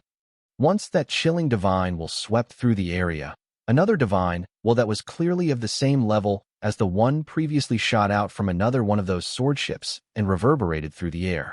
That chilling divine will let out a cold snort, even if it's complicated. Yet before this divine will could finish speaking, his words faltered, and the sound he made after that one little pause was filled with surprise. The source of his surprise was the word that came out of Su Ming's mouth, who had his arms outstretched as he sat right in the middle of the whirlwind that lifted the snow and swept it all around him on the snow plain. Tribe. The moment the word tribe fell out of his mouth, like a scroll painting that was being opened under the gigantic dark mountain in the sky, a dark mountain tribe filled with its trees and houses appeared in the sky with an astonishingly imposing manner, and in a way that would make all those who understood berserker marks feel shocked to the core. Right then, if anyone lifted their heads up to look, they would not be able to tell where was the sky and where the earth. They would feel as if they were looking at a mirage. Yet those plants, those houses, and all the other things looked so real that they could not be described with words. In a corner of the tribe in the distance where the Western Sea Clan auction would be held, Tian Ming walked out from her tent with a fur robe she had just put on. She stood outside her tent, and her beautiful eyes shone with a curious glint. As she looked at the dark mountain in the sky and the vivid dark mountain tribe, she became stupefied. This is his berserker mark. More people walked out of the tent set up around Tian Ming's and looked at the sky. The sorrow in the air was felt clearly by all the berserkers in the area. More importantly, that sorrow did not disappear as soon as it came. Instead, as time passed by, it grew stronger. In the temporary tribe, all the people who came to attend the auction walked out of their tents and looked at the sky. Most of these people came from freezing sky, and some among these people had witnessed the battle between Su Ming and Sima Xian, and had also seen Su Ming revealing his berserker mark during that time. The moment they saw the strange sight in the sky, they immediately let out cries of surprise. This is Su Ming's berserker mark. There's no mistaking this. I remember that mountain and that tribe under the mountain. Only Su Ming has that berserker mark in the entire freezing sky clan. This is Su Ming's berserker mark. Uproars broke out within the tribe and grew increasingly louder. As the people passed the information they knew to the others while keeping their gazes fixed on the sky, a person in black clothes stood outside an ordinary-looking tent inside the tribe. His face was calm, and he did not even lift his head. It was as if no matter what happened around him, nothing could catch his interest. He only stood there in silence and waited for the order that would come from the tent behind him. If Su Ming was there, he would be able to tell with just one glance that there were some similarities between this man and Zi Che in some of their actions, because they were the same sort of people. Interesting. Uncle Chun, I didn't expect that there would be someone like this in Freezing Sky Clan. A voice with a hint of laughter traveled out from the tent. The moment that voice spoke, a gust of wind blew past and lifted the snow on the ground along with a corner of the tent. That gust of wind saw everything that was inside the tent before it disappeared within, never coming out again. That tent did not seem big on the outside, but it was enormous inside, as big as a palace. There were a dozen-something men dressed in black clothes, just like the person outside the tent standing around quietly. These people had their heads lowered and stood like statues, but within each of them, a presence that had surpassed that of awakening and belonged to those within the bone sacrifice realm could be felt. There were even some whose aura was so strong that even a normal berserker in the bone sacrifice realm would find it hard to compare. At the center of the tent that contained another dimension in itself was a table and a young man wearing a green long robe with a black dragon stitched on it, taking a sip from the wine cup in his hands. That young man did not seem old, but in his eyes, even as he blinked, was an intimidating pressure, and he had a unique temperament. That temperament was one that only belonged to those who stood above everyone else. With just one word, he could cause disaster to fall on the entire land. With just one word, he could make a countless number of tribes turn to ashes. With just one word, half of South Morning would go to battle for him. That was the bearing of those who held supremacy over all people. Even if that temperament was not too strong and seemed as if it was just starting to form, it was already slowly building up. Perhaps one day, he would be able to announce himself right before the entire land of South Morning with that presence. Second young lord. This person's status is rather unique. He belongs to Freezing Sky clan, but at the same time not. An old voice spoke from before the young man. On the other side of the table was a white-haired old man who was drinking with the young man. That old man's voice was hoarse, and he wore a long white robe as he sat there. There were 8 white clouds embroidered on his sleeves. If there was anyone from Freezing Sky clan familiar with Heaven Gate who saw those 8 white clouds, they would definitely feel shocked and immediately kneel down and worship, because those 8 white clouds meant that this person belonged to Heaven Gate's 8th layer. There were 9 continents on Heaven Gate, and the 8th continent had an incredibly high rank among them. Those who could live there were people who could make the entire Freezing Sky tremble when they walked out and stomped on the ground. Oh, the young man placed the wine cup in his hands down and looked at the old man with a smile. At that moment, besides the crowd in the temporary tribe built by Western Sea clan, keeping a close eye on the strange sight in the sky, there was one more person who stood on the snow plain outside the tribe. Sima Xine, whose expression had drastically changed due to that sorrow from Su Ming enveloping his body. He grabbed onto Bai Su, as if he was hysterical, and roared madly with bloodshot eyes. I already succeeded, so why did this happen? Tell me, why did this happen? Sima Xine could not accept this reality. The thing which he had desired for a long time, and even succeeded in obtaining, had just taken a turn for the worse. This was something he was absolutely not prepared for. It would have been fine if he had never obtained it in the first place, but he did, just moments ago. This sort of feeling of having something he had just obtained forcefully snatched out of his hands made Sima Xine unable to control his own actions. Bai Su's face was pale. Sharp pain traveled from her arms, which were held in a tight grip by Sima Xine. Yet the physical pain was nothing compared to the pain her heart felt as it was ripped apart. She looked at Sima Xine and gave him a broken smile. All of a sudden, she saw through this man. This handsome and forever gentle big brother Sima of hers was now like a clown. Besides raging in madness, he did not seem to have the courage to do anything else. This is impossible. This is absolutely impossible. Sima Xine sensed the sorrow, saw the dark mountain and the tribe in the sky, and even felt Su Ming's aura growing rapidly stronger. This made him so deeply regretful, he almost went mad. Chapter 303. Protector. He was regretful, deeply regretful. He regretted that he did not do everything that he could in the past, and kill Su Ming beforehand, so that he would not have been able to enter Freezing Sky clan. He was regretful, but no matter how much he thought about it, the only chance to regret was during the first time he fought against him. Besides that one time, he could not find any other chance where he could have fought back against Su Ming. During the first time they met in Freezing Sky clan, the two of them had battled to the extreme, but even if Sima Xine wanted to kill Su Ming, he was prevented from doing so. Even if he had forcefully attacked him, not only would he not succeed, he would also have brought a great disaster on his own head. He had not understood this at that time, but right then, with his understanding towards the 9th summit, he knew what would happen to him incredibly clearly from experience. After all, he was one of the few people who knew the entire event of what had happened in Northern Frontier Tribe. Sima Xine, you're hurting me.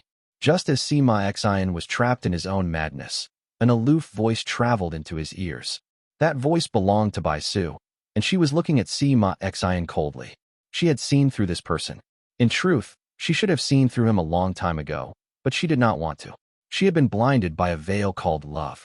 Right until she met Su Ming, and through the bits of contact she had with him that accumulated through time, that veil slowly changed color, gradually allowing her to recover her senses, and slowly letting her wake up from Sima Xine. Yet at that time, she was still caught in a half-asleep state. She was uncertain and did not know what to do, did not know how to make her own decisions. Only when she left Su Ming and stood before Sima Xian did she suddenly wake up fully. As she woke up, a pain as if her heart was torn apart caused her face to turn pale. Hidden underneath that cold gaze, Sima Xian saw deep regret. Su Ming and Sima Xian. Two different people, two different experiences. The fact that Sima Xian could become a prodigy and have the world at his beck and call for so many years meant that he was not some common person. Even if he was caught in this indescribable rage and madness, he could still force all of these emotions down in an instant. However, this rage did not disappear and only became stronger. Because if the Berserker child was not planted with the seed, he would be uninjured. But if the seed was planted and something like the situation with Su Ming happened, then to Sima Xian, it was practically a disaster that would completely ruin him. Berserker seed's backlash. There was even a high possibility that he might turn into Su Ming's Berserker seed. Even if he did not know the great art of heartless Berserker seed, Su Ming could still obtain his one and only Berserker seed. To Su Ming, this one and only Berserker seed would just be a gust of wind in his life. But to Sima Xian, if this really came to be, then it would mean his entire life. This was just a possibility. Sima Xian had no idea what sort of change would happen, but it was precisely because he did not know that he was afraid. He was so terrified he went mad. Su, I lost control of myself. Sima Xian let go of Bai Su's shoulders with a pale face. When he remembered what he just did, he was assaulted with regret once again. Bai Su might have failed, but this girl was still useful to him. In fact, it could even be said that she was one of the very few methods for him to save himself. Su, let me see your father. Ask him to help me. When Sima Xian spoke and saw the chill in Bai Su's eyes, his heart sank. Su, I was in the wrong just now, but you don't understand why I did that. Once Su Ming's power increases this time, and he completes the process, I will die. This is the first time I failed using the great art of heartless Berserker seed, and the results for it are far too dreadful for me to even think of. Perhaps, from now onwards, I can only become a puppet for Su Ming. Su, it's because of this that I lost control of myself. Bai Su was silent.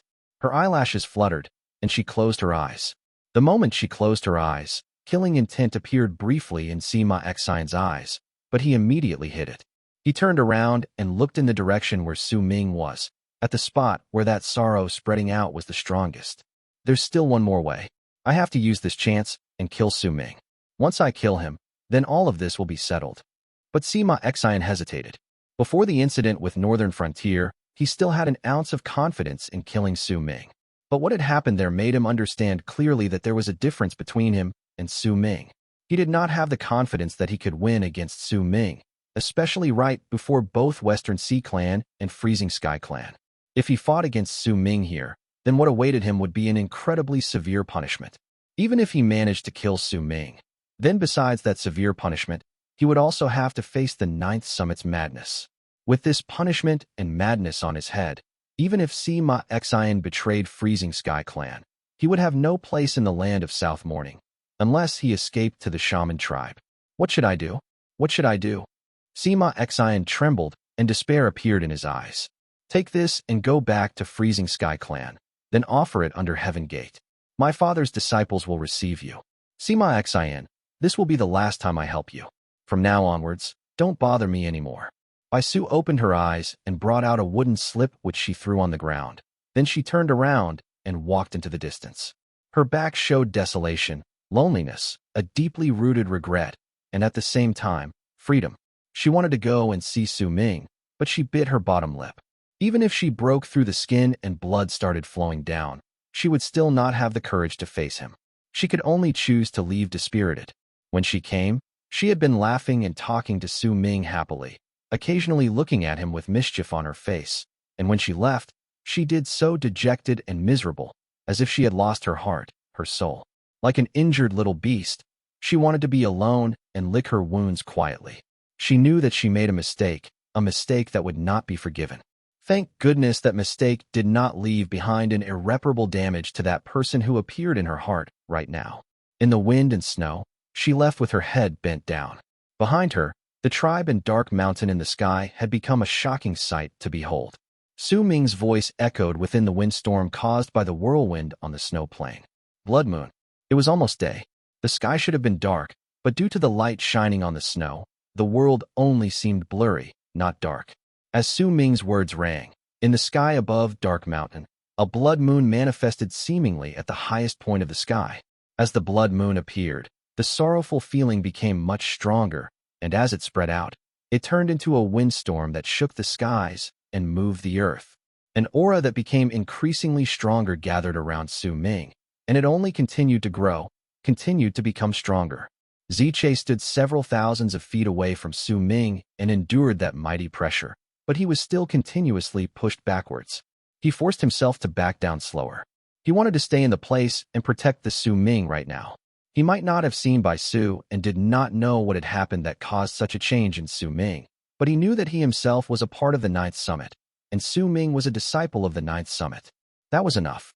As Su Ming's presence grew increasingly stronger, the divine wills inside the dozen-something swordship hybrids within the temporary tribe built for Western Sea Clan's auction once again spoke to each other. What a berserker mark. He can at least be considered a prodigy, but how could he choose to break through right outside Western Sea Clan? Does he really think that we won't dare to attack him? Clan Elder Hai, don't be reckless. That child is Tian Xie Zi's disciple. Tian Xie Zi? That crazy lunatic? I've never met him before. I would have let this slide if you didn't mention it, but now that you have, I'd like to see just how powerful this Tian Xie Zi is. That sullen divine will turned into a sharp whistle that very few people could hear and charged out of the tribe.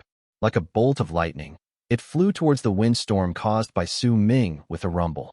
His divine will was like a sharp sword that wanted to split the windstorm in two, then kill Su Ming, who was within it, with one strike.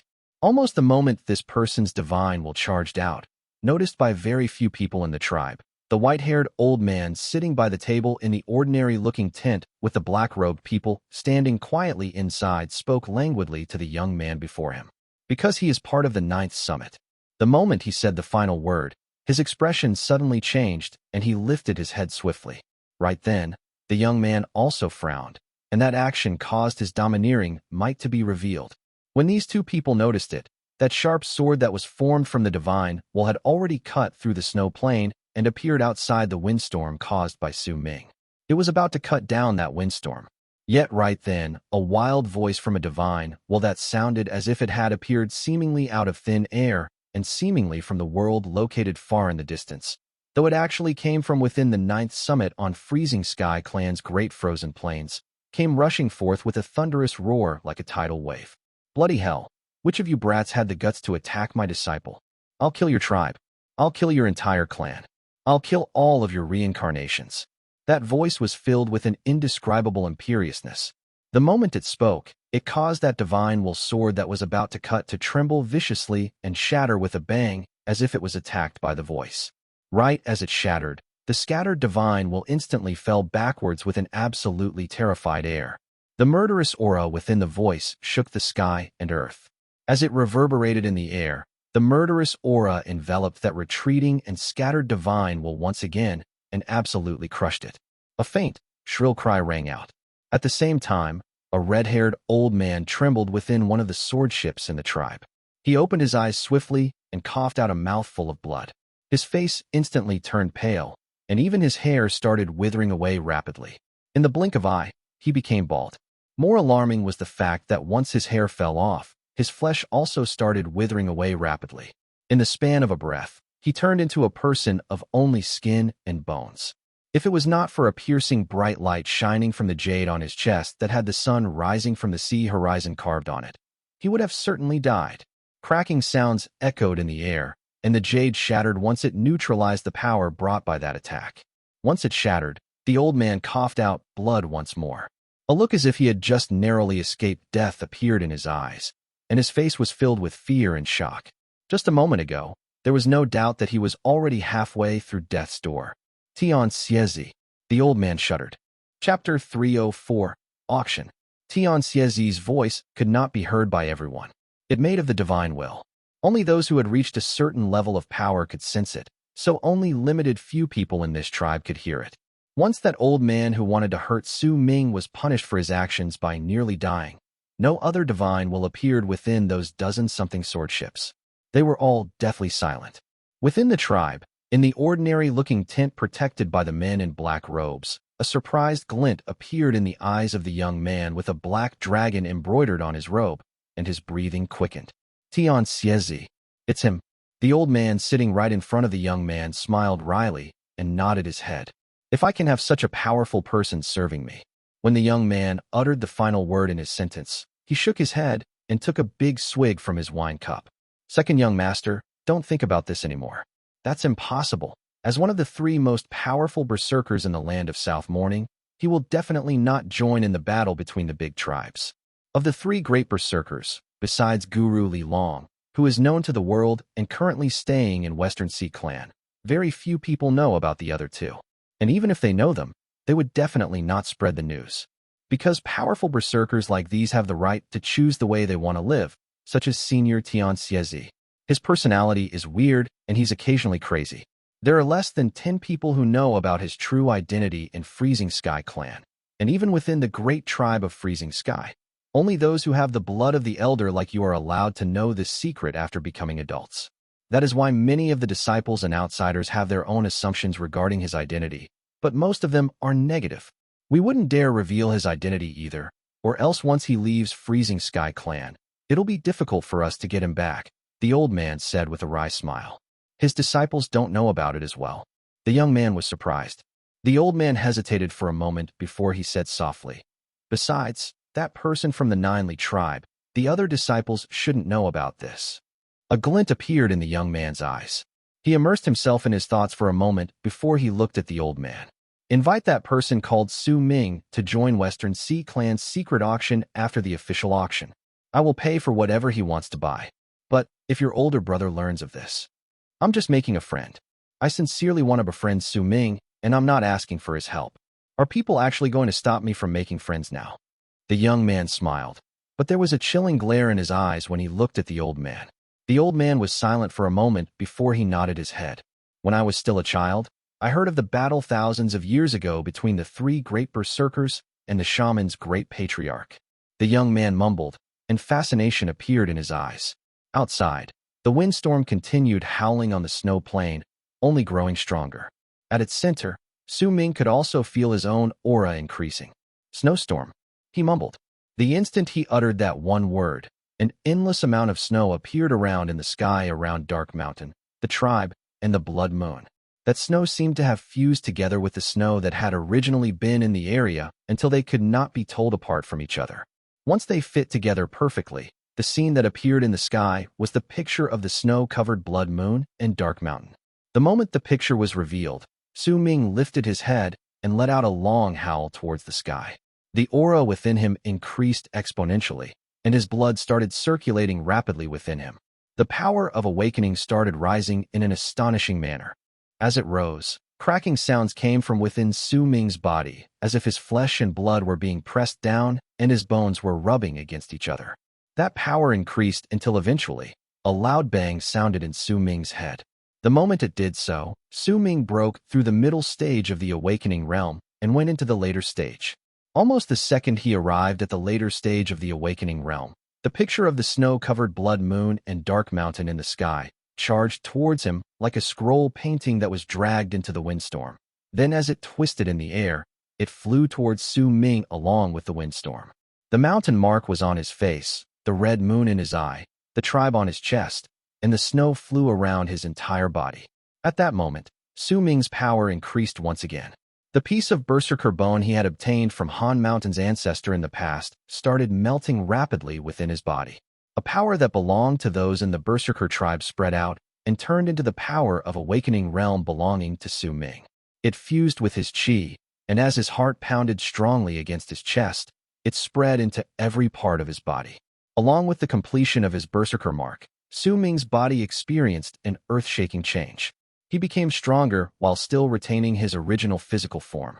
His power continued rising, and just when he arrived at the later stage of the awakening realm, he shot straight into the peak of the later stage. There was only a little more before he could attain great completion in the awakening realm. Su Ming had a strong feeling that if he closed that small distance and attained completion in the awakening realm, then he could try and conquer that realm that belonged only to those who were powerful. Bone sacrifice. He would need to refine a piece of his spine into the true berserker bone. the Berserker bone that only belonged to the ancients and would only appear through atavism. Only when he managed to refine such a bone could he be seen as to have reached the bone sacrifice realm. If the day came when he could turn all his bones into the ancients' bones, then even if he could not split apart heaven and earth and pluck the stars, moon, and sun from the sky, his physical abilities would still be enough for him to have the wind and clouds at his beck and call. If he could take one more step and become one of the few who, through great difficulty, reached the Berserker soul realm after attaining great completion in the bone sacrifice realm, then he could call himself as one of the truly powerful Berserkers in the Berserker tribe. It was a long road, but Su Ming longed for it. Su Ming swiftly opened his eyes, and the Berserker mark covering his entire body glowed, but as calmness filled his eyes, there was also a hint of pity hidden underneath. He had tried, but he fell slightly short of that step that would take him to reach great completion in the awakening realm. He could not cross over, and could only stay in the later stage of the awakening realm while endlessly accumulating his power. I know what's missing. Su Ming stood up silently. The instant he stood up, the windstorm around him disappeared, and the world returned to its original state. Snow continued falling from the sky. This time, when Su Ming stood up, he did not rely on the puppet beast but his own legs. As his power increased, his physical body's strength also increased exponentially. The 16 ice hoops could no longer limit his movements. Life is missing from my Berserker mark. The tribe is empty, but I don't have the ability to draw the people who belong there. I need the song played by the sun in my memories to envelop my Berserker mark and bring me to find the path back to my home. Su Ming closed his eyes. The memory of Tian Xie Zi bringing him to that peaceful tribe surfaced in his mind. He also remembered the blind, old sun maker in the tribe who could no longer see light. I should find time and retrieve my son, Su Ming mumbled and swatted away the snow on his body before walking back towards Western Sea Clan's tribe in the distance. Ziche ran forth from thousands of feet away. When he saw Su Ming, the worry on his face faded away. When Su Ming nodded at him with a smile, he followed behind and walked slowly back to the tribe with him. When the two of them reached the tribe and walked in, almost all the people stood outside their tribes and looked towards Su Ming at the same time. There were no words, neither were there a lot of actions taken, but when those gazes fell on Su Ming, all of the people lowered their heads. Su Ming walked past them calmly and did not stop. He went to his tent, bent his back, and walked in. The night went by. Perhaps it was a coincidence, but the moment Su Ming entered the tent, the sun started rising in the distance. A new day had arrived. Wind blew past the land and lifted the snow, sweeping it through the tribe. This day would be the first day of the auction held by Western Sea Clan. After resting for 2 hours in his tent, Chang Yi came to Su Ming's tent with a rather courteous bearing, along with well-hidden complicated feelings, and personally escorted Su Ming to the auction hall. Congratulations, Brother Su. Your power has improved. Even with my power in the initial stage of the bone sacrifice realm, I still feel somewhat pressured when I stand before you. Chang Yi walked beside Su Ming and spoke as he wrapped his fist in his palm to Su Ming. Su Ming smiled faintly and wrapped his fist to return the salute, but he did not choose to provide too many explanations. Ziche followed behind silently. However, his eyes would occasionally scan through the surroundings with caution hidden within his gaze. The three of them soon reached the easternmost part of the tribe. There was a large building there. It was built in the form of a ring and looked incredibly majestic. It should be able to accommodate several thousands of people within. Right in the center was a circular-shaped platform. That spot should be the place where the items would be brought out to be auctioned. There were ring-shaped stages around that platform. Except for the top layer, which was divided into several individual rooms, the other layers underneath were decorated with several tables and chairs that surrounded the platform. There were already quite some people who were sitting there and waiting for the auction to begin. The place bubbled with noise. Occasionally, someone would enter, and sometimes, someone would move from their seats to search for their friends to talk. There were also quite a number of Western Sea Clan disciples patrolling around the place and looking at all the people who came forth with aloof gazes. The auction is about to start. Brother Su, this way please. Clan Elder Bai Chang Zai reserved the 9th room at the top layer specifically for you. Chang Yi said respectfully. His respect was born not just because of the pressure brought by Su Ming after his power increased, but also because of the piece of news he received just this morning. Clan Elder Hai sent word to leave a room at the top layer empty for Su Ming. It had to be stated that there were not many rooms in the top layer to begin with, and they were reserved for the powerful Berserkers in the Berserker Soul Realm. Normal people would not be able to step inside. Besides, the rooms in the top layer were originally filled. That 9th room was only built just this morning. For one person, they built an additional room. This thing was something that was difficult to imagine for Chang'e. Su Ming might not be from the same clan as he, but he still needed to be more courteous and respectful towards him. A glint appeared in Su Ming's eyes, but he did not decline having the room. He nodded his head, and under Chang'e's lead, he went to the top layer and entered the 9th room. Once he entered the room, Su Ming saw an incredibly beautiful woman with an alluring body and shapely curves standing up from a chair in the room. She smiled at him, and that one smile was flirtatious and filled with a unique charm. I am Zishan, and my master is Hai Yun Lai. By the orders of my master, I have come to provide you with the explanations towards the items that will be auctioned. A barely noticeable crease appeared between Su Ming's brows. He did not know what happened yesterday night, but he could tell that the man named Hai was slightly odd. He left Su Ming a room for his own and also arranged his own disciple to come forth to provide explanations and serve him. It was pretty puzzling for someone of clan elder Hai Dongzong's status to do such a thing. It was either that he had other plans, or he had a request to make of Su Ming.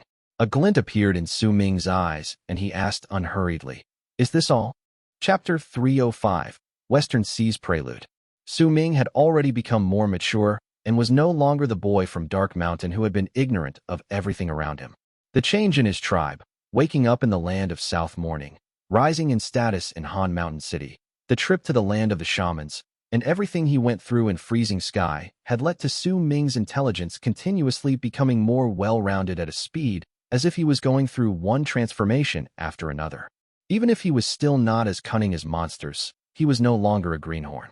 Take this situation for an example.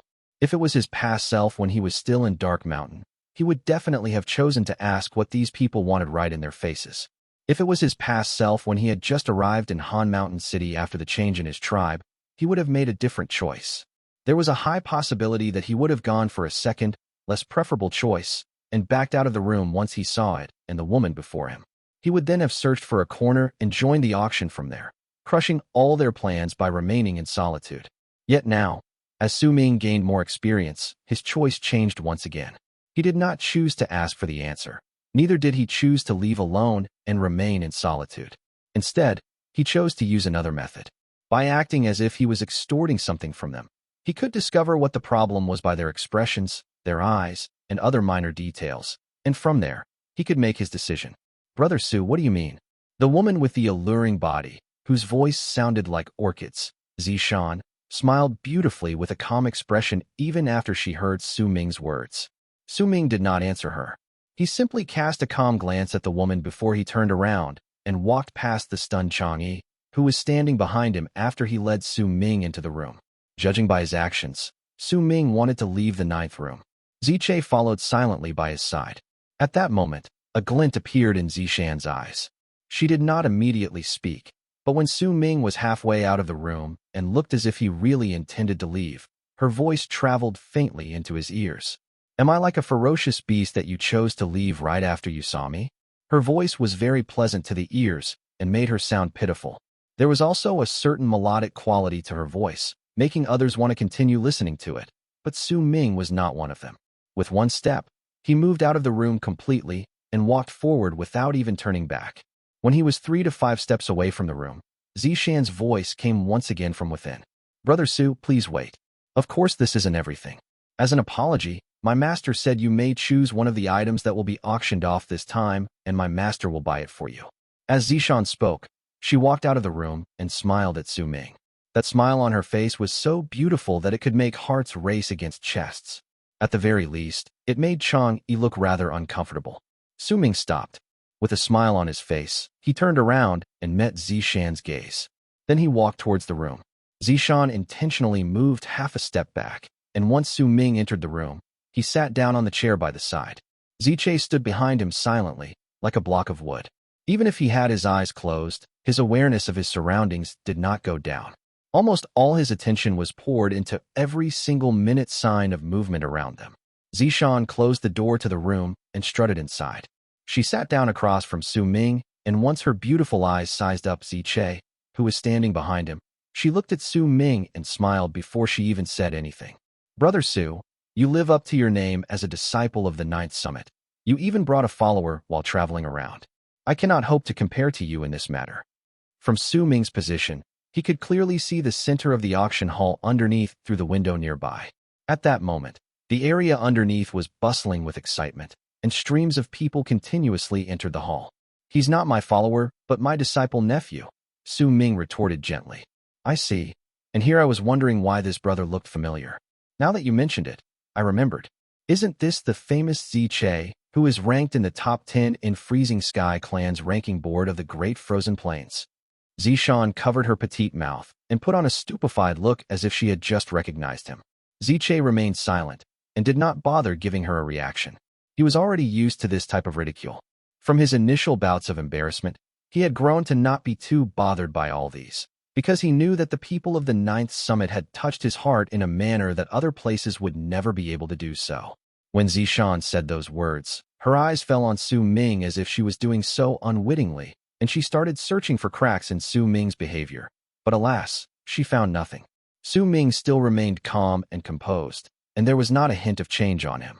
After all, he practiced the clearing mind art, and his actions were all executed once his mind was cleared. Perhaps his actions would seem slightly green to some old folks, but this woman before him would not be able to find any cracks in his behavior so easily, even if there was displeasure boiling in his heart right then. Su Ming closed his eyes, ignored the woman's words, breathed calmly, and waited for the auction to start. Bai Su was the one girl who saw this attitude of his the most, and had been angered many times in the past due to him ignoring her. She had thought of everything she could possibly do to get him to react to her, but none of them bore great results. From this alone, it could be seen that this particular attitude of Su Ming's dealt quite a huge blow to women. Zishan stared at Su Ming for a long period of time. This was the first time she had ever seen him with this attitude of his. He was blatantly treating her like an ornament, or perhaps pretending that she did not even exist. It made Zishan, whose words were already at the tip of her tongue, bite her tongue and swallow her words. Brother Su, you have great bearing. After a long while, Zishan commented once again in a rather disgruntled fashion.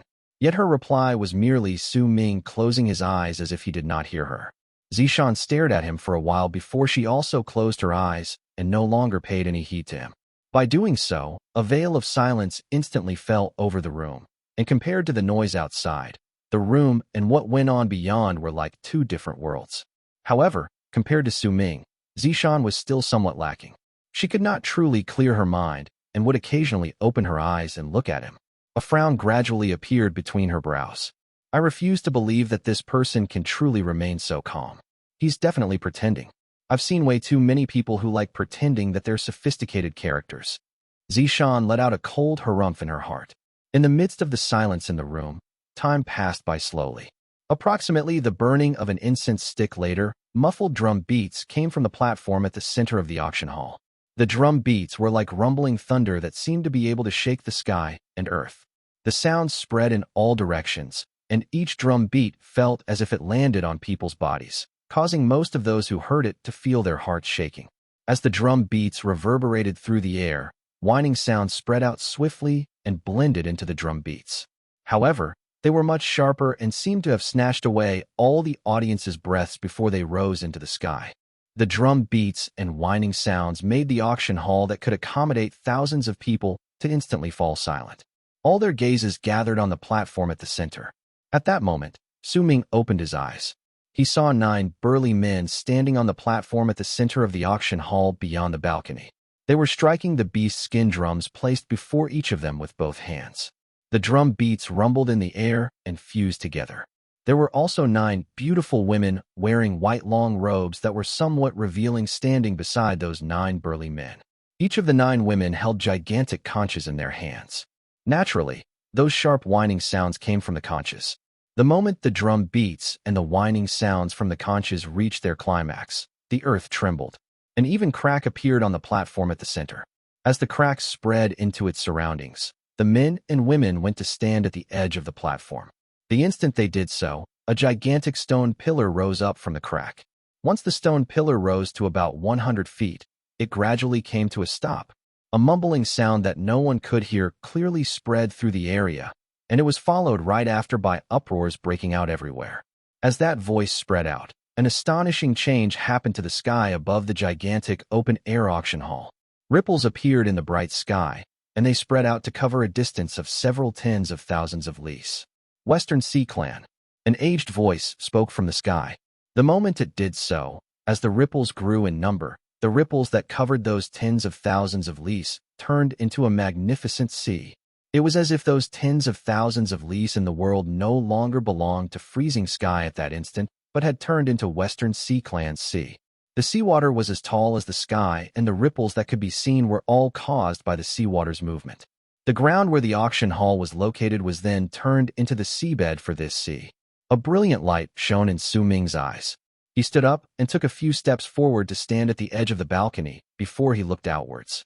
He was not the only one who did so. At that moment, many people in the auction hall had also stood up to look at this scene, where the world was transformed and all their expressions changed. This was not a change brought by a simple illusion, but was an astonishing transformation that looked incredibly real. In the space around Su Ming, which had now turned into a sea, he saw countless colorful branches appearing. He also saw all sorts of fishes swimming in the water. Some swam in groups, while others swam alone. When Su Ming opened his mouth, he could even see a large amount of air bubbles floating out of his mouth. This is a rune Western Sea Clan invented many years ago. Brother Su, what do you think of it? Zishan smiled and went up to stand beside him.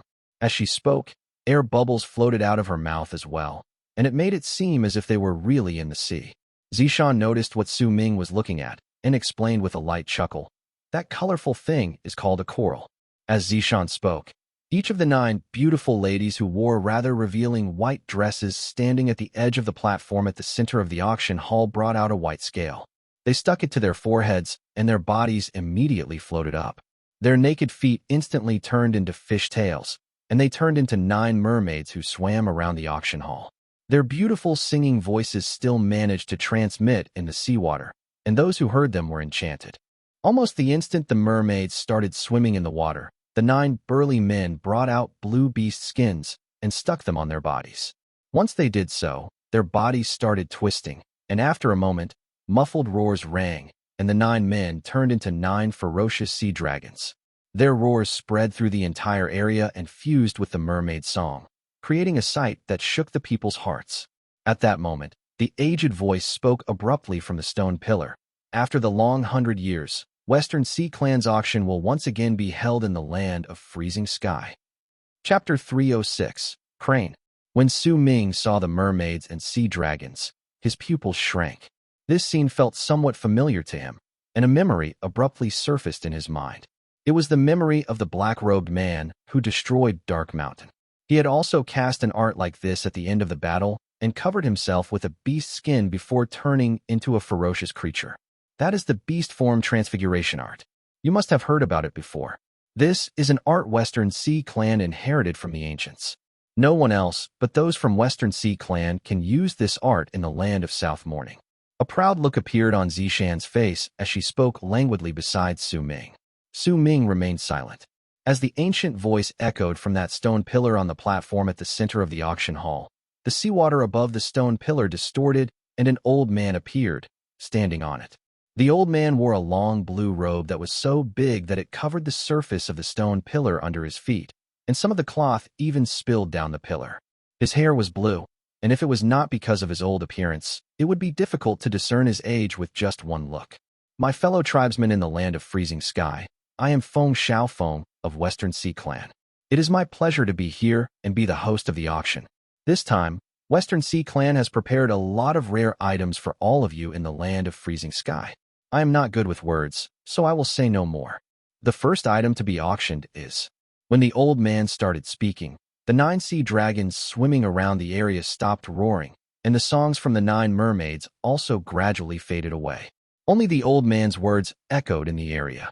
The moment he finished his last sentence, a mermaid immediately swam forward with a swaying tail fin. Her hands had been empty just moments ago, but now, as a whirlpool appeared in between her hands, a purple skull instantly appeared in her hands. She lifted it up and held it above her head as she swam around the hall so that all the people there could clearly see the bone. It was a skull that did not seem to belong to those in the Berserker tribe. Its size was about that of a basin, and the few bones jutting out of the top of the skull were shining grimly with a chilling glare. Clearly, it was a beast's skull, especially since there was a symmetrical crack at the center of its brows above its eyes, making it seem as if it had a third eye. As the bone appeared, a great wave of sorrow spread out. That sorrow felt so real that it actually caused the seawater to start showing signs of freezing. If that had just been the case, it would have been fine, but the seawater around the skull also started showing signs of freezing. As the mermaid swam around the area, a ring of ice chips seemingly appeared in the area she just swam past. As usual, we will not offer detailed descriptions of the first item. You will all need to determine its value with your own judgment. I can only say that this creature had the power equivalent to those in the great completion of the bone sacrifice realm when it was still alive.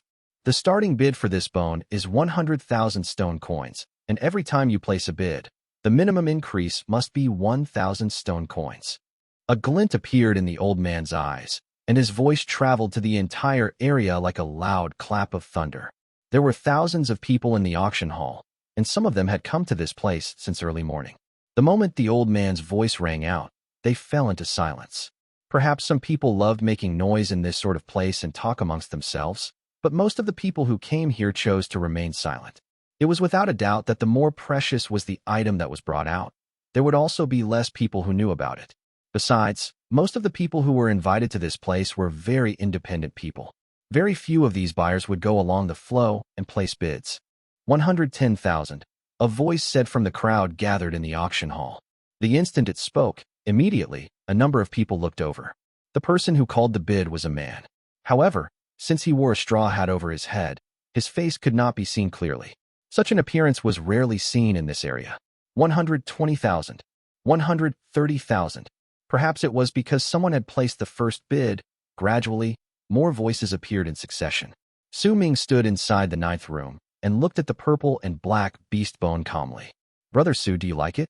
This beast bone is the only thing left behind by a powerful creature with a cold attribute. One of the clan elders from Western Sea clan obtained that beast bone when he went out on a journey. According to him, that creature was trying to break through and reach a level equivalent to Berserkers in the bone sacrifice realm, but it failed and was burned alive by freezing fire. Besides this skull, its entire body, flesh, and blood were all burnt to ashes. This skull was not destroyed by the freezing fire because the beast hid a fragment of its soul in there before it died. If a person who is skilled in foreign arts obtains it, they can provide nourishments for that skull and reap its rewards. Ming's gaze swept past that beast bone. After a long while, he shook his head. 210,000, a sullen voice stated from within the auction hall. The person who spoke was the man with the straw hat, who was also the person who had called for the first bid. Once he laid his bid, no one spoke again for quite some time. The blue-haired old man smiled faintly. 210,000. The item now belongs to this man. We'll now begin bidding for the second item. This one is quite interesting. The old man paused in his words, and one of the sea dragons roaming around the area let out a huge roar before going towards the old man. Its body twisted beside the old man, and he returned to his human form. The man lifted his arms high above his head, and in his hands, a black stone blade appeared. That blade was very crudely made, and only the vague shape of a blade could be seen. Yet the body of the blade itself was rough, and it did not seem to be anything special. Bring the beast here, the old man said in a mild tone. The moment his voice traveled out, someone from Western Sea clan immediately stepped forward from the crowd around him. With a wave of his arm, a ferocious beast that looked like a lion immediately appeared. The creature's eyes were bloodshot, and once it appeared, it roared towards the sky, but its eyes were filled with fear. Just as it was about to retreat, the old man took up the stone blade and pointed it at the creature. With that one move, the beast instantly let out a shrill cry. Its body started trembling viciously, and as an uproar broke out in the crowd, the beast's body turned into a puddle of blood. Even its bones were melted, and a lock of black hair flew out of the puddle of blood. A miniature-sized shadow of the beast could be seen faintly in the lock of hair.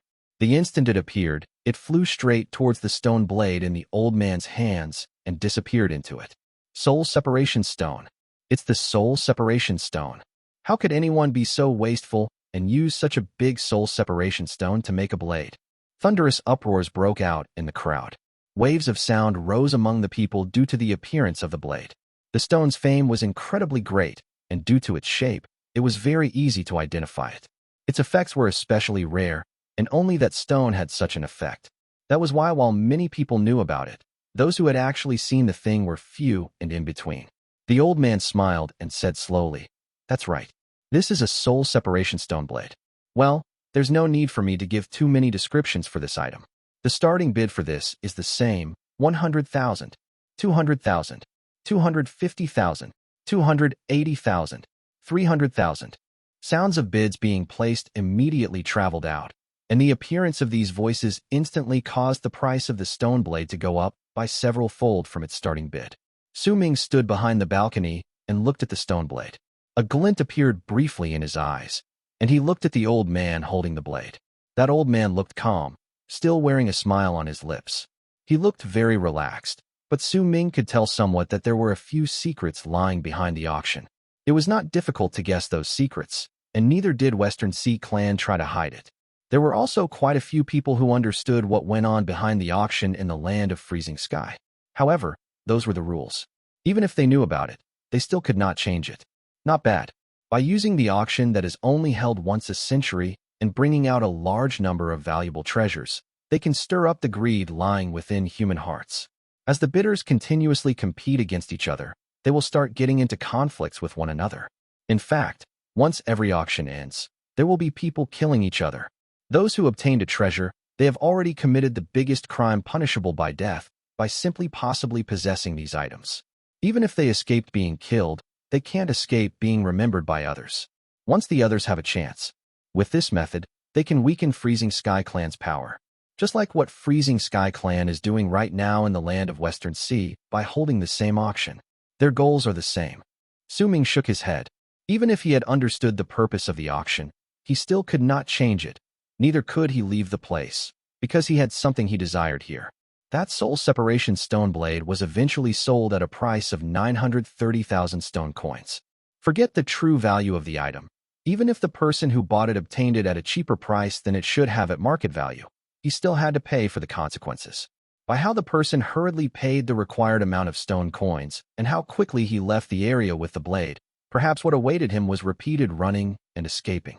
What I'm about to bring out this time is something I really like. It's a pity that I'm poor and can't buy it. The blue-haired old man let out a long sigh and lifted his right hand. This time, the item was not brought over by any mermaids or sea dragons. Instead, he had that item with him. The moment he lifted his right hand, all the people's gazes were trained on him. In the old man's hands, he held a crane woven with grass. The crane is a mysterious creature in the other worlds. It has a docile temperament and is well liked by immortals there. We aren't able to examine how this crane came to be, but it's clearly not something made by us berserkers. I don't know what sort of grass was used to make this crane, but the old man lifted his right hand and waved it before him. The crane instantly floated up, and with a gentle glow, it turned into a true immortal crane. It flew around the area, and its graceful movements seemed to stir up soft sounds in the air. As it flew, its soulless eyes swept through the area. The instant its eyes landed on the balcony to Ming's room, it shuddered lightly, but soon returned to normal before it flew back to the old man's hands and went back to being a grass-woven object. There is an art contained within it that doesn't belong to us berserkers. From my understanding, this grass should be normal grass. The reason why this thing could turn into a real crane and fly is because there is a type of spirit contained within that belongs to the other worlds. It's also called the Tao. If there are those who can understand its spirit, then I congratulate you beforehand here. The starting bid for this item is the same, 100,000. The blue-haired old man's voice traveled forth. Ming narrowed his eyes. When the immortal crane flew in the air, his divine sense acted up slightly. It seemed that there was a similar but faint power of the divine sense within the immortal crane. That faint divine sense seemed to have noticed him. That was why the crane looked at him just then. 500,000. A woman's voice suddenly spoke. That woman's voice was very gentle. But as her voice traveled out, a large number of people instantly recognized who it belonged to. In the crowd were a few spots that no one around dared get closer. In a spot that was rather spacious stood a long-haired woman dressed in white. She was the owner of the calm voice. She was Tian Ming. Chapter 307. Ming's Counterattack. Ming looked calm, as he usually did. The only change was the slight crease between his brows, which soon disappeared. If it had been anyone else bidding, he might have been somewhat interested in the crane and joined in to bid. Yet since it was Tianlon Ming, and she started with 500,000 stone coins right from the get-go, Su Ming only gave it a brief thought before he decided not to open his mouth. Yet even if he did not speak, it did not mean that the others in the room would not place a bid. By the side, Zishan noticed the slight crease between Su Ming's brows before it disappeared. A barely noticeable glint appeared in her eyes, and with a light chuckle, she spoke in a gentle voice. 700,000. The auction hall should have fallen into silence the moment Tianlon Ming placed her bid. Most of the people were wary of her status, and the thought that they should not compete against her even rose within them. After all, to them, this item did not seem to have much use. That was why when Zishan's voice broke the silence, it immediately caught the attention of the crowd in the auction hall. Multiple pairs of eyes were instantly trained on the balcony leading to the 9th room. Su Ming was standing there, and right beside him was Zishan, who was smiling as she looked at Su Ming. The expression she put on made it seem as if she was just following Su Ming's orders. The first thought that appeared in most of the people's minds once they saw the scene at the balcony of the 9th room was that Su Ming had ordered the woman to place that bid. Tianlon Ming also lifted her head. Once she cast a glance at Su Ming standing at the balcony, she moved her gaze onto Zishan with a calm expression. 1 million, she said gently. Brother Su, do you still want that? In the 9th room, Zishan covered her mouth and smiled before looking towards Su Ming. A chilling look settled in Su Ming's eyes, and he gave the woman a look. Her actions were disgustingly sinister. Just by standing beside him, she could create animosity between him and Tianlon Ming, and that casual bid of 700,000 stone coins had just caused Tianlon Ming to have to spend more than one-fold of what she originally needed to. No. Su Ming averted his gaze and said calmly. Zishan's pupils shrank. She had originally thought Su Ming would definitely get angry. Even if that anger was not shown outwardly, he would still accidentally reveal some of it. And if he did, she would have succeeded in her plans. In fact, she had already planned out what to say to Su Ming in her heart. She did not think that he would not be able to tell what she had just done, but she was also certain that he would be unable to fault her for it. After all, everything she did was for him. On the surface, that is. Yet now, aside from Su Ming's gaze, which had turned slightly colder, no other changes could be found on him. It made Zishan think that the man before her was very enigmatic, and it gave her a feeling that she could not predict his actions. The grass-woven crane was eventually bought by Tianlon Ming. Even if she had paid twice the amount of what she originally offered, it was nothing to her. She was only concerned about the fact that this crane came from some other world and interested in whether this thing could help her in reaching an epiphany regarding Tao. The auction continued under the blue-haired old man's voice. As the items were continuously brought out and as the mermaids and sea dragons swam around the auction hall, gradually, sounds of discussions rose among the crowd, and they would not die down. A strong competitive air was also slowly stirred up among them. That atmosphere filled the entire auction hall. Zishan gradually found herself unable to read Su Ming. This man, who was standing not too far away from her, had still not placed a bid on a single item. He only stood there and watched the items being bought by other people quietly. Several hours later, the intense competition in the auction hall had caused buzzing sounds to fill the area, making it seem as if there was an invisible energy force enveloping the place. It could affect the people's emotions, making all those there to go mad for the auctioned items. Yet Su Ming remained as calm as water. He stood there and watched, unaffected. This person may seem steady, but is in truth very naive. By acting sophisticated, once he places a bid during the auction, he'll definitely attract attention to himself. It'll be difficult for him to get something easily without having anyone compete against him. He's unlike those who had been placing bids for every single item. It's easier for them to get what they want. Zishan cast a glance at Su Ming before she averted her gaze. At that moment, the blue-haired old man standing on the stone pillar in the middle of the auction hall let out a few coughs. It lightened up the tense atmosphere that had filled up the area, and once it did and the people slightly piped down, his voice traveled in all directions once again. We are deeply grateful to your generosity, my fellow tribesmen of Freezing Sky. All the previous valuable treasures we brought out have been sold. I believe the next item I bring out will have the same fate. But I would have to warn all of you. This item might stir up fierce competition among all of you. Please be prepared. When the blue-haired old man finished speaking, he lifted his right hand swiftly. Bring it here. Once he spoke, a large mass of distorted ripples spreading out to an area of several hundreds of feet appeared abruptly behind him. Rumbling sounds came from within those ripples, and they were followed suit by 9 people walking out of it slowly. All of the 9 people were strong men, and a long spear lay on their shoulders. The instant all these people walked out of the distorted ripples, a gigantic black spear of 100 feet appeared before the crowd.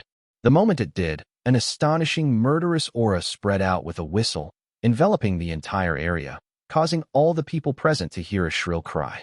In fact, some of the people who had high cultivation bases could see faint shadows of thousands upon thousands of vengeful spirits gathered on that long spear. They swirled around and let out pained screams. Sky Shaman Spear. I read about this item in some ancient scrolls before.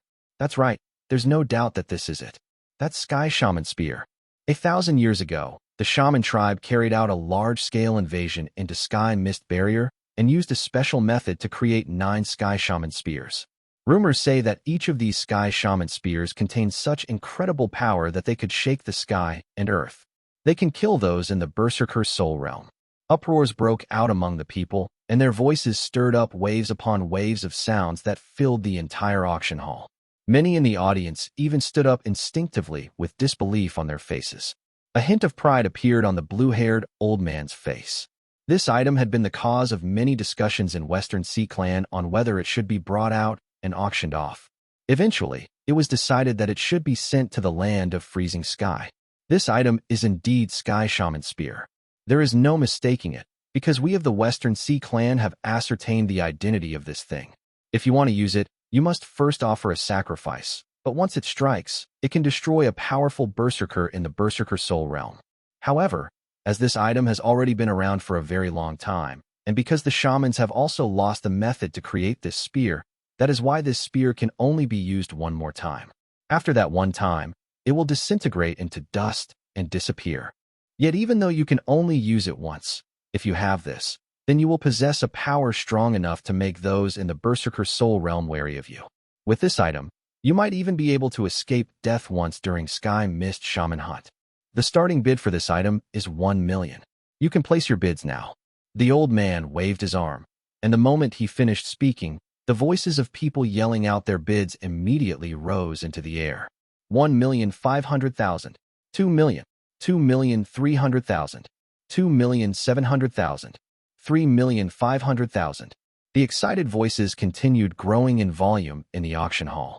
Zishan hesitated for a moment in the 9th room before she looked at Su Ming. However, in her eyes, Su Ming still looked and behaved the same way. Nothing changed on him. Brother Su, if you like this item, I can buy it for you. Your master will buy an item for me once, right? Su Ming turned his head around and gave Zishan a look. Only once. Zishan nodded. Anything at all? Su Ming smiled. Anything you like, Brother Su. Zishan lifted her chin and spoke. Her voice was very pleasant to the ears. But I don't trust you. I'll only trust you when I have everything on paper. As Su Ming spoke, he lifted his right hand and brought out a white beast skin from his bosom before he spread it on the table. Then he looked at Zishan. Zishan hesitated for a moment. But once she remembered her master's orders, she chose not to mull over Su Ming's words anymore and went up to the paper. With a few strokes of her right index finger, graceful letters appeared on the beast skin. According to the promise they made, once she wrote down the words, she pressed her palm on the beast skin and left a print of her palm on it. Now then, I wonder if I can buy you, Miss Zishan. Su Ming continued smiling as he put away the beast skin and looked at Zishan. Zishan was momentarily taken aback by his words, but soon after, her face darkened. Brother Su, please don't joke around. What I'm talking about is the auctioned items. Besides, even if you want to buy me, you might not be able to bear the consequences. Displeasure boiled in Zishan's heart, and her expression turned freezing cold. Name a price. Su Ming was not at all bothered by the cold tone in Zishan's voice. He simply spoke with a drawl. You. Zishan glared at Su Ming. This was something she had never encountered before, and it rendered her speechless, completely unable to retort. At that moment, the shouts of people placing their bids outside were growing louder with each passing moment. The appearance of the spear had caused a stir among many of them, shocking them right down to the bottom of their hearts. causing them to all open their mouths and shout their bids. 8,600,000, 9,400,000, 10 million. The voice that placed the 10 million bid came from the same type of room as Su Ming's. It was from the third room. The voice that traveled out from that room was gentle, but gentle though it may be, its tone was one that spoke of not allowing anyone to refute his words. Perhaps it was the appearance of that voice that caused a short period of silence to fall in the auction hall. Once Zishan heard it, she glared at Su Ming and her lips curled up into a cold sneer. Even with 10 million stone coins, you still can't buy me. Su Ming, I respect you as a guest, but don't you dare think you can act so cockily. By saying such things, you are humiliating me. Zishan's voice turned colder. Humiliation? Su Ming smiled. Miss Zishan, I want the spear. Please pay for me. Once he finished speaking, he turned around and looked at the auction hall beyond the balcony. 100 million, he said unhurriedly, but his voice sounded like thunder crashing as it traveled out, causing the entire auction to fall into deathly silence in an instant. Numerous pairs of eyes were instantly trained onto the ninth room's balcony and onto Su Ming. Even the old auctioneer was stunned, swiftly turning his eyes towards Su Ming. Zishan was stupefied, and then her expression changed drastically. She was not the only one who experienced a change in her expression at that moment. In the eighth room was an old man so withered he looked like a bag of bones. There was a wine cup in his hands. At that moment, with a loud crack, the wine cup shattered. A ferocious look appeared on his face and his breathing quickened, but when a thought appeared in his head, he forcefully suppressed his emotions. 100 million, that's Su Ming. He just called a bid of 100 million. Does he have that many stone coins? 100 million stone coins? That's impossible. You rarely see that amount appearing in an auction. Even if Sky Shaman Spear has incredible power, it can only be used once. It's not worth that price. The blue-haired old man glared at Su Ming and demanded in a hoarse voice, Sir, do you understand that if you make a false bid and you can't pay the amount of stone coins you offered, then even if you are a disciple of Freezing Sky Clan, you will have to bear the consequences? Chapter 308. That cauldron, that song, that era. As Su Ming stood on the balcony, a smile appeared on his lips when he heard those words. He brought out the beast skin, and with one flick of his wrist, the beast skin flew towards that old man. Once he caught it, he opened it, and his expression instantly turned odd the moment he read the contents. Zishan stood by Su Ming's with eyes burning in anger. She did not think he would be this shameless. They had originally agreed that he would only buy one item, but she did not expect him to do this. Indeed, she had not exactly handled things tactfully just now, but she did not expect that this sort of change would happen. That beast's skin is very fragile. Clan Elder Foam, please be gentle when you handle it. If it gets destroyed, it won't do us good. Su Ming ignored Zishan's glare and instead spoke languidly as he looked at the blue-haired old man. The blue-haired old man fell silent. He lifted his eyes from the beast's skin and a hesitant look appeared on his face. The change in his expression, Su Ming's words, and the ridiculous bid of 100 million immediately caught all the people's attention and stirred up their curiosity. Discussions rose into the air, and those sounds gradually grew in volume until they eventually turned into a buzzing. Give it to him. I'll explain what's going on once I return to the clan. When the buzzing sounds caused by the discussions grew so loud that it seemed like the people's interest towards this matter had surpassed that towards the auction, a raspy and sullen voice suddenly came from the eighth room. A glint appeared in the blue-haired old man's eyes. The beast skin in his hands was immediately torn to dust, and at the same time, his voice reverberated through the area. This item now belongs to you. Now, we will move on to the next item. But before he could finish speaking, Su Ming suddenly spoke, causing his voice to appear almost at the same time as the old man's voice. Wait, since this thing now belongs to me, then I'd like to ask you to help me handle it. I want you to put it up for auction. The old man lifted his head once again and stared at Su Ming. Hostility appeared in his eyes. This goes against the rules. I won't allow it. I hereby put this item up for auction. The one who offers the highest price will get it. Let's put the starting bid at 5 million stone coins, shall we?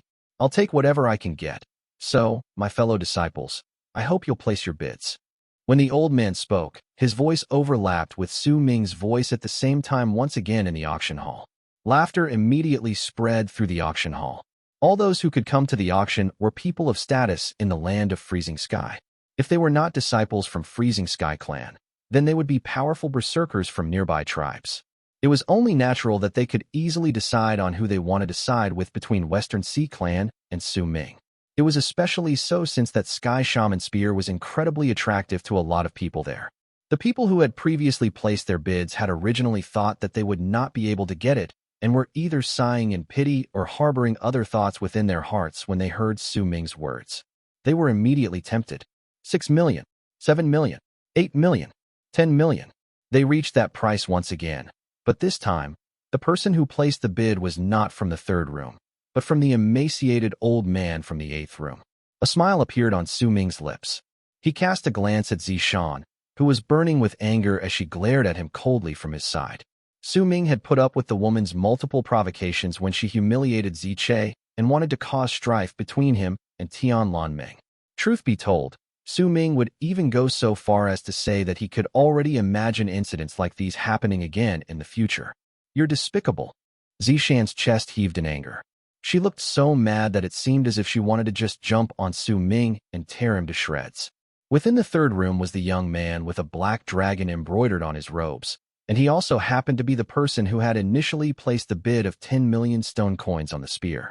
At that moment, he sat in the room with a smile on his face. That Su Ming is very interesting. Standing beside the young man was the old man from Heaven Gate. That old man shook his head with a wry smile on his lips, but he did not speak. 20 million. The young man lifted his wine cup and took 2 sips from it before he spoke. His words traveled out of the room and echoed in the air of the auction hall, stirring up another wave of shock among the people. Up till now, while not many treasures had been brought out in the auction, the people there had pushed the atmosphere up to the climax. 21 million. After a short period of silence, a voice appeared once again from the eighth room. 30 million. The young man spoke unhurriedly from the third room. A look of interest appeared on his face. Suddenly, a slight hint of admiration grew within him towards Su Ming. 31 million. That hoarse voice from the eighth room only appeared once again after a while. 39 million. This time, the person who placed the bid was not the young man from the third room, but one from the empty spot in the corner of the auction hall where Tianlan Ming was. Tianlan Ming twirled a lock of her hair by her ear with a calm expression and spoke gently. The blue-haired old man standing on the stone pillar at the center of the auction had an incredibly sullen expression on his face. He originally wanted to stop this, but when Clan Elder High from the eighth room joined the bidding, that which was unreasonable had turned into something reasonable. He also knew that Clan Elder High had to join in the bidding. It could even be said that he wanted Su Ming to hold that auction. If that did not happen, then he would be unable to explain himself once he returned to the clan.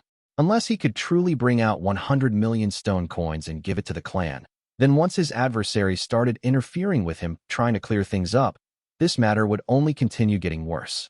40 million. The voice that appeared from the eighth room burned with anger as it reverberated through the area. Tianlan Ming smiled softly and no longer placed any more bids. As for the young man in the third room, he placed his wine cup down, thought for a moment, before he shook his head with a smile and decided not to place any more bids as well. Since you offered that price, then you must give the money to the owner of the spear. If that was a false bid, then you will have to be punished as well. The young man might not have continued placing bids, but he did not mind using those words to get acquainted with Su Ming. Besides, it was not as if he was worried about one clan elder in Western Sea Clan either. Su Ming cast a glance at the third room and made a mental note about that voice. Soon, someone knocked on the door. Once Ziche opened it, he brought back a storage bag and handed it to Su Ming calmly. Su Ming took the bag and scanned it with his divine sense. Once he did so, he put it away. Then, as if he was spurred on by the well of emotions stirring within him, he spoke languidly, as if talking to himself, but at the same time, seemed to also be talking to Zishan. With this amount of money, I can join in the bid for every single item now. I don't have to be like before and not dare to place any bids because I don't have any coins in my pocket. I've never seen someone as shameless as you. Su Ming, you're shameless. You're despicable. Zishan was so angry that her face had turned white. She glared at Su Ming, then stormed out of the room in a rage, though her rage only added extra charm to her alluring body. Ziche cast a glance at the departing Zishan from the corner of his eyes, then shook his head and averted his gaze. Within his heart, he thanked the heavens that Su Ming's second senior brother was not there. If he was, then Zishan would truly come to understand that there was someone who was even more shameless than Su Ming. If Hu Zi was here, then Zishan would also be driven insane with the realization of just what sort of life she would have to face during her remaining stay in the land of freezing sky. She was lucky that she met Su Ming alone. The disturbance during the auction died down once the bid arrived at an amount of 40 million stone coins. The blue-haired old man had a sullen look on his face, but he had to continue hosting the auction. He brought out some of the remaining items and tried to redirect the people's attention back towards him, allowing the auction to get back on track. When the sky started to darken and the first day of the auction that would be held for several days was about to end, the auction committee brought out the last item to be sold on that day, and the atmosphere within the auction gradually heated up once again. The Great Yu Dynasty is the sacred land for us in the Berserker tribe. The Great Baron Cauldron is the country's sacred item. It can even be considered as a Berserker tribal item. During that era, when the Berserker tribe was at its most glorious age, the Cauldron was considered the most supreme of all items. All treasures that were created in the form of a cauldron were rare, because all of them contained power so incredible they could cause the heavens to tremble. Now, we do not know whether the Great Yu Dynasty still exists. Neither do we know where our tribal item, the Great Baron Cauldron, was located. In fact, even if we, their descendants, created other items in the shape of the cauldron, it'd be difficult for us to escape bringing destruction on our heads when we create a cauldron. We all know that when a cauldron is created, the moment its form appears, a destructive force will manifest, and it is so devastating that even a powerful berserker in the Berserker Soul realm cannot endure the blast. Even during that ancient age, there was only a small handful of cauldrons and any treasures that were made in the cauldron's shape that existed, and now, I'm about to bring out one of them. This is a treasure that is made in the form of a cauldron, and its seal still remains even now. Over the years, it has been buried in a corner of Earth until it was discovered by the head preceptor of Western Sea Clan. There should be something sealed within the cauldron, but it cannot be opened. Those of us in Western Sea Clan have examined it for a long time, but we cannot open it. Now, we brought it here to be auctioned off to those in the great tribe of Freezing Sky. Only those chosen by fate can open it. This item is the treasure of the Berserker tribe. It doesn't belong to any tribe or any clan. My fellow tribesmen in the land of Freezing Sky, I hope that someone among you can obtain this. The old man's voice grew increasingly louder until it reached a volume so great that it had practically turned into a thunderous rumble reverberating through the hall. Behind him, the 9 sea dragons swam about and disappeared into the air, but soon, they appeared once again, and when they did, they carried a gigantic cauldron about 1,000 feet in size on their bodies as they slowly swam out of the distortions. The cauldron was so huge that when it appeared, an incredibly oppressive feeling was formed. While the people were not as small as ants compared to the cauldron, they were still nothing before it. The 9 mermaids surrounded the cauldron, and their singing voices echoed in the air, adding a solemn feeling to the cauldron along with that oppressive air it brought with it. Because the song the 9 mermaids sang was the god of Berserkers' song, the first god of Berserkers created. The place where I was born still did things according to the laws of the universe. When I was born, the Berserkers thrived. If the heavens have eyes, then let them watch the Berserkers running wild on the lands for eternity. If the gods have spirits, then I will become the king of the Berserker tribe who rules over the gods themselves. If the heavens do not dare open their eyes, then I will seal the heavens with the 8 cauldrons.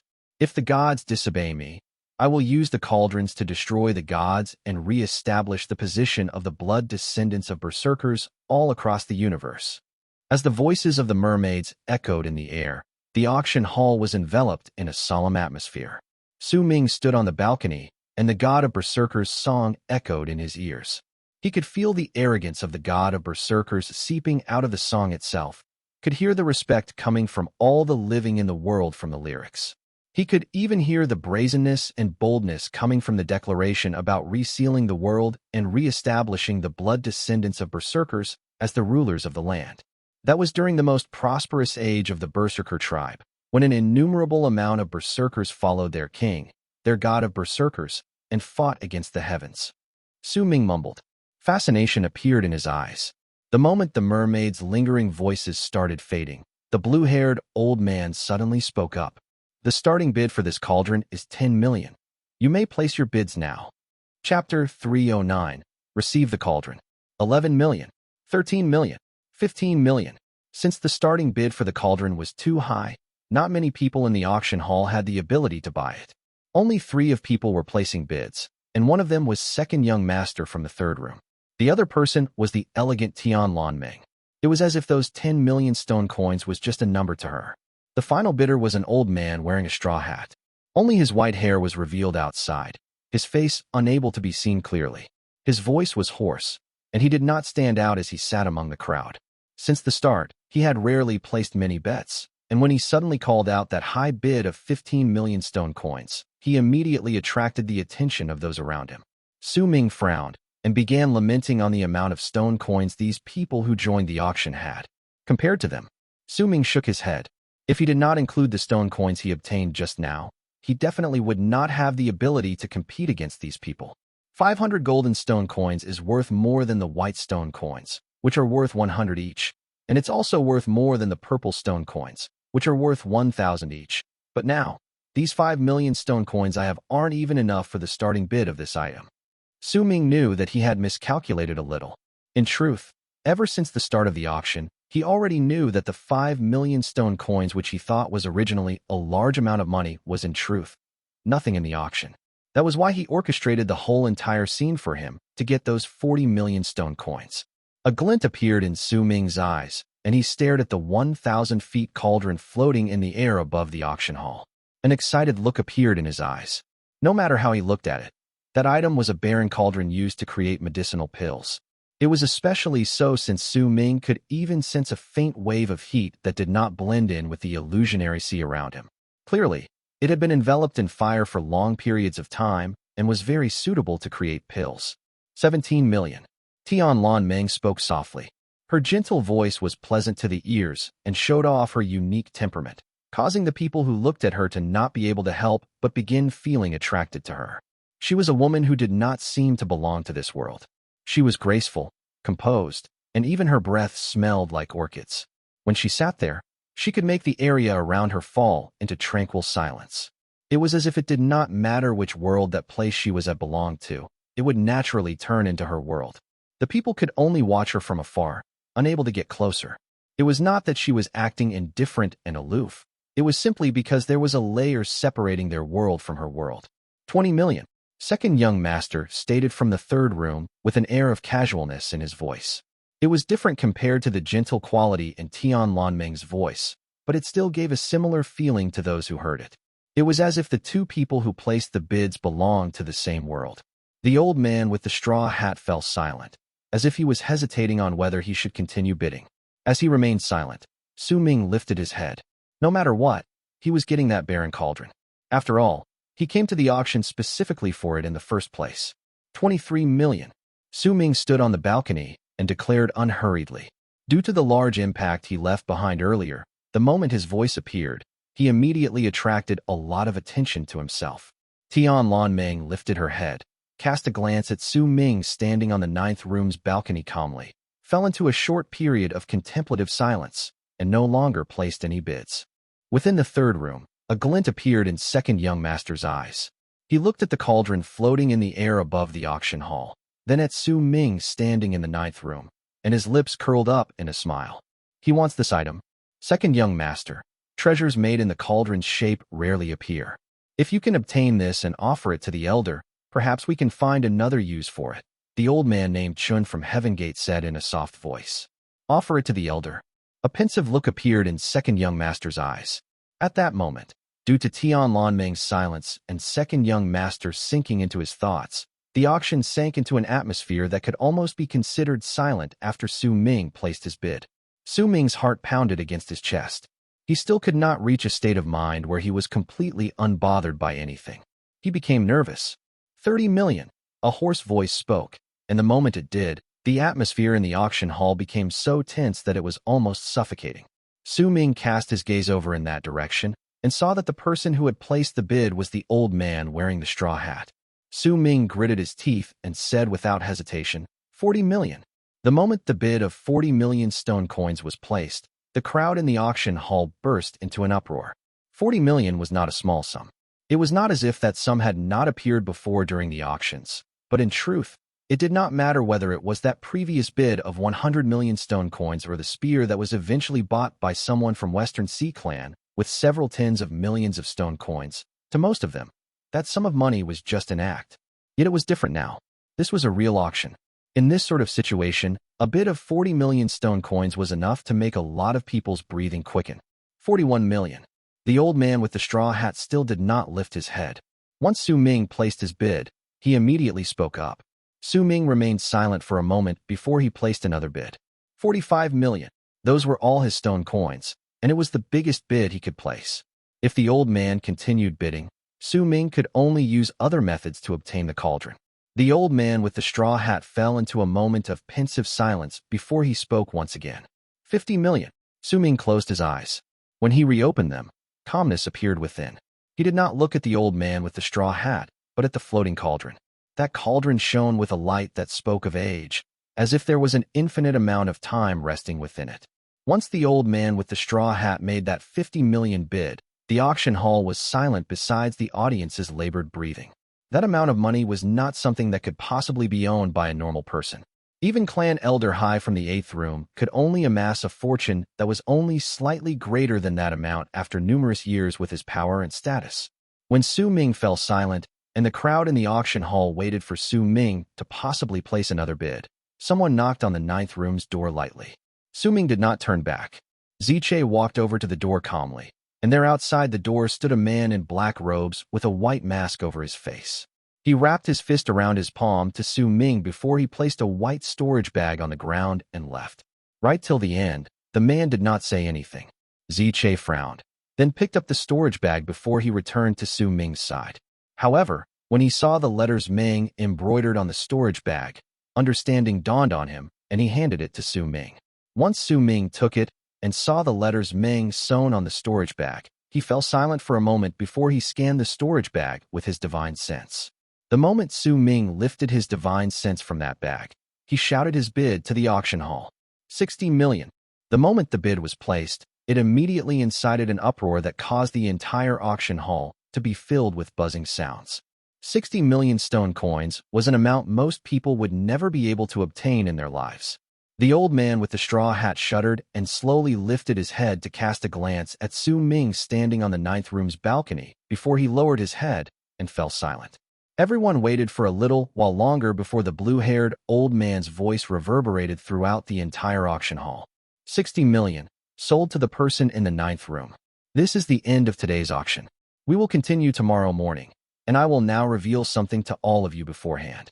During tomorrow's auction, we will be bringing out even rarer treasures. As the blue-haired old man spoke, he waved his right hand, and the sea dragons beside him immediately roared.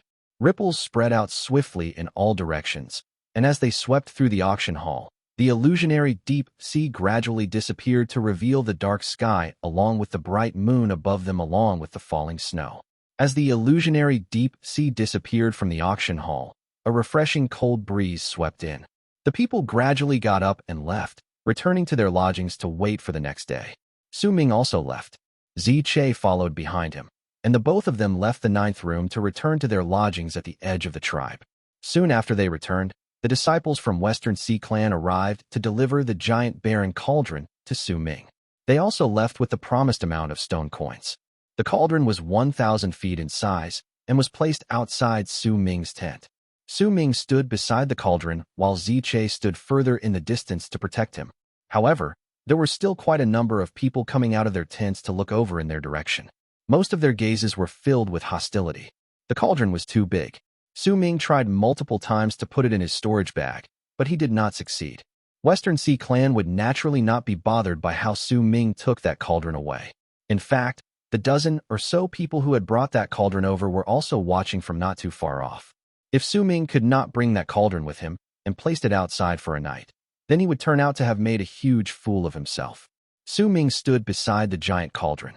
At such close proximity, he could feel the incredible feeling of age coming from the cauldron. This item was like an old man that had gone through multiple shifts through different periods of time. Perhaps it had even changed multiple owners before. Su Ming lifted his hand and pressed it on the giant cauldron.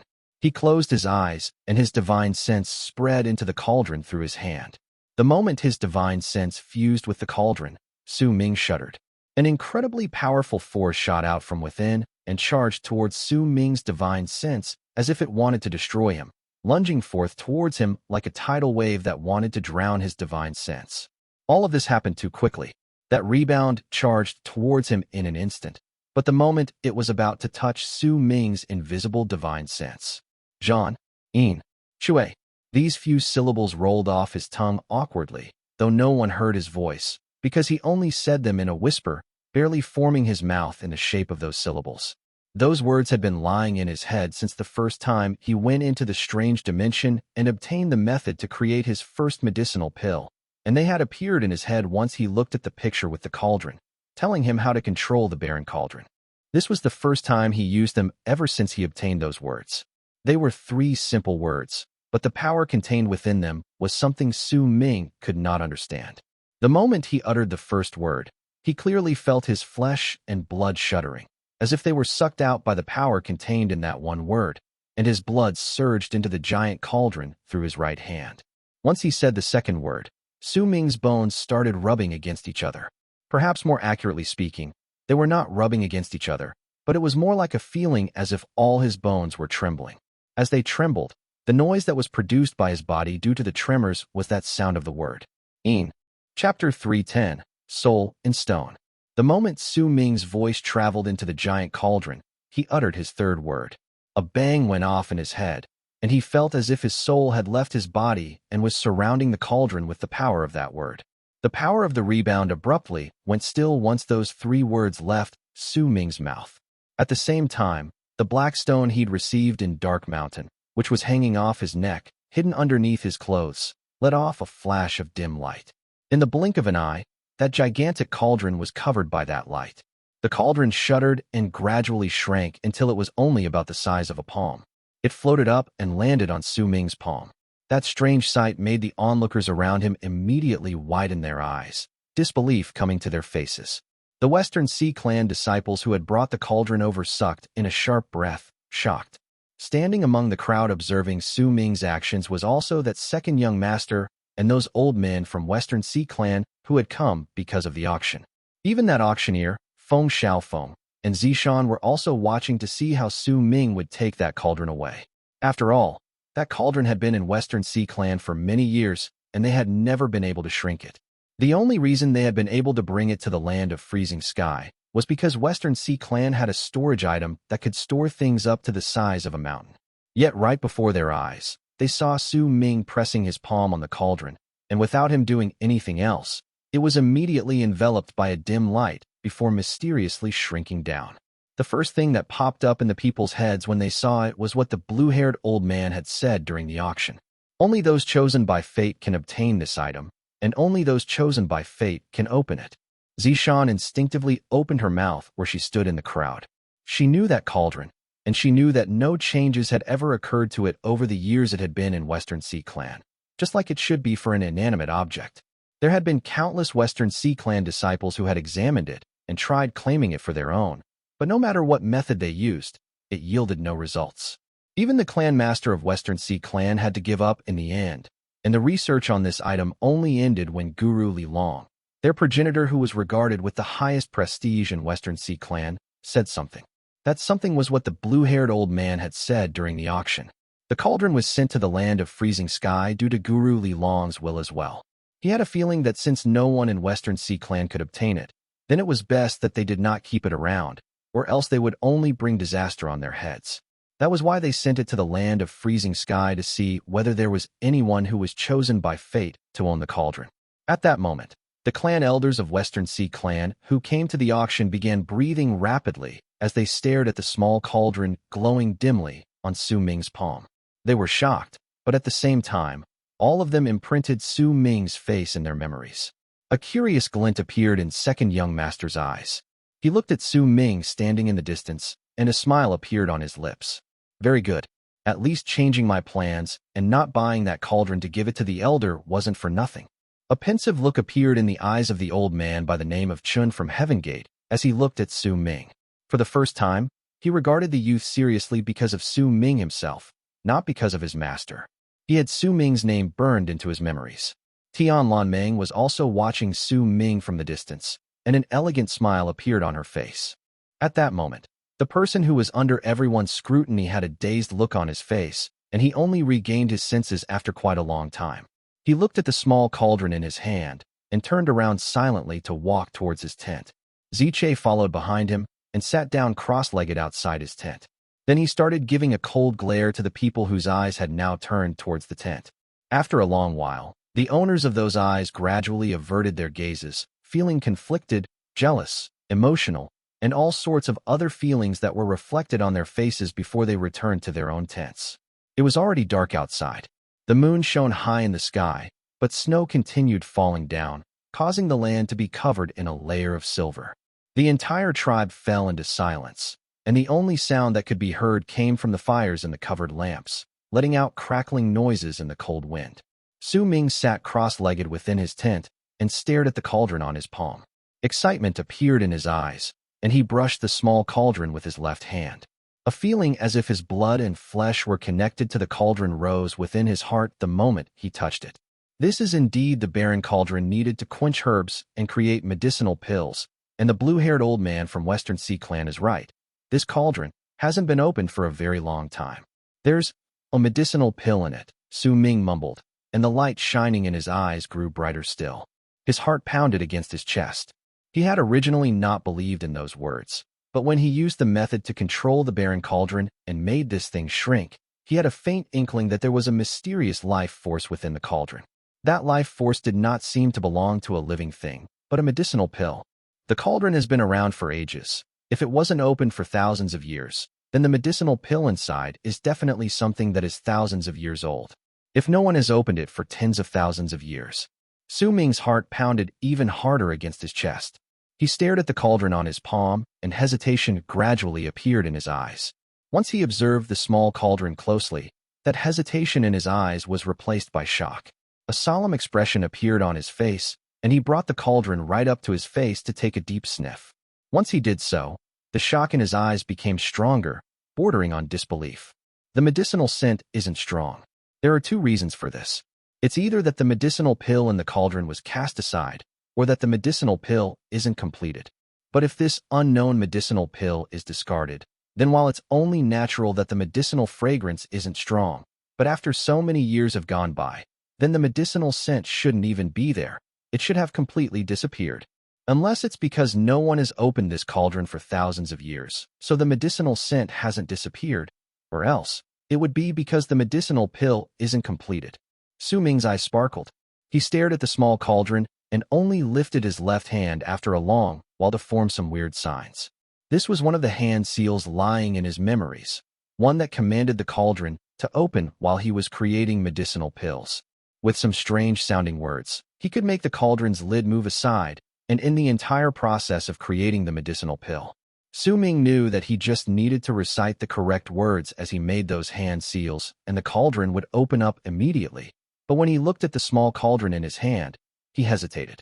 If the medicinal pill in the cauldron isn't discarded because it was a failed pill but is actually going through a process of reaching completion, then if I open it now, it'll truly become a failed pill.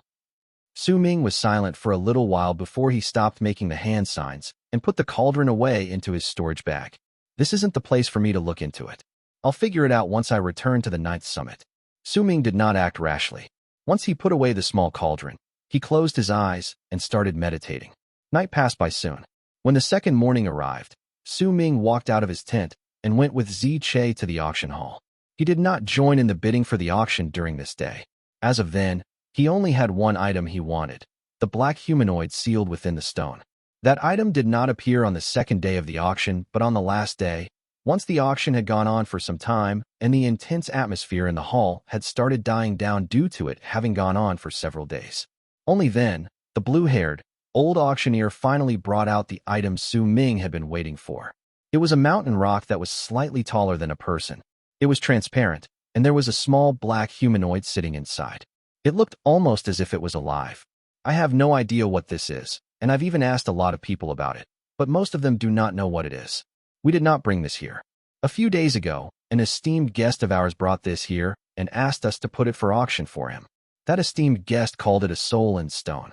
He once said that he originally had 3 of these stones, but once he opened up 2 of them, one of the small black humanoids in there died and turned into a black crystal, while the other turned into a gust of black wind and escaped.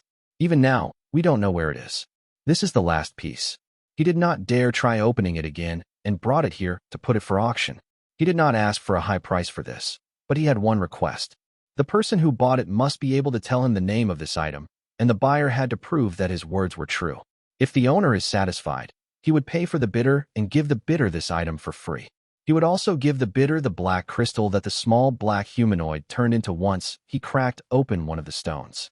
The owner would negotiate with the bidder alone, so you do not need to worry about a third person knowing about this. The starting bid for this item is 100,000. The blue-haired old man spoke languidly. Due to the strange nature of this item, many people's interests were sparked, but as most of them were unfamiliar with this item and had never even seen it, they could not provide its name and its uses, so they did not place any bids. 150,000. A voice called out from among the crowd. It was a thin, middle-aged man.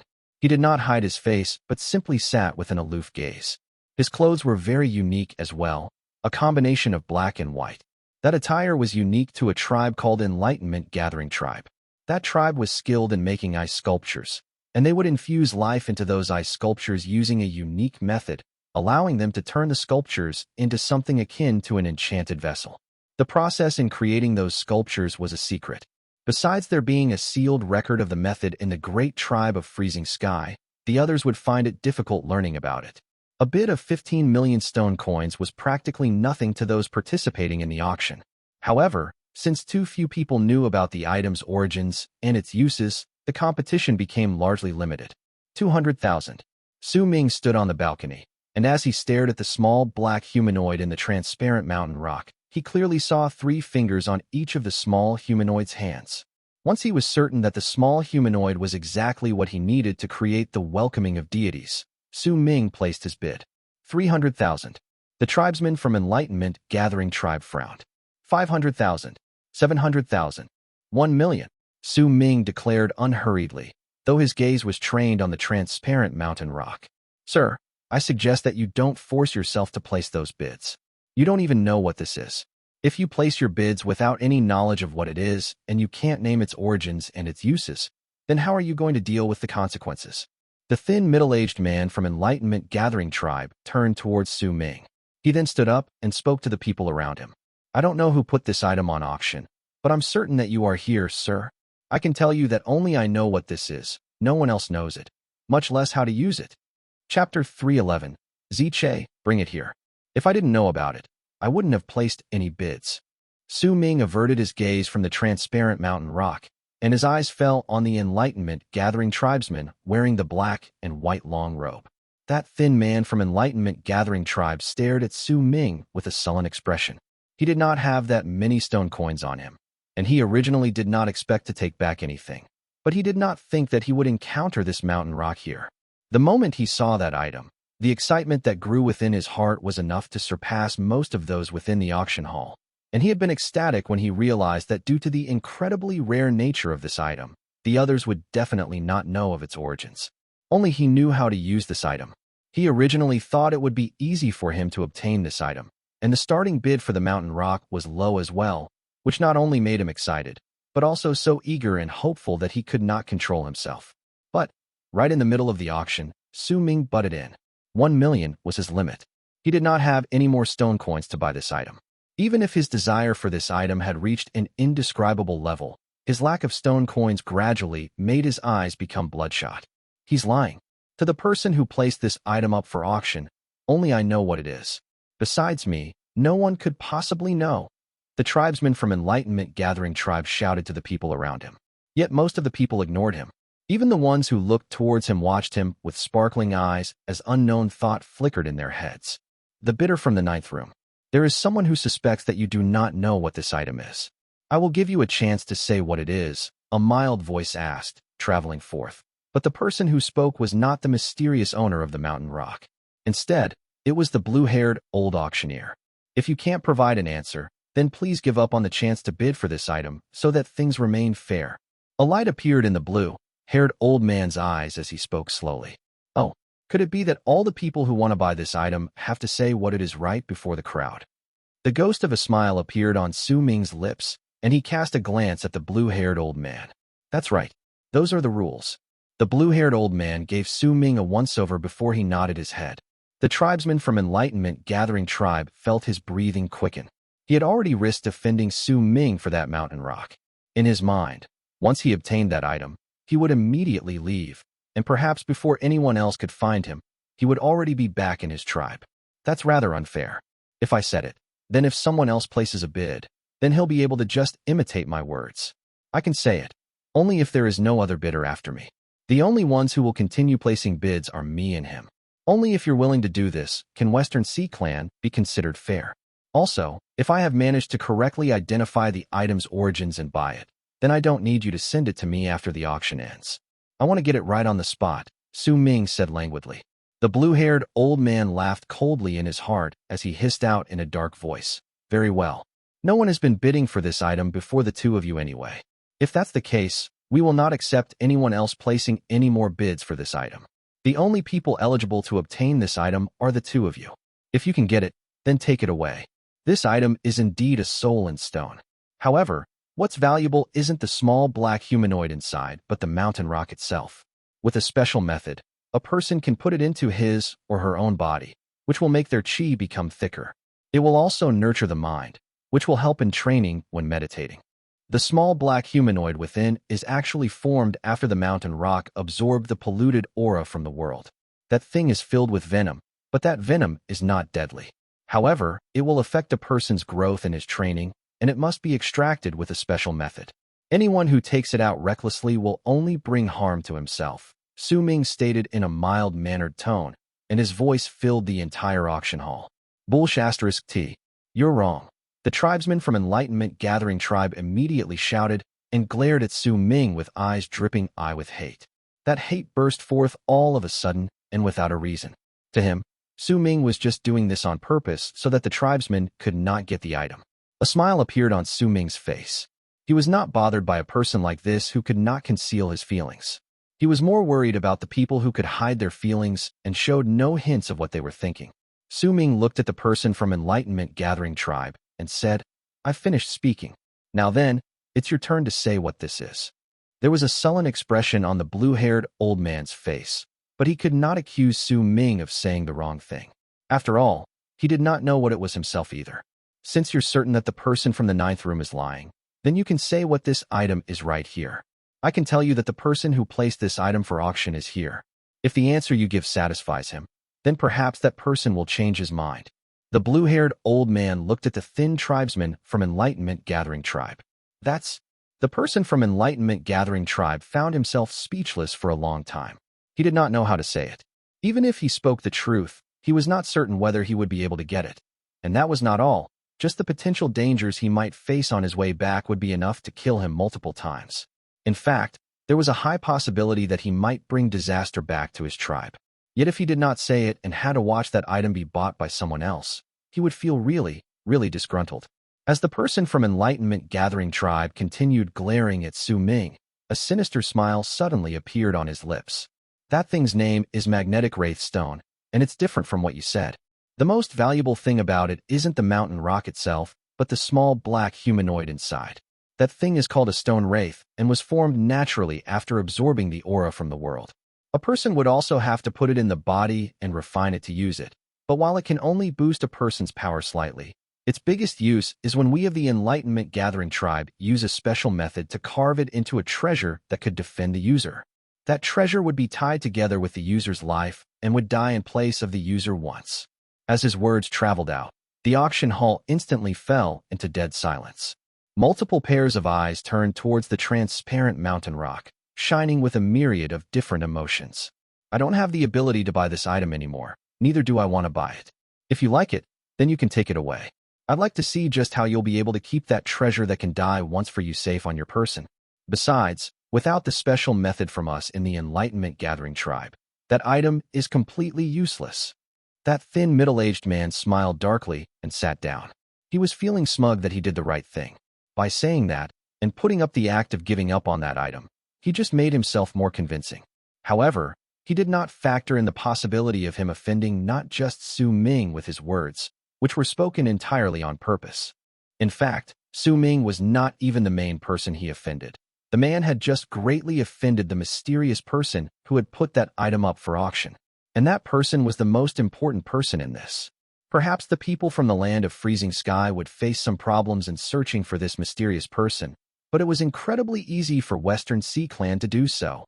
And since that person himself was in the auction hall right then, if Western Sea Clan believed in the words of the person from Enlightenment Gathering Tribe, then he would immediately sink into deep trouble. A hesitant look appeared on Su Ming's face. He looked at the mountain rock, then back at the person from Enlightenment Gathering Tribe before he shook his head. Perhaps I was wrong about this. If its use is really as you say, fellow brother, then I'll give up on this item. This thing can no longer be considered a treasure, but something that will cause me to lose my life. Su Ming sighed. The moment Su Ming said those words, the person from Enlightenment Gathering Tribe was stunned. Then his expression changed. He just came to understand what was wrong with his words. At the same time, within the crowd gathered in the auction hall was a man dressed in black robes and wearing a straw hat on his head. His face underneath that straw hat was incredibly dark, and he clenched his right fist instinctively. When he lifted his head, a murderous intent appeared in his eyes. That murderous intent was not aimed towards Su Ming, but the thin person from Enlightenment Gathering Tribe. He was the owner of the mountain rock who contacted Western Sea Clan. At that moment, his hate towards the person from Enlightenment Gathering Tribe was so strong it could burn the skies. They were practically forcing him in a dilemma, and with the slightest mistake, he would not be able to walk out of the temporary tribe built by Western Sea Clan. He could even sense the blue-haired old man's gaze falling on him occasionally, and within that gaze was surprise. Nonsense. The man stood up swiftly and, with one leap, rose in midair. His voice rumbled like thunder in the hall. I was the one who brought that item and handed it to Western Sea Clan for them to put it up for auction for me. I've had this item for many years and have asked many people before. I might not have a detailed answer to its use, but this item is definitely not that magnetic wraith stone. It's just like what that fellow tribesman from the ninth room said. It only has one name, and it's soul and stone. Sir, by saying those words, you have just tried to harm me, and I won't let it slide. I'd like to see just how Enlightenment Gathering Tribe will explain what happened today right before all the people in the land of freezing sky. The man took down his straw hat and revealed a gruff face. He had to do this, because if he continued hiding his face, then it would be even more difficult for him to get himself out of trouble. You've seen my face now. There's nothing for me to hide. Enlightenment Gathering Tribe, I will invite Western Sea Clan along with me to act as my witness to test whether what you've said is the truth. If it's fake, then you must give me a satisfactory answer. There was anger on the gruff man's face. Once he finished speaking, he turned towards Su Ming, and the anger disappeared. My fellow tribesmen from the ninth room, the uses for this item which you provided are about the same as what I understood, but there were some details about this thing that I did not know. Now I've gained a clear understanding of it. My fellow tribesmen, thank you for stating the true use for this item. The promise I made before is not fake. Since you bought this item for 1 million stone coins, I will return those 1 million stone coins for you. And I will also give that black crystal to you as promised. As he spoke, he immediately brought out a bag from his bosom and threw it at Su Ming. Once Su Ming caught it, the man turned around and returned to his seat, looking incredibly sullen. He felt his heart bleeding in pain, but he had to do it. If he did not pass the mountain rock and the other things he promised to Su Ming, then the persuasiveness of his words would become less. Now all the people there had seen him pass the mountain rock and the other things to Su Ming. The people had just seen how generous he was, but at the same time, he also did this for another reason. Just in case what the person from Enlightenment Gathering Tribe said was true, then he would have someone else to share his burden. Western Sea Clan's target would shift to Su Ming. Though his thoughts could be ignored for now, Su Ming caught the bag and cast a glance at it before he put it away in his bosom. Then he wrapped his fist in his palm towards the man with a smile on his lips. After that, he brought out the correct number of stone coins and handed them to Ziche before he pointed at the mountain rock in the auction hall. This item belongs to me now. Ziche, bring it here. With one leap, Ziche's body turned into a long arc and he charged towards the center of the auction hall. As he stood beside the mountain rock, he swept it up with one wave of his arm and quickly returned to Su Ming.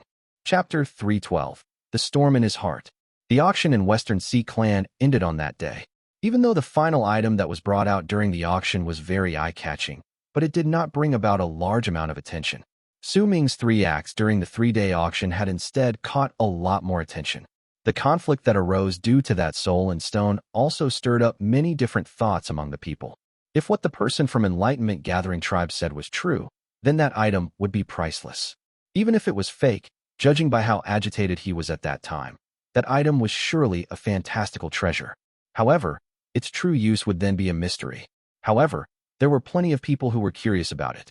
The person from Enlightenment Gathering Tribe was controlled by Western Sea Clan and could not leave alone, having to return to Enlightenment Gathering Tribe along with the gruff-looking man who originally owned that mountain rock, as well as someone from Western Sea Clan, to see whether what he said was true.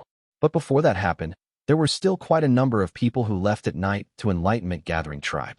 They were going to use their own methods to investigate the truth about this matter. After all, before they acquired accurate information, most of the people did not want to offend Freezing Sky Clan. The rumors circulating about the 9th Summit were also a cause for these people to act so carefully. Once Su Ming returned to his tent, he fell into deep thought for a moment before he asked Ziche to pack up. He had 2 valuable treasures on his person, and he had already brought attention to himself. For him, leaving before anyone else was better than staying here. However, he did not want to leave alone. Tian Ming had helped him during the auction, causing the both of them to have arrived at an agreement without either of them saying anything. Besides, Su Ming did not dislike Tian Ming. Perhaps working together with her during Sky Mist Shaman hunt isn't really impossible. When Ziche was putting away the tent, Su Ming stood on the snow and nodded his head as he mulled over his thoughts. Perhaps they really had a form of mutual understanding between them in terms of their souls, or perhaps it was because of his previous associations with Tian Ming through art, which had allowed them to form a faint connection between them in terms of picture creation. As Su Ming was immersed in his thoughts while he stood on the snow, before him, as snow floated down from the sky, a woman in white with her hair falling down her shoulders walked slowly towards him. She treaded lightly on the snow, causing crunching sounds to ring in the air. That woman was incredibly beautiful. Her eyes were bright, and her teeth pearly white. There was a certain gracefulness and an indescribable charm about her as she walked through the snow. She looked like a drawing. 2 people followed behind her. One of them was the girl Su Ming had seen before, and the other was the man in the white mask who had given Su Ming the stone coins previously. The man had his head lowered and not a hint of power could be felt from him. He seemed like a normal person, but when Su Ming looked at him, he sensed the same depressing feeling he had when he stood on Sky Mist Barrier in the past and looked at the land of the shamans. I was wondering whether you would want to leave. When Tian Ming got closer, her gentle voice floated through the wind and snow and drifted into his ears. When are you leaving? Su Ming turned around and looked at the woman walking towards him. The snow added another charm to the woman's beauty. It was as if her existence caused the snow and wind in the area to go towards her and surround her, making her look breathtakingly beautiful. I've spent several tens of millions of stone coins on you, so it's only natural that I have to always follow you around. If something happens to you, my stone coins will all be wasted. Tian Ming's lips curled up in a smile, and that smile looked like a flower that had bloomed, causing the people who saw it to be unable to help but be attracted to her. A rare awkward look appeared on Su Ming's face. He was incredibly unused to this sort of conversation, especially when he had to talk to his creditor. We're not in a hurry to leave. The auction this time hasn't ended yet. The real auction is about to start soon. Don't you want to go see it? Tian Ming winked at him. She found Su Ming's expression to be very interesting. Even if I see it, I won't be able to buy anything. Su Ming laughed wryly. It's fine, I have money. You already owe me quite a lot of stone coins. I don't mind if you owe me more. Besides, being a creditor is quite fun. A hint of smugness that was rarely seen on Tian Ming appeared in her smile. However, the girl standing behind her was looking at Su Ming with disdain and scorn in her eyes. She rolled her eyes at him before she looked somewhere else. I'm not invited, though. Su Ming hesitated for a moment. He had heard about the auction that would only be attended by the powerful Berserkers. Compared to the auction that lasted for 3 days, this small-scale auction was another important part of the exchange between the 2 clans that only occurred once every century.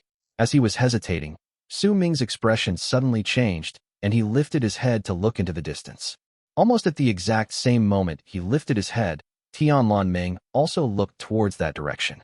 A man with an aloof face, dressed in black, was walking over from that direction. Not a single footprint was left on the ground he stepped on, but his feet were indeed stepping on the snow. The man in black stopped 100 feet away from Su Ming and cast a cold look at him. A powerful might seeped out of his eyes, and it was the might that belonged to those in the bone sacrifice realm. In the presence of that might, the snow around them was immediately thrown into the air as if it was swept by a huge gust of wind, covering their gazes and preventing them from seeing each other. An invitation by my master. The man in black only said 5 words, his voice as cold as the freezing wind. As he spoke, he brought out a wooden plate from his bosom, threw it at Su Ming, then turned around and left. Su Ming caught the wooden plate and found that there was not a hint of force added to the throw. He caught it as it floated into his hand, but the moment he did so, a rebounding force spread out from the plate and surged into Su Ming's body, causing 6 muffled booms to appear in succession beneath his feet, snow flowing into the air once again. Su Ming cast a glance at the wooden plate calmly. By his side, Tianlanmeng's eyes grew bright. She looked at the snow beneath Su Ming's feet, and her smile grew more brilliant. 9 forces through 1 breath. That is one of the arts in the great tribe of Freezing Sky that won't be taught to outsiders. That person came from the great tribe of Freezing Sky. He's one of the followers of their elder's 2nd son. The person who spoke was the man with the white mask standing behind Tianlanmeng. That person's voice sounded old. Judging by his voice, he was an old man. The person in the 3rd room was 2nd young master of the great tribe of Freezing Sky. You're invited to the auction now. Let's go. Tianlanmeng chuckled lightly, and her voice was very pleasant to the ears. Su Ming's eyes sparkled, and he nodded. As Tianlanmeng continued smiling, the two of them walked into the deeper parts of the tribe with the wind and snow blowing in their faces. Over there, they saw a golden tent located at the center of the tribe. Ziche and the girl followed behind them. That girl found Su Ming an eyesore, and Ziche was also disliked in association. With a prideful look, she strutted before him and insisted on walking in front of him. As for the person with the white mask and the old voice, he walked at the very end. Most of the time he would look at Tianlanmeng fondly, and sometimes his eyes would shift to Su Ming, and his gaze would turn into one of scrutiny. By the way, where's that little stalker of yours? I remember she came with you. As Tianlanmeng walked with Su Ming, she looked at him with a smile, and her voice was like the lingering notes of a song echoing in the air after it finished. Little stalker? Su Ming was momentarily stunned before the memory of Bai Su's ashen face when she left appeared in his mind. Su Ming remained silent for a moment before he answered unhurriedly. She left. The smile on Tianlanmeng's face fell away, and she whispered softly, "It's better that she left. Her heart lies with Sima Xian. Putting her beside you must have been a form of torture for her, but it might also be a way for her to find her true self." Su Ming cast a glance at Tianlanmeng and said nothing. Are you wondering why I know about it? Sima Xian can only come up with these sort of methods with his petty tricks. A person's Tao differs according to his or her own heart. Those with a great Tao can perceive the sky and earth, but those with a small Tao can only perceive others and themselves, Tianlanmeng stated calmly, twirling a few locks of her hair gently. You've gained a clearer understanding since the last time we met. Su Ming walked on the snow and listened to the crunching sounds of his feet walking on the snow. He loved this sound. That is all thanks to you giving up on the grass-woven crane. I can tell that it looked at you when it was flying in the air. Tianlanmeng smiled. There was some snow stuck on her petite, smiling face, causing her soft and fair skin to look as if it was made of sparkling ice. As the both of them continued speaking to each other, they arrived before the golden tent at the center of the tribe. The moment they stepped into the tent, an invisible wave swept past them. When it touched the wooden plate in Su Ming's hand, ripples appeared in that wave, and Su Ming's vision blurred. When he could see clearly again, he was already in a dark room that was about several hundred feet in size. There were quite a number of tables set on either side of the room. There were already around a dozen people sitting behind those tables. Their faces could not be seen clearly, and everything appeared as a blur, a clear sign that their identities were intentionally hidden. These people did not talk to each other. All of them sat silently behind the tables. When Su Ming and Tianlanmeng arrived, their gazes traveled towards them. Su Ming's heart thumped against his chest. All the gazes looking towards them pressured him greedily. That sort of pressure was not something a normal berserker in the bone sacrifice realm could bring on him. In fact, some of the gazes that swept towards him even made Su Ming feel shocked to the core. That sort of gaze only belonged to those in the berserker soul realm. However, there were also some gazes that were quite ordinary when they turned towards them. How we see them is the same as how they see us. Unless we reveal our power on purpose, then they will not be able to tell our true level of cultivation. A gentle voice suddenly spoke in Su Ming's mind. That voice belonged to Tian Ming. She stood beside him, and her face, too, was blurred out. Su Ming stayed silent. He cast a glance at Tian Ming. Then the both of them sat in the chairs placed beside each other on the right side of the room and waited for other people to arrive. Before long, more people came. Most of them were familiar with the rules and moved to the empty seats. An hour later, when all the seats were filled and there were about 20 people in the room, Tian Ming's voice once again spoke in Su Ming's mind. It's starting. Almost the moment that voice turned to echoes in Su Ming's mind, loud, hearty laughter came from within the dark room. When the laughter started, a young boy walked through the wall at the very front of the room.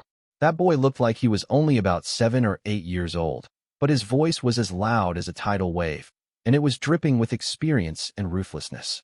Most of us here are old friends. There are some of us here who are new, but since you're here, you must know the rules. I won't take up your time with idle chatter, so we'll just do things as we did. Let's start with something not so valuable. The first thing I'll be bringing out is a living thing.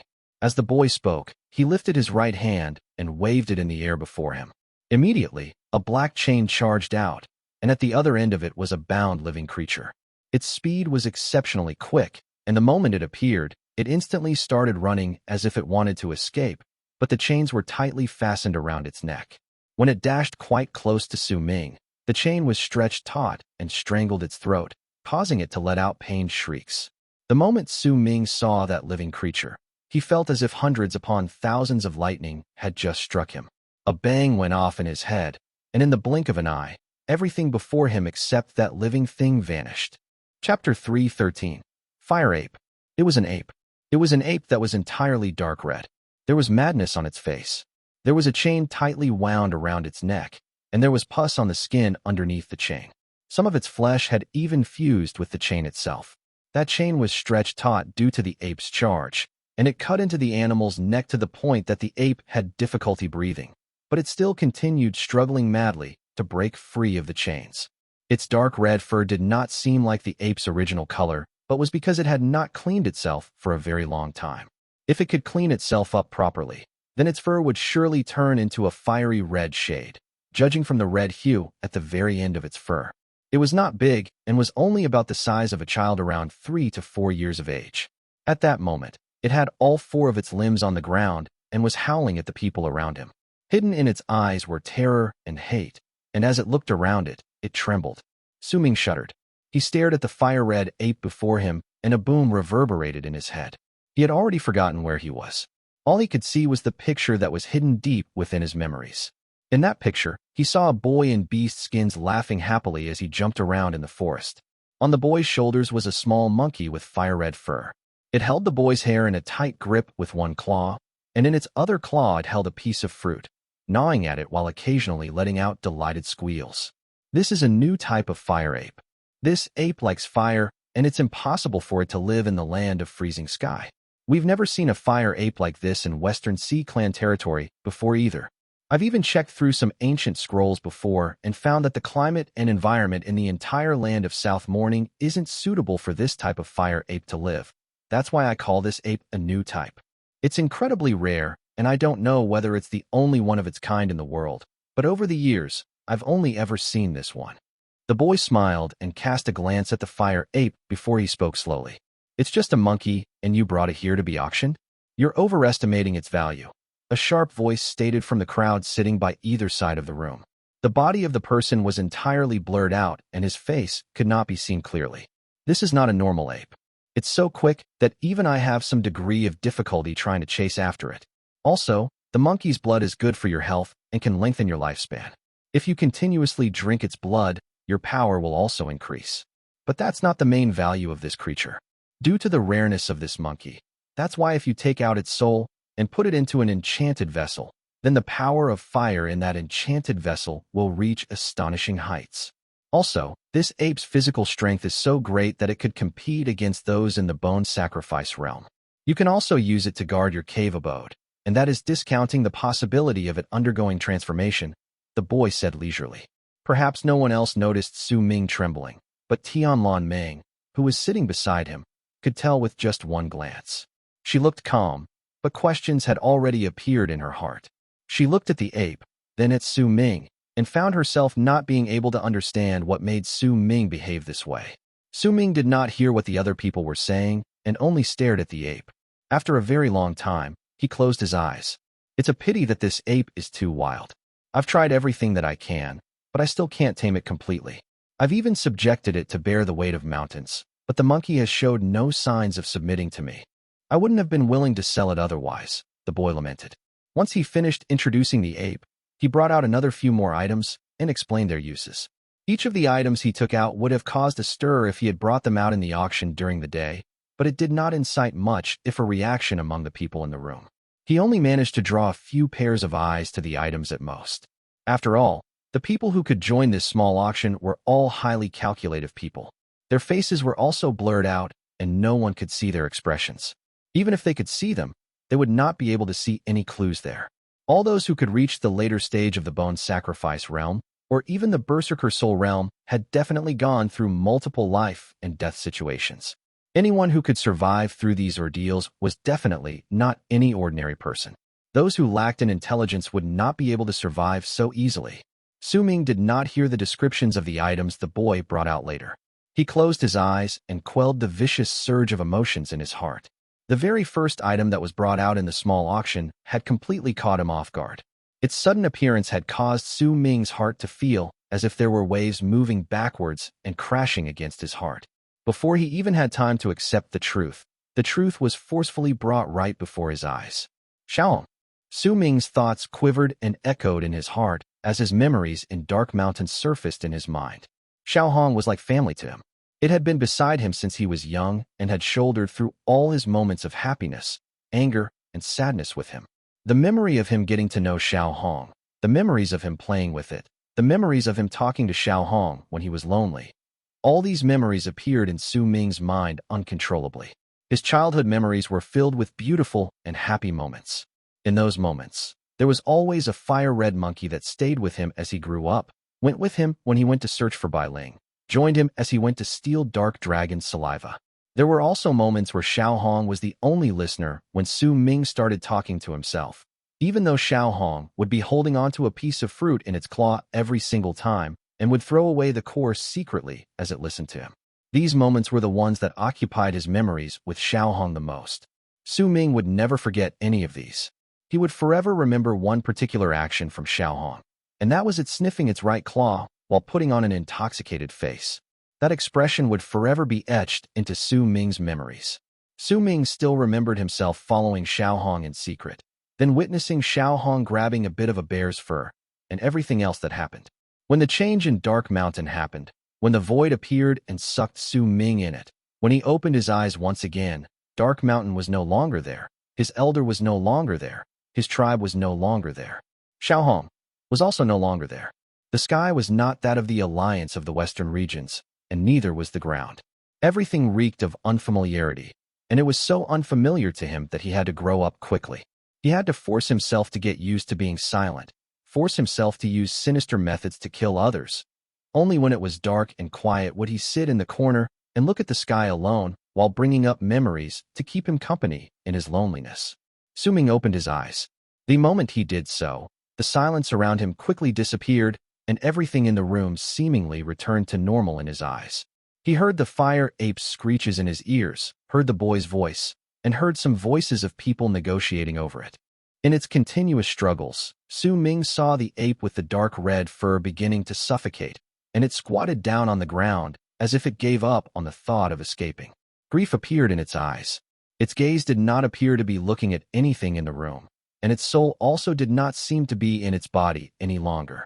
It was as if its soul had gone to a place far away from here, and no one had any idea what it was thinking about. Su Ming looked at it and felt a sharp stab of pain in his heart. That pain filled his entire body like a tidal wave that drowned him, even though he could tell that this ape was not Xiao. It possessed the same intelligence as Xiao, had the same fur as Xiao, had the same speed as Xiao, but Su Ming had lived with Xiao for many years.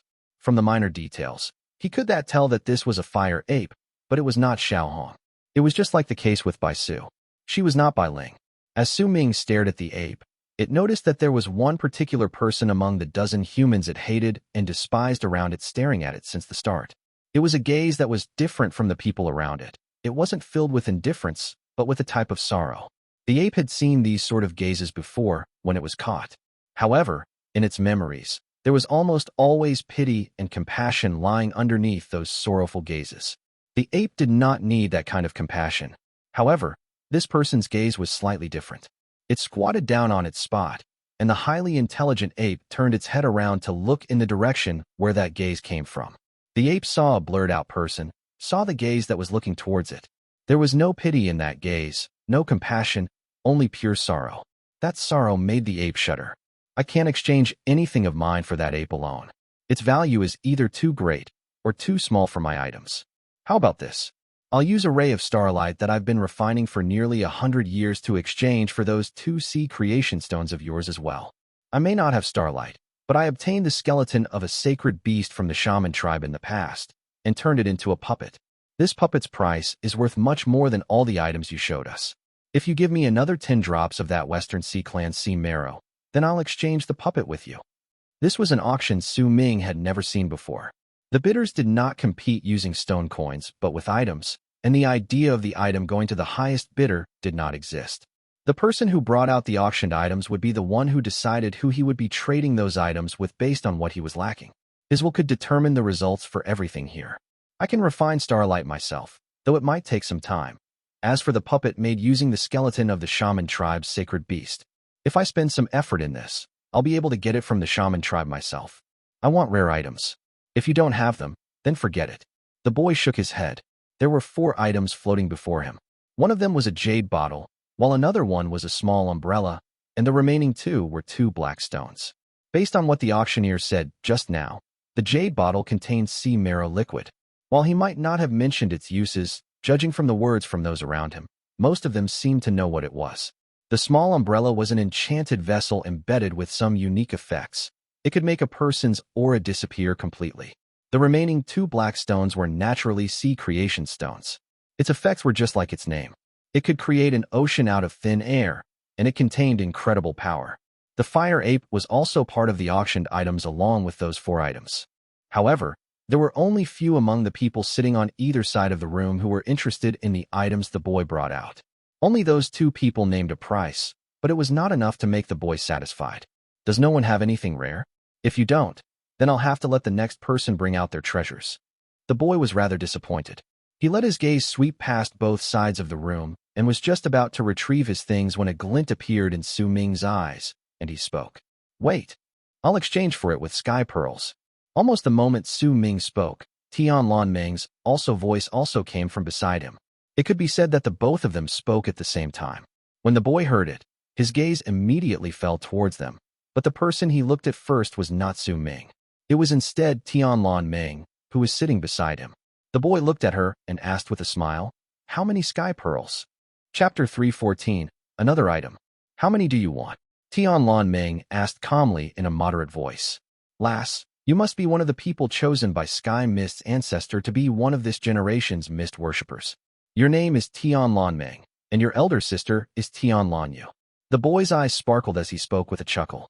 The Tianlan family has to send one of the mist worshippers of each generation to Freezing Sky and Western Sea.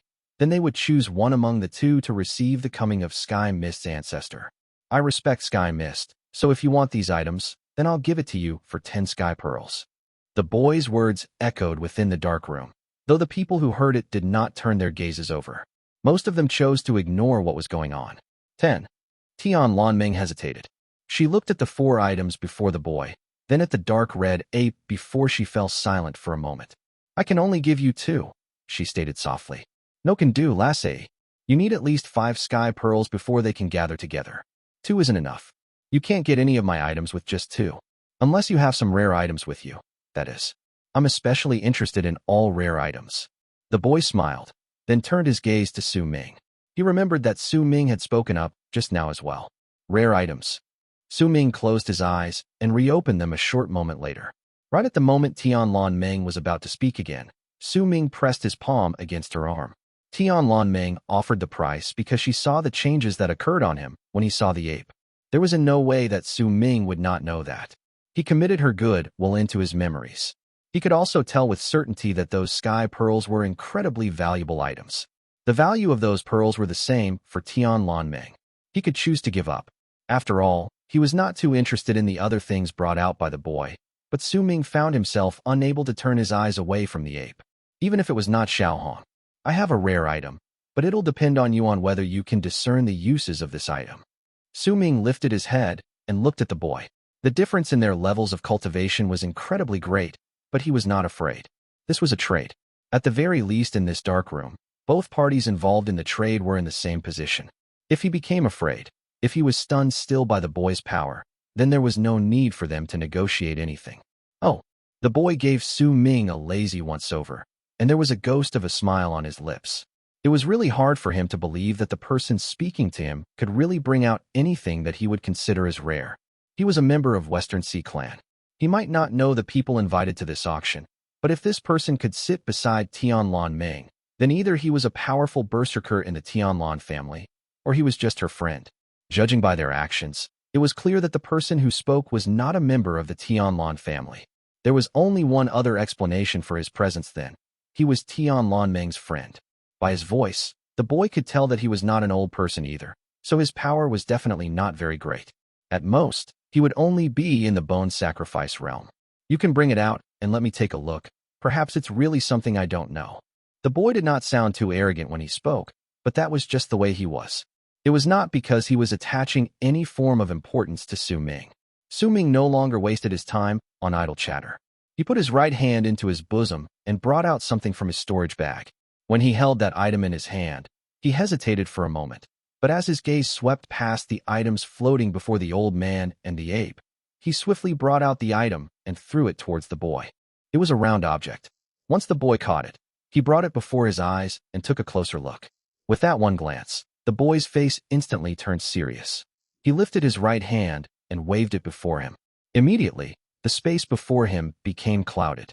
That indistinctiveness surrounded him, causing the people to be unable to see what he was doing clearly. However, since the auction was hosted by Western Sea Clan and the specifications for this auction were very high, the possibility of someone stealing anything was practically nil. The boy's power was also very great, and he, too, was an outstanding member of Western Sea Clan in terms of both his status and position. Naturally, he would not do something as degrading to his position as snatching a junior's possessions right before the eyes of many people. That was why while that space appeared clouded to the other people, it was not so for Su Ming and Tian Ming. This was naturally the boy's doing. Su Ming could see the boy bringing that round object in his hand to sniff it. Once he did so, his expression changed once again and he stared at the item hesitantly. During that time, his expressions changed multiple times.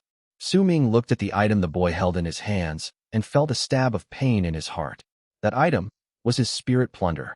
This was the only thing he could bring out which could be considered as a rare item. What is this? The boy hesitated for a long moment before he lifted his head and looked at Su Ming. Can I get the things you offered? Su Ming asked softly. The boy looked at Su Ming and said sternly, You can, but that depends on the effects of this thing. I don't know the name of the item, but the effects are quite simple. It can absorb all illusionary entities, such as berserker marks. There's even a shaman's totem contained within it. Su Ming stated slowly after sighing inwardly. So that's how it is. I was wondering why I sensed a hint of shaman presence when I was observing this thing. This thing might not be incredibly useful and there's a crack on it, which can only mean that there's a limit to how many things it can absorb and will break once it goes past its limit. But it's indeed a rare item. But you can't get all my things. How about this? Besides the sea marrow, you can take another one of these items along with the fire ape. The boy nodded his head solemnly. Then he cast a look at Su Ming and explained, I'm not taking advantage of you. It's just that this item can only be considered rare. Because of the crack, it can only be considered as broken goods. It won't be able to absorb many more illusionary entities. To me, its biggest use is for research purposes. However, if you have more, then we can still talk. Once the boy finished speaking, he gave Su Ming a profound smile. I only have one of it. Su Ming swept his gaze past the items the boy offered before it eventually fell on the fire ape. Then he looked away.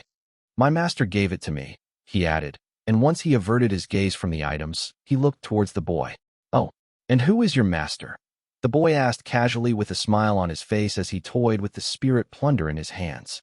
"My master is Tian Xie Zi. He's very protective of me." Su Ming did not hide his identity. It was something incredibly hard for him to keep secret anyway. If Western Sea Clan wanted to know about it, learning his identity in the auction they held in this dark room was not hard. More importantly, Su Ming had a feeling that there was something behind Tian Xie Zi's identity. This was something he sensed when he saw him in his purple-robed form, and he grew more certain of his thoughts during the trip to the land of the shamans. Besides, Su Ming had also found some odd things through a few clues lying here and there in the large-scale auction held during the day. First, it was the actions of Western Sea Clan's clan elder. Then there was also second young master of the great tribe of Freezing Sky acting friendly with him. Su Ming did not believe even for a moment that all of this happened because of him. The smile on the boy's face froze the moment Su Ming mentioned Tian Xie Zi's name. That careless expression on his face instantly turned into one of stupefied horror. He lowered his head to look at the spirit plunder in his hands, then at Su Ming. Then a wry smile appeared on his face. "You're Su Ming of the Ninth Summit. Heir, please send my greetings to Senior Tian Xie Zi." "Ah, fine. You can choose another one of these items." The boy shook his head. Su Ming's heart pounded against his chest. He was just about to speak when Tian Ming let out a fake cough beside him. "I want the fire ape and 5 drops of sea marrow." The boy hesitated for a moment before he shook his head and said, "I can give you the fire ape, but I can't give you so many drops of sea marrow. 3 drops, and that's only because of Senior Tian Xie Zi that I'm doing this." "All right, then we'll go for 3 drops." Tian Ming winked at Su Ming before she quickly spoke. The boy no longer wasted any time with idle chatter. He lifted his right hand and grabbed the jade bottle, opened it. Then with a flick of his wrist, 3 blue drops of liquid flew towards Su Ming. Tian Ming quickly lifted her hand, and an ice bottle appeared in it. The 3 drops of liquid accurately fell into the bottle, and the ice bottle instantly turned a deep blue color. The boy then waved his arm, and a chain flew towards Su Ming, who caught it. The instant he caught the chain, Su Ming's mind shuddered. A feeling as if he could determine the fire ape's life and death, which was connected to the end of the chain, appeared in his heart. With just one thought, that fire ape would instantly die. "I'll lend you that chain temporarily, but not for too long. Search for a way to control the fire ape as quickly as possible, and once you do, throw the chain into the sky. It'll return to me. The ape is brutal. Be careful." Once the boy finished speaking, the cloudiness in the space before him vanished, allowing the others to be able to see his face and hear his voice again. As for the dialogue between the 3 people and their expressions, well, no one could hear or see any of it. This was a special arrangement made by the small auction. It was a protection made in consideration of private negotiations between the parties involved. The people on either side of the room did not pay too much heed to it. Only some of them cast a few looks at Su Ming and Tian Ming. But Su Ming found it difficult to discern exactly how they were looking at him from their gazes. After all, compared to these people, he was still a little green. Su Ming did not join the subsequent auctions. Instead, he simply watched the people bring out rare items. Some of them made Su Ming's heart pound in excitement, but he did not have anything in exchange for those things, and there were only few of the people who would suggest using stone coins as a method of trading. Most of them preferred using the barter system. "I won't be bringing out a lot of items. In fact, I'll only be selling one thing." All the people there had a chance to sell something. They could also say what they wanted to trade it for. At that moment, the person who spoke was someone sitting on Su Ming's other side. That person's body was blurred out and his features could not be seen clearly. His voice was not old, but instead sounded as if it was drifting.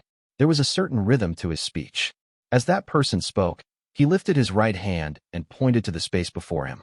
Immediately, the space which he pointed to distorted, and a small bottle floated out from within. Once the bottle appeared, it gradually became transparent, and the bottle opened up by itself. A medicinal scent spread out from the bottle and filled the entire dark room. As the body of the bottle slowly became transparent, and all the people's gazes turned towards it, they clearly saw 4 spherical-shaped things the size of a fingernail in the bottle. Medicinal pills? Su Ming did not expect that there would be 2 things that would throw him into such huge shock in this small auction. Chapter 315, Return. The medicinal scent filled the dark room and spread around, causing the people who took a whiff of it to feel refreshed. Su Ming looked at the 4 medicinal pills in the transparent bottle. They were green. The inside of the bottle seemed like an illusion, as if the 4 medicinal pills inside did not blend in with the surroundings. Once the person beside Su Ming brought out the medicinal pills, he stated unhurriedly in his seat, "These are 4 second-grade shaman cores. I've already verified their uses myself. They're used to treat wounds." Shaman core. Su Ming looked calm, but his heart was trembling. This auction had let him get to learn of many items he never knew before. He stared at the transparent jade bottle and remained silent. "You actually managed to snatch shaman cores from shaman priests? Interesting. But I don't really believe that those are second-grade shaman cores," a dark voice said. The person who spoke was someone among the people sitting on the other side of the room. While speaking, he lifted his right hand and seized at the air in the direction of the jade bottle. That bottle instantly charged towards him, and once he held it, he poured one of the medicinal pills into his hand and brought it to his nose to sniff it. The person beside Su Ming did not stop the other person from doing so. Clearly, doing such a thing was normal in the auction. He was not worried that the shaman core would be stolen. There were also others who grabbed the bottle through the air and took out the medicinal pills inside to inspect them. Usually, they would only look at a pill for a moment before putting it back into the medicine bottle. Quite a number of people inspected those pills. A glint appeared in Su Ming's eyes. He waited for a moment, and once he saw that no one else inspected those pills, he lifted his right hand and clutched it in the direction of the medicine bottle. Immediately, that medicine bottle flew to him. He poured out one of them and took a few close looks before also choosing to sniff it. A medicinal scent wafted into his nose, but there was also a bloody stench contained within it. He stared at the pill, and while Su Ming was certain that this was a medicinal pill, it was not of the few types he knew about. The quenching process for this pill was also rather crude. It might look as round as a core, but once Su Ming took a closer look, he could see numerous small holes in the pill. It was not as good as the medicinal pills Su Ming created, which looked natural. "When I went to the land of the shamans, the Patriarch of Lizard Shaman tribe said that my spirit plunder was a barren core when he saw it. Now, by the looks of it, the shamans do indeed have the methods to create medicinal pills, and they are similar to mine. But the products of the quenching process I learned are called medicinal pills, and the shamans call their shaman cores. By the looks of these shaman cores, they are lacking compared to my medicinal pills." Su Ming put the shaman core in his hand back into the medicine bottle, then pushed it forward and kept silent. The shaman cores did not incite a large-scale competition, but there were some people who negotiated privately with the owner of those cores while everyone else's sites were obscured. Then each of them obtained those shaman cores in exchange for some item of their own. The small auction lasted for a long time. Su Ming renounced the chance to bring out anything to be auctioned. He did not have anything that could be sold, anyway. Tianlan Ming was the same. Another hour passed by before the small auction ended. This was the first time Su Ming had joined a private auction of such high standards. Most of the items these people brought out were things he had never heard about. As the private auction ended, while Su Ming might not have obtained a lot of things from it, he had gained new knowledge about more valuable items. If it was not for this chance, he would have needed a long time to slowly accumulate this sort of knowledge.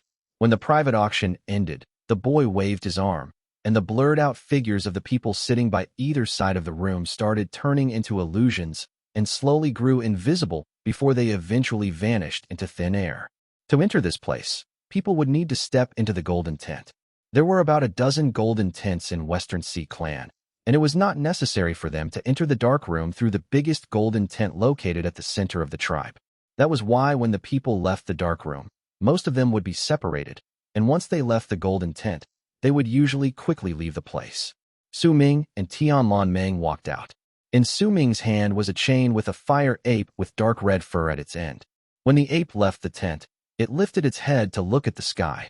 As it watched the snow floating down from the sky, it shuddered. "Brother Su, this bag of mine can store living things. Quickly, put that fire ape in there. We must leave this place immediately." The moment they walked out of the golden tent, and Ziche, as well as Tianlan Ming's followers, went back to them, Tianlan Ming quickly spoke to Su Ming. At the same time, she brought out a small white bag before handing it to him. Su Ming did not hesitate. He took the small bag and scanned it with his divine sense. Once he did so, he patted the bag gently, and instantly, a mighty and great power of absorption shot out from within it, sweeping away the fire ape and sucking it into the bag in an instant. "Let's go." Tianlan Ming turned into a long arc and rose into the air. Su Ming took a step and bounded forward. Even if Tianlan Ming had taken off first and was charging forward, with that one step, Su Ming could stay by her side in midair. Ziche and the girl followed behind them while the man with the white mask stayed at the very end of the team. His footsteps were paced moderately, and he looked rather relaxed. They turned into several long arcs in the air and traveled into the distance gradually. No one spoke on the way. Su Ming was caught in his thoughts. Sometimes, he would lower his head and look at the small white bag. He still did not know how to describe that feeling within himself. The very first moment he saw the fire ape, he had been shocked, and mixed feelings had even arisen in his heart. He had hoped that the ape was Xiao Hong, but found it hard to accept the possibility of it being the truth. When he saw that the ape was not Xiao Hong, his heart was filled with melancholy and longing for him. With those complicated feelings in his heart, Su Ming flew silently with Tianlan Ming. When the sky started becoming bright, and they were some distance away from the temporary tribe built by Western Sea Clan, Tianlan Ming turned around and gave Su Ming a look. The thing you used in exchange for the fire ape was also a type of shaman core. Tianlan Ming's voice was gentle and no one else could hear it, because it appeared in Su Ming's mind. Su Ming was on the receiving end of this method of communication before, in the private auction. It had been a very strange experience. This is a simple art belonging to the immortals. It's easy to describe it, but it's difficult for berserkers to master it. Tianlan Ming smiled at Su Ming. She could tell that Su Ming was baffled by this sort of art that could transmit sound. You don't need to tell me. I don't know whether you know its origins. If you know, it's fine, but if you didn't, well, now you do. But that shaman core of yours was very special. It was very different from the ones I've seen before. If it wasn't because I had seen plenty of shaman cores in my life, it would have been difficult for me to identify it. The boy from Western Sea Clan thinks he's very knowledgeable, but he still didn't manage to discern the origins of that thing at first glance. Tianlan Ming's smile was very beautiful. As she smiled, her eyes turned into the shape of a crescent moon, and it added a charm to her that would make people's hearts flutter. Su Ming carefully sensed the way Tianlan Ming's voice echoed in his mind. By using his divine sense to observe it, he could tell somewhat that the voice was transmitted through an aura. This aura was not the power of qi that was contained in the flesh and blood, but it was another sort of power that was contained in the world. It would have been difficult for other people to notice this aura, but it was not so for Su Ming. There was another path that had been opened up within his body, and that same aura was contained within that path. He had sensed it before and given it a name himself, Aura Refinement Art. After a moment of deep thought, a gust of aura started circulating within the open path in Su Ming's body. The instant it surged out, it fused together with his divine sense. When his divine sense spread out, and the instant it touched Tianlan Ming, Su Ming gained an epiphany, and a smile appeared on his face. Perhaps it's not so. Su Ming did not use his mouth to say those words. His voice had instead traveled directly into Tianlan Ming's mind. Oh, Tianlan Ming had originally not discovered that he was talking to her without using his mouth, but very soon, she was stunned. She widened her eyes and turned around swiftly to look at Su Ming, and on her face was shock and disbelief. Were you speaking just now? Tianlan Ming asked after a moment of hesitation. That's right. I said perhaps it's not so. Su Ming sent his voice into her head. You learn too quickly. There was a strange look on Tianlan Ming's face when she glanced at him before continued moving forward. After a long while, Tianlan Ming finally could not help it and asked, How did you do it? I did it just the way you did it. It wasn't anything difficult to begin with. Once I got the gist of it, it was easy, Su Ming answered, smiling.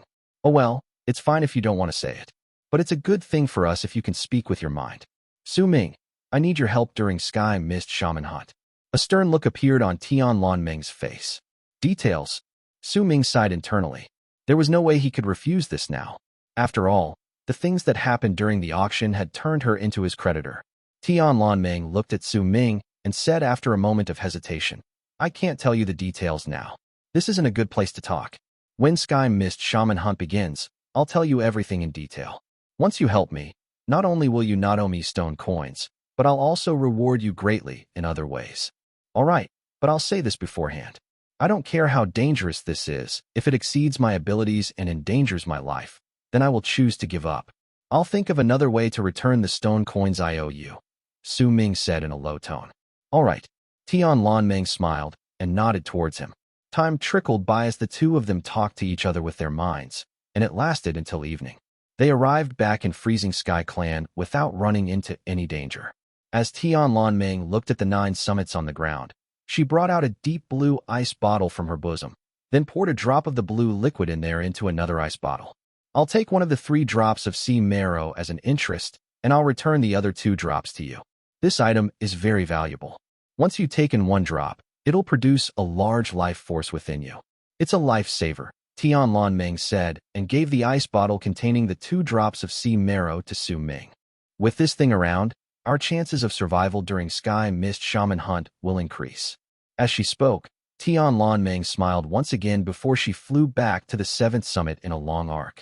The girl followed behind her. The man with the white mask had already gone somewhere else. Ming looked at Ming's departing figure, lowered his head to look at the ice bottle in his hands, turned around, and flew back to the 9th summit with Ziche. There were now less than 2 months until Sky Mist Shaman hunt began. Chapter 316, Xiao. The battle was practically hanging over Ming's head now. 2 months was incredibly short for him. That amount of time might even naturally pass while waiting to obtain an epiphany. That amount of time was not enough for him to isolate himself to train either. Besides, there was not even 2 months. More accurately, there was only about 1.5 months left. The entire Freezing Sky Clan was in a state of silence akin to the calm before a storm. That was not to say that people were being quiet. It was just a condition formed by everyone's mental condition. It was a feeling. All those who were going to enter Sky Mist Shaman hunt were making their final preparations restlessly. Either they were going to cause a stir during the battle, or they were going to die in foreign lands. The great shaman battle that only happened once a century usually ended with blood-soaked Sky Mist City. Once Ming returned to the 9th summit, he made a decision. He would not leave the 9th summit before the start of Sky Mist Shaman hunt. He would use the remaining time to make his final preparations. He had too many things to do. Hefeng's fusion with the wings of the moon had reached its critical stage.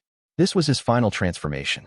Once he succeeded, Hefeng would become a strong guard for Ming during Sky Mist Shaman hunt. There was also the creation of spirit plunder as well. He had enough materials now, so all Ming needed was the aura of death, and once he had enough spirit plunders on standby, he would be ready for the battle in the land of shamans. He also needed to examine the barren cauldron he had obtained. After all, if he did not open it, then he would not be able to use it to create other medicinal pills. The battle in Sky Mist this time would last for years or even longer. That was why he needed to prepare a large amount of medicinal pills, or else, once an accident happened, he would die. There was also the matter about Ming's own training. He had to spend more time on turning the black mist into runes for his divine general armor and make it even sturdier. Ming also had to train and refine his body even more for when he used Picture Creation's second style and activated the Golden Rock's speed. Only by doing so could he be able to withstand even faster speeds. He had also sensed the key for him to go from the later stage of the Awakening Realm to great completion in the Awakening Realm. He had to go and retrieve his repaired Sun and play the song from Dark Mountain so that his cultivation base could reach great completion in the Awakening Realm. Ming had to prepare all of these things. As for Sima Xian, well, he did not have time to care about him.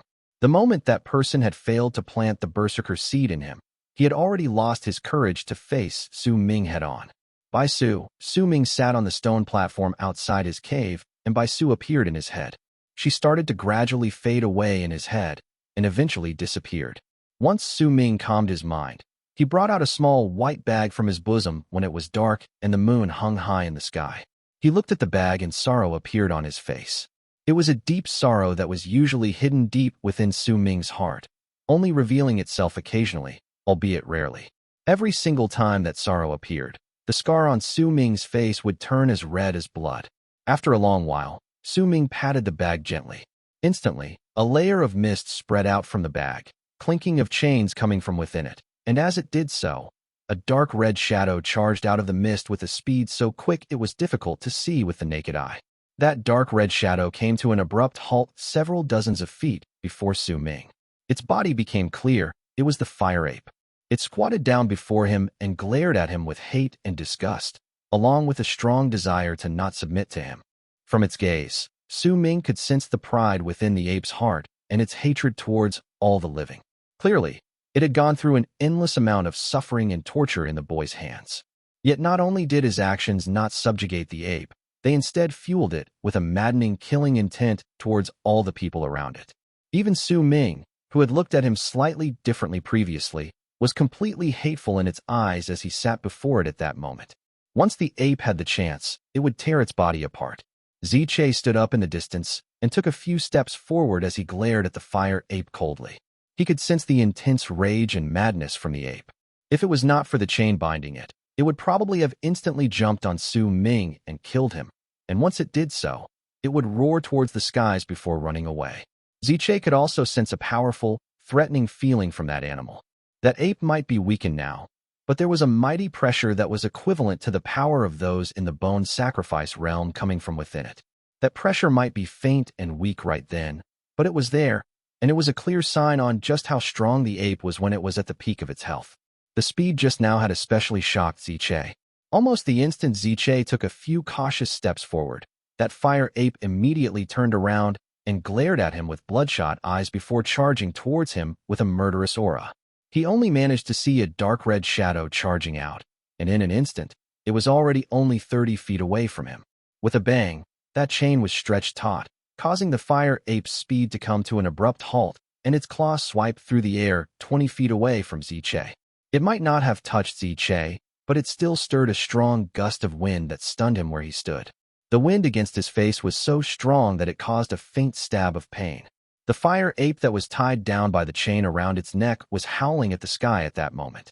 Its voice was filled with despair, resignation, and resentment. The flesh under its neck was also torn into a bloody mess because the chain was wound too tightly. Ziche, stand down. Su Ming was staring at the fire ape when he whispered. Ziche bent his body down and bowed towards him. He took a few steps back, but kept his eyes trained warily on the fire ape. That creature's savage presence was shocking, and he could already imagine that it would definitely turn into a huge disaster once it broke free of the chains and regained its freedom. Though Ziche retreated some distance away, the madness in the fire ape's eyes did not diminish. It instead became stronger. It could be seen from the ape's expression alone that it did not believe in anyone and harbored an intense repulsion and hatred towards everything around it. Su Ming could also tell that it was using its savageness and madness to hide the loneliness in its heart. These were the things Su Ming saw. I once had a companion, Su Ming whispered softly. The moment he opened his mouth, the fire ape turned around and stared at him. The red glare in its eyes appeared once again. As the murderous glint appeared in its eyes, it turned around, squatted down, and ruthlessness appeared on its expression. Its name, when Su Ming said the last word, the expression of Ziche, who was standing not too far away, changed. The fire ape let out a piercing howl, and it rushed so quickly that it only left behind a shadow. It charged towards Su Ming so quickly that it arrived before him in an instant, its murderous aura burning so strongly that it could burn the skies. By the looks of it, it seemed as if the ape wanted to tear a hole through Su Ming's chest, tear out his heart, and eat it raw. Sorrow appeared on Su Ming's face. The fire ape saw that sorrow, but not only did it not slow down, it became even faster. Yet the moment it was about to touch Su Ming's body, the ape suddenly let out a shrill cry. Its neck was bound tightly by the chain, causing it to be unable to breathe. The chain also jerked backwards, causing the ape to be dragged away and thrown against the wall beside Su Ming. A bang echoed in the air, and cracks appeared on the wall. The fire ape's body fell down, but the beast immediately climbed up and continued howling at Su Ming with madness and ferocity. "Uncle Master, be careful." At that moment, Ziche's voice buzzed in Su Ming's ears. Everything had happened too quickly, and all of it only lasted for an instant. With Xiao, Su Ming did not stop speaking, finishing his sentence. If anyone was going to describe the scene just now, then it could be said that everything happened during Su Ming's first sentence. When we became acquainted with each other, I was just a naive teenager, and it lived in the forest. Su Ming spoke softly as if he was mumbling, but it also seemed as if he was speaking to the fire ape. The brutality on the fire ape's face became stronger, as if it did not understand Su Ming's words. It charged towards him once again, even though it knew that it was useless. Still, it continued charging towards Su Ming. It closed in on him in the span of a breath, but before its claw could tear through his skin, the chain around its neck instantly threw him back again, and it crashed on the ground. Ziche let out a sigh of relief only then. He took a few steps back and looked in the direction where Su Ming and the fire ape were with wariness. That fire ape was very strong, and its strength had delivered a large shock to Ziche. Not only was it fast, it was also incredibly powerful, so powerful that the murderous aura in it was still burning intensely even though its body had already sustained such heavy injuries. I was weak, and besides being agile, there was nothing else good about me, but I was very familiar with that forest. That's why I usually ran around there. I thought that I was really quick, until I met Xiao. As Su Ming mumbled, that fire ape let out a piercing screech and charged towards him once again. Yet once it arrived before him, it was still thrown back by the chain. A crashing sound reverberated through the air, and it covered Su Ming's voice. I remember that when we first met, it was sitting on a tree branch with a piece of fruit in its claw. It was laughing at me from that tree. It had fire-red fur, just like yours. Nostalgia appeared in Su Ming's eyes. As he spoke, the fire ape appeared before him once again, yet what awaited it was it falling to the ground once again. This time, it coughed out a mouthful of blood. Yet the madness and ferociousness on its face did not dwindle. It was very beautiful, and I really liked it. I wanted to catch it, but it was just too fast. Perhaps it was fate, but after that, every single time I entered that forest, I saw it. A smile appeared on Su Ming's face. It was a nostalgic smile brought about by reminiscence. The moment that smile appeared, the fire ape charged towards him once again. However, this time, before it could even get closer to Su Ming, it saw the gentle smile on his face and trembled. It possessed high intelligence and could differentiate good intentions from bad. It had also never believed in people, be it their smiles or their words, because from its experiences, they were never true. It did not believe in anyone. It only believed in its own instincts. That was why, while it had understood Su Ming's words, it chose to ignore him and instead used violence to fight against him. However, right then, at that very moment, it saw the gentle smile on Su Ming's face. For a reason it did not know itself, that smile touched its soul, which was hidden deep inside. There was not a hint of ill will in that smile, but neither was that smile aimed towards it. Nonetheless, there was sincerity within that smile, and even a hint of sorrow that was hidden underneath joy. That fire ape stopped and squatted down 10 feet away from Su Ming. It looked at the person before it, and a hint of hesitation appeared on the brutal expression on its face. I gave Xiao its name. Su Ming mumbled and closed his eyes. Chapter 317, Familiarity. Su Ming opened his eyes and looked at the fire ape that was squatting down 10 feet away from him. He whispered softly, "I always wanted to catch it. Perhaps there would be someone who could truly tame this fire ape in the land of South Morning. But all their taming methods would be related to brute force, because it was just like the boy had said, that fire ape was a new type. That was why no one had any experience in taming fire apes. They could only use the taming methods they applied on other fierce beasts. Only Su Ming and Su Ming alone had the experience of befriending a fire ape. Because when he was young, there was a fire ape that had been with him for his entire childhood. But I never managed to catch it." Su Ming stood up, and as he shook his head, he walked towards the fire ape. Almost the same moment, wariness appeared on the fire ape's face. It let out a low growl, and as it did, the savage look appeared on its face once again. This lasted for several years before it let me catch it on purpose. At that time, I was really happy, but it was not until a long time later that I realized that it let itself be caught on purpose, because it was also very lonely in the forest, just like me. Su Ming mumbled, walking towards the fire ape. A fierce light appeared in the ape's eyes, and the moment Su Ming walked over, it suddenly leaped up and swiped its claw at his face. It was so fast that in the blink of an eye, a huge gust of wind blew against Su Ming's face. Yet this time, almost the moment its claw was about to touch Su Ming's body turned to the side. It looked as if he was ripped apart by the fire ape, but in truth, the beast had only torn apart an afterimage. Only then did I know that it was not me who found it, but that it chose me to be its friend, a friend for eternity. Su Ming mumbled and shifted his body to the side before he took a step to stand behind the fire ape. He lifted his right hand and brushed the fur behind its head lightly. His touch was very gentle, just like how he petted Xiao in the past. This particular action made Xiao the most comfortable. The fire ape shuddered and turned around. It bared its teeth and anger appeared on its face to hide that thump of its heart during that instant. Su Ming looked at the fire ape snarling at him and said softly, "You're very fast. If you weren't tied down by the chain, you'd be even faster, just like Xiao." It's also very fast. When I was young, I could never catch up to it. This place isn't suitable for you to stay. Perhaps the land of the shamans is a more suitable choice for you. I won't harm you. Once I go to the land of the shamans, I'll release the chains, and I'll return your freedom to you. Su Ming mumbled and looked at the fire ape. The ape took a few steps back and looked at Su Ming warily, as if it did not understand what he had just said. Let's make a bet and see who is faster. Su Ming suddenly smiled. That smile contained a sense of naivety that was rarely seen on his face since he arrived in the land of South Morning.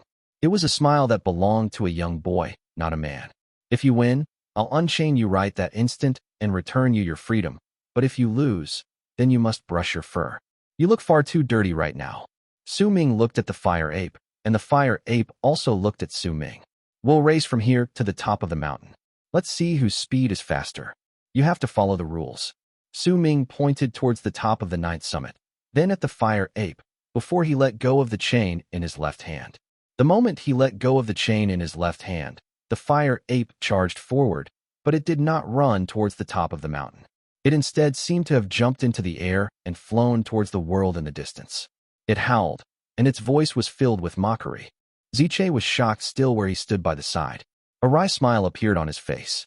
He had always thought that Su Ming was a bright person, but he could only smile wryly at the things he was seeing right now. At the very least, its first thought is to escape, not to attack me.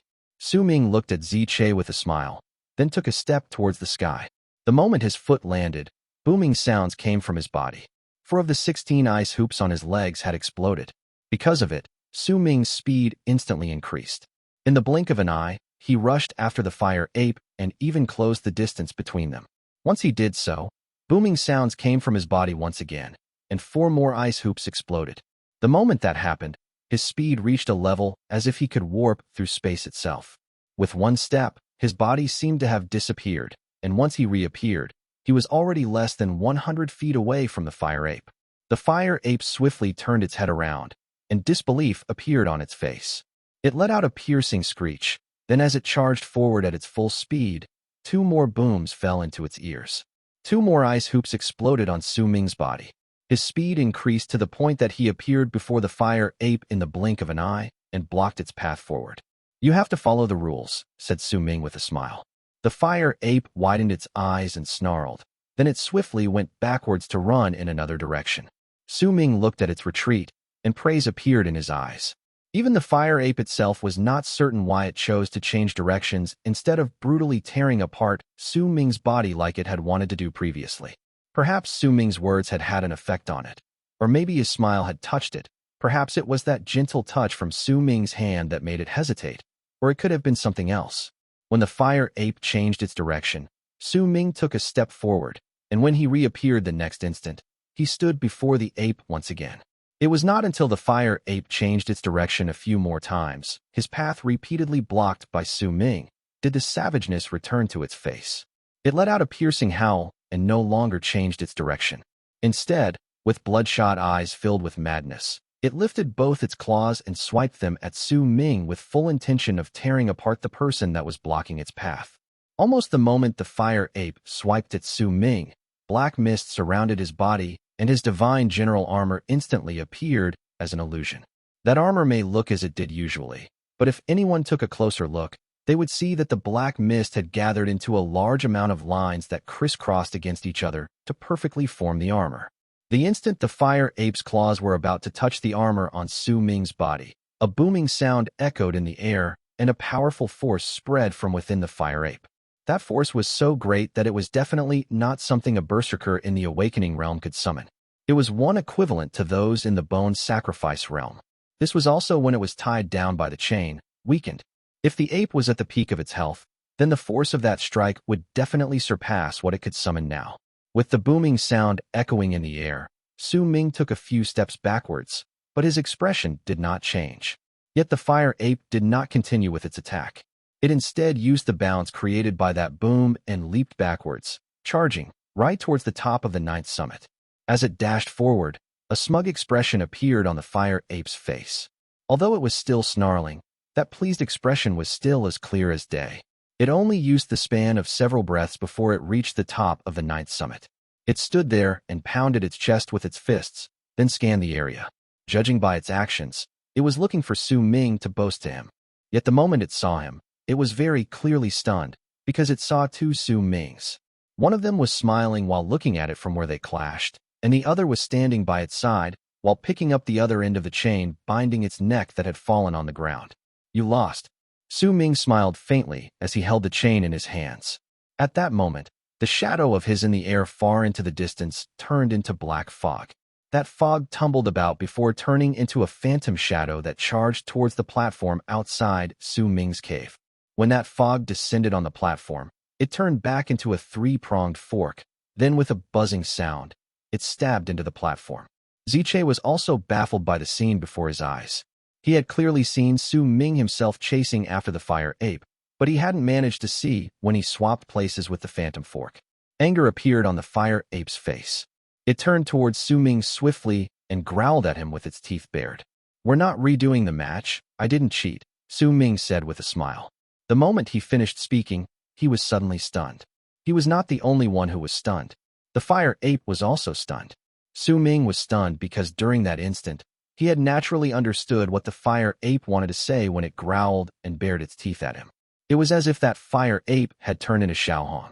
The years together with Xiao had allowed them to reach a level where they could understand what the other wanted to say just by their actions and expressions alone. But this ape was clearly not Xiao. The fire ape was stunned because in its memories, there was no one in the world who could immediately understand what it was trying to say as if they'd know what it was thinking. Just then, it had indeed expressed that it wanted to redo the match. It suddenly began to somewhat believe that this person who was slightly different from the other humans and who also happened to be a person that it did not especially hate and despise did indeed have a friend called Xiao. Su Ming remained silent for a moment and looked at the fire ape with a dazed expression. After a long while, he shook his head. "You lost. Let me clean your fur." As Su Ming spoke, he walked to the fire ape's side and was just about to use snow to wash its fur when the fire ape shuddered. Clearly, it was not used to the cold, but after a moment of hesitation, it chose not to move away and simply allowed Su Ming to start rubbing snow on its body. After a few rubs, the white snow turned black, and the fire ape was also clearly uncomfortable. It hissed and growled at Su Ming before retreating several dozens of feet away. Its eyes sparkled, and immediately, a ring of fire erupted and surrounded the fire. Cracking sounds echoed in the air, and after a moment, when the flames disappeared, the fire ape's body immediately returned to its fire-red shade. The fire-red color overlapped with the red in Su Ming's memories. Just when a dazed look appeared in his eyes, suddenly, low growls came from his cave located lower in the mountain. Those growls were filled with pain and spoke of someone struggling, and that voice belonged to Hefeng. Hefeng's final fusion had just begun at that moment. Su Ming immediately snapped out of his stupor and swiftly looked towards the cave. With one leap, he charged down, and the fire ape followed behind him with an impatient look on its face. Yet when it looked at Su Ming, that expression on its face was clearly different from before. That different look had never appeared on its face ever since it could remember. That look was one of bafflement, of puzzlement, of uncertainty, of bewilderment it did not understand. Chapter 318, Shadow Under the Moon. Su Ming rushed into the cave like the wind and charged towards the room where Hefeng was fusing with the wings of the moon. The moment he arrived before the stone room, a ferocious aura instantly came crashing against him. Su Ming's footsteps came to a halt, and he saw Hefeng's body floating in the stone room. A gigantic pair of wings was growing on his back, and that pair of wings belonged to the wings of the moon. At the center of Hefeng's brows was a picture of a ball of flames. It looked as if it was blazing and burning, caught in a state between reality and illusion. When he saw that picture of the ball of fire, Su Ming sucked in a deep breath. He was not unfamiliar with that picture. It was the symbol of the fire Berserker tribe. The entire stone room was engulfed in a sea of fire. An intense wave of heat spread through the area, but even under that intense heat, Su Ming remained still, as if the fire did not affect him at all. It was the same for Hefeng, but growls continuously spilled out of his mouth, and the pained look on his face made it seem as if he was struggling against something. Every single time the picture of the fire shone, it would cause Hefeng to sink into more pain. Veins popped up on his face, but he simply had his eyes closed as he continued bearing through the pain. The fusion between the wings of the moon and Hefeng was a test. Su Ming did not know what would happen, but the previous few fusions were successful, and by what he could tell from this final fusion, the amalgamation between He Feng's body and the wings of the moon was already close to perfection. So the final fusion shouldn't be about the body, but about memories. Su Ming's eyes sparkled, and he looked at He Feng, ready to take action at any moment. Time trickled by. He Feng's growls grew softer and softer, but the picture of the flames still could not be imprinted completely at the center of his brows, as if something was missing. As time passed by, gradually, more veins popped up on He Feng's face. His new body swelled up, as if he was about to explode at any moment. His growls had already turned into pained howls. As his body shuddered, the pair of wings on his back started showing signs of being separated from his body.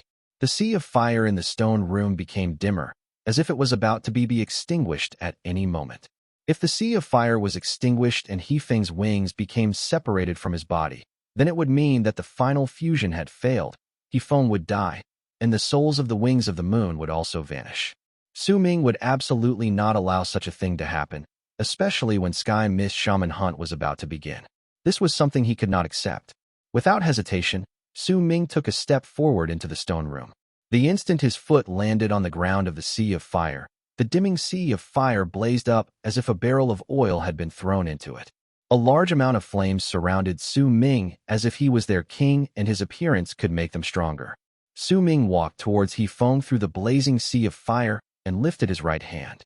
The moment He Feng's head swelled up as if it was about to explode, he tapped his finger against the picture of the ball of fire at the center of He Feng's brows. The instant Su Ming's finger landed on the picture, a powerful rebound swiftly shot out from it and bounced off Su Ming's finger, forcing him to a few steps back. Su Ming lifted his head swiftly. He could feel that this rebound was not from the wings of the moon, but He Feng's will rejecting him. That rejection could be said to be a repelling force that seemed to be a declaration from He Feng that he did not want Su Ming to do anything. Instead, he wanted to use the moment of success in the final fusion to break free from Su Ming's control. However, there was in no way that Su Ming was unprepared for this.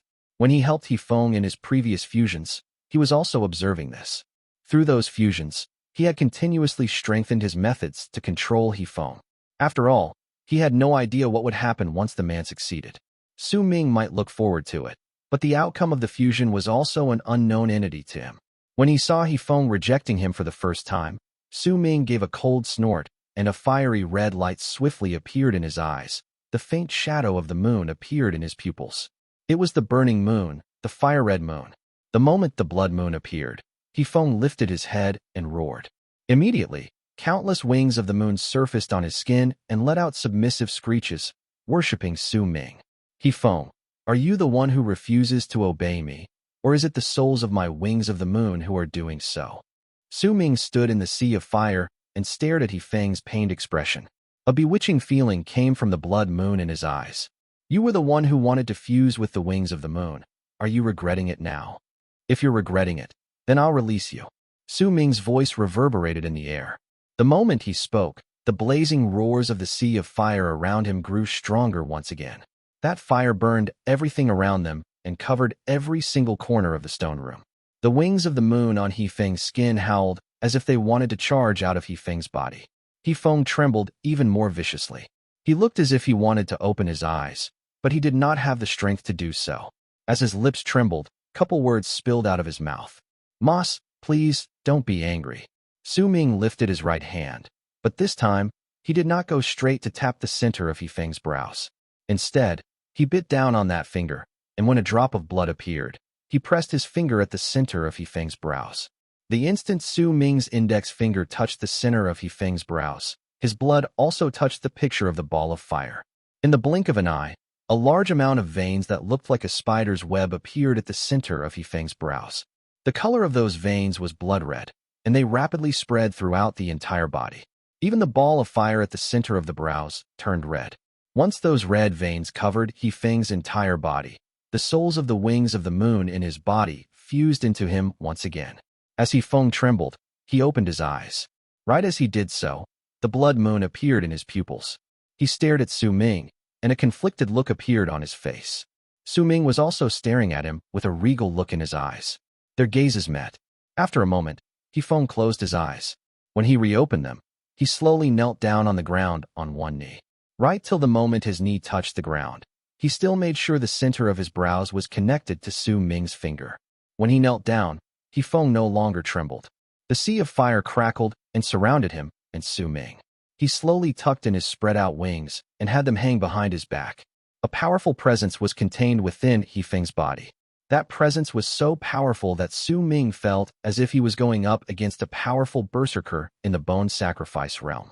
I swear by the moon that I will follow you, my master. With the wings as my honor, I will bring back the scene of the fire berserkers burning the skies.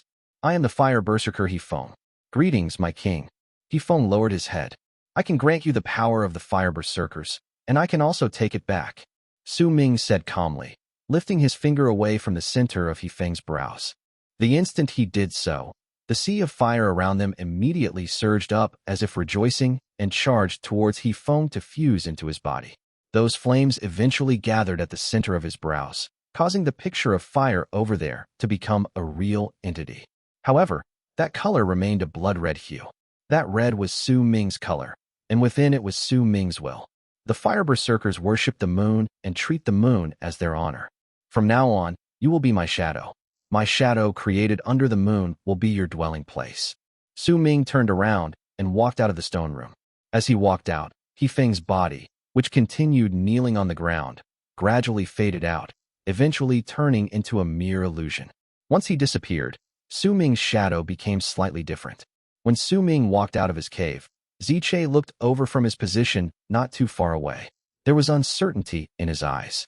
Clearly, this was not the first time he had heard He Feng's roars. He already had a few guesses regarding the secrets contained in Su Ming's cave.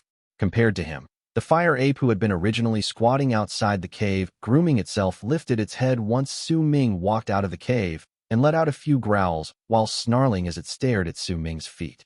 A wary expression appeared on its face, as if the thing under Su Ming's feet was making all its fur stand on end. It even took a few steps back, the growling sounds becoming louder.